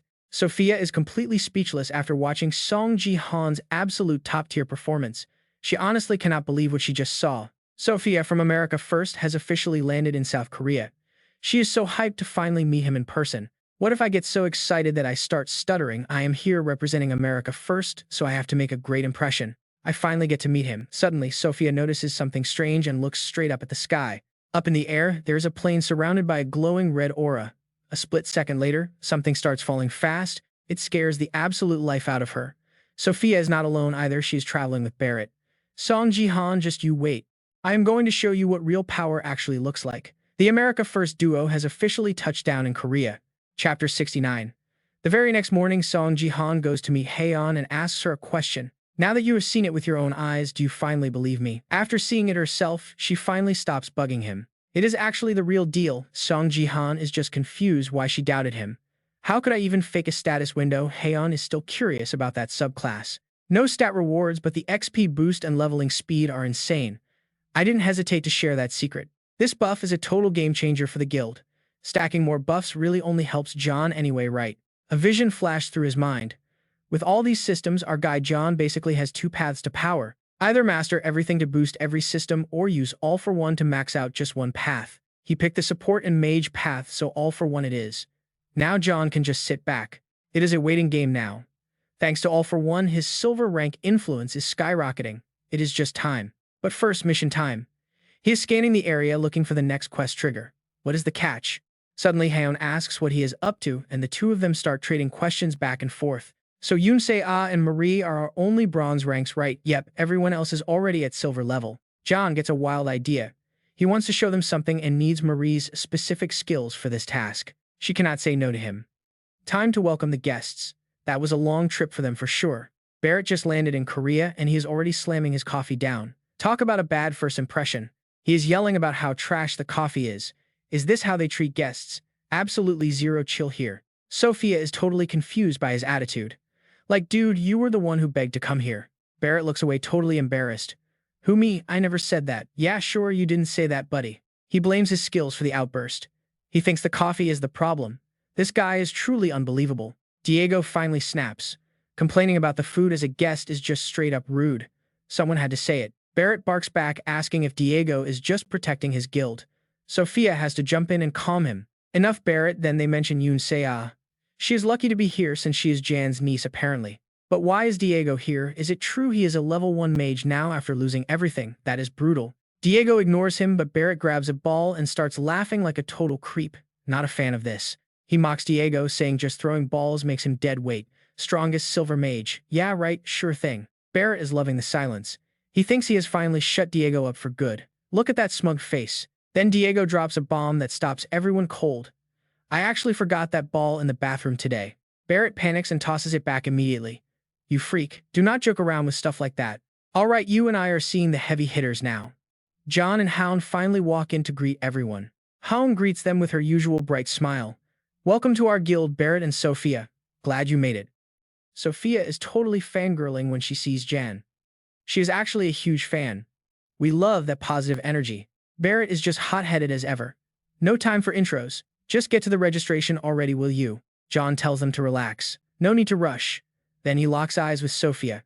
Something is definitely up. It has been a while, Sophia. He still remembers the moment she first appeared back in the old days. Seeing her now brings back memories of his own registration. But first, John has some serious business to handle. Before we dive in, I have a special request. Barrett is shocked. A request. This should be very interesting. A massive monster appears on the screen. John points it out and drops the big question to the group. Do you guys want to help me take down the Kaoneset? All four of them are completely stunned now. The Kaoneset, a platinum-ranked giant serpent. It is literally the strongest boss in the entire forest area, and that is John's next mission target. Barrett is not happy. He thinks this is a suicide mission. Ridiculous. That is way above our pay grade. Plus, the Kaoneset does not even spawn in silver rank. John does not blink. He knows how to summon it. He is picking Yoon Si Ah and Marie for the squad. With 2 silver players plus John, he thinks it is totally doable. Sophia, though, she is still very worried. It sounds great, but we are from different countries. Temporary contracts do not usually allow mixed party play at all. Howen tells her not to worry. They have a secret weapon, a special exclusive guild effect just for them. They can form a party regardless of rank or nationality. Some restrictions apply, but it works perfectly for us. Haeum is so confident because she knows John has her back. He is the real reason for this power, that erratic scroll John gave her. She used it for this crazy buff. Stick with me, things are getting wild. All right, let us get into it. Barrett finally stops being difficult and joins the team, but he is worried about the 2 bronze ranks. Even if they are top-tier players, he thinks this lineup is barely enough. It is nothing special. Seeing Barrett complain again, Seong Ji Han just shuts him down. Look, you can stay behind if you do not want in. I will just go and find someone else. Like Van Lam from China, Michael from Russia, or even Scarlet. They all asked me to save them a spot. Barrett is totally just putting on a show despite his look. Fine, I will call them, then I never said I was out. We have 2 bronze ranks here, so you obviously need me to balance things. No need to thank me or anything. With Barrett finally on board, Shang Jihan confirms the roster. Alright, that makes 5 of us. It is officially game time, everyone.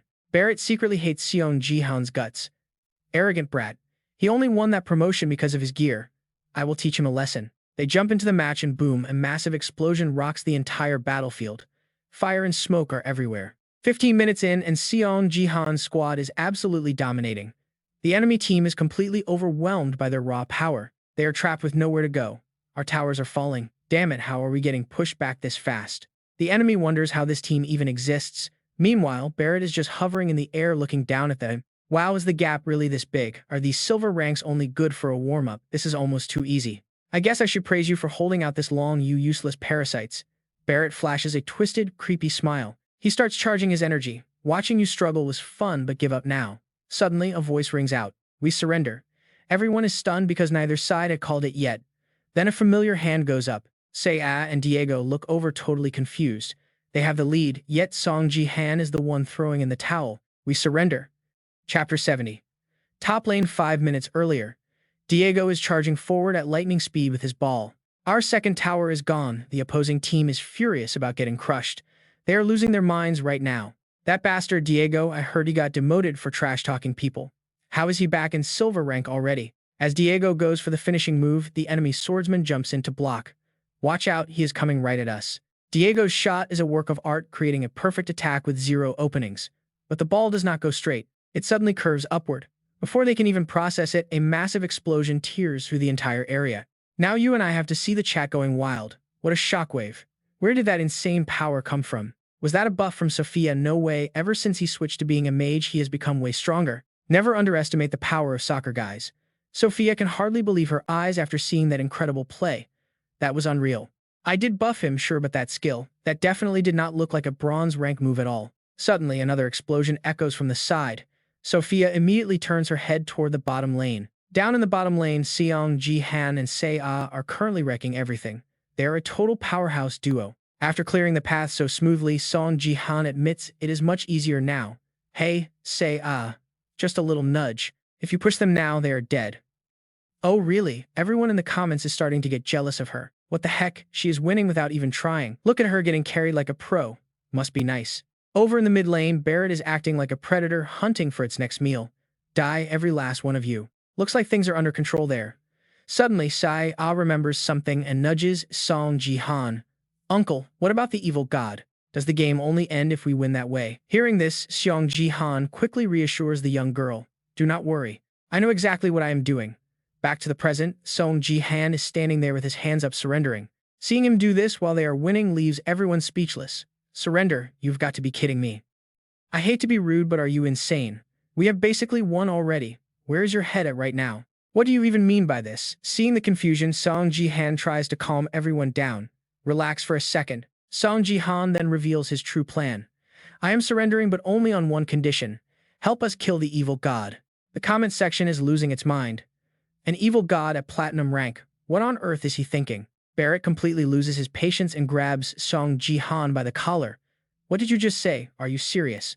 You said we were enough, and now you are asking these trash mobs for help. The rest of the team just watches. Seong Ji Han rips his shirt away from Barrett's grip and speaks plainly.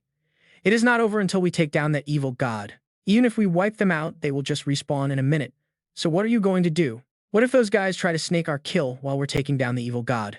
After hearing Seong Ji Han lay it all out, Sophia realizes this plan actually has some legs. Fair enough, she says.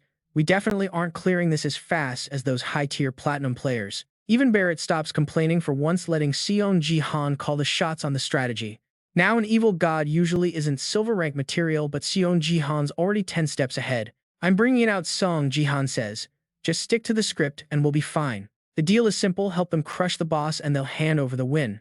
No hesitation there, they're all in. Alright, what's the move? How can we help? Seong Ji Han leads Yoon Se, and Sophia toward a massive eerie lake sitting in the distance. The girls are floored by the scale. It's huge. This whole place is like a nest. This has to be the spot. Right now, the water is dead silent without a ripple. No point in waiting around. Seong Ji Han steps up. Alright, time to bring this thing out. Sophia stops him mid-stride. Wait, let me give you a boost first.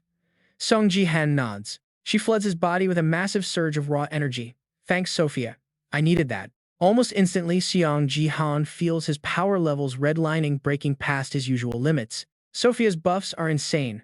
This is that legendary SS rank gift, 3 stars as 1. It lets her stack 3 buffs at once.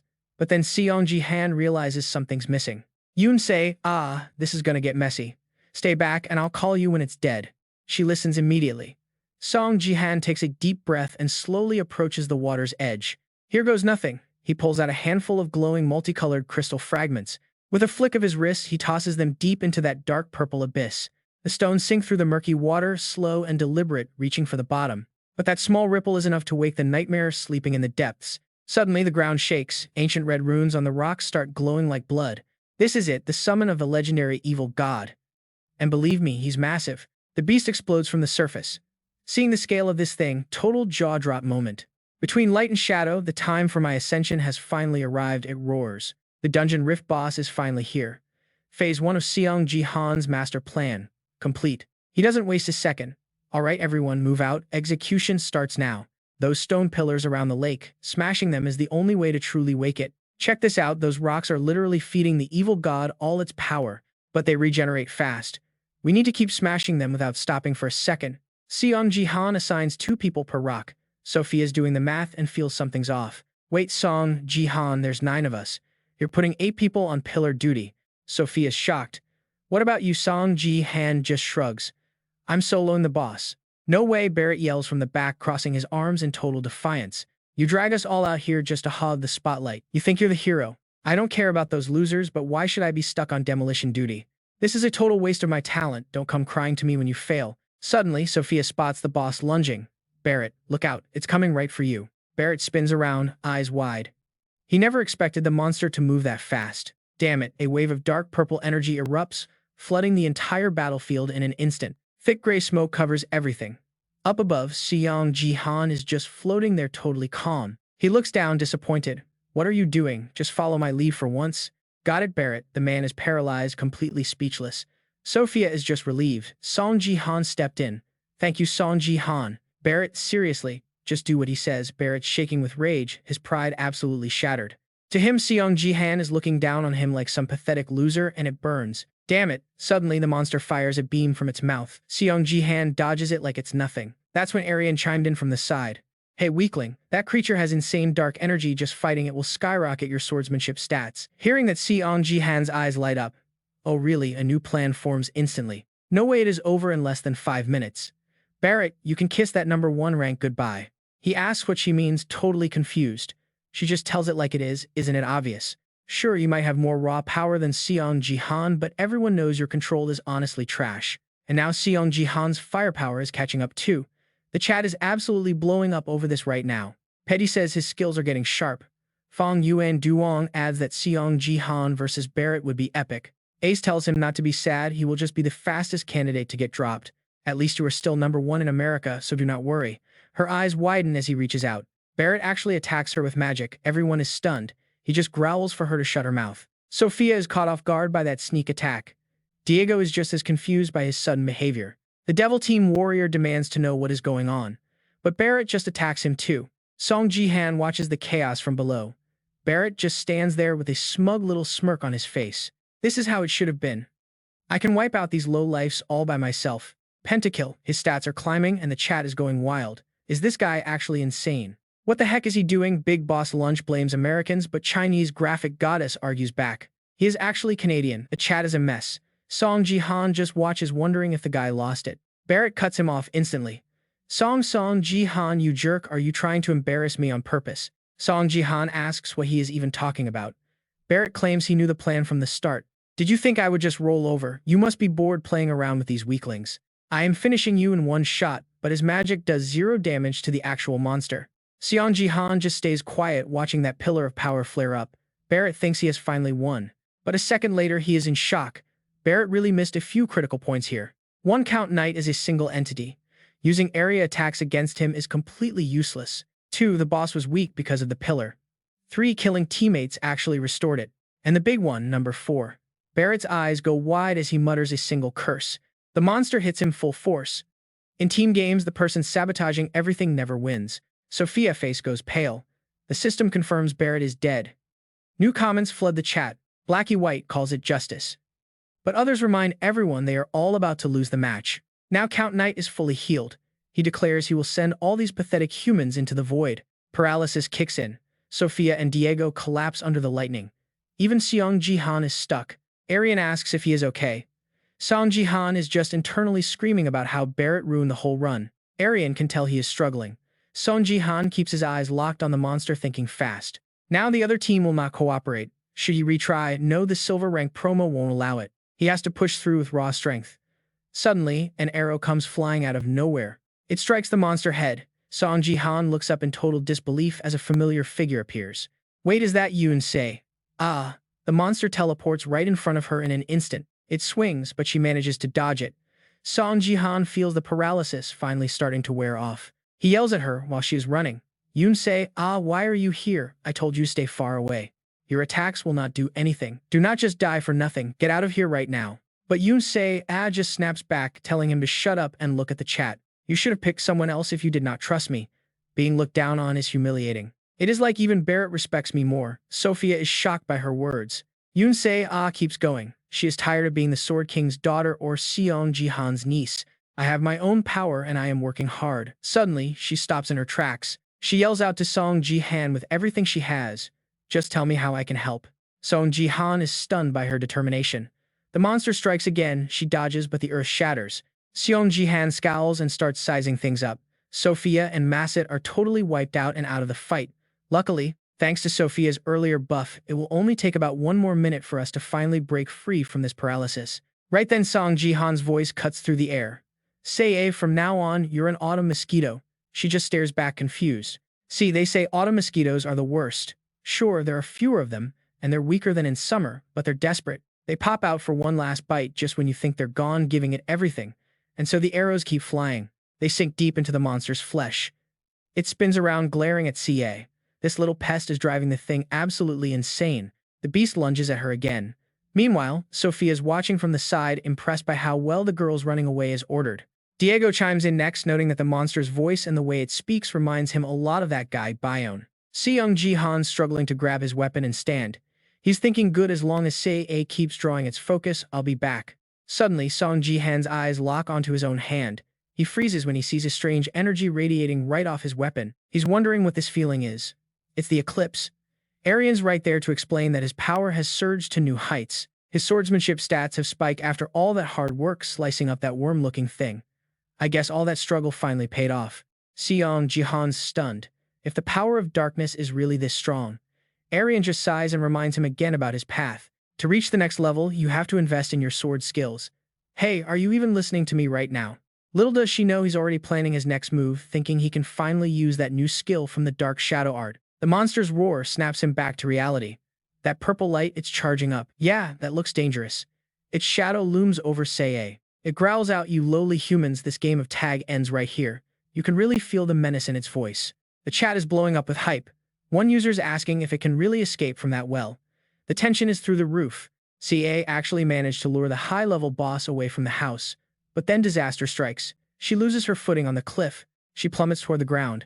Seong Ji Han screams her name in pure terror as she falls. CA's hands are clenched tight. She's gasping for air, thinking she just needs a little more, even though her stamina is completely bottomed out. Sophia and Diego watch horrified. CA looks towards Seong Ji Han and steals her resolve.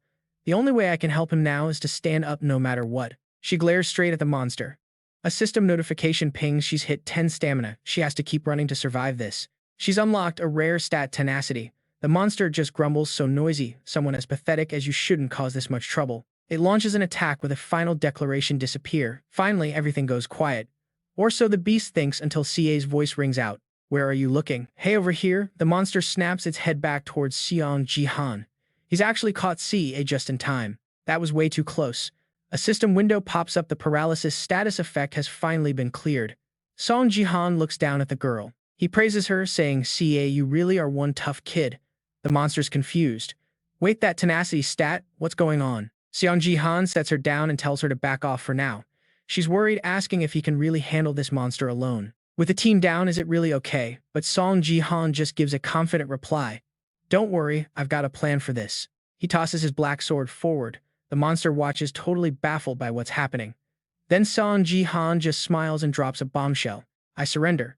Sophia and Diego are frozen in shock. Even Sei goes pale, asking, are you kidding me right now? The monster's loving it though. It asks if those are his final words. For a mortal, you did well. I'll swallow you whole. It laughs and asks if those are his last words.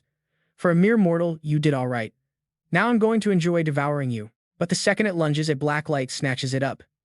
The monster's terrified. Seong Ji Han just smiles, cool as a cucumber, and moves. You're the one being devoured. That shadow won't stop until you're destroyed.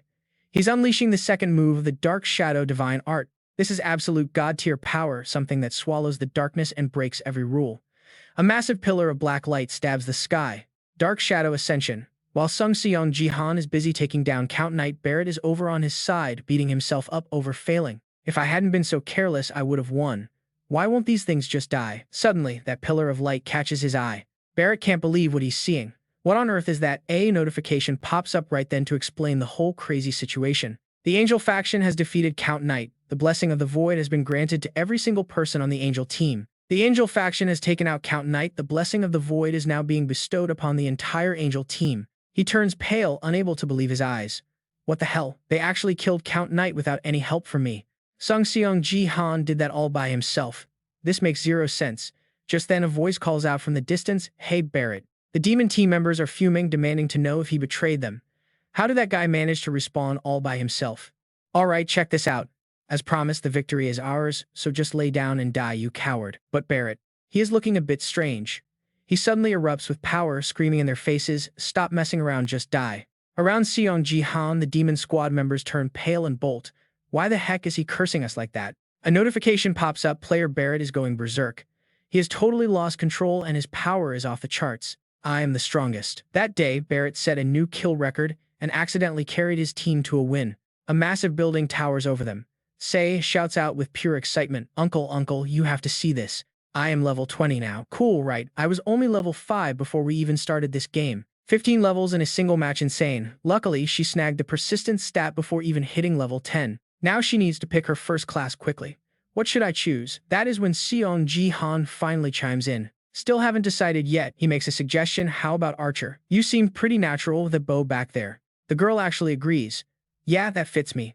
But if I am doing this, I want to be the best. But our country already has way too many top-tier archers. Inside, Seong Ji Han cannot help but feel proud of her. This kid really is my niece ambitious. Seriously, though, Archer is your best bet. Sei looks a bit confused. Why, she asks. Seong Ji Han smirks. Because I am going to be the #1 warrior. That earns him a smack.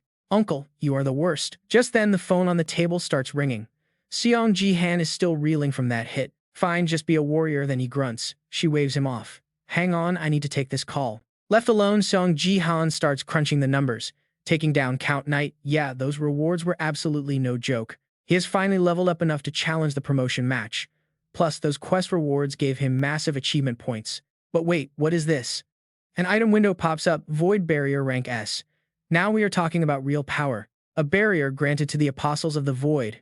It isolates you, granting invisibility and blocking any S-rank attacks. Heads up moving breaks the invisibility. And if you wear it too long, you might get swallowed by the void. Seong Ji Han rubs his neck, thinking it through. An S-rank reward is great but isolated from the world. That sounds sketchy. Those side effects do not sit right with him at all. Ariel, get out here. I need to ask you something. Do you know what this item is? And why do you look so weird? But she just fires back a question. Didn't you like the skill I used to catch the Aaron snake? Seong Ji Han blinks confused. You mean Black Shadow Ascension? Ariel nods her head. Exactly that one. Seong Ji Han shrugs his shoulders. Okay, so what? Then comes the real explanation. No matter how many times I see it, it is identical to my original power.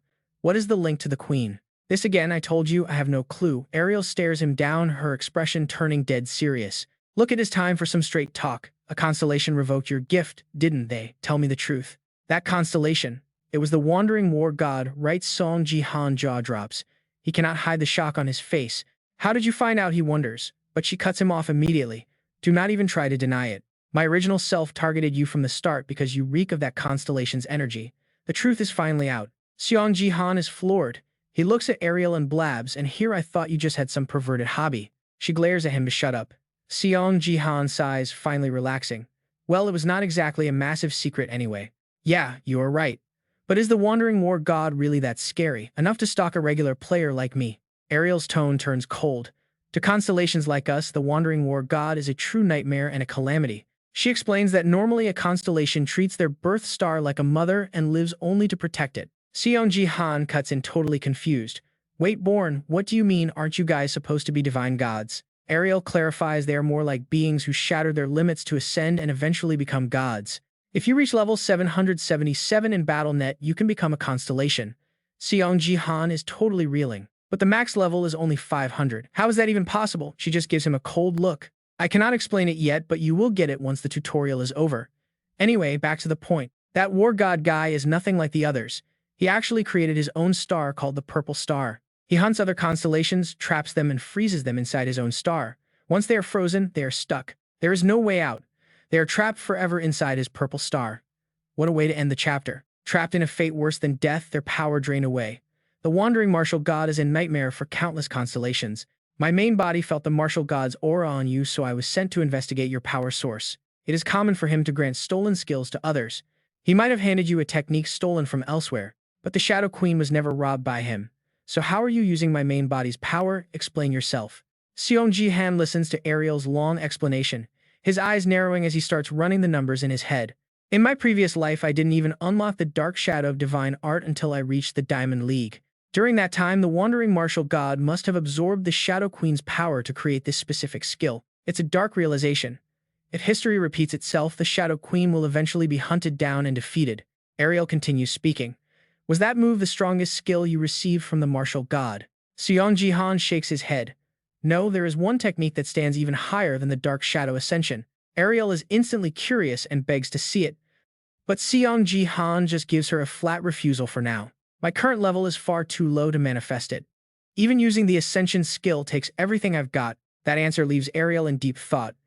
Analyzing a higher skill could massively boost her main body's ultimate power. Suddenly, Seiya comes running back, waving her arms. Uncle, tell me, are you free tonight? You have to be. Seong Ji Han looks at her excited expression and is totally confused. Why are you so hyped up all of a sudden? She beams at him. It's because one of your fans is dying to meet you in person tonight. Two beautiful figures appear in the story, but Seong Ji Han still has no idea who this mysterious fan could be. Over at a nearby cafe, Sophia is a nervous wreck. She keeps moving, trying her best to stay calm. Am I being too forward? Should I order first? Is my perfume too strong? Oh no, I forgot my lipstick. Another figure is carefully reapplying her lipstick. Haeyoon sighs, looking strangely anxious about her own appearance. She checks her reflection one last time, wondering if her powder looks okay. I really rushed out here. Suddenly, a voice makes Haeyoon jump in surprise. Sorry, have you been waiting long? Sophia hears the same thing. Seong Ji Han appears before them, looking incredibly sharp. Sophia stumbles to her feet, clearly flustered by his presence. But over with Haeyoon, her expression is dark and cold. She stares at the flashy man before her. Why do my blind dates always end up being this specific type of guy? She's clearly not happy at all. The man across from her starts laying on the flattery. You're even more stunning in person, he says. Seong Ji Han expertly slices his steak while Sophia tries to break the ice. You must be surprised I called right. I'm such a huge fan that I really wanted to have a proper dinner with you. Seong Ji Han smiles politely. It's an honor to share a meal with someone from another region. But when did you contact Seiya? Sophia had approached Seiya about the Barrett incident earlier. Seiya told her not to mind that guy at all. Sophia explained the situation further. After the report on Count Nays, they decided to swap their phone numbers. There aren't many people our age at American First. I didn't want to call you directly, so I asked Seiya. Seong Ji Han tells her to just relax. Don't be so tense, we are teammates in the same guild now. That makes Sophia feel much better. So in Korea, people call their seniors Appa, don't they? Can I call you that? That sudden request from her catches Seong Ji Han completely off guard. Appa, his mind starts racing. This is totally different from the Sophia I remember from my past life. Before the regression, she was a grown woman, but now she's like a bright and innocent young girl. She's definitely more childish now. But I guess that makes sense since she's younger in this timeline. Seong Ji Han decides to just ask. Sophia, how old are you exactly? She answers him immediately. I'm the same age as Seiya, she says. I just turned 20 this year. Seong Ji Han gives a smile. Just call me Seong Ji Han. Sophia is confused by the sudden rejection of the title, but she agrees. Dinner is on me tonight.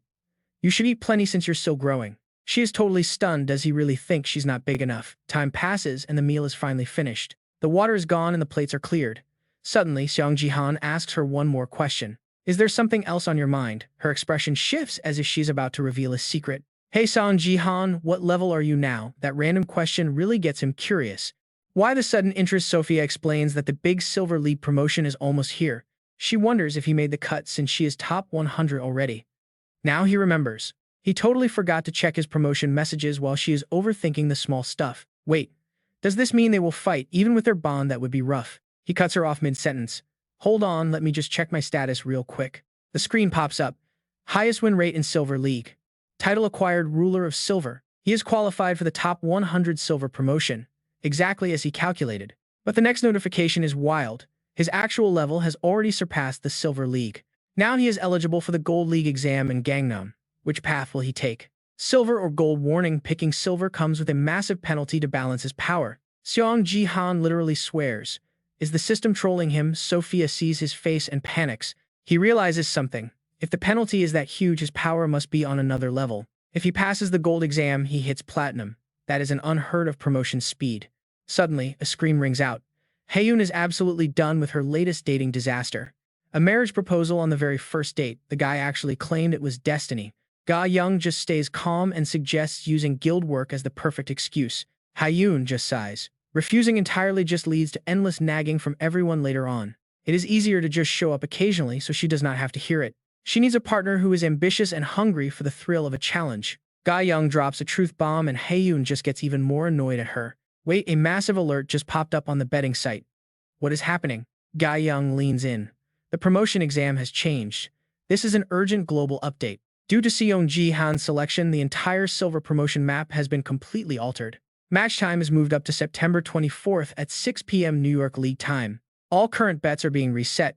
Seong Ji Han looks incredibly confident in his choice though. Master, what did you do? He just smiles. He will just win despite the penalty. He chose the silver exam. Going gold means missing out on crucial Gold League achievements. Plus, he really needs to pace his insane growth speed before things get out of hand. The exam is set for late September. That gives him about 3 months to prepare. Earth joins the Space League soon. He has to stop the tragedy from his memories. He remembers the flames. People were screaming and begging to be saved from the fire. Seong Ji Han's eyes are filled with determination. He must hold his ground in the Platinum League. He looks at the alert. Hold on, is this penalty a bit too much even for me? Notifications are stacking up. The map has changed to a special Tomb Defense mode. Team sizes have been flipped from 50 versus 50 to a brutal 10 versus 90. Seong Ji Han is paired with ranks 91 through 100. It is the underdogs versus everyone. Opponents will be much stronger. The entire schedule and the rules have been rewritten. Other players are absolutely furious. Why are they getting hit with this insane penalty too? The news reaches every player worldwide. Haven is already busy clicking away on her phone. I am betting against Seong Ji Han this time. The system is literally nerfing one man. The chat is blowing up. Everyone wants to talk about this massive balance update. User SS Money 777 says they have never seen an update this weird. A patriotic fan bets everything on Seong Ji Han. Others say even a diamond rank would fail. Watch out for the total failure. Betting on Seong Ji Han is a given, but picking between Barrett and Wang Lin, that's the real puzzle for us fans. This silver promotion match is nothing. Yet betting experts are all predicting our boy Seong Ji Han is going to lose. Betting records and hype are hitting an all-time high. Time flies and finally the match day is here. Seong Ji Han stands on the fortress wall looking out. His eyes widen in total shock. Wait, what on earth is this? The announcement echoes. The Silver League Top 100 match is starting. Right then, mysterious shadows begin appearing. The rules are short. You must stop the enemy from taking down the king. Shang Jihan is stunned, staring down. Why are these monsters here so early? It's the Undead Alliance, those creeps who seek absolute equality for all. Those monsters won't stop chanting, "Kill the king." Right in the middle of the swarm, a figure is waiting. This is the big clash. Shang Jihan versus the army. A special defense map is being used for this match. Usually players are raiding the tombs, but this time we're the ones who have to protect the tomb instead. It's a special set of rules today. But Seong Ji Han's North Gate only has 10 people, mostly low-ranked players. The penalty is real. Meanwhile, the South Gate has 90 elite players. 90 people. Barrett is mocking it. Barrett wonders if it needs to be so complex. Rank depends on defense and any intruder means the team is out. Basically, whoever lasts until the end wins. Since Seong Ji Han only has 10 people, Barrett thinks he's already won. He's so sure of victory. But then someone calls him out. Do you really think it will be that easy? Wang Lin smirks. Turns out I'm the top candidate according to the BattleNet betting sites, not you, Barrett. He's from the Beijing Guild. Barrett's clearly annoyed, muttering about how these idiots have no eyes for talent. But Wang Lin doesn't hold back. Think about it. You only made rank 2 because you trolled your teammates. Barrett is shocked. What Wang Lin just keeps that smug smile on his face, totally provoking him right now. You, getting this. Maybe the translator is broken. Listen up, Barrett, I'm going to say this once more. If America's top talent is only at your level, then the world's #1 spot belongs to Beijing. Maybe the BattleNet translator is broken. Listen well, Barrett. If America's best talent is just you, then the top spot belongs to Beijing, not New York. Beijing will be #1 soon. That pushes Barrett over the edge. He grabs Wang Lin's collar. What are you yapping about, man? Before they can fight, the system announcement rings out. Game start. The Undead Alliance is targeting the Conqueror. We have to stop them until the Conqueror wakes up. The Undead keep chanting those words, "Kill the king." Even Barrett and Wang Lin freeze. They've never seen monsters like these before. It's totally unprecedented for them. These dungeon gates destroyed Earth before Seong Ji Han's regression. It started in low-ranked nations, then spread everywhere. Every country was leveled except for the final 10. And the army that hit Korea. These undead guys. The monsters at Korea's gate were these alien undead legions. Shang Jihan is genuinely concerned. 10 people at the North Gate. Even Seong Ji Han is worried. These guys shouldn't even be here yet. This is going to be a huge pain. Behind him, his teammates are already panicking. We're on Shang Jihan's team. Does that mean we're the bottom tier trash? We are totally finished. How can 10 of us stop them? Shang Jihan's annoyed. He'd rather they just yelled at him than act like this. If they're this useless, he can't expect help. Time for another solo carry from our boy. But then Sophia grabs his hand, looking thrilled. Seong Ji Han. He's totally caught off guard by her. We're on the same team. Sophia is beaming. I don't have to fight you today. What a relief. Seong Ji Han's wondering why her rank is so low. Then the ground shakes. The battering ram hits. Break the gate, they chant. Seong Ji Han acts fast. Talk later, just give me every buff you have. Sophia doesn't ask questions. She casts her magic instantly. Yes, Seong Ji Han looks down at the army. These aren't mindless zombies. They have a real formation. A real legion. Each one is strong. Each one seems as strong as a normal player. But Seong Ji Han doesn't hesitate. He leaps off the wall. One leap, one swing. You and I are about to see something legendary. Seong Ji Han is just built different. Every strike is pure dominance. This is how you clear a field. Seong Ji Han is proving everyone wrong today. The promotion match just turned into a highlight reel. Seong Ji Han is literally unstoppable. Let's get it. With a smirk, our boy Seong Ji Han swings down. They're just trash undead anyway. One hit is all it takes to shatter their entire formation. The undead can only scream in total agony. Seong Ji Han hits the ground and his attack power shoots up by 20%. He's loving Yoon Se-ah's buff right now. Plus, his Phoenix Fire is the ultimate counter. This is going to be way easier than we thought. The monsters glare at him, but Seong Ji Han senses something and spins around. They won't stop chanting that he is the king. You are the king, they scream. You will become the king.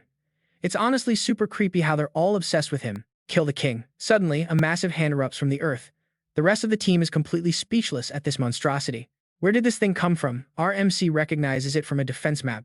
It's the Herald of Doom itself. That giant hand slowly reaches for Seong Ji Han before slamming down with everything it's got.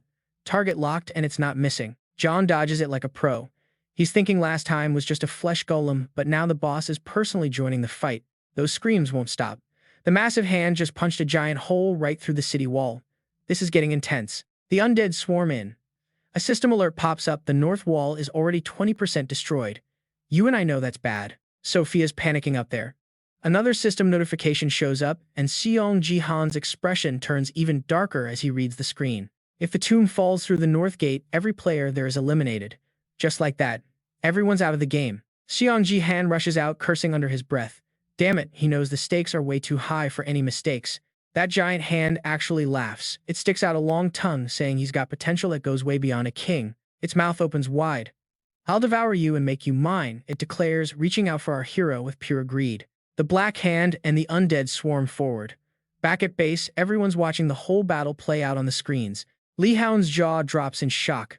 What is even happening? One hit and the wall is gone. What kind of monster is that? She asks Lim Ga-young if she's ever seen a monster like this. Lim Ga-young says it looks like a nightmare from the bronze rank. Li Hao's losing it. She's clutching her head, mumbling that winning against this level of monster is basically impossible this time. Lim Ga-young tries to comfort her, saying he can do it. But then we hear Li Hao's creepy evil laugh from the corner. She's plotting something dark. It's finally time to bet everything on Wang Lin's victory, she whispers with a wicked grin. Meanwhile, John's teammates are struggling.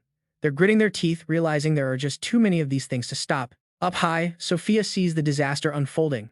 If this keeps up, the wall is going to be breached completely very soon. She screams out to the team to hold on. Just a bit longer, Seong Ji Han is coming to help us. But her face goes pale instantly. There's a noise behind her. It's not John, it's that terrifying black hand appearing instead. She gasps for John as it reaches for her with a twisted smile. This time, she knows there's no escape. But wait, Seong Ji Han is still in the fight. He's casting serious magic and his eyes are glowing blood red. The black hand just laughs, calling the king's tricks interesting. It's looking at our MC like he's a tasty snack. John's trying to figure this monster out. He remembers the past and realizes it's nothing like those mindless zombies. This thing has actual intelligence and it's targeting him specifically. Did it break the game's basic settings or what? No time to calculate. The hand slams down again, hitting his shield with force. Red sparks fly everywhere from the impact. Seong Ji Han grumbles about how stubborn this guy is. While he's stuck here, the wall is falling apart bit by bit. He needs to end this now. John raises his sacred weapon high as the monster looks on with total confusion. Then boom, golden lightning strikes down. Seong Ji Han activates his skill, transforming his entire body into a bolt of lightning. It's the incarnation skill. The massive light blasts the black hand backward.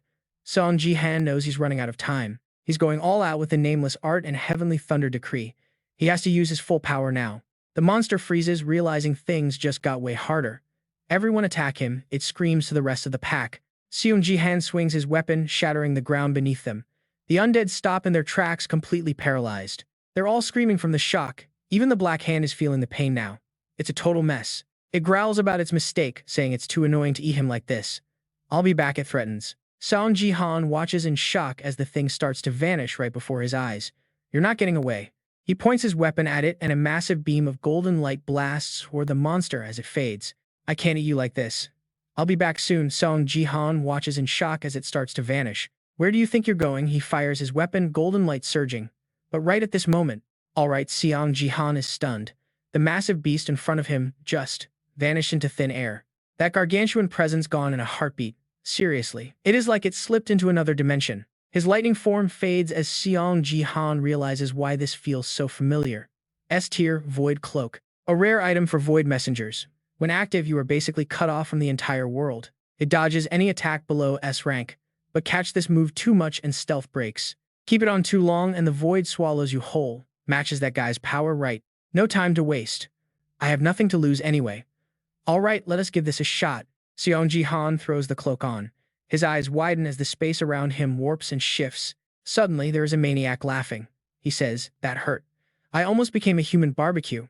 Seong Ji Han is shocked. A human. Could this actually be Black Hand's true form? He keeps talking. This king is actually something else, huh? Never seen one like him. Then he looks nearby. Black Hand asks, he looks way stronger than you does he not? Seong Ji Han's mind is racing now. That conqueror from the Imperial Tomb was the whole point, not to protect that soul. How did he get it so fast? Black Hand sneers. Why the silent treatment? You ignoring me. Seong Ji Han watches closely. Whatever that cloak is, this guy is definitely no ordinary non-player character. Getting swallowed by him would be game over. Only one use of the Phoenix left now. I have to put everything into one strike. Suddenly, Black Hand appears right behind his back. What is this? Seong Ji Han jumps. Before he can react, Black Hand is crushing his throat. How did you get in here? Black Hand demands an answer. Tell me, how are you here? He is struggling to break free. This guy, what is with this insane strength? He is terrifying. Something is wrong. Seong Ji Han slips through his fingers in an instant. Now Black Hand is all alone. He is standing there completely baffled. Watch this. Seong Ji Han is back in the real world. Movement detected. Stealth mode has been deactivated. That is when the realization finally hits him. Move and you are exposed. No more hiding. The system confirms it. Stealth has been cancelled. Talk about a close call.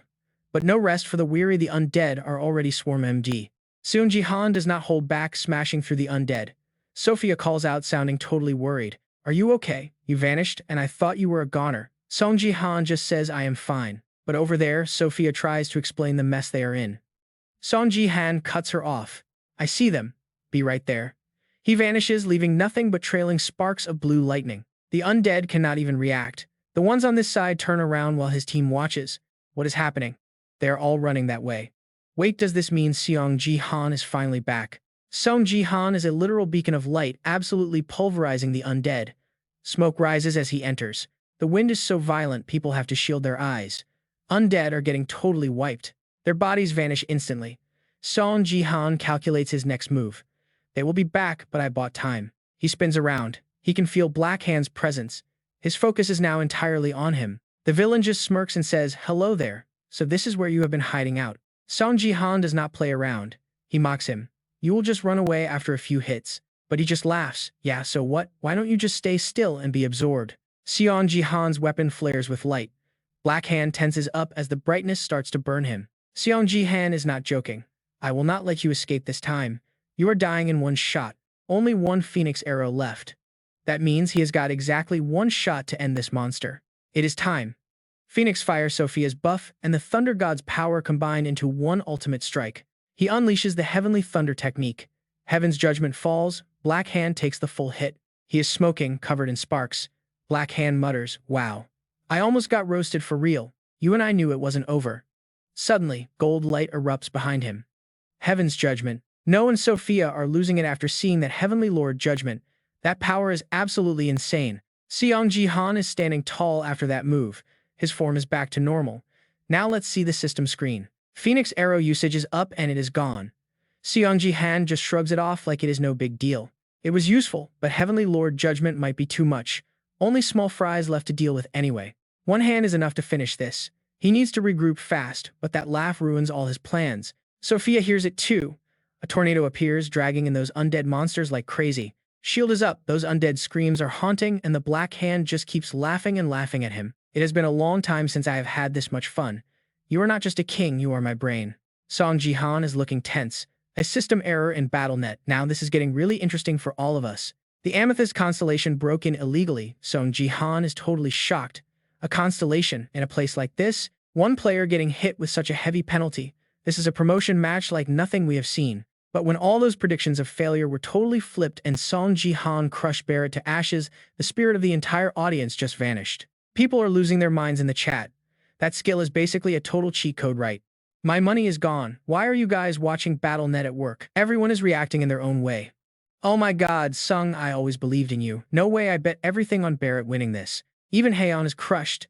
The whole community is just buzzing about what just happened on the screen. No one can believe Seong Ji Han won again. We all really thought he was toast this time around. Wang Lin and Barrett were great, but they are not in Seong Ji Han's league.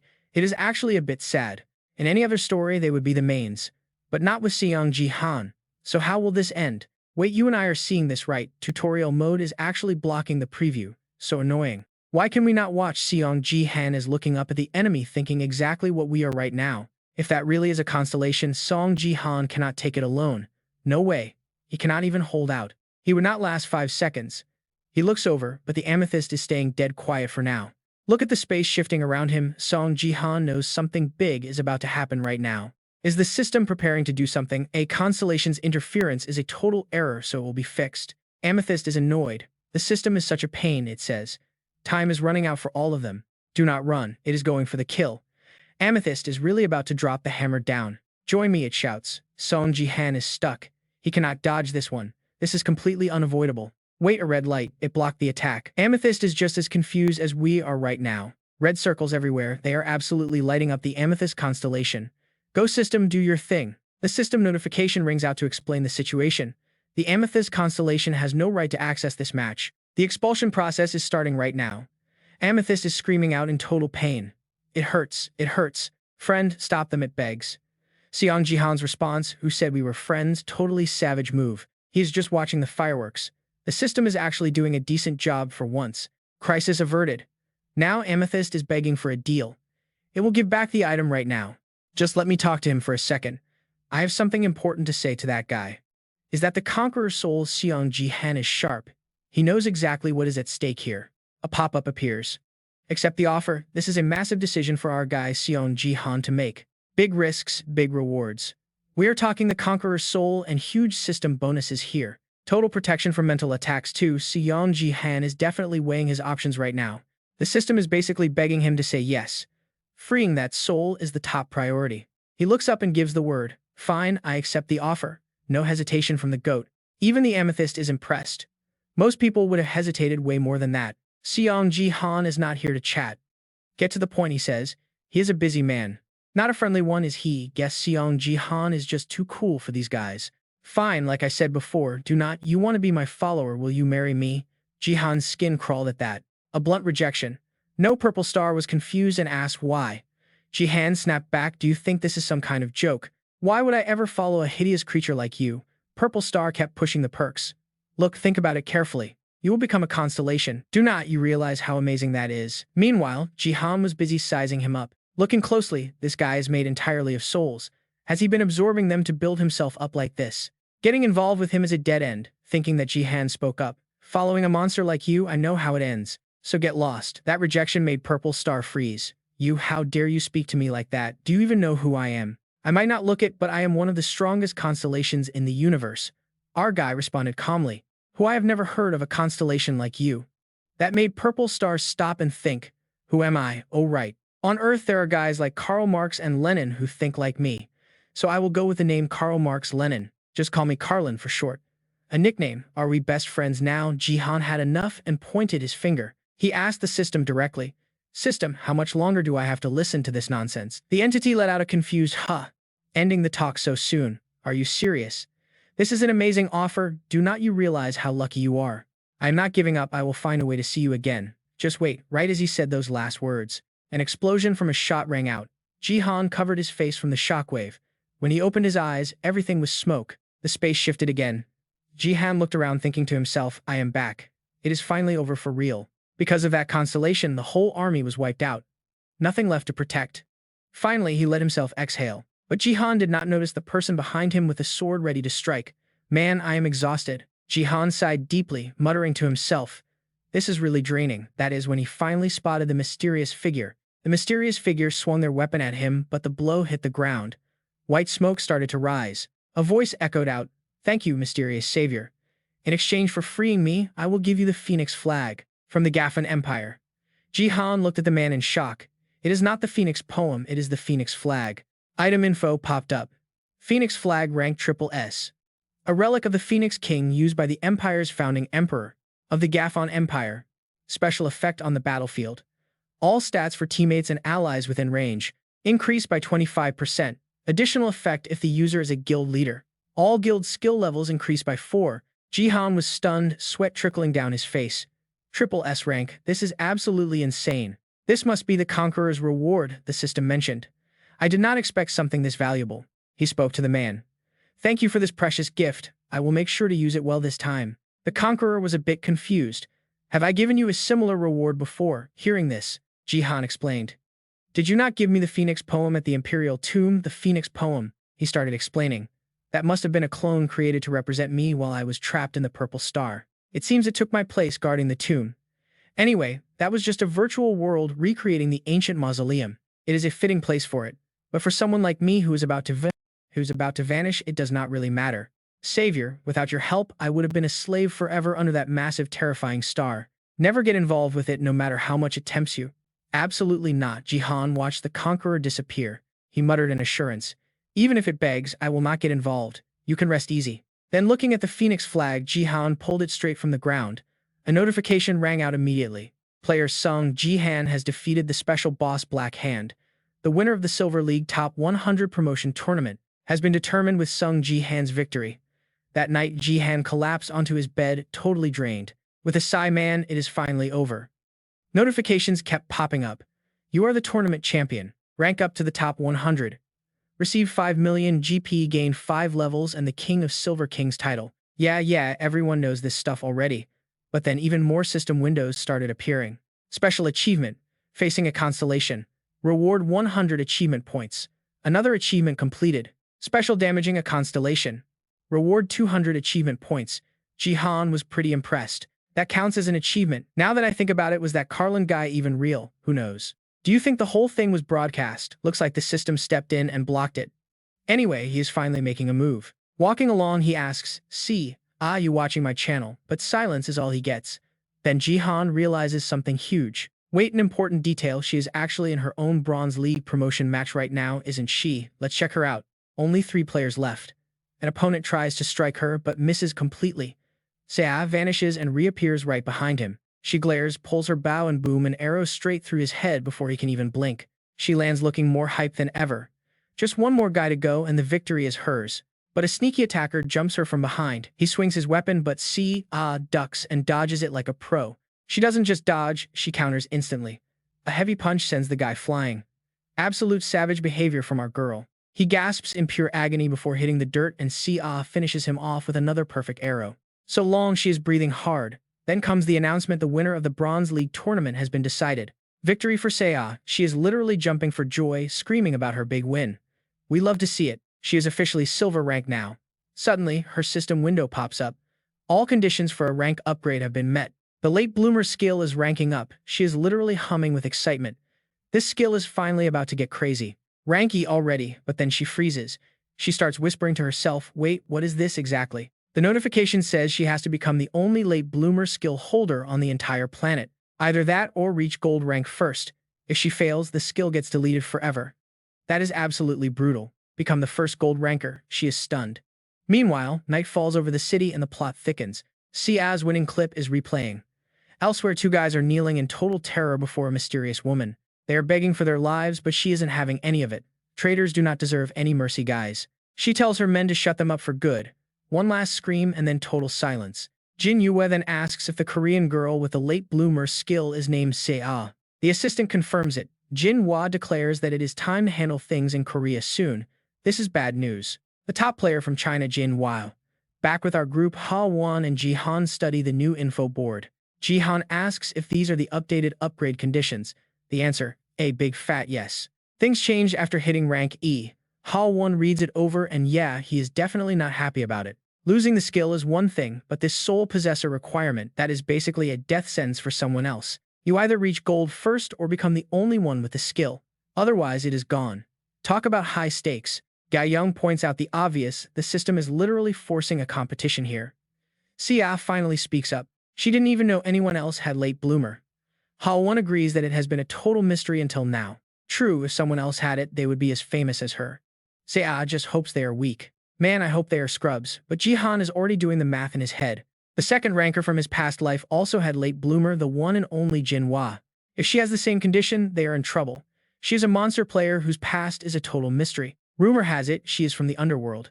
He looks at Sia worried about what is coming next. Sia is famous, so she is a target. We have got to be extra careful from now on. No risks. Jihan tells her to aim for gold rank by October and stay low. He is not playing around here. And no going outside for a while. Sia just sighs and agrees. What else can she do? Jihan is already annoyed because he has a date with Sophia this week. Talk about bad timing for him. Ha Wan tries to cheer him up. Hey, both you and Say won your matches. That is a huge deal. Big congrats to you both. Then he asks when it will finally be Ga Young's turn to win. She is not amused. Are you kidding me? She is a top 100 player, but Jihan senses something is a bit off. Ha Wan is confused. What is weird, Jihan just asks her straight up about her betting habits. Usually, you would blow all your cash on someone else and lose it all right, so why are you acting so happy right now?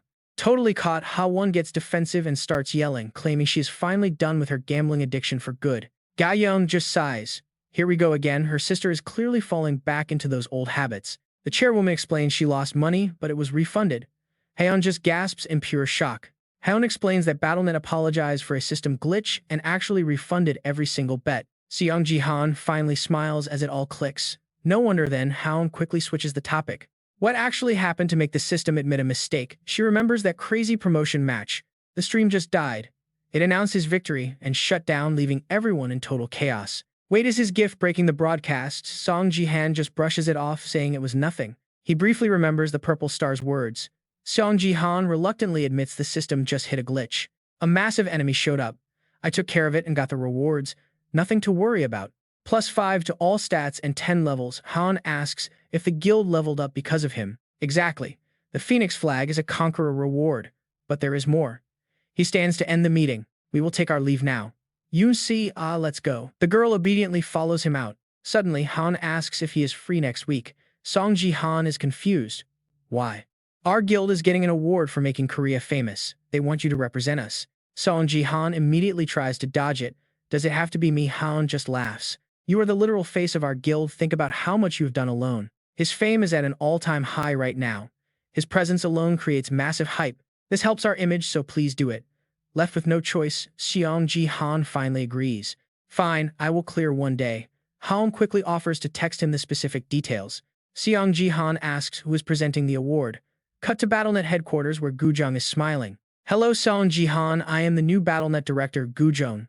He offers a friendly handshake. You look even better in person. Thank you for coming despite being so incredibly busy. Seong Ji Han hesitates, saying there was no need for such a massive welcome out here. Gujong disagrees. We are welcoming a true VIP, Seong Ji Han sighs. This is a lot of pressure. Han explains he is the replacement after the previous director was kicked out. After that huge scandal, BattleNet's image hit rock bottom. Now they are desperate to recover. They would build a statue of you if you ask. Seong Ji Han thinks that is totally useless. Yoon Se-ah is hyped that the director met them. Yoon tells Seong Ji Han not to forget his friends. Seong Ji Han jokes about the retired star rambling. Stop talking and let us move already. Yoon Se-ah happily agrees. They head inside unaware a suspicious man is watching them from the shadows. The ceremony finally begins.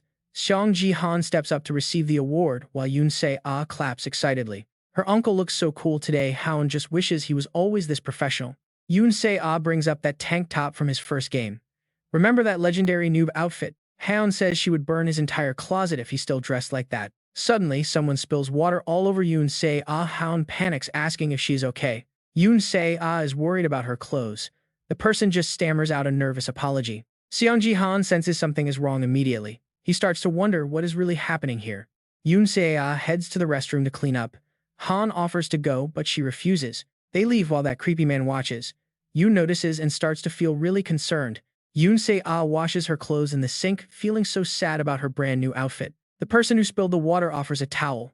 Yoon Se-ah politely takes it from her. They ask if she needs someone to walk with her, but she refuses. The bathroom is just right there. Nothing left to do but agree. Just be careful. They head off while that mysterious man watches their every move. Yoon catches a glimpse of him and starts getting worried. Meanwhile, Yoon Se-ah flushes the water and sighs while scrubbing away. She just bought this outfit, so it is a total shame. Her companion keeps apologizing, but Yoon Se-ah just stays polite about it. She says it is no big deal and takes the towel. A quick thank you, and she is trying to clean up the mess. Thanks, she says. But you and I can tell that girl noticed something suspicious. She steps closer with a warning. Looks like there is some coffee on your collar too.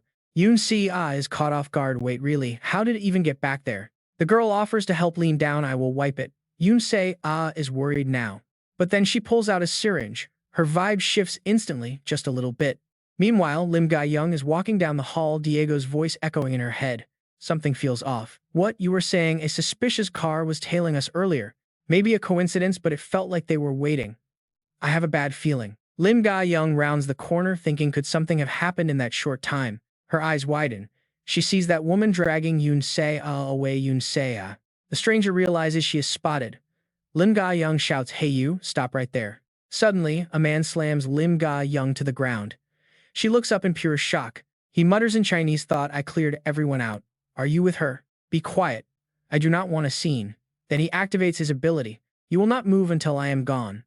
Lim Ga-young's body is completely paralyzed and she cannot move. If they take her, she is done for. Meanwhile, Seong Ji Han finally finishes his performance. He looks for Lee Haeon, feeling uneasy. Where is Yoon Se? Ah. Then Lim Ga-young bursts in. She is gasping for air, telling him that Yoon Se-ah was taken. Night falls over the wasteland. Yoon Se-ah slowly opens her eyes. She looks around confused. Did I fall asleep? A voice cuts through the dark. You are awake. Woo-ha, knife in hand, smiles coldly. Who are you? Yoon Se-ah asks. Woo-ha is not surprised. She does not know. I am Jin Woo-ha. And just like you, I am a user. Yoon Se-ah freezes. She realizes it immediately. This woman is her rival for the gift protection. Now watch this. Woo-ha gets straight to the point. Yoon. Give up your gift. You got the same tutorial right. Whoever levels up slower loses their power. I cannot lose mine. So stop the battles until I reach the gold tier. Refuse and things will not end well. Yoon Se-ah can feel the malice. She scans the room. She does not know them, but kidnapping in broad daylight. These people are professionals. Should she just fake it and agree for now? No, they are too smart for that. She wonders what would her uncle do here. Even though she is shaking, Yoon Se-ah strikes back. You cannot actually hurt me, right? If killing me worked, you would not have kidnapped me. You are avoiding a charge. Woo-ha goes quiet for a second. Then she smirks. You are pretty sharp. In my country, you would be dead. But you are famous here. Cleanup is annoying. That word cleanup sends a chill down her spine. Yoon Se-ah glances toward the exit. Woo-ha sees right through her. Not giving up? Fine. Have it your way.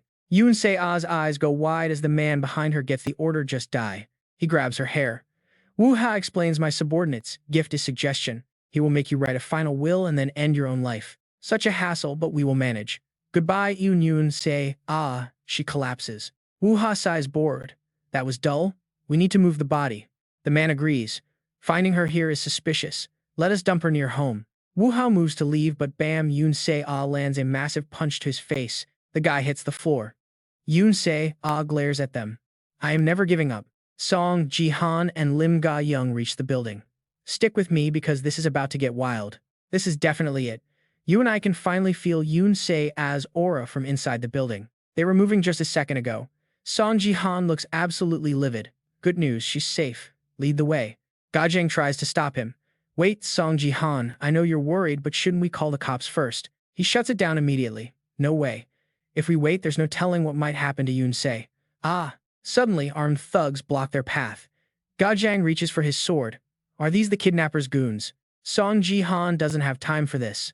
Lim Gajang, sorry, but I'll let you handle these guys. Meanwhile, Yoon Se-ah just floored a guy. Yua was completely stunned and asks what just happened. What kind of power was that? The girl asks. Yoon Se-ah just stays quiet, thinking about her secret. Thanks to the mark her uncle gave her, she's out of danger. She starts remembering that moment. Back then, Seong Ji Han explained it was a level-up reward, a new stat called the lightning mark. The higher the stat, the more lightning power he can share. Yoon Se-ah whispers the name.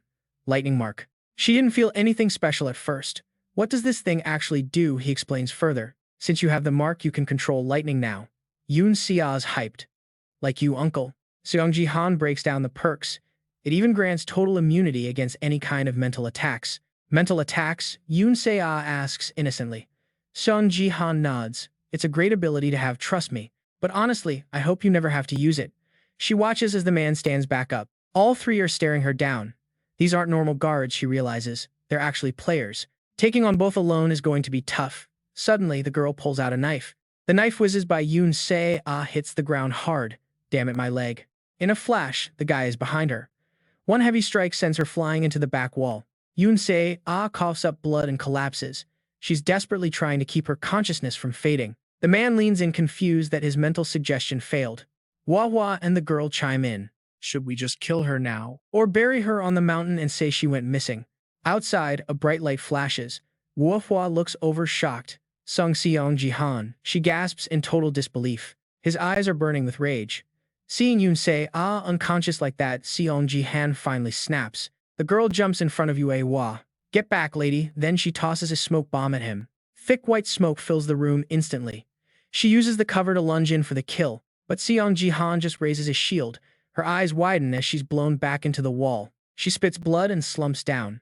The big guy is next, slamming Seong Ji Han against the wall.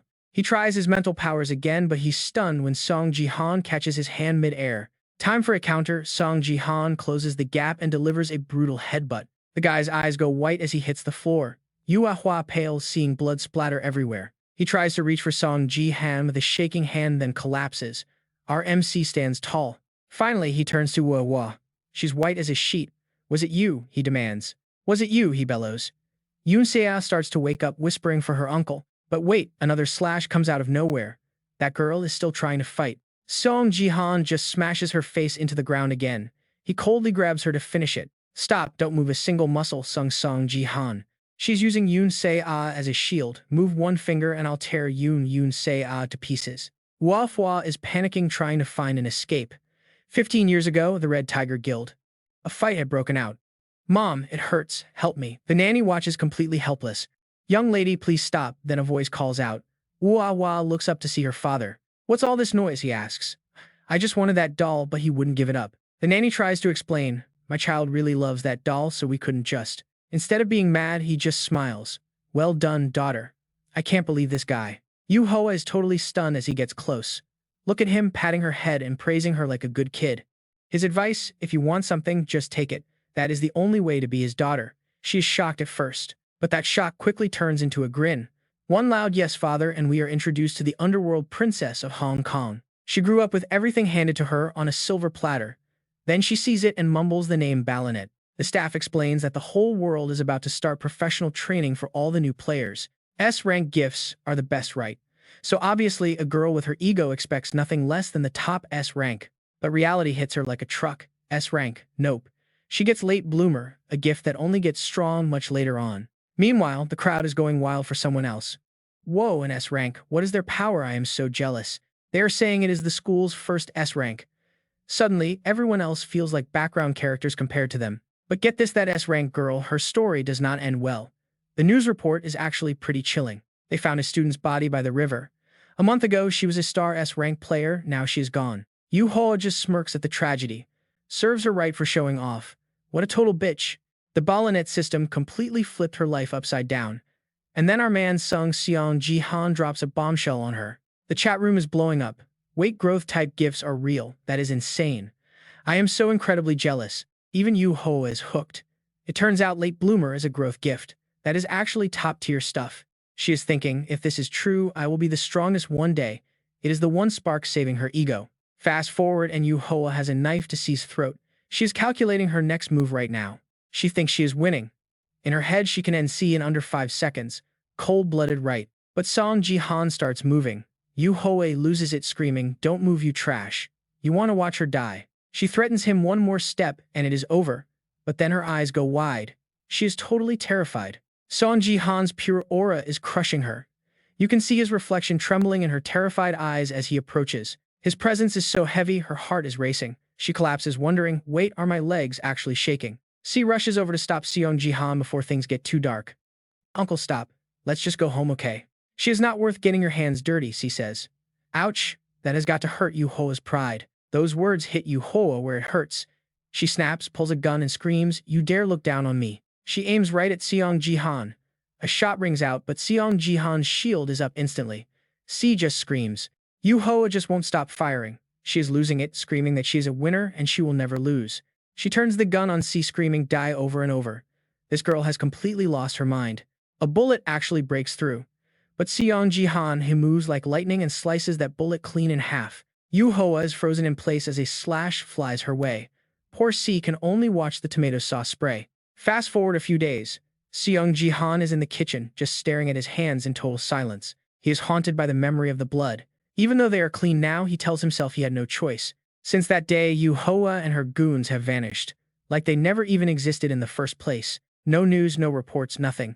It all happened in a private building, so it stayed off the radar. Plus, Yu Hoa's shady organization definitely does not want the police or media poking around their business.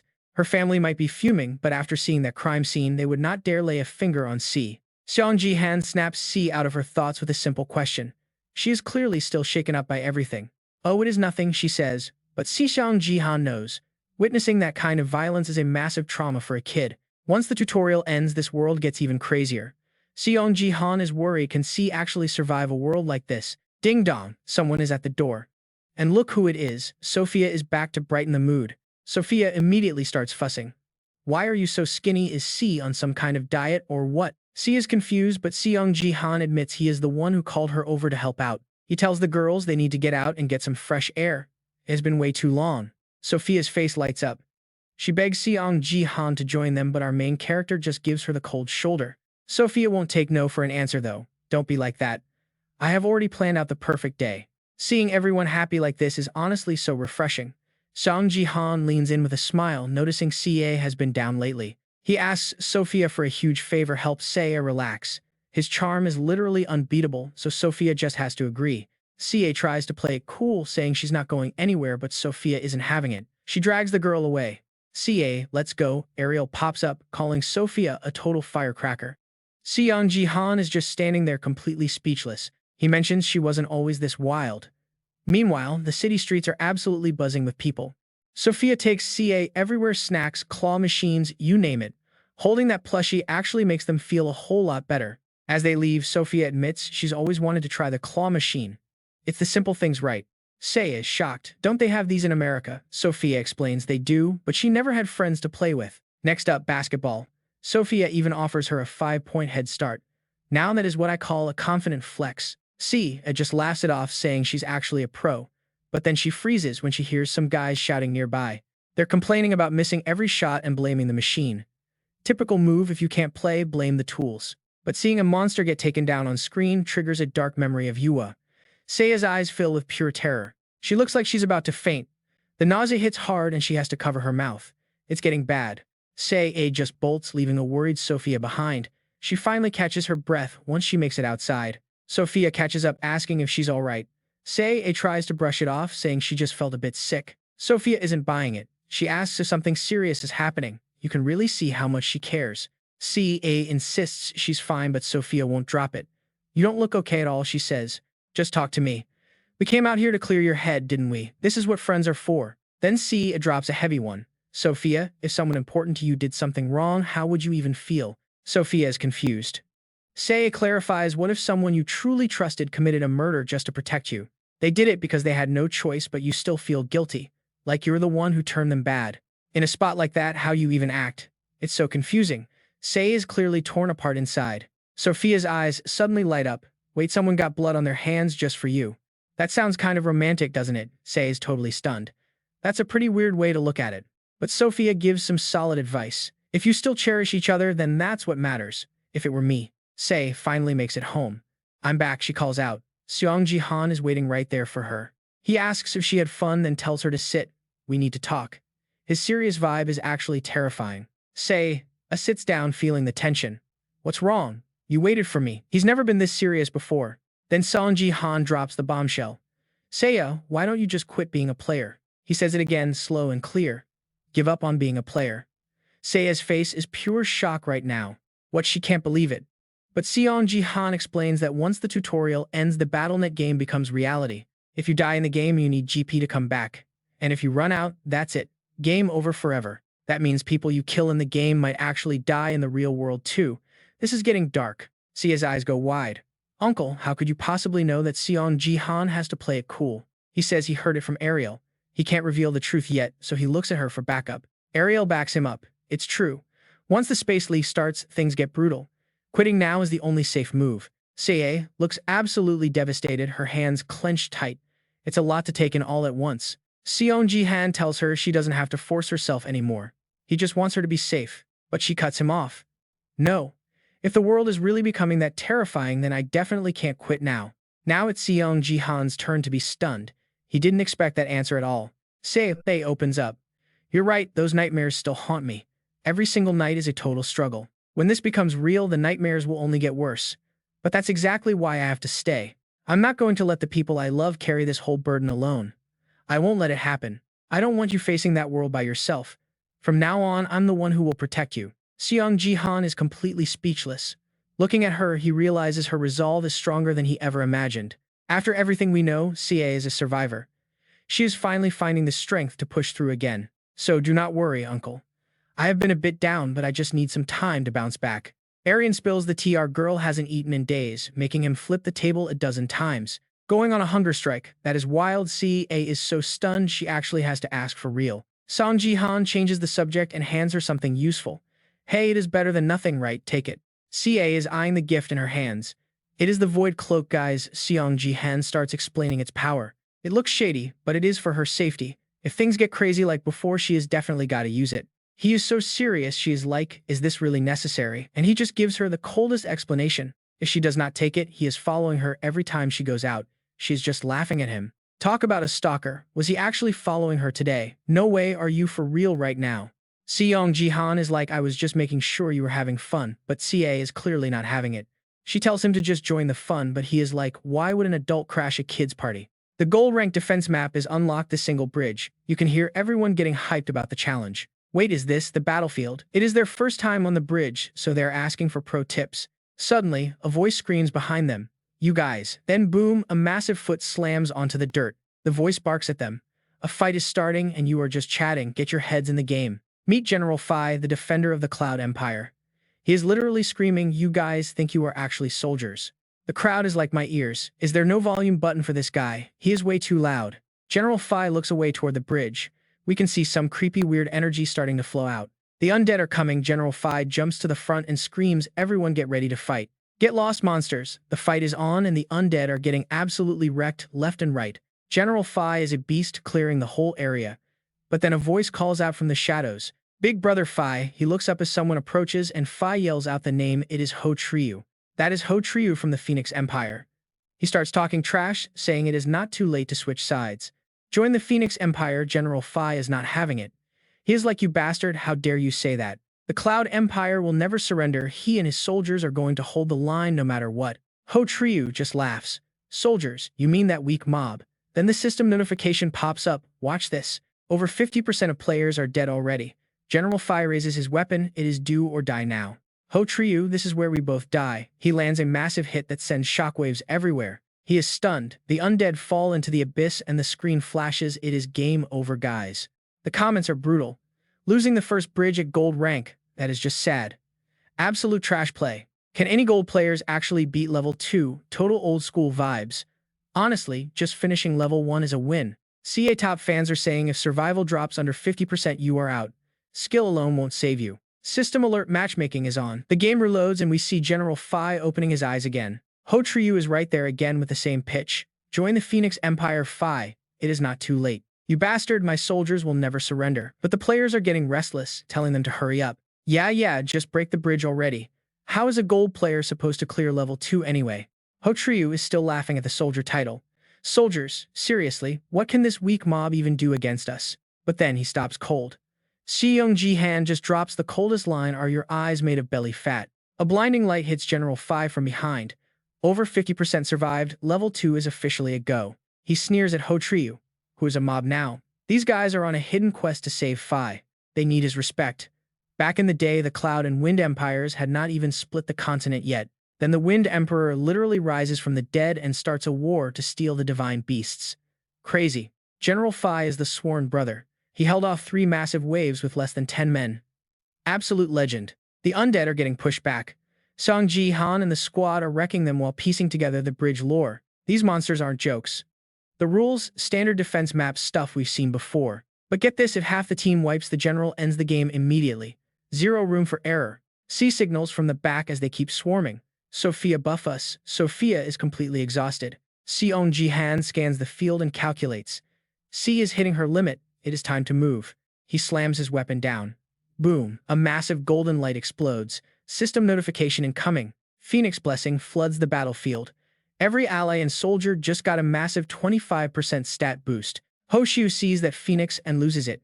He is literally stammering, unable to find words. Is that the legendary Phoenix, a literal divine beast? Meanwhile, arrows are shredding those undead faces. C and the crew are hyped. Uncle, this buff is absolutely insane. Look at those effects. Seriously, who called Saint Seong Ji Han a low-tier support? The chat is blowing up right now.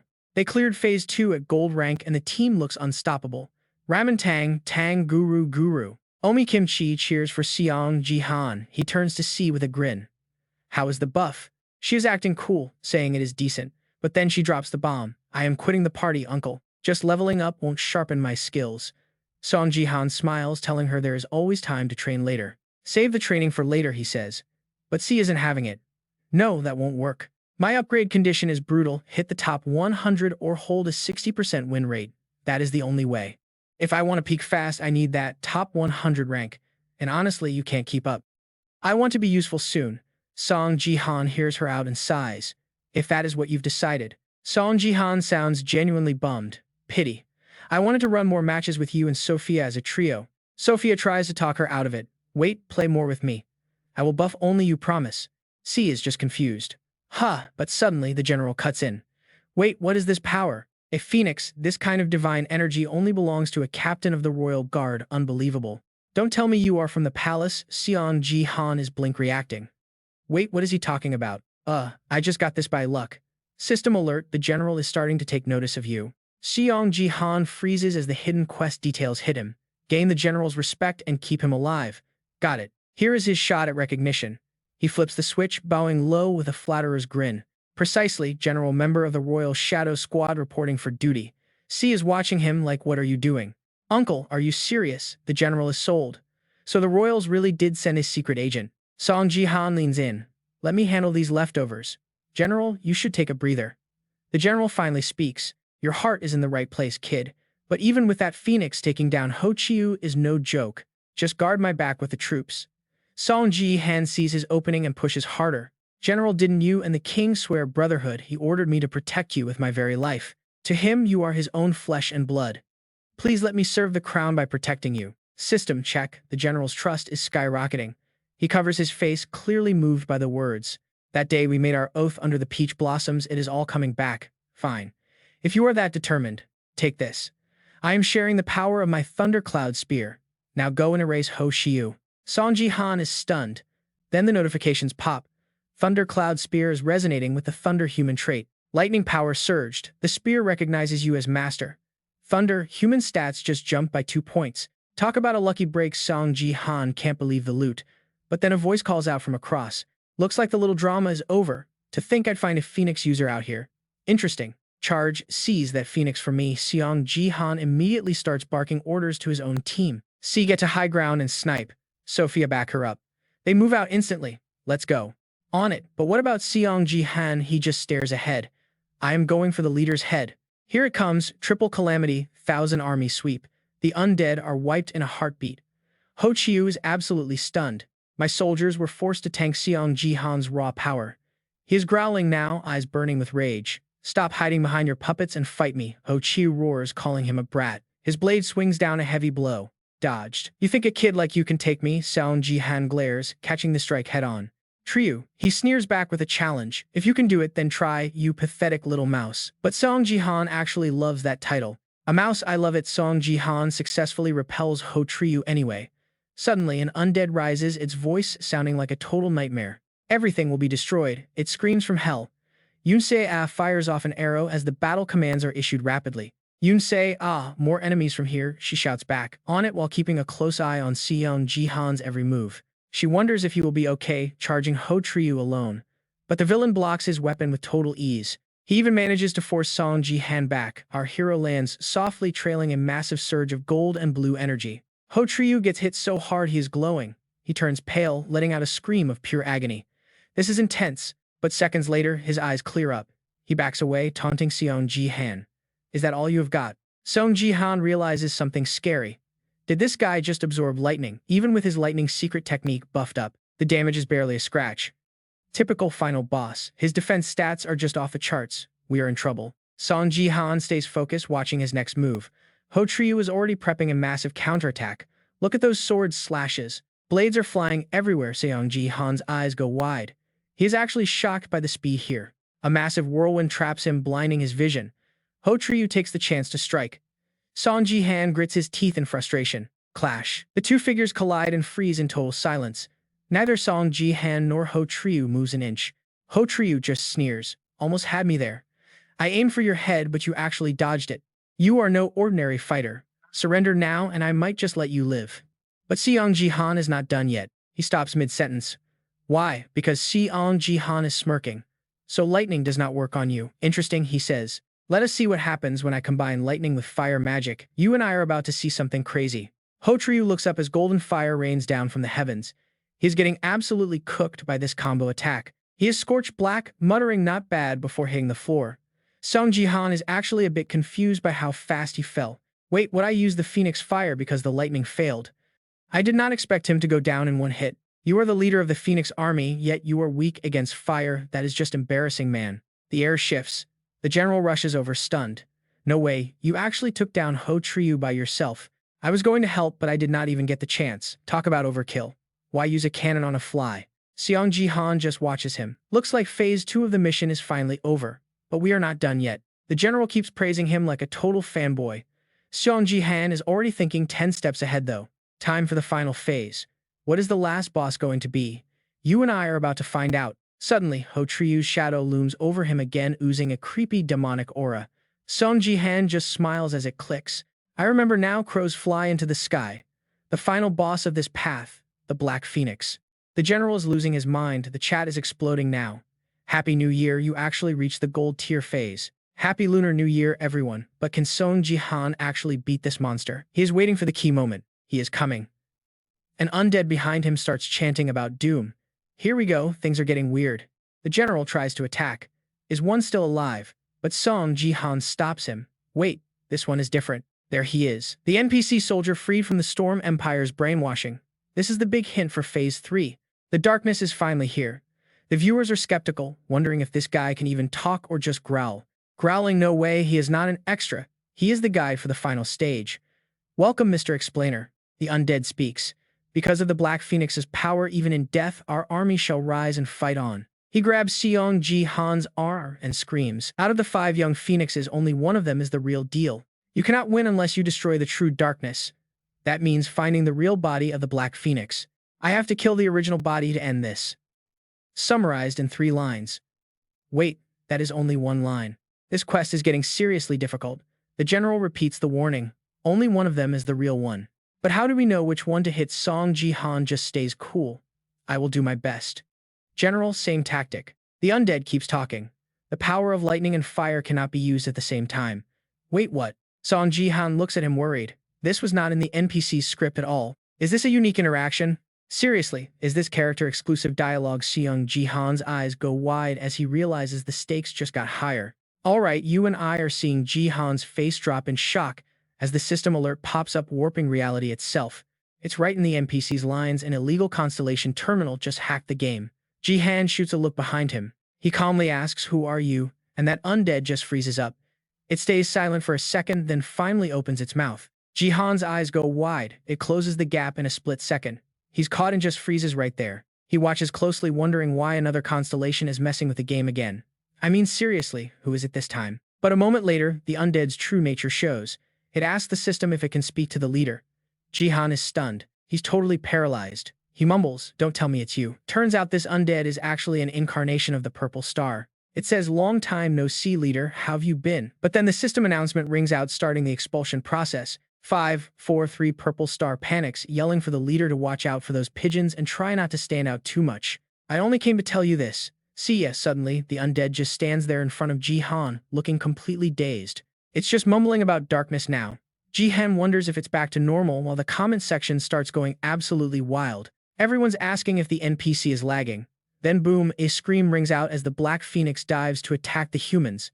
It's hunting them down. Someone yells to get away as the Phoenix starts moving again. Watch out, everyone needs to be careful. Ji Han looks up, feeling totally helpless. He's regretting using the Lightning God art along with his Fire Phoenix technique right now. That's usually the ultimate combo against undead monsters, but even so, he can't just ignore a warning coming from a Constellation. Suddenly, Ariel pops up and tells him to use Black Spirit instead. Ji Han's caught off guard like, "Wait, what, right now?" Ariel explains that those phoenixes teamed up with the World Tree Alliance to slaughter her entire tribe back in the day. Ji Han is completely stunned by that news. She's ready to go all out and finally take this chance to get her revenge. He stops her, asking if she means the elves were the ones who killed them since they run the World Tree Alliance. Before they can talk more, a massive shadow looms over them. The phoenix attacks and Ji Han is forced to make a run for it. Ariel screams, she'll explain later, and tells him to get Eclipse out now. That bird is right on their heels, shrieking at them. Ji Han can feel its dark energy weighing him down. It's really affecting him, making him feel seriously sick and uncomfortable. He still manages to land a hit with his weapon and the monster screams in pain. Even he's surprised it was that effective. He thought a dark-type attack wouldn't work on it, but it actually did. Ariel is standing there looking pretty annoyed at him. She warns him not to sleep on the Black Spirit's power while their shield gets shredded to pieces by those massive claws. The sorceress is losing it. She's yelling for heal buffs because the shield is about to shatter. "I'm buffing you right now." Suddenly, power surges from behind. A flying general jumps into the fight, swinging his weapon to chase that black phoenix away from them. It backs off with a wing cut in half, but then it just grows back. The general is totally shocked that it regenerated. Seong Ji Han is already calculating his next move that was not the real body. Clones can heal instantly, no matter the injury. The trick is to find the real one as fast as possible so they can end this nightmare and win the game. The players behind him are losing it, screaming for someone to get this crazy oversized pigeon away from them immediately. He gets crushed before he can even finish. Jihan watches the chaos, wondering if that's all those guys can really do. It really looks like only the flying general and Jihan are strong enough to deal any real damage to these phoenixes. The general slams his weapon down, telling everyone to huddle up. He's not letting those monsters hurt his soldiers today. Jihan sees the general gathering players, making them a huge target for the phoenixes to dive in and attack. He keeps watching the phoenixes and realizes the general is finally making his move. But then he does something nobody expected. He never expected Jihan to use his body as a springboard to launch himself way up into the air. He flies high into the air, reaching a height even higher than those phoenixes can fly right now. No point in hunting for the original now that they're all clumped together in one spot. Time to take them all out. He grips his sword tight, glowing with that special power. He looks down and decides to just kill them all at once. Nameless Divine Technique Shadow Attack. A massive whirlwind starts swallowing those phoenixes whole, slowly drowning them in darkness. He takes them down in a heartbeat, but then his focus shifts. He totally forgot to plan where he's going to land. But someone reacts just in time. The general catches him mid-air before his feet hit the dirt. He just nods and says, "Great job, young man." Jihan sighs in relief, "Thanks, General." But the battle isn't over yet, and they still need to finish every single one of them. Splash. The general hits the water, totally stunned. "I can't believe it. Who are you to be this strong?" Ding. The system sounds off. The flying general NPC has recognized your skills.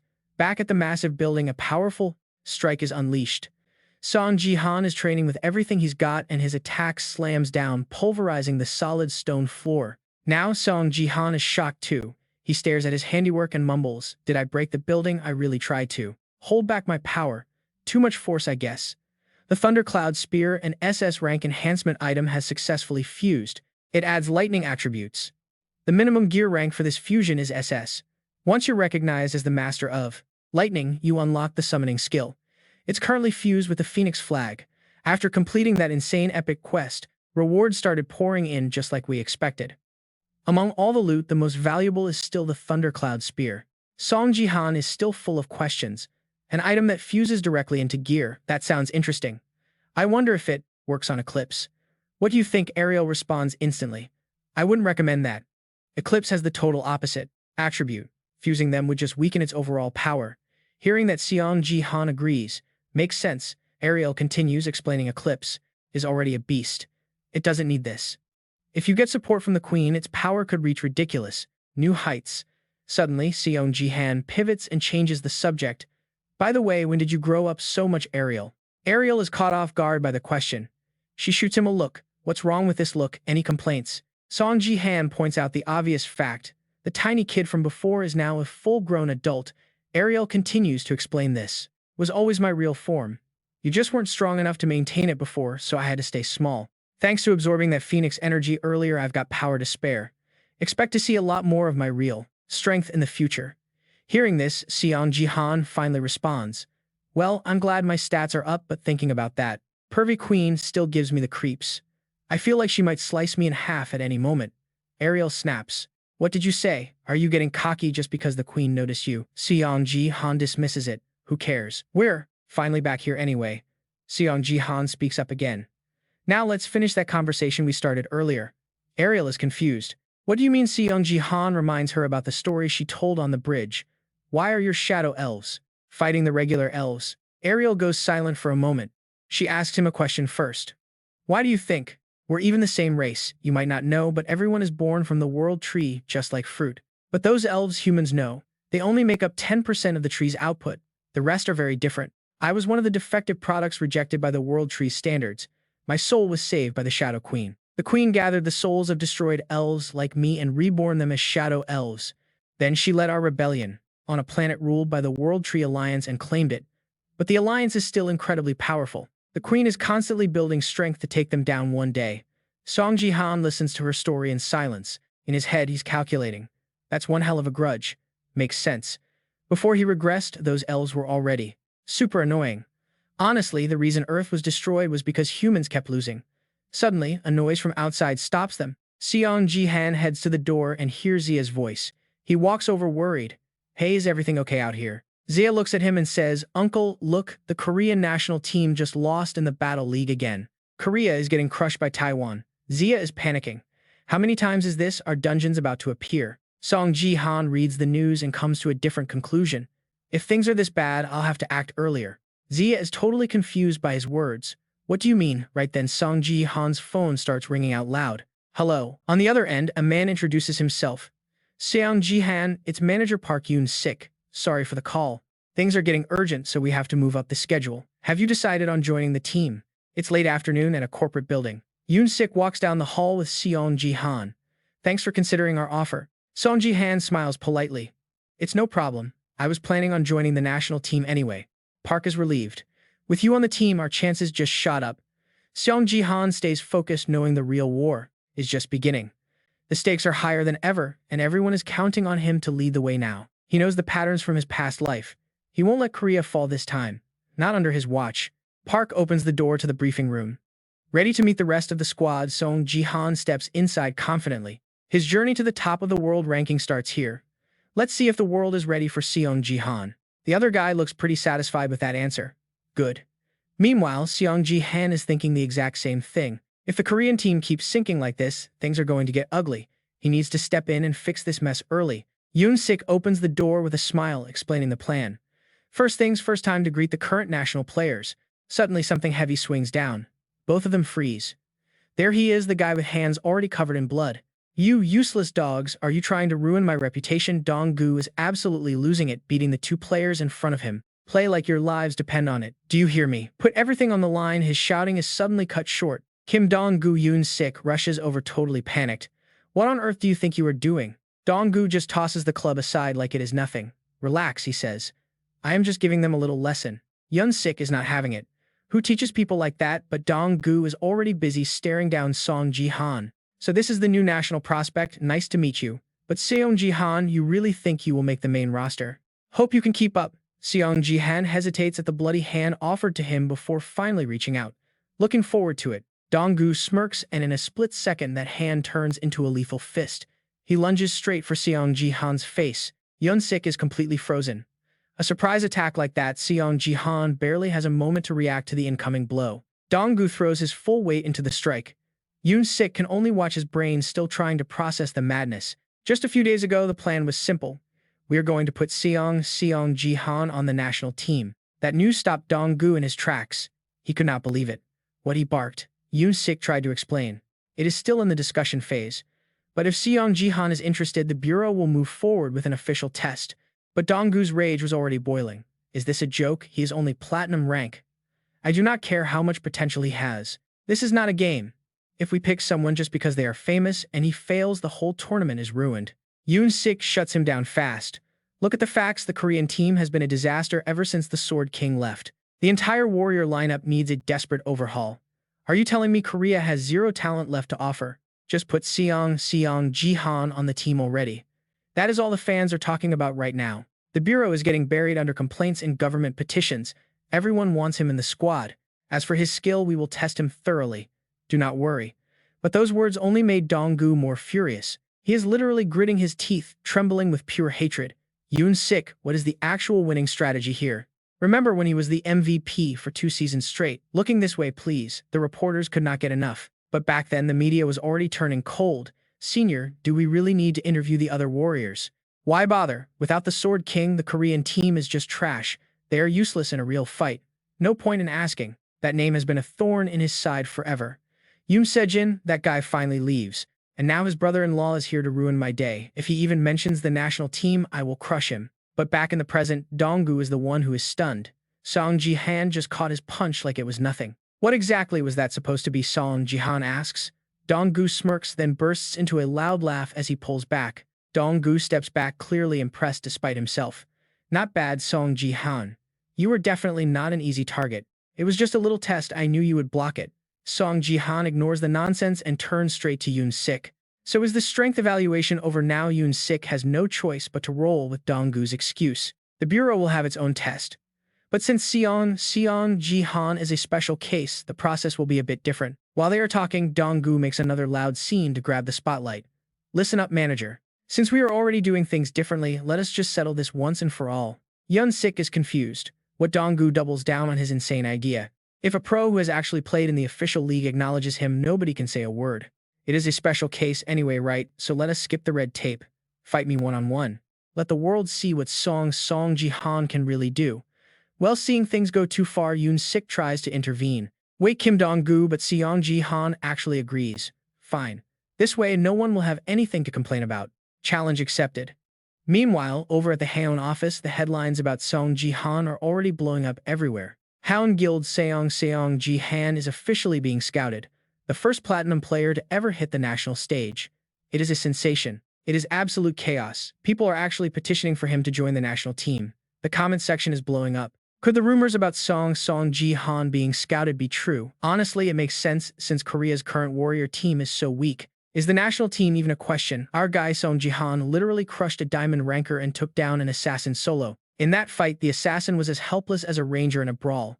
And remember, Seong Ji Han was only silver rank then. But look, the national team isn't a playground. Stop treating him like a god and follow the rules. Ha Yuan nervously calls him. A platinum player being nominated was already causing a stir, but now they are broadcasting the match on national television. Seong Ji Han stays cool as always and just asks her one simple thing. Is the match schedule finalized yet? Ha Yuan says it is in 1 week and asks about rescheduling.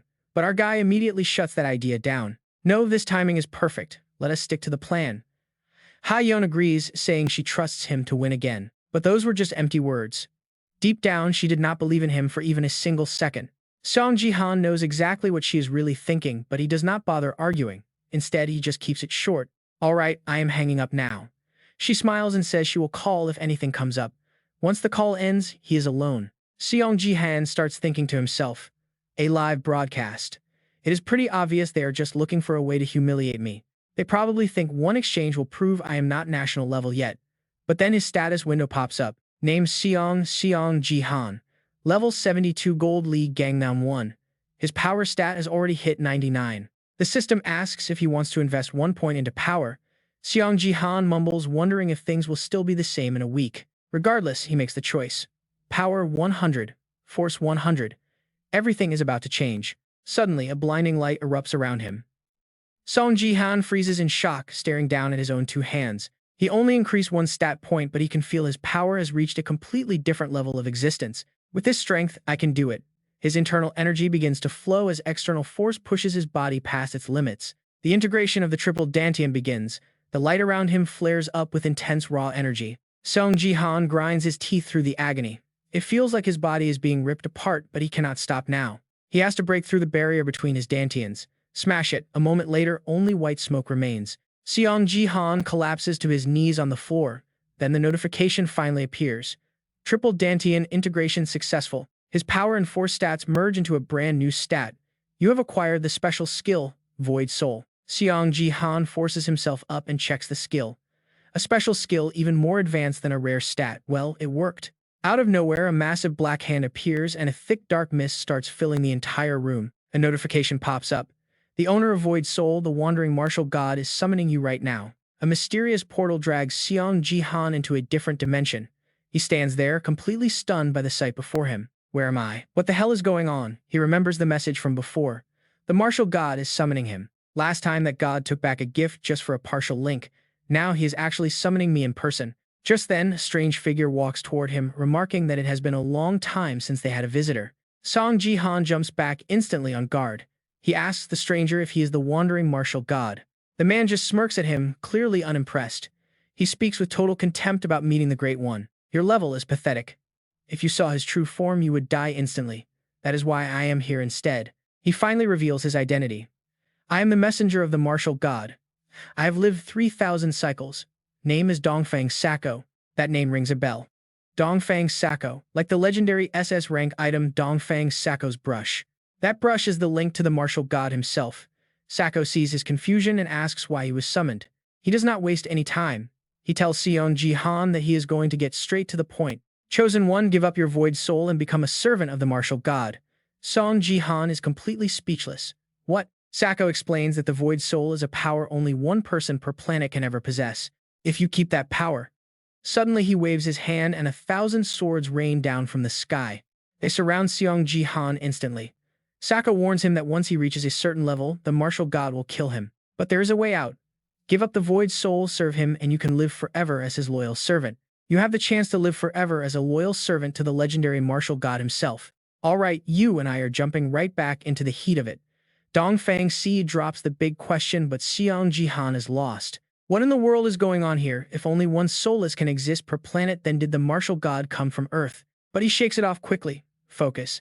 That is not the most important thing for him to worry about right now. His only options are death or slavery. But it looks like they might not kill him immediately if he refuses. Dongfang Si speaks up, claiming he knows exactly what our guy is thinking, while Seong Ji Han just stands there looking confused. He tells him, "Let me give you some advice, kid," while pointing up toward the sky above them. Countless weapons are floating around this star. These all belong to the constellations who failed their challenge against the martial god. Do not bet your life on a hopeless dream. You would rather be the head of a snake than a dragon's tail. But if I am dead, what does it matter? Shang Jihan stares at the sky, totally speechless in this moment. After thinking it over, his words actually make a lot of sense. The old man nods, looking satisfied with that answer. But then he cuts in. No slavery for him. He boldly declares he will use the soulless power to defeat the martial god. He gets serious, saying that to protect his home and family he can never settle for being a useless dragon tail. Dongfang Si is stunned by that answer. After a moment, he actually starts nodding in genuine respect for the kid. So that is it. You are young, but you really are the soulless owner. I'm starting to like you. Dongfang Si lets out a laugh. A real man should have ambition that high. But then he suddenly stops moving. Suddenly, Dongfang Si lunges forward like a rocket. He delivers a massive blow that sends Seong Ji Han flying, but he manages to stabilize. Seong Ji Han blocks the wind pressure with his hands to stay grounded. Then the old man starts lecturing him. The absolute law of this world is that the strong eat the weak. Just having a cool attitude will not keep you alive. Do you understand that he summons his weapon and says if you really plan on challenging the martial god one day, then you at least need to be strong enough to play with me first. He swings a massive blade right at him. Seong Ji Han cannot even process what is happening. That single slash makes the entire space tremble as rocks fly into the air. Purple energy starts exploding everywhere.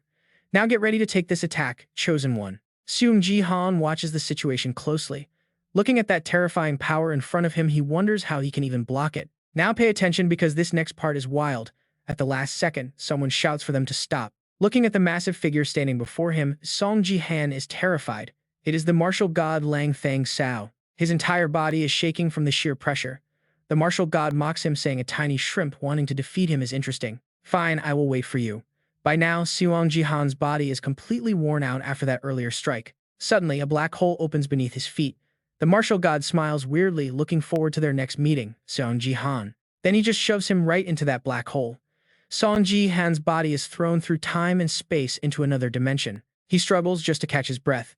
Seong Ji Han was terrified after what happened, and his head feels like it might explode. It feels like someone smashed a hammer against his skull. Is just seeing a tiny part of his true form this overwhelming? Is the gap between me and the martial god really this huge? Suddenly, a loud scream cuts through his train of thought. Wait, what? A crowd of people suddenly surrounds him. Seong Ji Han, is that really you? Are you actually back home right now? Countless cameras are being shoved in his face. Everyone wants to know where he has been all this time. Did you really quit the national selection exam? Seong Ji Han is totally lost. Wait, what are you people talking about? CA steps out of the car looking confused. She rushes over to him immediately, asking where he has been all this time. Everything is happening too fast for him to understand. Why is everyone acting like this? Do you really not know anything? CA shouts the explanation at him. You have been missing for a whole week. Then another woman starts calling his name. Han rushes them, telling everyone to get in the car now. They quickly jump inside. The crowd keeps chasing the car, shouting for him to wait. Han greets him with total worry. Seong Ji Han, where in the world have you been lately? She starts talking a mile a minute without stopping. Things have been chaotic for a whole week. The police searched everywhere but found nothing. Do you know how worried CA was? Han explains how serious things have gotten. Rumors about him being kidnapped or just hiding away have spread everywhere. Reporters have been surrounding S Palace this whole time and the headache is unreal. Seong Ji Han can hardly believe his ears. It makes you wonder, right? While he was meeting those legends had that much time really passed back home. He suddenly remembered something and blurted out a question. Wait, what about the national team selection trials? Seong Ji Han asked anxiously. Today is the public exhibition match, right? Was it cancelled? Hearing that he finally told him the match schedule is still on. Seong Ji Han. Right now, another guy was being surrounded by a pack of reporters. They were hounding Kim Dong-yu with endless questions. Is today's match still going as planned? He smirked at the cameras. If Seong Ji Han shows up, the match goes on as scheduled. The crowd went into a total frenzy. But today is the 7th day of Seong Ji Han's disappearance. What do you think of the rumors that he's hiding? Dong-yu stayed silent for a second before giving them a piece of his mind. Seong Ji Han told me something the day we met. He flashed a twisted, creepy grin. In front of everyone, I am going to absolutely crush you. Don't go crying or making excuses when you lose. The crowd was stunned by that bold statement, so Seong Ji Han didn't care where he'd been. Dong-yu shouted out a challenge. If you're a man, take responsibility for your words. When there was no response, he thought triumphantly. Fine by me. If this keeps up, I won't even have to lift a finger to get rid of you. But just as Dong-yu was about to keep talking, a massive wave of power suddenly erupted behind him. Get back here. A figure slowly emerged, leaving everyone completely speechless. Seong Ji Han had finally arrived. He calmly replied to the person on the other end. Yes, manager, I just got here. Everyone there was slack-jawed at his sudden appearance. The reporters went wild, rushing towards Seong Ji Han. You're actually back. Where have you been all this time? Are you dropping out of the national team trials? Seeing all that attention shift to him made Dong-yu absolutely furious. Did he just drop from the sky? Talk about having the aura of a total superstar. Dong-yu suddenly acted all welcoming. Seong Ji Han, you're safe. He put on a fake smile and walked over with open arms. It's a miracle. You made it in time. Dong-yu grabbed him to lead the way inside. Come on, let's go get ready for the match. The reporters outside were still screaming. Seong Ji Han, just one question. They pushed through the crowd and entered the main hall. Dong-yu was fuming inside. I thought for sure he'd run away, so why show up now? Dong-yu glanced back, eyeing him suspiciously. Looking at Seong Ji Han's current state made him really curious. This guy looks like a total mess. Did he really go missing just because he was sick? Seong Ji Han pressed a hand over his racing heart. The effects of the frozen armor and war god were still lingering. He suddenly thought of his recent skill plus the fact he had a new ability called Soulless that he hadn't even mastered yet. Seong Ji Han level 72 Gangnam Area 1 Gold League. Soulless at 100 Sword Shadow at 35 Lightning Blade at 27. Seong Ji Han sighed. This match was going to be rough. Inside the massive high-tech arena, the crowd was glued to the screens. Thank you all for waiting. Seeing the broadcast finally start, Kyu Sung and the others breathed a sigh of relief. At least the match was actually happening. Showing up right at the deadline, talk about a heart-pounding entrance. Back in the arena, the announcement blared. The official selection trial for the new national team. He boisterously introduced the public exhibition match between national player Kim Dong-yu and challenger Seong Ji Han. As he finished, the comments section exploded.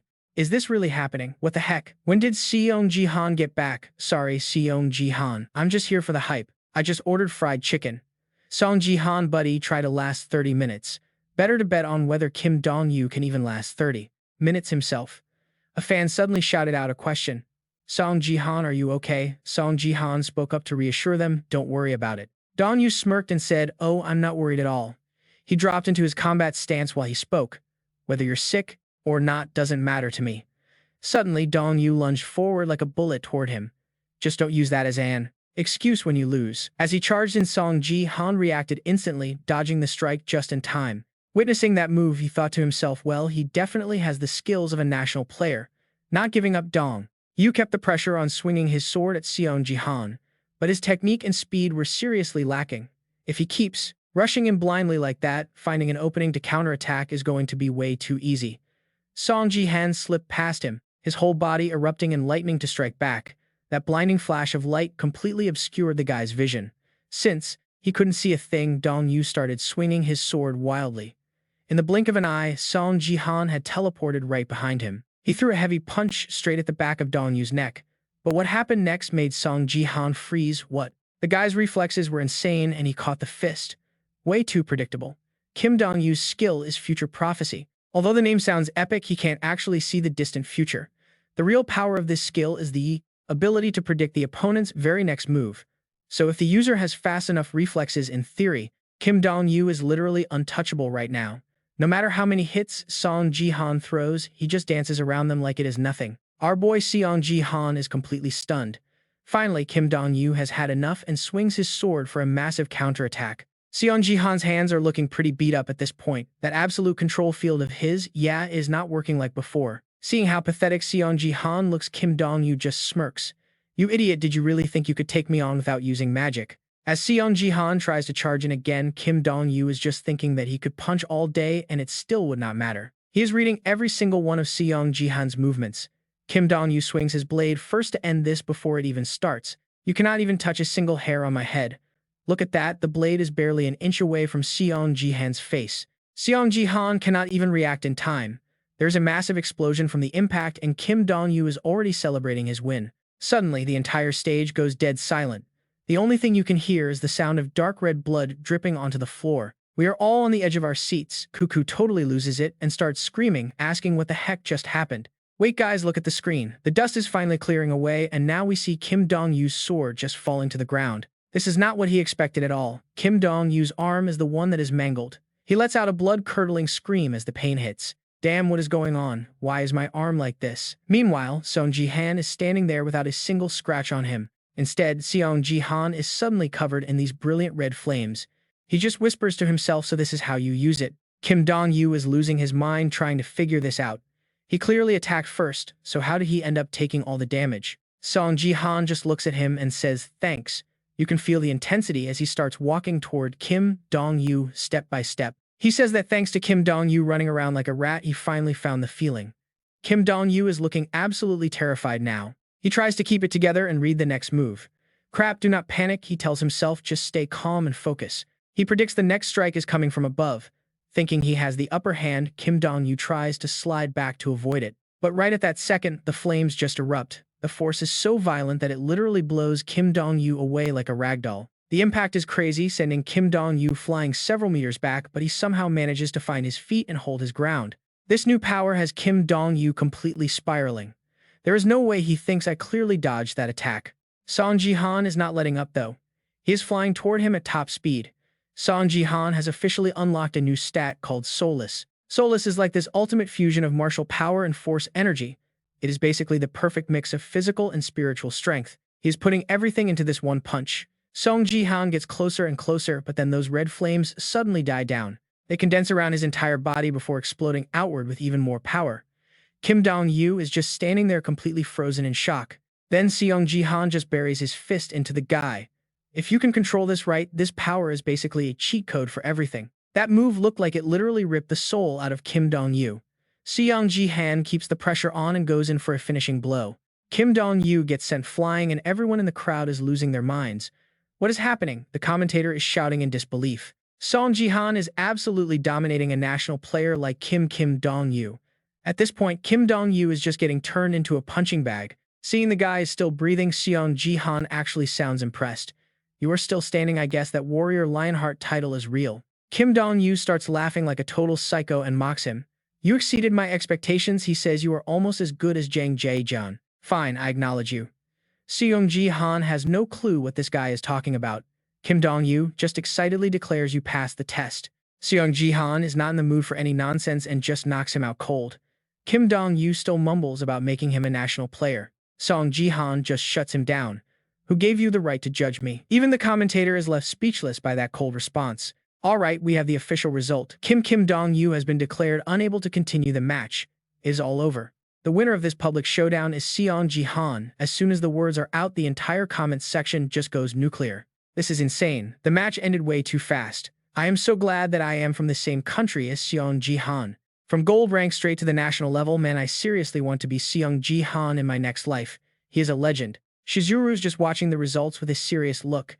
She asks the person in front of her, did he really beat a national player? Does this mean Seong Ji Han is going to represent us in the next international tournament? What do you think about that? Sejin is just sitting there calmly eating his food. After thinking for a moment, he just shakes his head and says he does not know. Sejin coldly adds that it has nothing to do with him anymore. If they meet in a match, he will just handle it. Wow, he is so cold. Suddenly, a waiter comes over very respectfully and offers to pour some more wine for Lord Shizuru. The poor guy accidentally spills some and Shizuru has zero chill. She slaps him hard and then pours the whole glass on the floor. Look at Shizuru being total trash. Ordering that poor waiter to lick wine off the floor, disgusting. But her aura is so twisted that he actually smiles and says yes. He's totally brainwashed. He is literally under her spell, just licking it up. Then she turns to Sejin. What is she planning? She asks Sejin point blank if he can win against Seong Ji Han. Look at him, he doesn't even answer. Sejin admits he might win now, but at Seong Ji Han's insane growth rate, next year he is not so sure. Shizuru is shook. She realizes Seong Ji Han is already way stronger than when he fought Akari. He is a monster. And that fight was not even that long ago. Suddenly, the announcer cuts back to the main event. They are interviewing Shang Jihan about making the national team. Our boy is just smiling so humbly, we love it. He says he just got lucky. Yeah, right. After that, total domination, you are way too modest, Shang Jihan. Everyone is finally breathing again after that match. Now the reporter wants a final word for the fans. Suddenly, Shang Jihan gets serious. He is wondering if Yoon Sejin is watching. Oh, this is going to be good. Sejin is glued to the TV. Shang Jihan tells the nation that the days of Korean losses are over. He knows fans are disappointed with recent scores but promises a new era. Sejin is just watching speechless. It sounds bold for a rookie, but Seong Ji Han is not playing around. He is about to drop a bombshell. He vows to hunt down that traitorous Sword King and literally take his head. Absolute savage. We are hyped. Sejin is fuming, but the whole country is cheering. Now that the hype is over, it is time to eat. The squad is out for dinner and Haon is leading the charge. Let us get these drinks up, people. To Seong Ji Han, our new national player, cheers. Everyone is celebrating like it is a holiday. They deserve it. Hard work pays off. Yoon Se-ah asks if he has to leave for training camp right away. We will miss him. He says they will update him soon. Lim Gaeon is just in awe. Honestly, we are all too girl. She is leveling fast, but Seong Ji Han is on a different planet, going from gold rank straight to the national team. That is actually insane. Yoon Se-ah comforts her, saying Gaeon will make the cut soon enough. Such a sweet duo. Then Yoon Se-ah gets a wild idea. Why does the whole guild not just aim for the national team? Dream big. She will be the archer and Gaeon can be the warrior. They are building a literal dream team right here. She looks at Diego, then remembers Marcos is Argentinian. Oops, global problems, am I right? Yoon Se-ah blanks out, totally awkward. Haon jumps in to save her. Not everyone needs to be national guys. Just do your best wherever you are. Seong Ji Han just bursts out laughing at how chaotic they all are. He teases the guild master for stuttering. He's like me, stutter never. This family vibe is everything. Wait, a system notification. Something is weird with his Nameless Divine Arts skill. Is he getting a buff? Seong Ji Han looks totally lost. Then a whole flood of messages starts popping up. Here we go, guys. It is evolving. Since he mastered the soulless move, the skill is literally re-merging itself right now. Peak fiction. He either needs to customize the techniques or find the skill true name to fully awaken it. Big choices. Does he want to name the skill himself? This brings back some old memories for our main character. In his past life, he got this skill too late. Earth was destroyed before he could solve the mystery. But this time, the chance is here early. He's trying to guess what those hidden names could be. The shadow, sky, thunder, and god-slaying techniques. Then the system gives him a helpful little tip. The system suggests modifying them himself is the better path. Seong Ji Han makes his choice right then and there. If he cannot find the true name, he will just refine those 3 techniques himself. Smart move, Seong Ji Han. Haon catches him spacing out and calls him back. Come on, Seong Ji Han, it is time for the big speech. He snaps out of it. He will deal with the system later. Now he is sharing some heartfelt words. He says he is just lucky to have found such talented people. Oh man, stop being so sweet, Seong Ji Han. Everyone is looking at him with so much respect. He thanks them for believing and never giving up. I am crying. He promises that next time they meet, Korea will be #1 in the World League. Let us go. Cheers all around. But wait, somewhere else, someone is finally waking up from a long coma. New character. He wakes up totally confused and panicking. And look at that, he is surrounded by a massive crowd. Cliffhanger. Host welcomes us to the gold rank. This time, it is a survival mission in a testing zone. Our guy finally realizes what is happening. And yeah, he is immediately cursing his luck. This testing area is a level 85 map.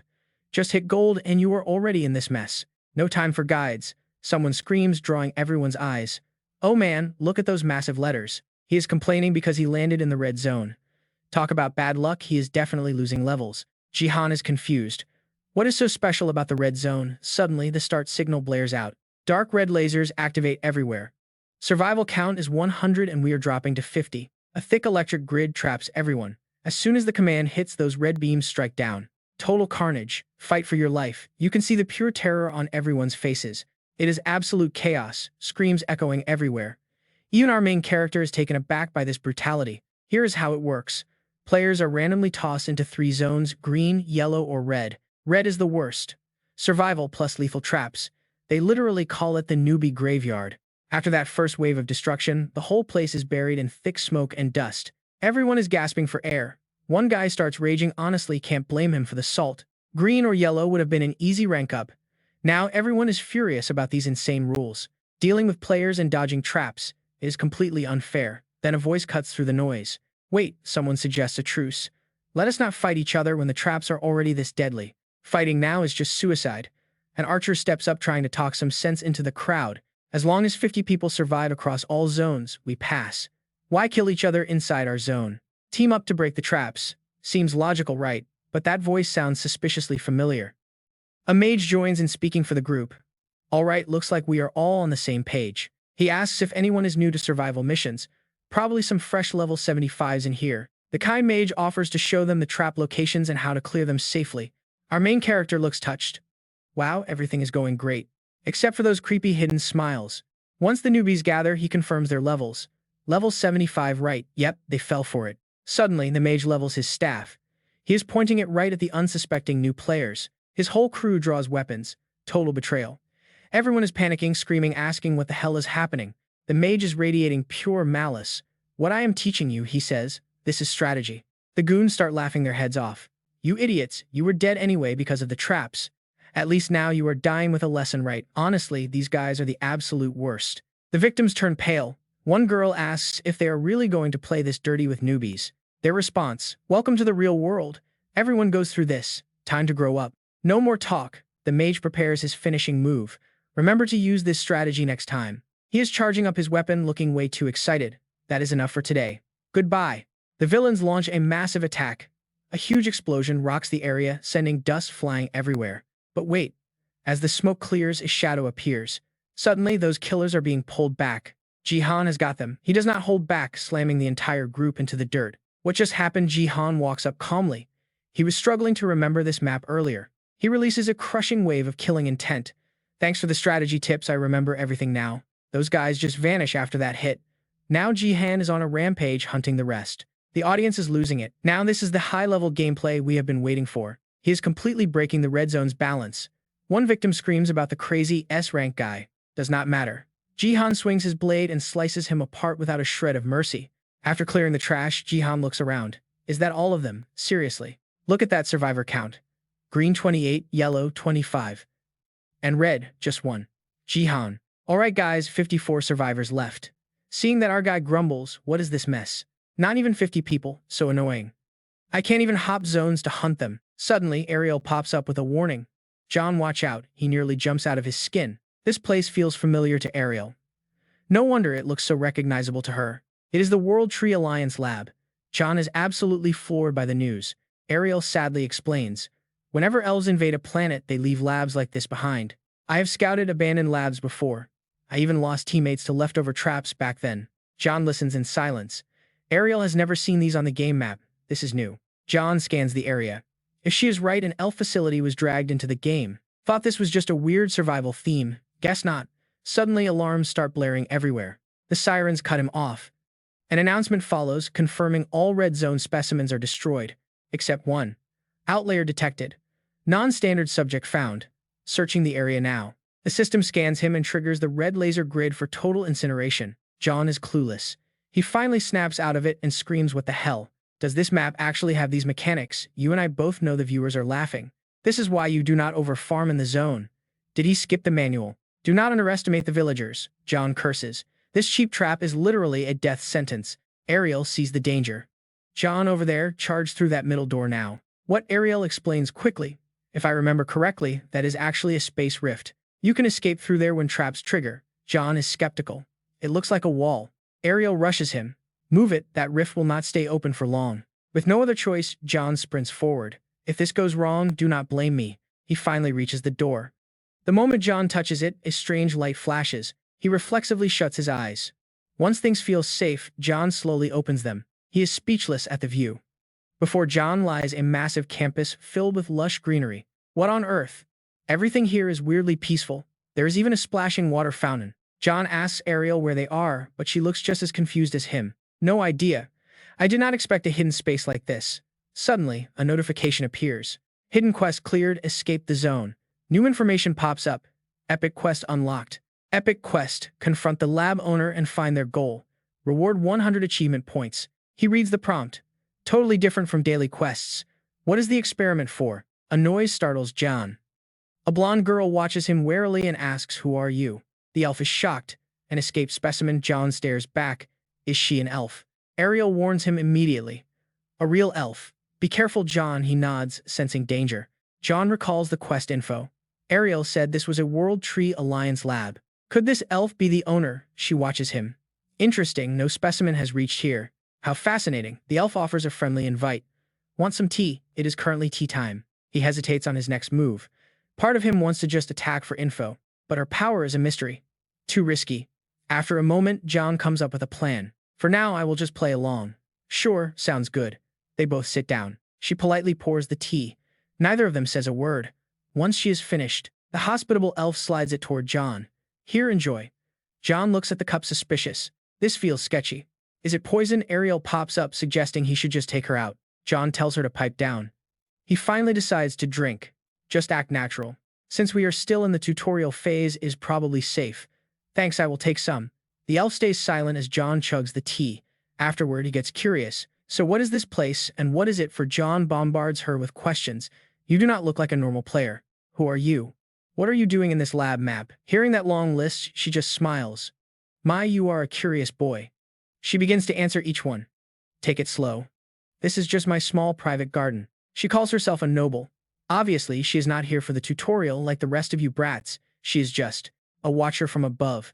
You and I can see Seong Ji Han is shocked by how cooperative this elf is being.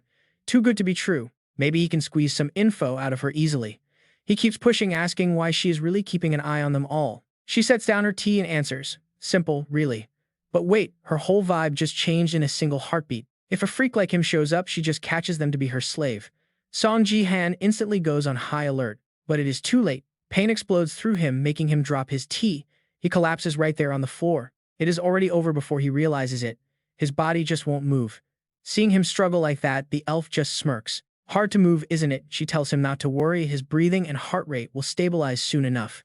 How generous of her. Then she lunges forward and grabs Seong Ji Han by the hair. This weird green energy starts swirling all around her body. She commands him to fill his head with her image and become her slave. Seong Ji Han looks completely hypnotized by the gas. He isn't even fighting back. Suddenly, a notification pings and startles her. Wait, what is happening to Seong Ji Han right now? Is he okay? What is going on? Did someone poison the tea? The chat is absolutely blowing up with worried comments. Is this part of? Sensing things are going south, Elf pulls away, clearly annoyed, grumbling about people interrupting just when things were getting good. Seriously, how annoying. Right then the system chimes in. Only 50 survivors left. We are finally getting the official tally for all the players remaining. The green zone has 26 survivors. 23 are left in the yellow zone and only one sole survivor remains in the red zone. The game is wrapping up, but Seong Ji Han is still completely shaken from that encounter. Hearing the system announcement, he just lets out a long, exhausted sigh. Can't believe it's already ending, you poor, weak things. Elf's cryptic words leave him feeling completely lost and confused about what's coming next. The tea already planted the seed, so she's just waiting for the next chance. Suddenly, she points at Seong Ji Han, commanding him like a slave. Elf releases a mesmerizing aura, telling him to find her the next time he enters the game. Totally creepy vibes from her. With that, Seong Ji Han's body starts fading away from the area. We are back at the massive apartment building right in the heart of the city. He teleports right back home. Ariel rushes over looking totally worried, asking Seong Ji Han if he is actually okay after everything that just happened. Seeing him so dazed makes her feel incredibly guilty. She keeps saying she should have stopped this from happening in the first place. She didn't think that jerk elf would dare mess with a player before the tutorial even ended. Using her unique eyes, Ariel notices something very strange. That pattern. It's definitely a leaf from the world tree. A vision of a massive ancient tree flashes through her mind. Realizing how serious this is, Ariel does not hesitate and slaps Seong Ji Han right across the face. Wake up, Seong Ji Han, don't let that evil jerk trick you. She keeps slapping his face over and over, screaming at him to finally snap out of it. Wake up, you jerk master. Suddenly, he reaches out and grabs Ariel's hand mid-swing. His grip is so tight it actually catches her off guard. Seong Ji Han finally comes to his senses, confidently asking who would ever trust a pointy-eared freak like that anyway. Ariel is stunned, but then CA bursts through the door. She is looking totally frantic and screams out for her uncle. Wasn't it bad enough that your brother-in-law's girlfriend brainwashed you and almost destroyed our family line? Seriously, uncle, that was already a disaster. Now you're letting some guy give you tea and telling you to serve him. Are you actually okay? This is getting way too weird. But the scene in front of her leaves. Speechless. Terrified, she asks if Ariel is his new master. Ariel immediately shouts back, no. After things calm down, they start investigating that girl from earlier. Seong Ji Han asks if she means that elf guy actually planted something inside of him. A leaf from the world tree, exactly. Ariel starts explaining the whole mechanic to him. Those world tree leaves have a very specific power. Alright, you and I need to see this. It clears debuffs, but it also brainwashes anyone it touches. Total control. Even the strongest legendary warriors can't fight it. Hearing that Seong Ji Han was totally floored by how broken that power actually is. Who knew a single world tree leaf was this powerful? CA looks at him totally suspicious of his reaction. But wait, why are you totally fine? CA thinks it's like Shizuru's spell from before, maybe he's just immune to everything. Ariel shuts that down fast. Shizuru's low-tier magic doesn't even compare to the ancient power of the world tree. Seong Ji Han finally weighs in. He thinks it's all thanks to that new martial soul he just acquired. He explains that since obtaining it, he's gained absolute mastery over every single fiber of his body. At first, the loss of control was pretty jarring for him, but now he's fully harnessed that massive new energy surge. It is residing in my body and mind in any way I choose. CA just looks confused and asks Ariel if she understands. Ariel sums it up perfectly for us. Your uncle is basically a cheater. Seong Ji Han just scowls, clearly annoyed by the label. This dude is really bugging me. Can I just poke him with a sword? CA's like, whoa, stop being so scary. Ariel drops the bad news. Standard methods won't work to get that thing out of your system. Since it's literally fused with your body, we are going to need some high-end elf tech to even stand a chance. Seong Ji Han realizes the truth, brainwashed or not, he absolutely has to track down that elf. CA is looking pretty stressed. She suggests a different plan, asking if he could just live with that world tree thing. If it's not hurting you, maybe it's fine to just keep it, she adds, trying to play it safe. She's worried about another confrontation, but Seong Ji Han calms her down.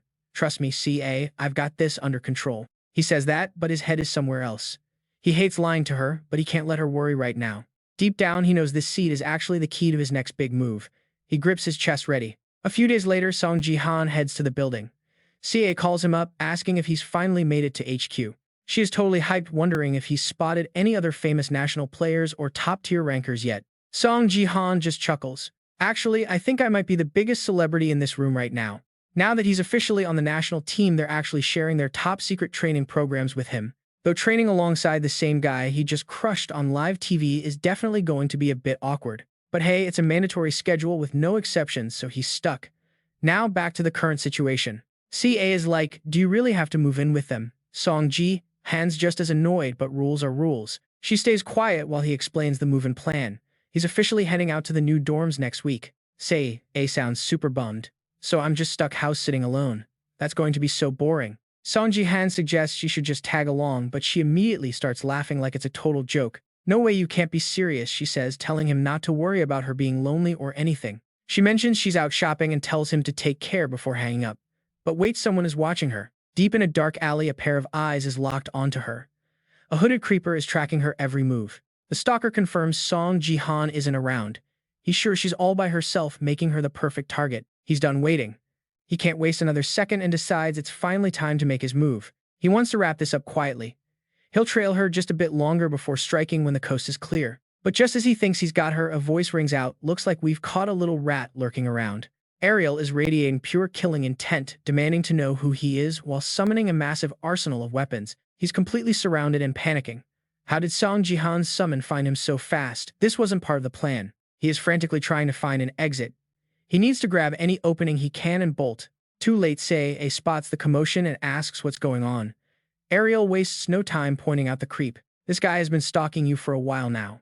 CA is totally stunned. She had no idea. Seeing his chance, the stalker takes off. Ariel isn't letting him go that easily and charges right after him. A flurry of sharp blades fly through the air, pinning him down in an instant. There is no escape now. You really thought you could run, Ariel taunts, but suddenly the guy's entire body just starts to vanish. Ariel realizes it's dark magic. This guy isn't just a regular thug and she's caught completely off guard. The stalker reappears right behind Sei. Ariel screams for her to move as his hand reaches out for her. Just as he's about to grab her, Sei braces herself and an explosive burst of lightning erupts from her body. The guy gets a nasty shock literally. Before he can recover, Ariel has a dozen swords aimed at his skull. With insane reflexes, he barely manages to tumble back. That was way too close. He almost met his end right there. He knows if he gets caught again, it's game over. But Ariel is already one step ahead and locks on. "Found you," she shouts. Above his head, a literal mountain of weapons is hovering, ready to rain down destruction. On her command, they all crash down at once. Ca can only watch in total shock at the carnage. Ca screams, worried she just witnessed a murder, but Ariel tells her to relax, it's all under control. Everything is calculated. Once the dust finally settles, we see the stalker is actually still breathing and in one piece. Ariel's feeling pretty smug about it. See, he's alive. Now let's see who's hiding under that hood. Look at this creep's face. Once the mask comes off, they're stunned. The person in front of them isn't a guy at all. Ca recognizes her instantly. Wait, isn't she the ninja who kidnapped Uncle last time? No wonder she looked familiar. Rin demands answers from Akari. Why show your face again? Is Shizuru behind this? The little girl is fed up and threatens her. You really want to get punched again. Some villains just don't know when to quit. Now let's jump back in time to see how this started. Akari was on her knees begging. Please, Lady Shizuru, she was desperate for mercy. I never thought a silver rank player could be so strong. I'm humiliated, please forgive me. Shizuru stays silent. She calmly twirls her hair before deciding. Enough, Akari. I'll just find another way to bring Jinhan to me. Shizuru snaps her fingers, giving a cold order. Push her in. What Akari sees next completely breaks her. She brought her little sister as a hostage. I heard you have a very cute sister, Akari. Little Hori is pale with terror. Seeing her, Akari jumps up. Shizuru just gives a wicked evil smile. Family should always help each other, right? She whispers from behind as she greets the poor girl. Is your name Hori? Shizuru grips her shoulder tight, emphasizing every word. Your failure ruined my plans, Akari. We need to fix this, so can I borrow your body for a bit? Akari is absolutely losing her mind. Back to reality, she's tied up. Poor Akari says, I only did it because I was forced. Sei listens coldly to the excuse. Who would actually want to do this? I just wanted to lure Jinhan. I never meant to hurt you. After a bit, Sei actually feels bad. I get your situation now. But Sei isn't soft. She pulls out her phone. I can't just let you go. This is about our safety. She adds a threat. It's better if we call Uncle instead of the police, right? Akari stays silent, plotting. Suddenly, she summons a hidden dagger. The other two have no idea what's about to hit them. Hello, Uncle, are you busy? I need you right now. But a split second later, the chains break. Akari moves like lightning, lunging forward to slash Rin. Nobody saw this coming. Sei screams in terror. Rin Jinhan hears it over the phone and panics. Sei, what happened? Akari lets out a twisted manic laugh. I figured you'd let me go if I acted like a victim. She pulls her mask down. You're colder than I thought, Ca. Now look back at that moment again. Akari had begged. Lady Shizuru, take me instead. I'll give you my own body, just spare my sister. Hearing that made the villainess very happy. Player Akari has now surrendered control of her physical form. Do you want to use Akari's body as material for a clone? Warning, once created, her ego will vanish. Back in reality, Akari smirks. Aren't you being a bit mean to your future mother, Sei? Sei is frozen, staring at that familiar face. She finally realizes this is actually Ito Shizuru. Every single detail on that face matches perfectly. It's really her. It's Shizuru. Jinhan is frantic on the other end. What's wrong, Sei? She just cries out, Uncle. Before she can finish, Shizuru smashes the phone. She blurs forward, closing the gap with a terrifying threat. Sei, I'm talking to you. Shizuru grabs her by the throat, squeezing until the poor girl can't breathe. The system flashes a warning. Ito Shizuru is attempting a subjugation effect. Why don't we chat a bit? She releases a thick, enchanting mist everywhere. Sei's phone is junk now. No help is coming. On the other side, Jinhan stares at his screen.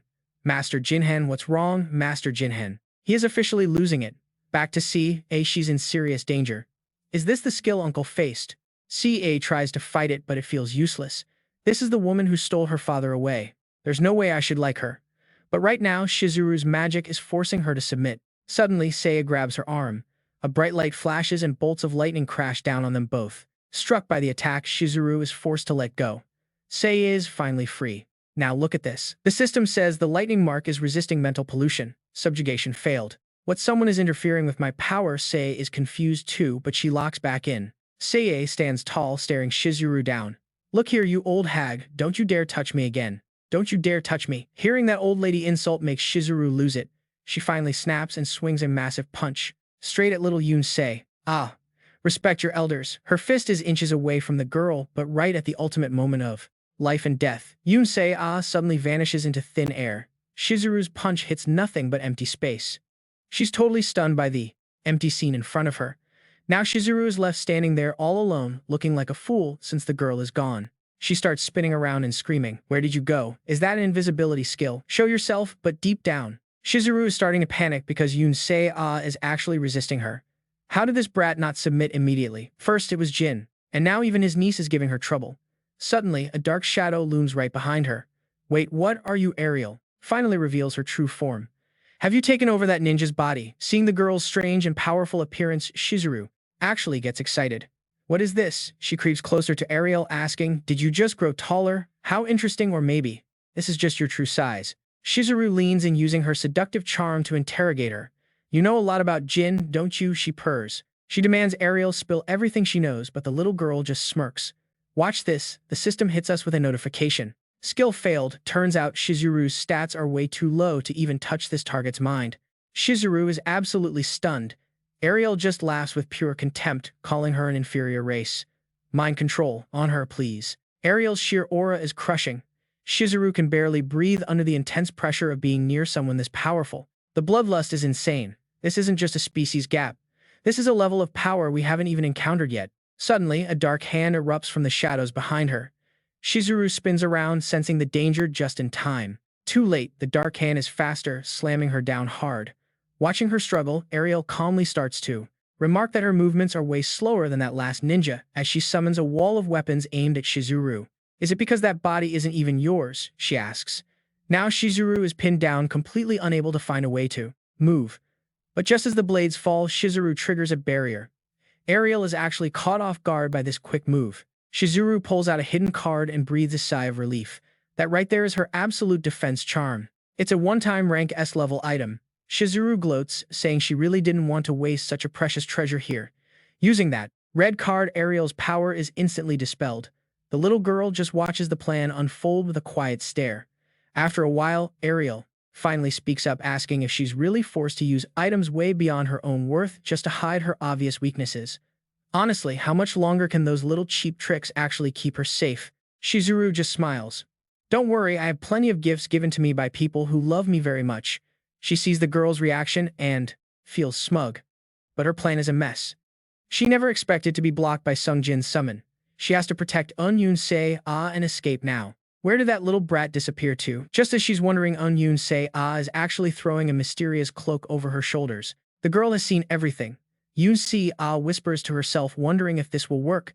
It seems the cloak has already started to make her invisible to everyone. Shizuru and Ariel haven't even noticed her standing right there. This stealth item is legit, you guys. The cloak is totally working. Both Shizuru and Ariel have completely lost track of where she is. She's vanished right before their eyes. It feels like she's watching them from an entirely different dimension. Yoon-se is totally amazed by this gift from her uncle. It's a lifesaver. Never expected things to go down like this. Better stay put until it is safe. But then bing, the system notification rings out. You have entered the land of emptiness. Suddenly, a massive, terrifying tornado starts spinning out of nowhere. It is right behind her. Yoon-se is absolutely losing it, and honestly, can you blame her? That vortex is 10 times her size. One wrong move and she is buried. Seeing Ariel distracted, Shizuru does not waste a second, launching a barrage of daggers her way. But Ariel is too quick, dodging with ease. She lunges forward, aiming a heavy blow right at Shizuru. But wait, there is a catch. That mysterious card makes her untouchable. Shizuru just mocks her, saying, "Your pathetic attacks will never work on me." Suddenly, a shadow looms behind Shizuru. Then bam, Yoon-se comes tumbling out right in front of both of them. Talk about a shocker, they are both completely stunned. Yoon-se, the poor girl looks absolutely traumatized, shaking like a leaf. Total panic. Her mind is stuck on that insane tornado from seconds ago. She is just thinking, what on earth just happened? If I had not unequipped that necklace, that storm would have swallowed me whole. She cannot stop trembling from the pure terror. Shizuru is curious for a split second, but she has got a job to do. This is her golden opportunity. Time to take out this summon once and for all. But then something flashes through Ariel's mind. She feels it. A smirk crawls across her face as Ariel asks, "So you finally showed up?" Shizuru is totally lost. Like what? What right now? Seong Ji Han lunges from the void and grabs her head. Death has finally arrived for you. He pours every drop of energy into his fist for a lethal blow. That impact leaves her coughing up blood. Shizuru collapses instantly. Our guy turns to check on his niece. Sia, are you okay? Yes, I am. Once he knows she is safe, Seong Ji Han locks onto Shizuru again. He steps closer, his voice cold and terrifying. Did I not beat you enough last time? Because you still have the nerve to come here and try to kill me. Seeing Seong Ji Han's confusion, Arian steps in. Wait, Seong Ji Han, that is not the same woman we fought before. The girl explains everything. That is Ito Shizuru, and she has completely taken control of that body. Cornered, the villain just sighs. Shizuru starts desperately calculating how to get out of this mess. I am finished, my plan failed. Since it has come to this, I should at least save Akari's body. She sees her as a valuable tool. Then she just laughs. I guess I really cannot handle you, Seong Ji Han. Shizuru prepares her escape.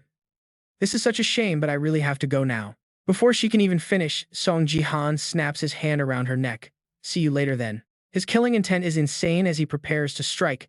You thought I would just let you go. Seong Ji Han shows zero mercy, unleashing a brutal barrage of punches. Shizuru is battered until blood sprays everywhere. How did he reach me the exact moment I activated my spiritual form? This should be impossible. She panics, trying to resist. I cannot escape. I worked so hard on this clone, damn it. Shizuru has no choice but to abandon her avatar.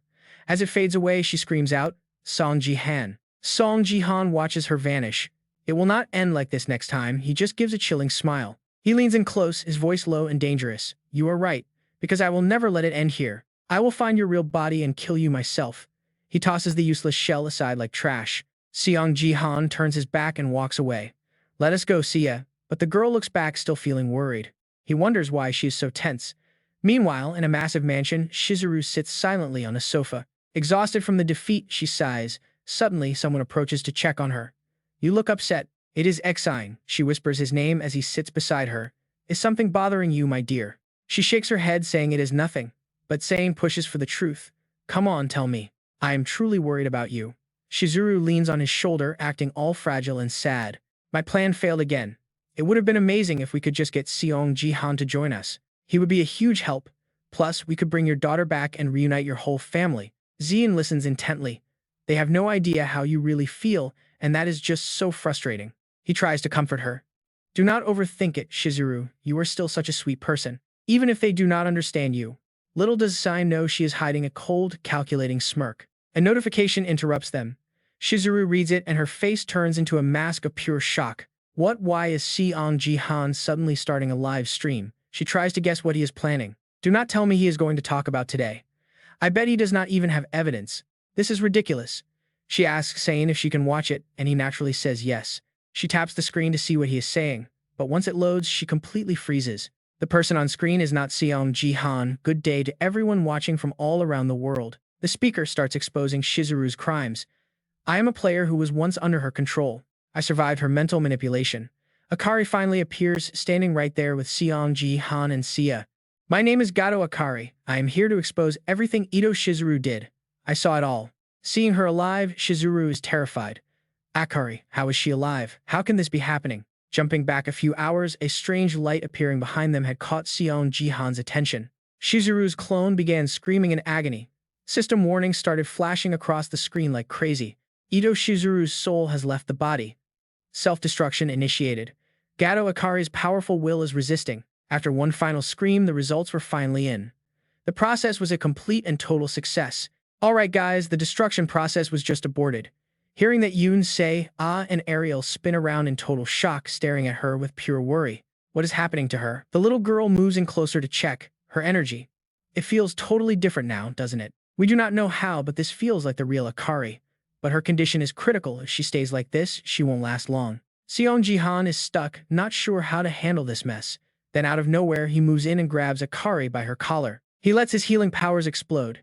He needs her alive for answers, so he starts treating Gato Akari immediately. A bit later, inside a massive luxury apartment building, Akari finally wakes up from her coma. Then a cold voice speaks out. You awake yet? Seong Ji Han is standing there with his arms crossed, looking down at her with a serious stone-cold expression on his face. He gives her a direct order. Tell me everything you know about Shizuru. You were her closest ally, weren't you? Why did you become her puppet? Did she throw you away, or are you just following orders from someone else? She just freezes. Then she starts stammering. I just... Suddenly, those brutal memories start flooding back into her mind. The system reveals that Gato Akari's body was used as raw material to create a puppet for the player Ito Shizuru. It is done. The puppet is finished. Shizuru looks satisfied. But right then, Akari's little sister calls out in total disbelief. Akari, is that really you? The little girl is terrified. She asks Shizuru, what did you just do to my sister? The copy suddenly stops dead in its tracks. Shizuru is actually impressed. She has never used a diamond-tier player as a puppet before.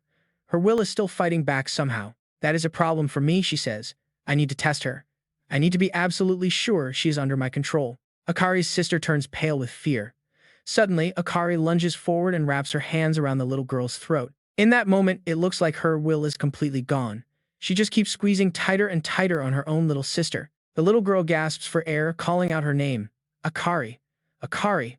But it is already too late to turn back now. Akari has officially become Shizuru's clone. She ruthlessly murders her own sibling. Back in the present, Akari is reliving that agony. It was my own hands, my own body. Hearing this, Seong Ji Han curses Shizuru under his breath.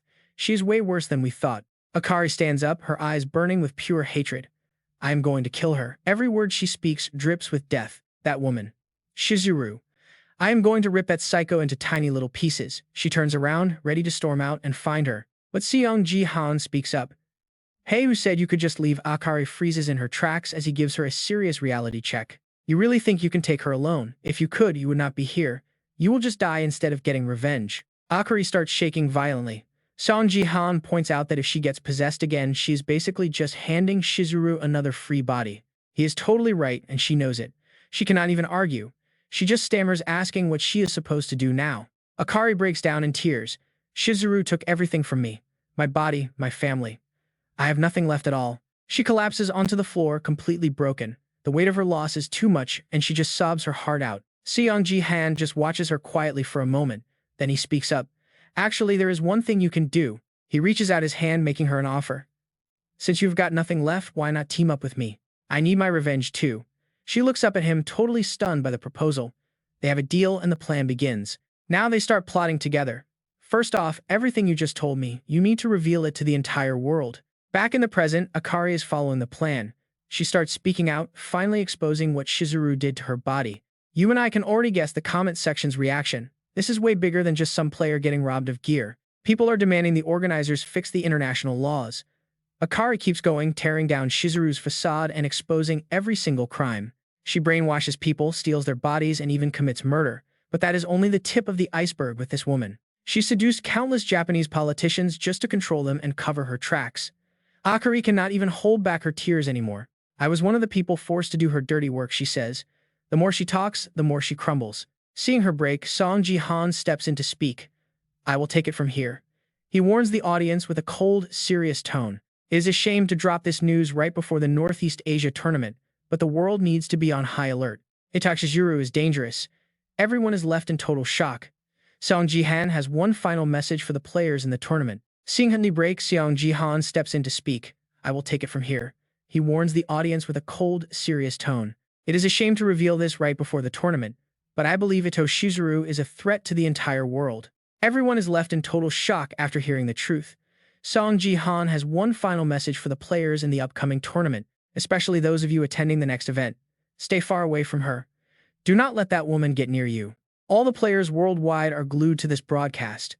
Li Han speaks with total authority. I am telling you this, so you don't betray your homeland like the Sword King did. Meanwhile, in a different part of town, plates are being smashed against the floor. Shizuru is absolutely losing her mind over this live stream. She screams out for Akari. Shizuru is panicked. I left that body, how can she still be alive? Can a diamond rank player really resist that much? Seeing her like this, Yoon Si-jin tries to step in. Shizuru, you need to calm down, but that only makes her more furious. Calm. You think I can be calm? She screams like a maniac. Akari just framed me as a criminal. I did everything for this country. Now everyone is going to abandon me. Right then, her phone starts blowing up with endless notifications. Messages are flooding in. Shizuru, is the stream true? Pick up the phone, we need to talk about this. Everyone is asking about the broadcast. Suddenly, Yoon Si-jin pulls her into a tight hug to comfort her. Don't let these dirty tricks get to you, he says. I am staying right here by your side. Even if the whole world leaves, I swear I won't. Shizuru goes quiet and hugs him back tight. After a moment, Shizuru finally speaks up.